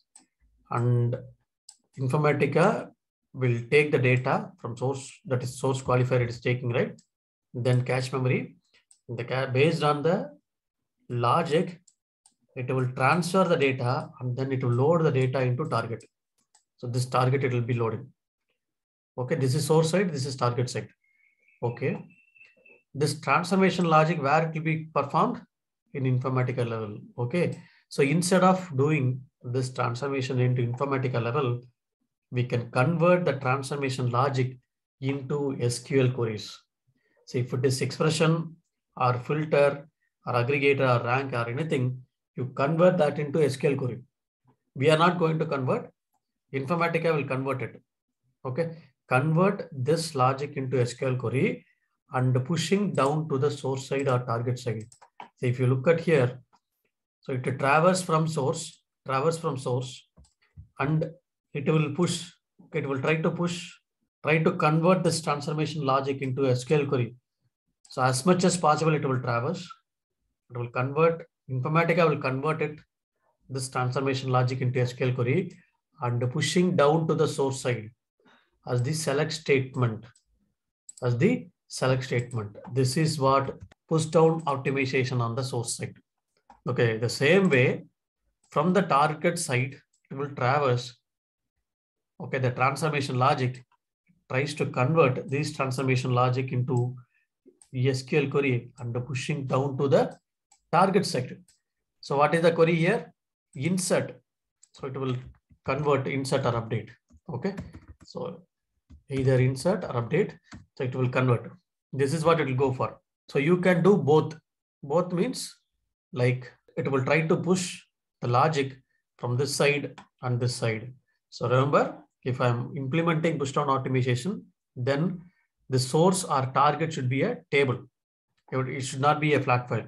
If source side is flat file, if it is a flat file, right? Say for an example, this is the source side is flat file. We assume that this is the flat file. So then I cannot implement push down optimization on the source side. If it is a target is flat file, then I cannot implement push down optimization on the target side, but still you can use it on the source side. So either one of the source or target, it should be a table, relational database table. So this is what we will implement. So where we will implement, right? So definitely we'll be having one options in the session level. Just you have to enable that. So we will not have here. but in real time, we'll be having it. Okay. So if you look at here, source side push down optimization, target side push down optimization, then full push down optimization. So if it is a source side, it will convert into a select statement. Okay, select statement. The integration service generate the select statement as per the transformation logic. For each and every transformation, it can push it to the database. We are not going to write any SQL query. It will automatically write.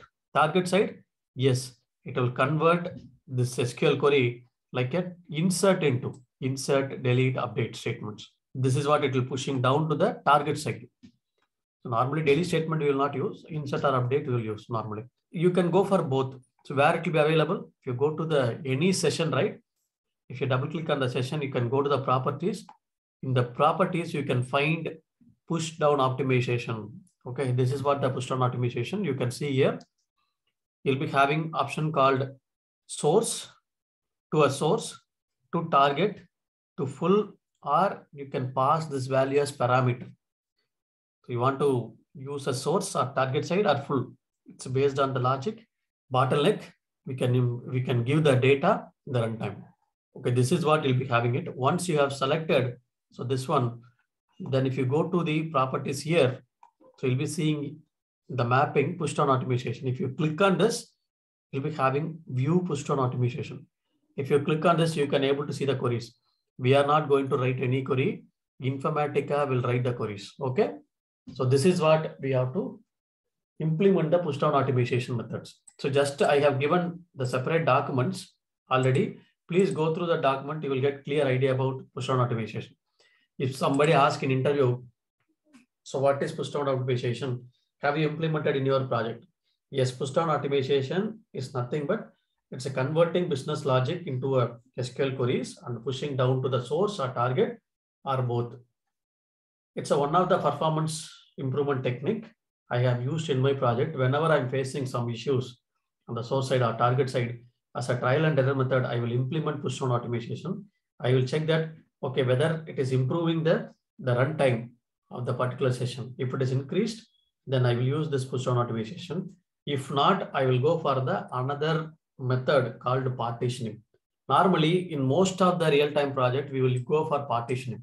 Whenever we are finding performance issue, so we'll go for partitioning.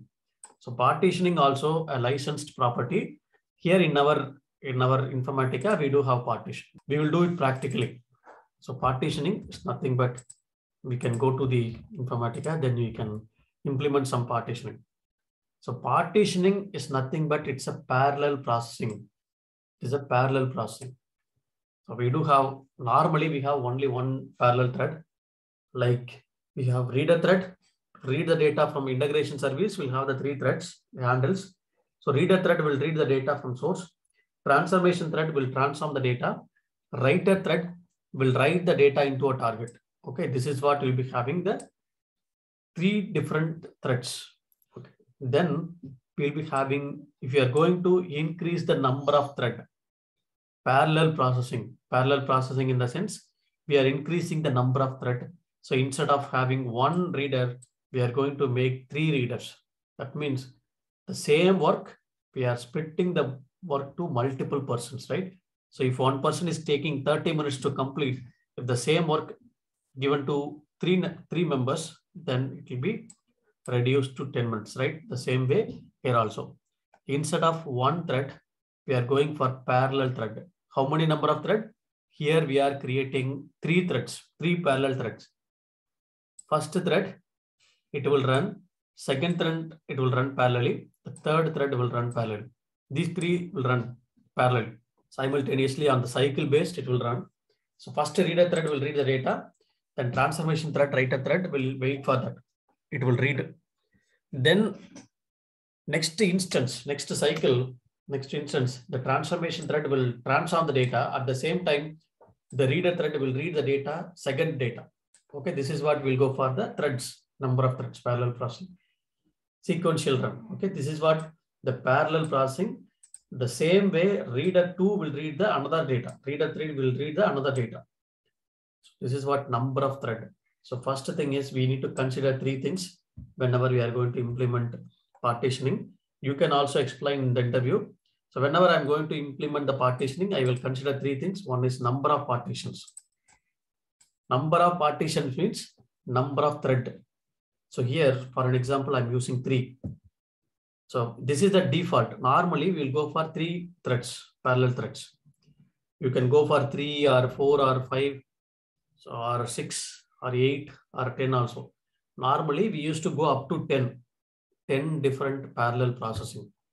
Okay, not more than 10. If you are going for more than 10, you need to get approval from your Informatica admin team. Why you are going for more than 10 parallel thread? Why? Because it will take a lot of resourcing. Okay, Informatica resource it will take.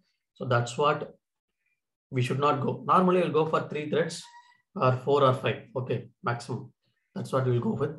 Some cases, some project, they will go for even 8 or 10 also. It's based on the project and capability of the server. Okay. Then we have the partition types. What types of partition we are going for and where the partition point is created. Number of transformation, if we have more number of transformation, where we are creating the partition point, that is also very important. Okay. Number of partitions here, 3 threads. Partition type, we have different partition types. Look at here.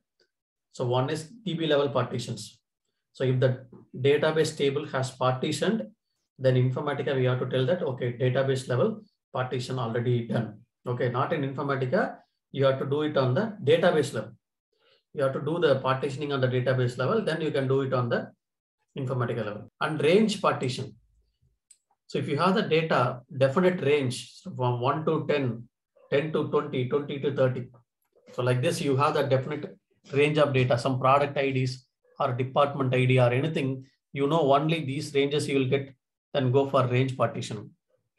Normally, you will go for pass-through partitions. So this is for default partitioning is called pass-through partitions. Even one single partitions will have the pass-through partitions. Then we'll go for round robin, hash auto key, hash user key. So round robin is nothing but based on the thread availability, it will use that round robin fashion. Okay. Then you'll be having the hash auto key, hash user key. So this will use hash algorithm whenever you are using these kind of transformations, right? So you can go for hash auto key, hash user key. It's a hash algorithm. So each and every record will generate, Informatica will generate hash key, and based on that, we will be doing the partitioning. Okay. So now we'll go for, so one type of partition, we will see that pass-through partition. If somebody asks, so what is the default partition you will be using in your real-time project? You can tell them, I will go for pass-through partitions. Normally, we are doing a lot of pass-through partitions in the real-time project. Okay. So if you go here, I will open this. I will show you how the pass-through partitions will be takes place. Just I will take one table. So you can take anything. Just I'm taking the employees. Okay. I will take employees data here. So here, this is what the session. You can go here, mapping. You can see the partitions here. Or you can go to the partitions. How many partitions are there? We have the one partitions. Only one partition is there. You can go to edit partition point. So this is the edit partition point. You cannot delete partition point now. Why? Because it's only one partition point is there. You cannot delete it. See, the repartition point must be specified at this transformation. We cannot delete even one partition point. Okay, that at least one partition point should be there. It is the pass-through partitions. Look at here. It's the pass-through partitions. Okay. Then you can go to the edit partition point. So I want to edit the partition point in 3 partitions, like 3 partitions or 4 or 5. So what is this partition type? So based on the scenario, how many partitions are there? We have 3 partitions. We have either you can go for pass-through or key range, or you can go for database partitioning. Here I'm going for the pass-through. If you know the ranges, then you can define the ranges also.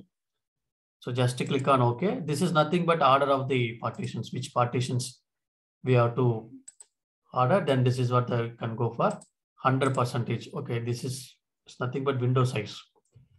Okay, then you can go to the transformations. The 3 partitions will be there here. So in the SQL query or in the source filter. So we have to segregate the data based on the partition that we have to give. So how can I segregate the data? So here I'm going to use some common method. If I have a unique key, just I'm giving the unique key. Here employee ID is the unique key, right? So based on the unique key, I'm going to do the partitioning. So employee ID. So just I'm using the mod function. Mod of employee ID. Since I'm having 3 partitions, I can use 3. Mod of employee ID, comma 3. If it is equal to 0, then I can use this. Whatever the record, it's coming employee ID. We are dividing into 3. If you are getting remainder is 0, it will go into this partition. And equal to 1, it will go to this particular partition. Equal to 2, it will go to this partition. So its mod is nothing but it's a modulus function. I'm making that division of employee ID. See, for an example, employee ID is 100.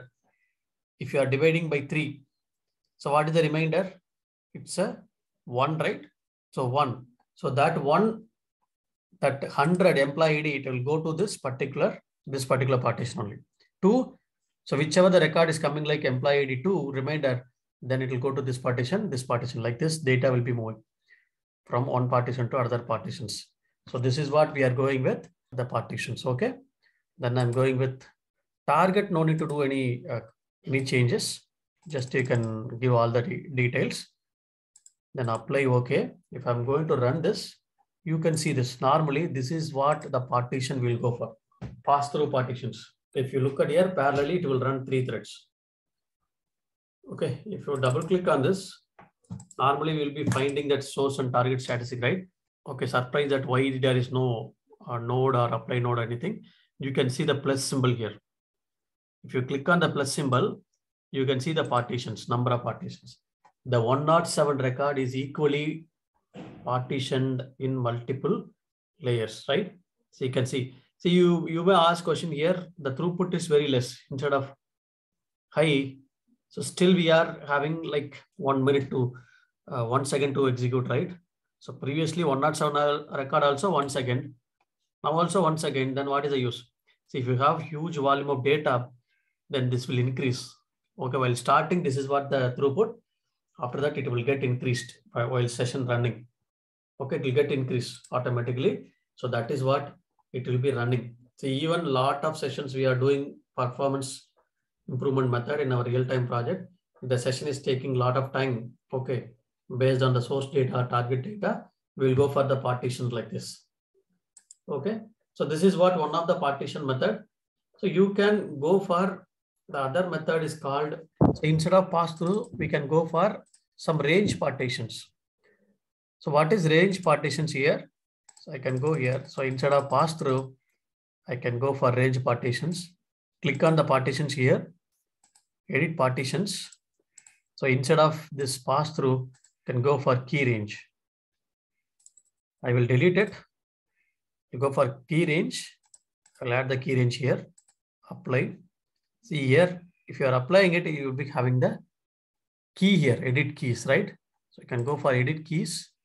Which key I want to go for? Employee ID or department ID or whatever it might be. So you can use some keys. So what is the key range you will be getting it? So employee ID, click on OK. Start range. So employee ID from 100, starting from 100, right? So you can take from 1 also. From 1 to 140. Okay. From 140 to 180. Okay.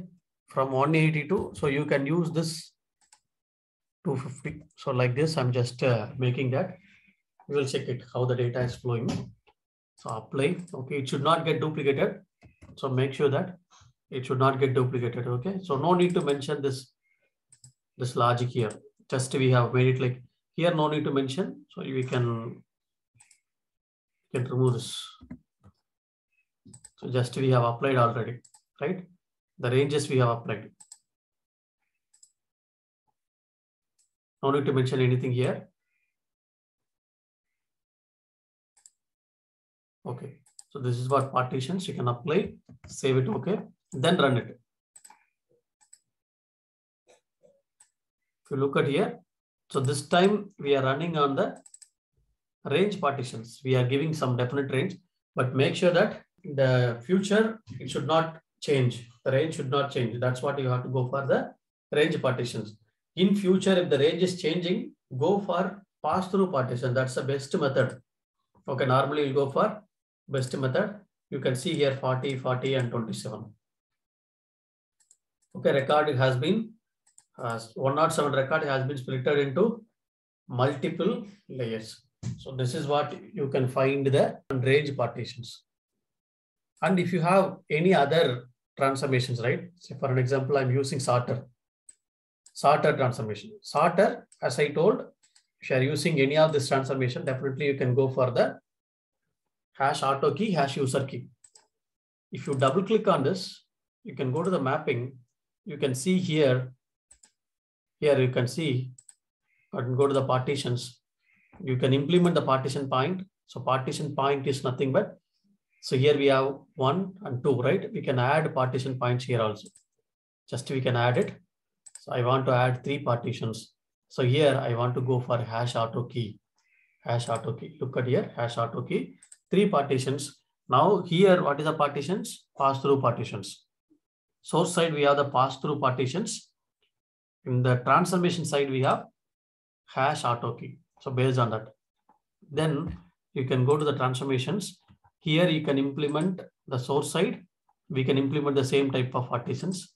Like here I will go for mod function. So equal to 0. This one equal to 1. This one equal to 2. From the source, this is the partition point. From the source, it will take based on this one only. But after the source, the sorter transformation, it will change it based on the hash key. So this is what you can improve the performance of the sorter. Okay, this is what you can improve the performance of the sorter also. So you can see here, data might be getting changed after the source. After the source, the reading the data, right? After that, it will be changing. So here, you can see here, data is like here, it is having that 35, 36, 36 only. But after the hash key generation, the target, it is changing. 29, but everything is same only. The number of record will be same. Okay, but here it is based on the hash key, the number of record passing through the partition will differ. It's based on the hash key algorithm. Okay, this is what hash auto key, hash user key you can go for.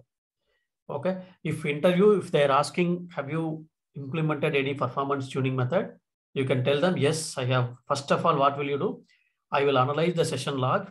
I will find where is the bottleneck. And so if there is a bottleneck on the source side or target side, how will you identify? So there is a busy percentage, right? So busy percentage I will find, and then I will find where is the bottleneck. Based on that, I will go for the methods. If it is performance degradation on the transformation level, then I will go for transformation side, implement some performance tuning. If it is on the source side or target side, so based on the scenario what I have explained, you can explain them. So index creation, all this you can go for, or I can go for push down optimization or partitioning. Push down optimization is nothing but both push down optimization and partitioning is the license property. Whenever I'm finding some issues, so trial and error method, I will go for first push down optimization. It's a license one. It will not be available in all the project. Okay, some project they will not buy this push down optimization. Okay, some project only will buy it.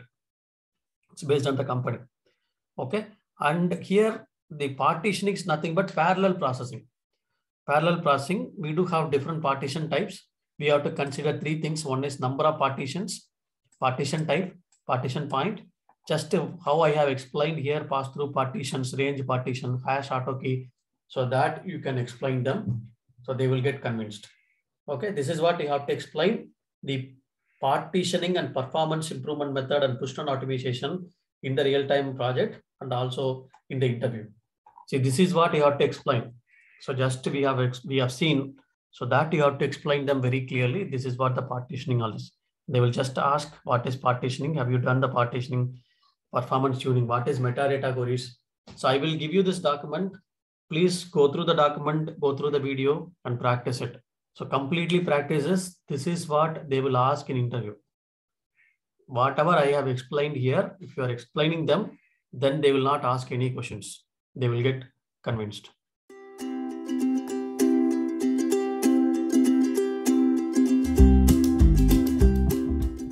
Okay, in our today's session, we are going to learn about slowly changing dimension.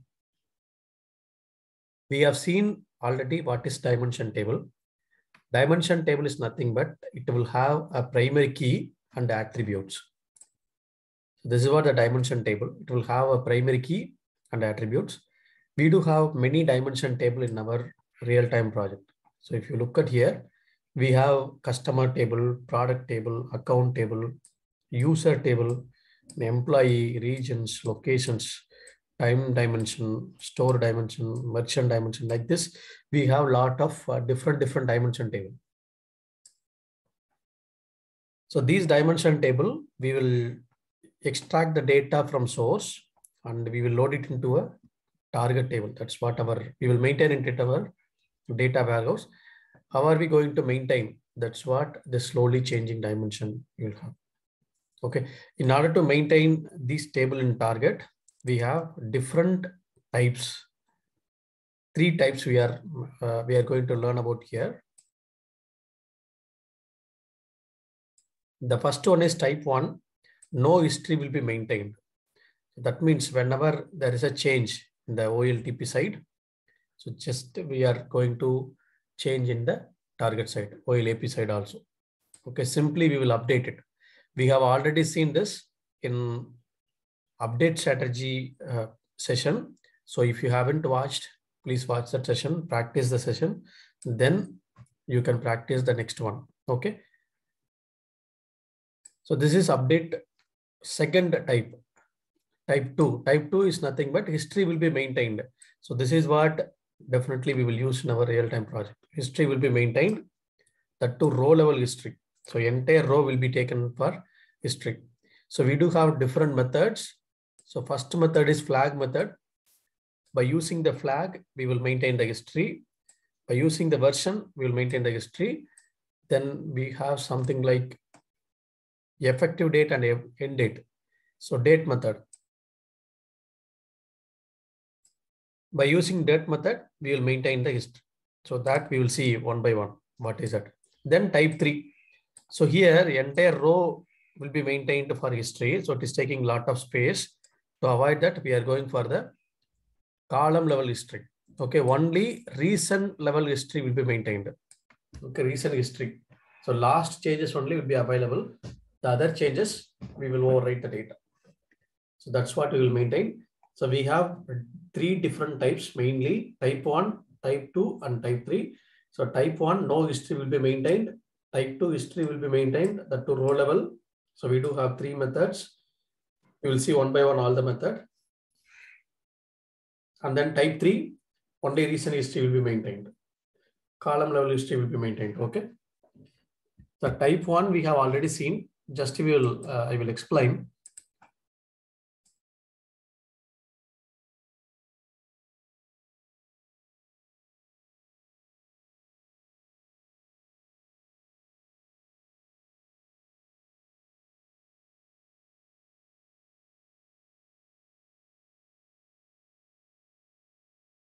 Okay, consider S underscore customer is a source table. Customer table, it's a source table. Dim underscore customer is the target table. Our OLAP side, we are maintaining this table. So we need to, whatever the customer is inserted in the source. So the new customer should be inserted into the target. If the customer is updating any of the attributes, any of the different dimensions, that we have to update it here. So initially, how we will do in type 1, we will take this particular customer ID. We will take a lookup customer ID. We will look up the target customer ID. And if you are getting null value, we will go and insert. Very first, we will go and insert all the record. So we will insert it. Very first time, it will be inserted. Okay, second time, the job is running. You assume that There is no insert or there is no update in the source side. If the job is running, then nothing will be happen here. Okay, the target. So why? Because here we have source side, we have customer ID, target side, we have the same customer ID. If both the customer IDs are same, then we are going to check whether the first name is not equal to this first name, mobile number not equal to this mobile number, address is not equal to this address, zip code and country. So all the column we are going to check it. If any one of the column value has been changed, okay, any one of the column value has been changed, then we will go for update. We will have some flag here, insert flag, update flag. So based on the flag, we will take, say for an example, this mobile number, there's an update. There is an update in the mobile number. You assume that here there is an update. Okay, there is an update in the mobile number. So what will happen? So this customer ID and this customer ID are equal. Then first name equal to first name, but the mobile number not equal to target mobile number. Lookup mobile number. Okay, this is what lookup. Okay, if it is not equal, we are updating this record in the target. Okay, so we just update.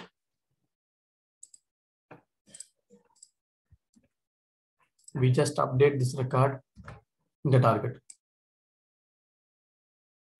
This is what type 1. We have already seen that, and we have already completed the practical session also in this type 1. Okay, this is called type 1. Normally, type 1 will not have a history. That's why we will not use in our real-time project. Mostly, type 2 we will use. So what is type 2?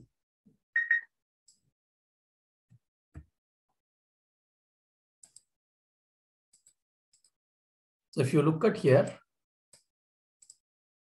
if you look at the type 2, so we have the source table, we have the target table.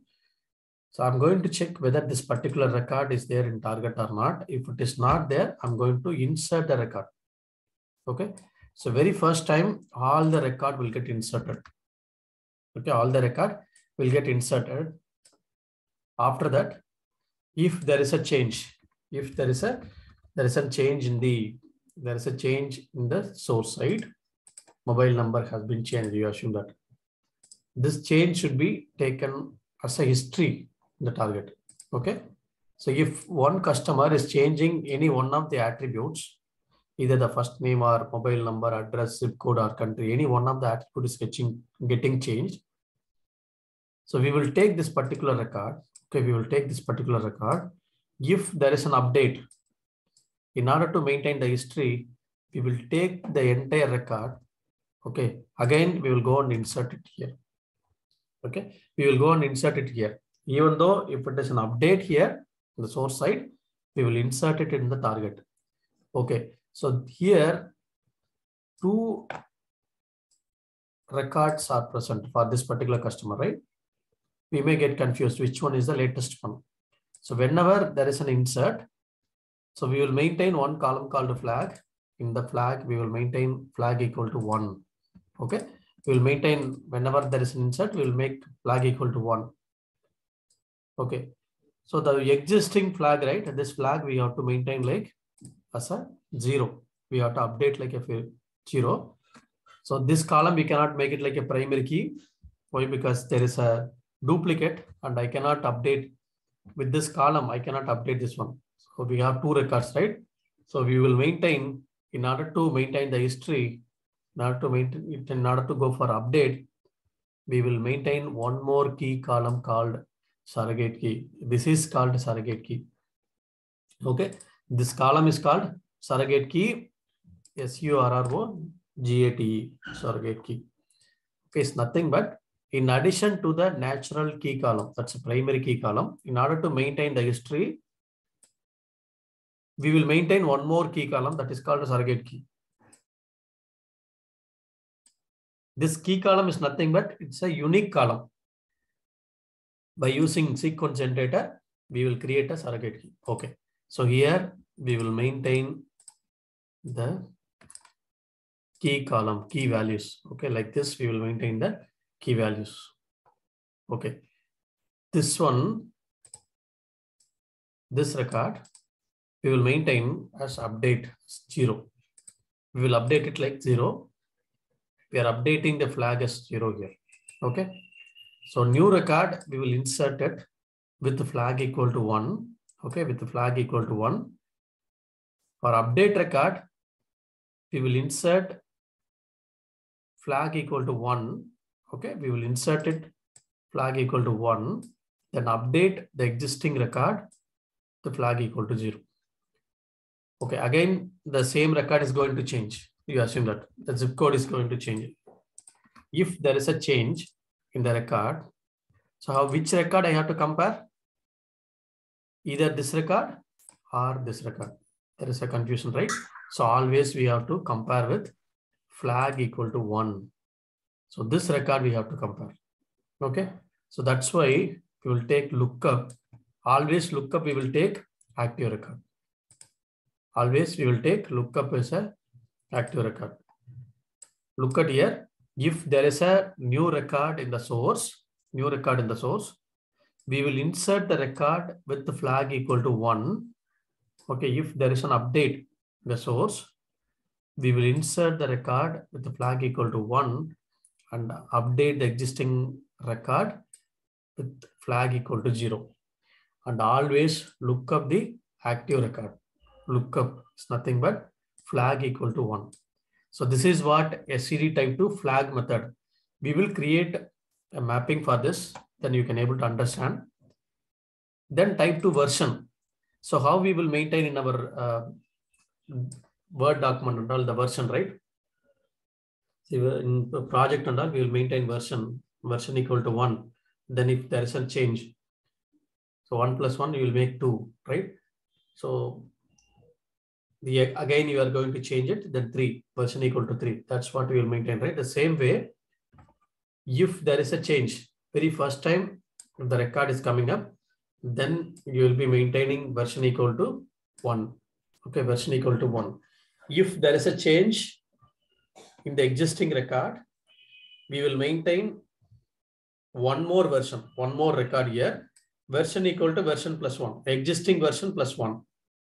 If the same record is going to change, again, the previous version 2 plus 1, it's a 3, 3 plus 1, 4. So like this, we will maintain the existing version plus 1. Okay. So this is what we will maintain the version. So if new record, we will maintain version equal to 1. If there is an update in the record, we will maintain version equal to version plus 1, existing version plus 1. So that means we will never ever update any record.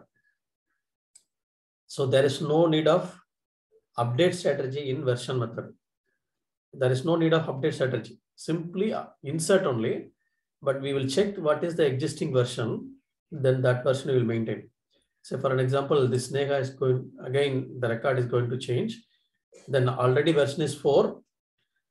Version, maximum version we will take. The lookup, we will take maximum version against this customer ID. Okay.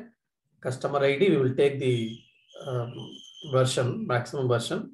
So that version we will take, and then while inserting it, version plus 1 we will insert it. Okay. So this is what we will go for the version method. So flag method, version method. I hope you are clear on the flag and version method. Next one is called date method. What is date method, right? So these two methods, we may not know when the data has been changed.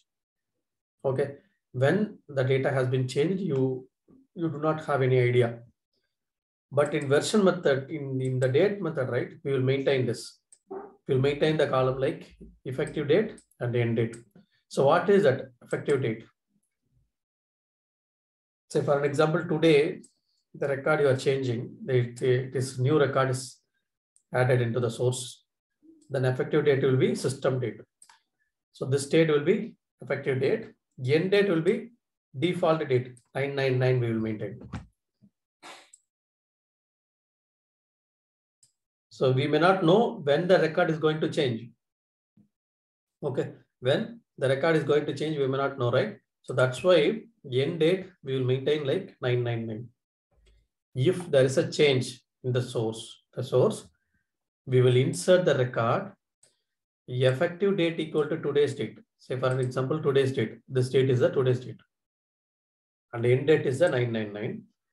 And the previous record, the same Sravanti record here. Okay, this record. Effective date is same date only, but end date, we will mark this system date to end date. Okay, from this date to this date, this is an attribute. After that, from here, this is an attribute. So what is which one is the active record? The active record is nothing but whichever the date is, end date equal to 999. Sometimes some project they will use null value, some project they will use 2999, some project they will use 4 nines. Okay, but anyhow, it's a date method. This is what we will maintain. If there is a new record in the source, look at here. If there is a new record in the source, we will insert the record with the effective date is today's date. End date is default date 999. If there is an update, in the source, we will insert the record with the effective date is, while inserting, this is a date. Effective date is today's date, end date is 999. But while updating it, we will update the end date equal to system date. Clear? So this is what we will maintain the effective date, end date. Okay, effective date, end date. Lookup, you have to always look up on the 999. So this is what you will do. So I will do this date method. So you can practice this version and the flag method, you can check it. And SCD type 3. So type 3 is nothing but, say for an example, this is what the source. Type 3 is nothing but recent history will be maintained, that to column level. So whichever the column we have to maintain for history, so that column alone we have to make.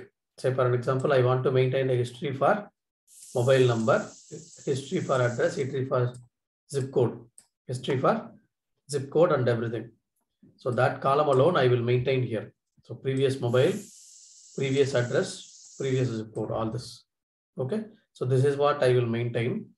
Then if there is a change, say for an example, this customer is changing the mobile number. Okay. It's changing the mobile number. Yes, so that there is a change in the mobile number. So what we will do, we will take this mobile number, already existing mobile number, Control C and Control V here. We will copy and paste it here. That means we will maintain as a history here. Then this mobile number, we will insert it here. We will update it here. That's what we will do there if there is an update. So one record in source, one record in target. If there is an update, also the same record we will go for the history. If again the record is going to change, this will go to this one, previous mobile number. Then this one comes in the actual mobile number. But here, the previous to previous mobile number will get updated. Okay, this is what we will maintain the SCD type 3. Only column level history will maintain. Okay, so I hope you are clear on this. What is SCD type 1, type 2, type 3, and type 4? Sorry, type 3. Any doubt in this? Any doubt on this method? Flag method, version, date, and type 3. Okay, I hope you are clear.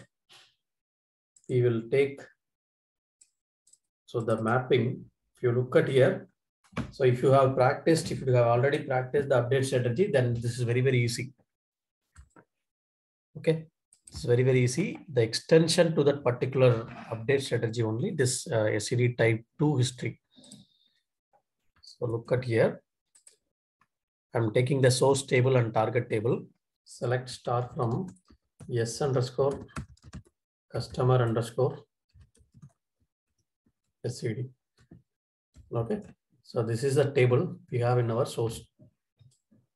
And the target, we have T underscore customer underscore SCD underscore date. So another table. Initially, we will truncate the table. Okay, so we will manually truncate this table, truncate table name, but after that you should not truncate it. So this is what we will go for. T underscore customer underscore SCD underscore date. Okay, this is a table.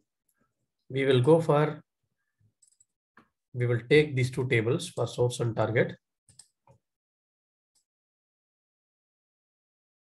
So you'll be expecting a lot of questions from this.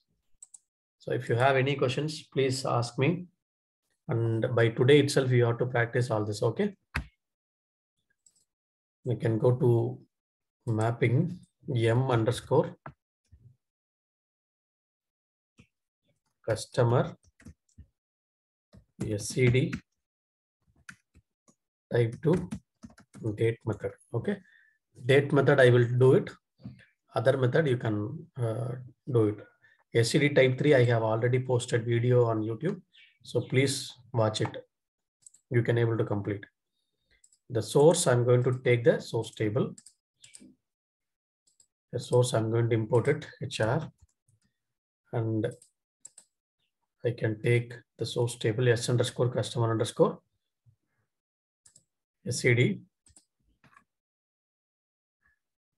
And the target, we will take this target table. T underscore customer underscore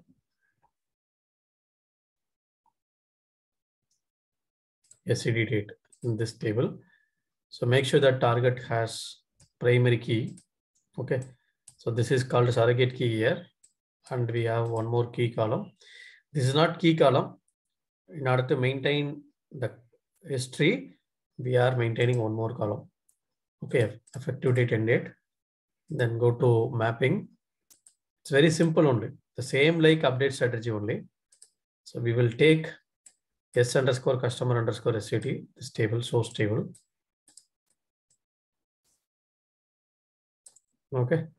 And then T underscore customer underscore SCD date. So this is the target table.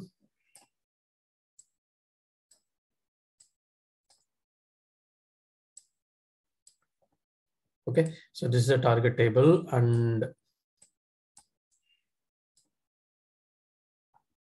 I'm going to take expression transformation here. So I take expression transformation.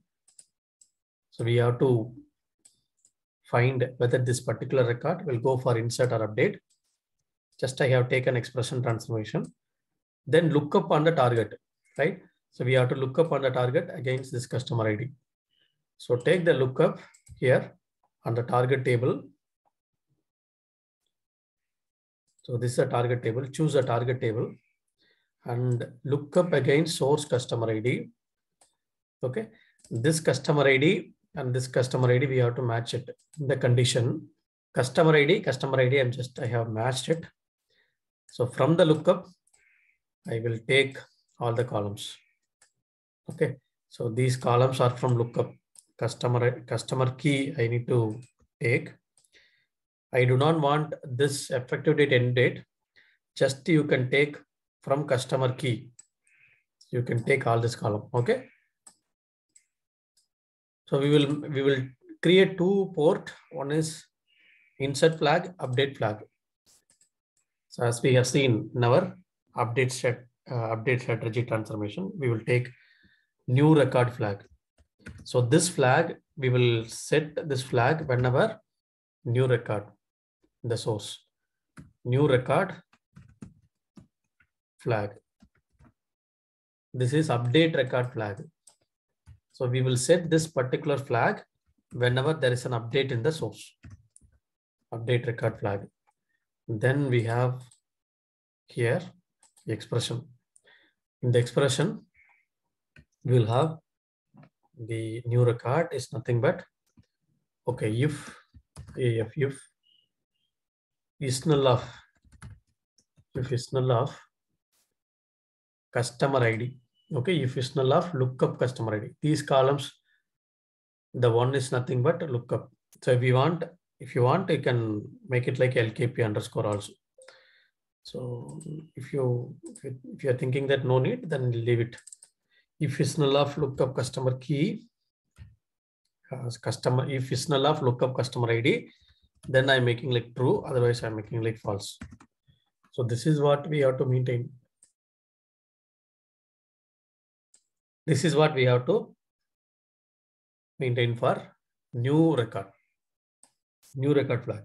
Okay, validated, it should be validated. Then update record flag. So when we will update, when we will set this particular flag, if this customer ID, okay, this customer ID equal to this customer ID, lookup customer ID and first name not equal to this first name or any one of the column. We are going for R.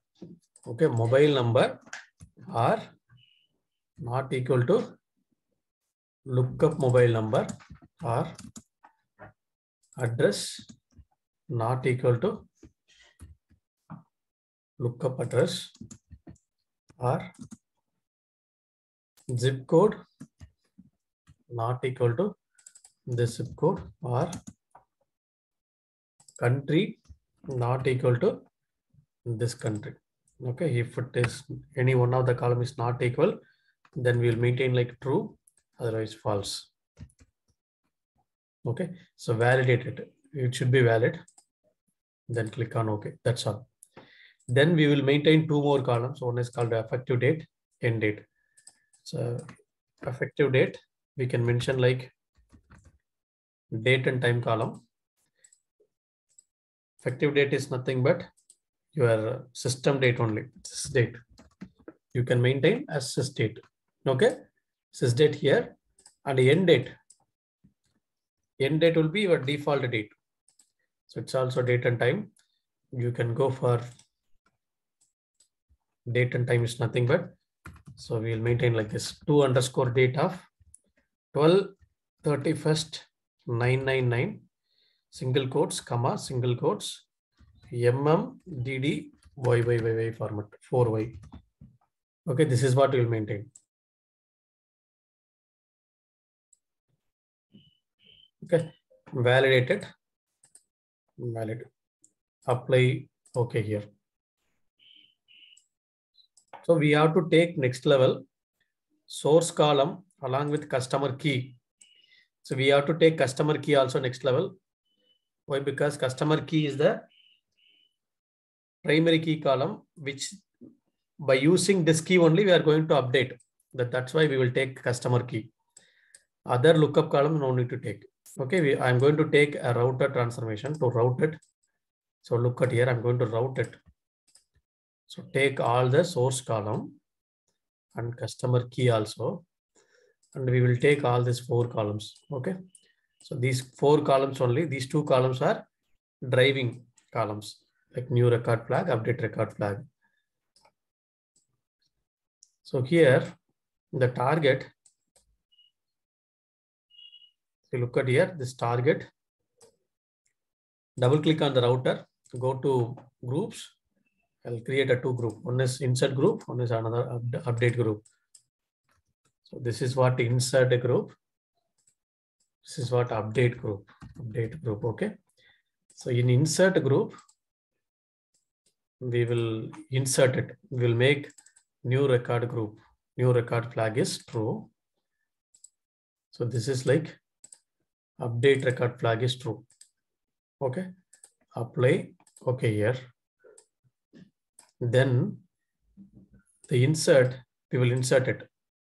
Customer ID up to here, we will make it insert. Then effective date, end date. And customer key. So what is the customer key? We have customer key is nothing but, we will maintain, so key values, right?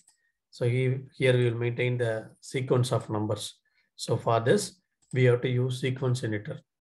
So we will use sequence generator 1, 2, 3. This is sequence generator. Take the sequence generator here. So take next value to this customer key. Double click on this to properties. So from start value 1, we have to maintain. We should not enable the cycle option since it is a primary key, and we should not enable the reset also. Okay.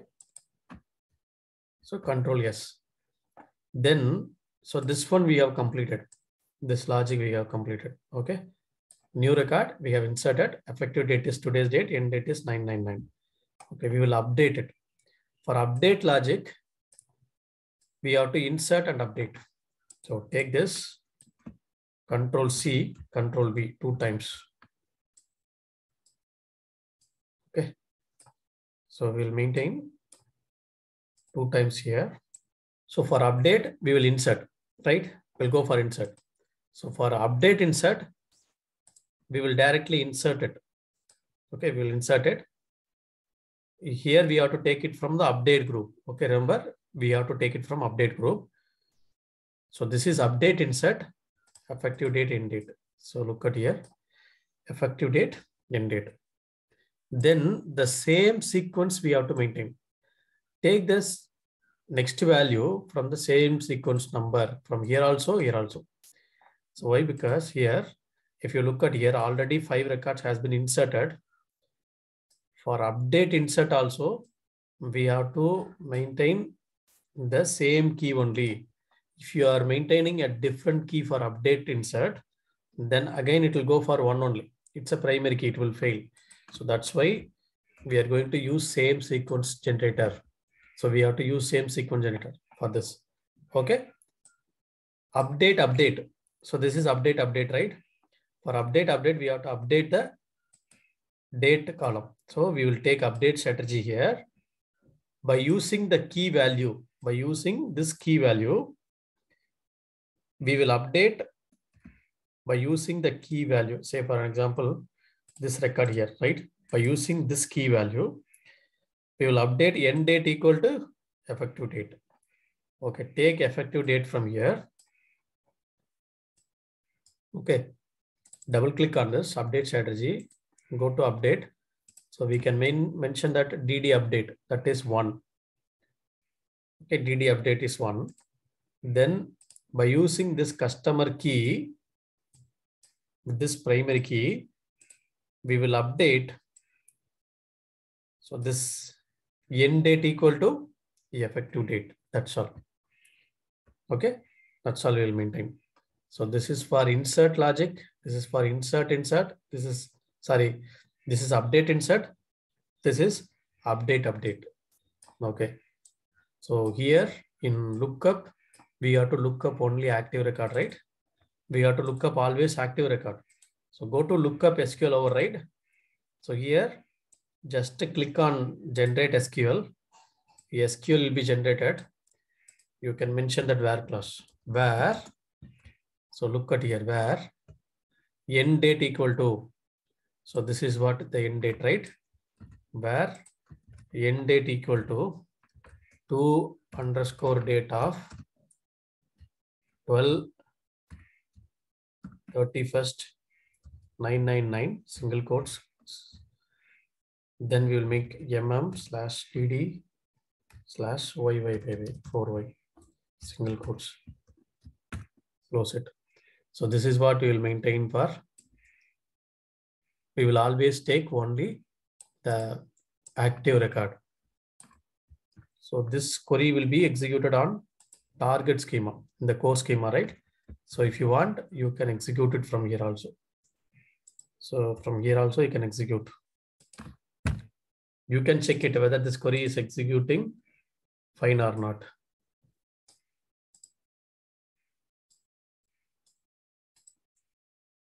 Yes, it is executing.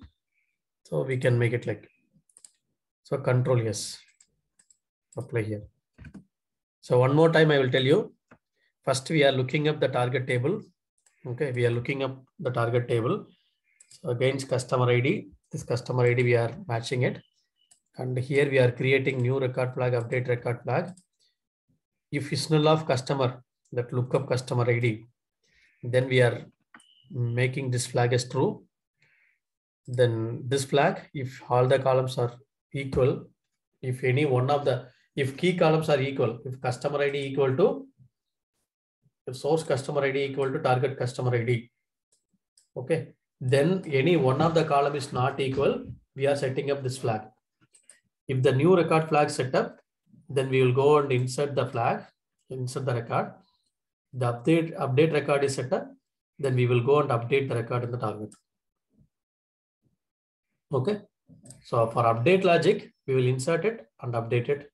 For update, we will go for, by using the key value, we have to update effective date equal to this end date. Okay. Any doubt on this? So now we will create a workflow. We will create a workflow and then we will see the result. We look at here. I will create a workflow, WF underscore SCD date. Okay, SCD date. Type 2 date method. So I will take this mapping. So remember, we should not do truncate and load in the target. So fail parent if this task fails. Go to mapping. Source should be pointing to source. Target should be pointing to target connection. Go to target. So here also maintain like a target. Don't go for truncate and load. Lookup also, we have to provide the connection. So here just we will maintain. Apply, OK, save. Now I'm going to execute the particular workflow. Before executing, check here. There is no data in the target. So I'm going to start the workflow. Very first time, all the record will get inserted into the target table. So record got inserted. If you look at here, the statistics, 5 record in the source. So got inserted 5 records. This is insert logic. So this is update, insert, update, update. Okay. So if you look at here, effective date will be today's date. Okay, effective date will be today's date. The end date will be 999. This is what it will maintain. Okay. If I'm going to execute the same workflow, again, I'm going to execute. It should not insert any record. It should not update any record in the target. See here, only it is reading the data, 5 records from source. It is not going for any insert, update, insert, update, update. Okay, it's not going for. Okay, so I'm going to update any record in the source. So manually, I'm going to update. So S underscore customer underscore update. So look at here, this record, I'm going to update it in the source side. Any one record I'm going to update. So here, not update, this is SCD. This table, I'm going to update. This mobile number, I'm going to update it. Okay, this mobile number, I'm going to update it. So I have updated the mobile number. Okay, so commit it. So we have to maintain the history for this, right?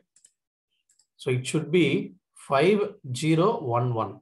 Look at here, 50 for new record.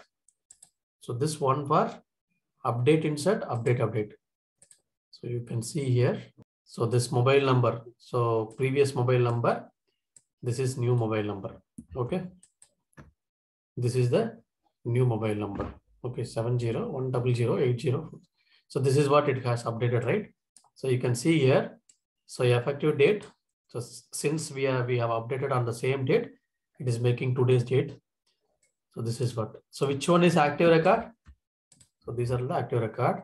So while looking up, these 5 records only should be taken for the consideration. Clear on this? Any doubt? So this is what SCD types. Okay, type 1 we have already completed. Type 2 flag method, version method, you just try it. Type 3 I have already posted in YouTube. So type 2 you can complete it. Okay, so practice all the types. If you have any doubt, then please let me know. We will discuss it.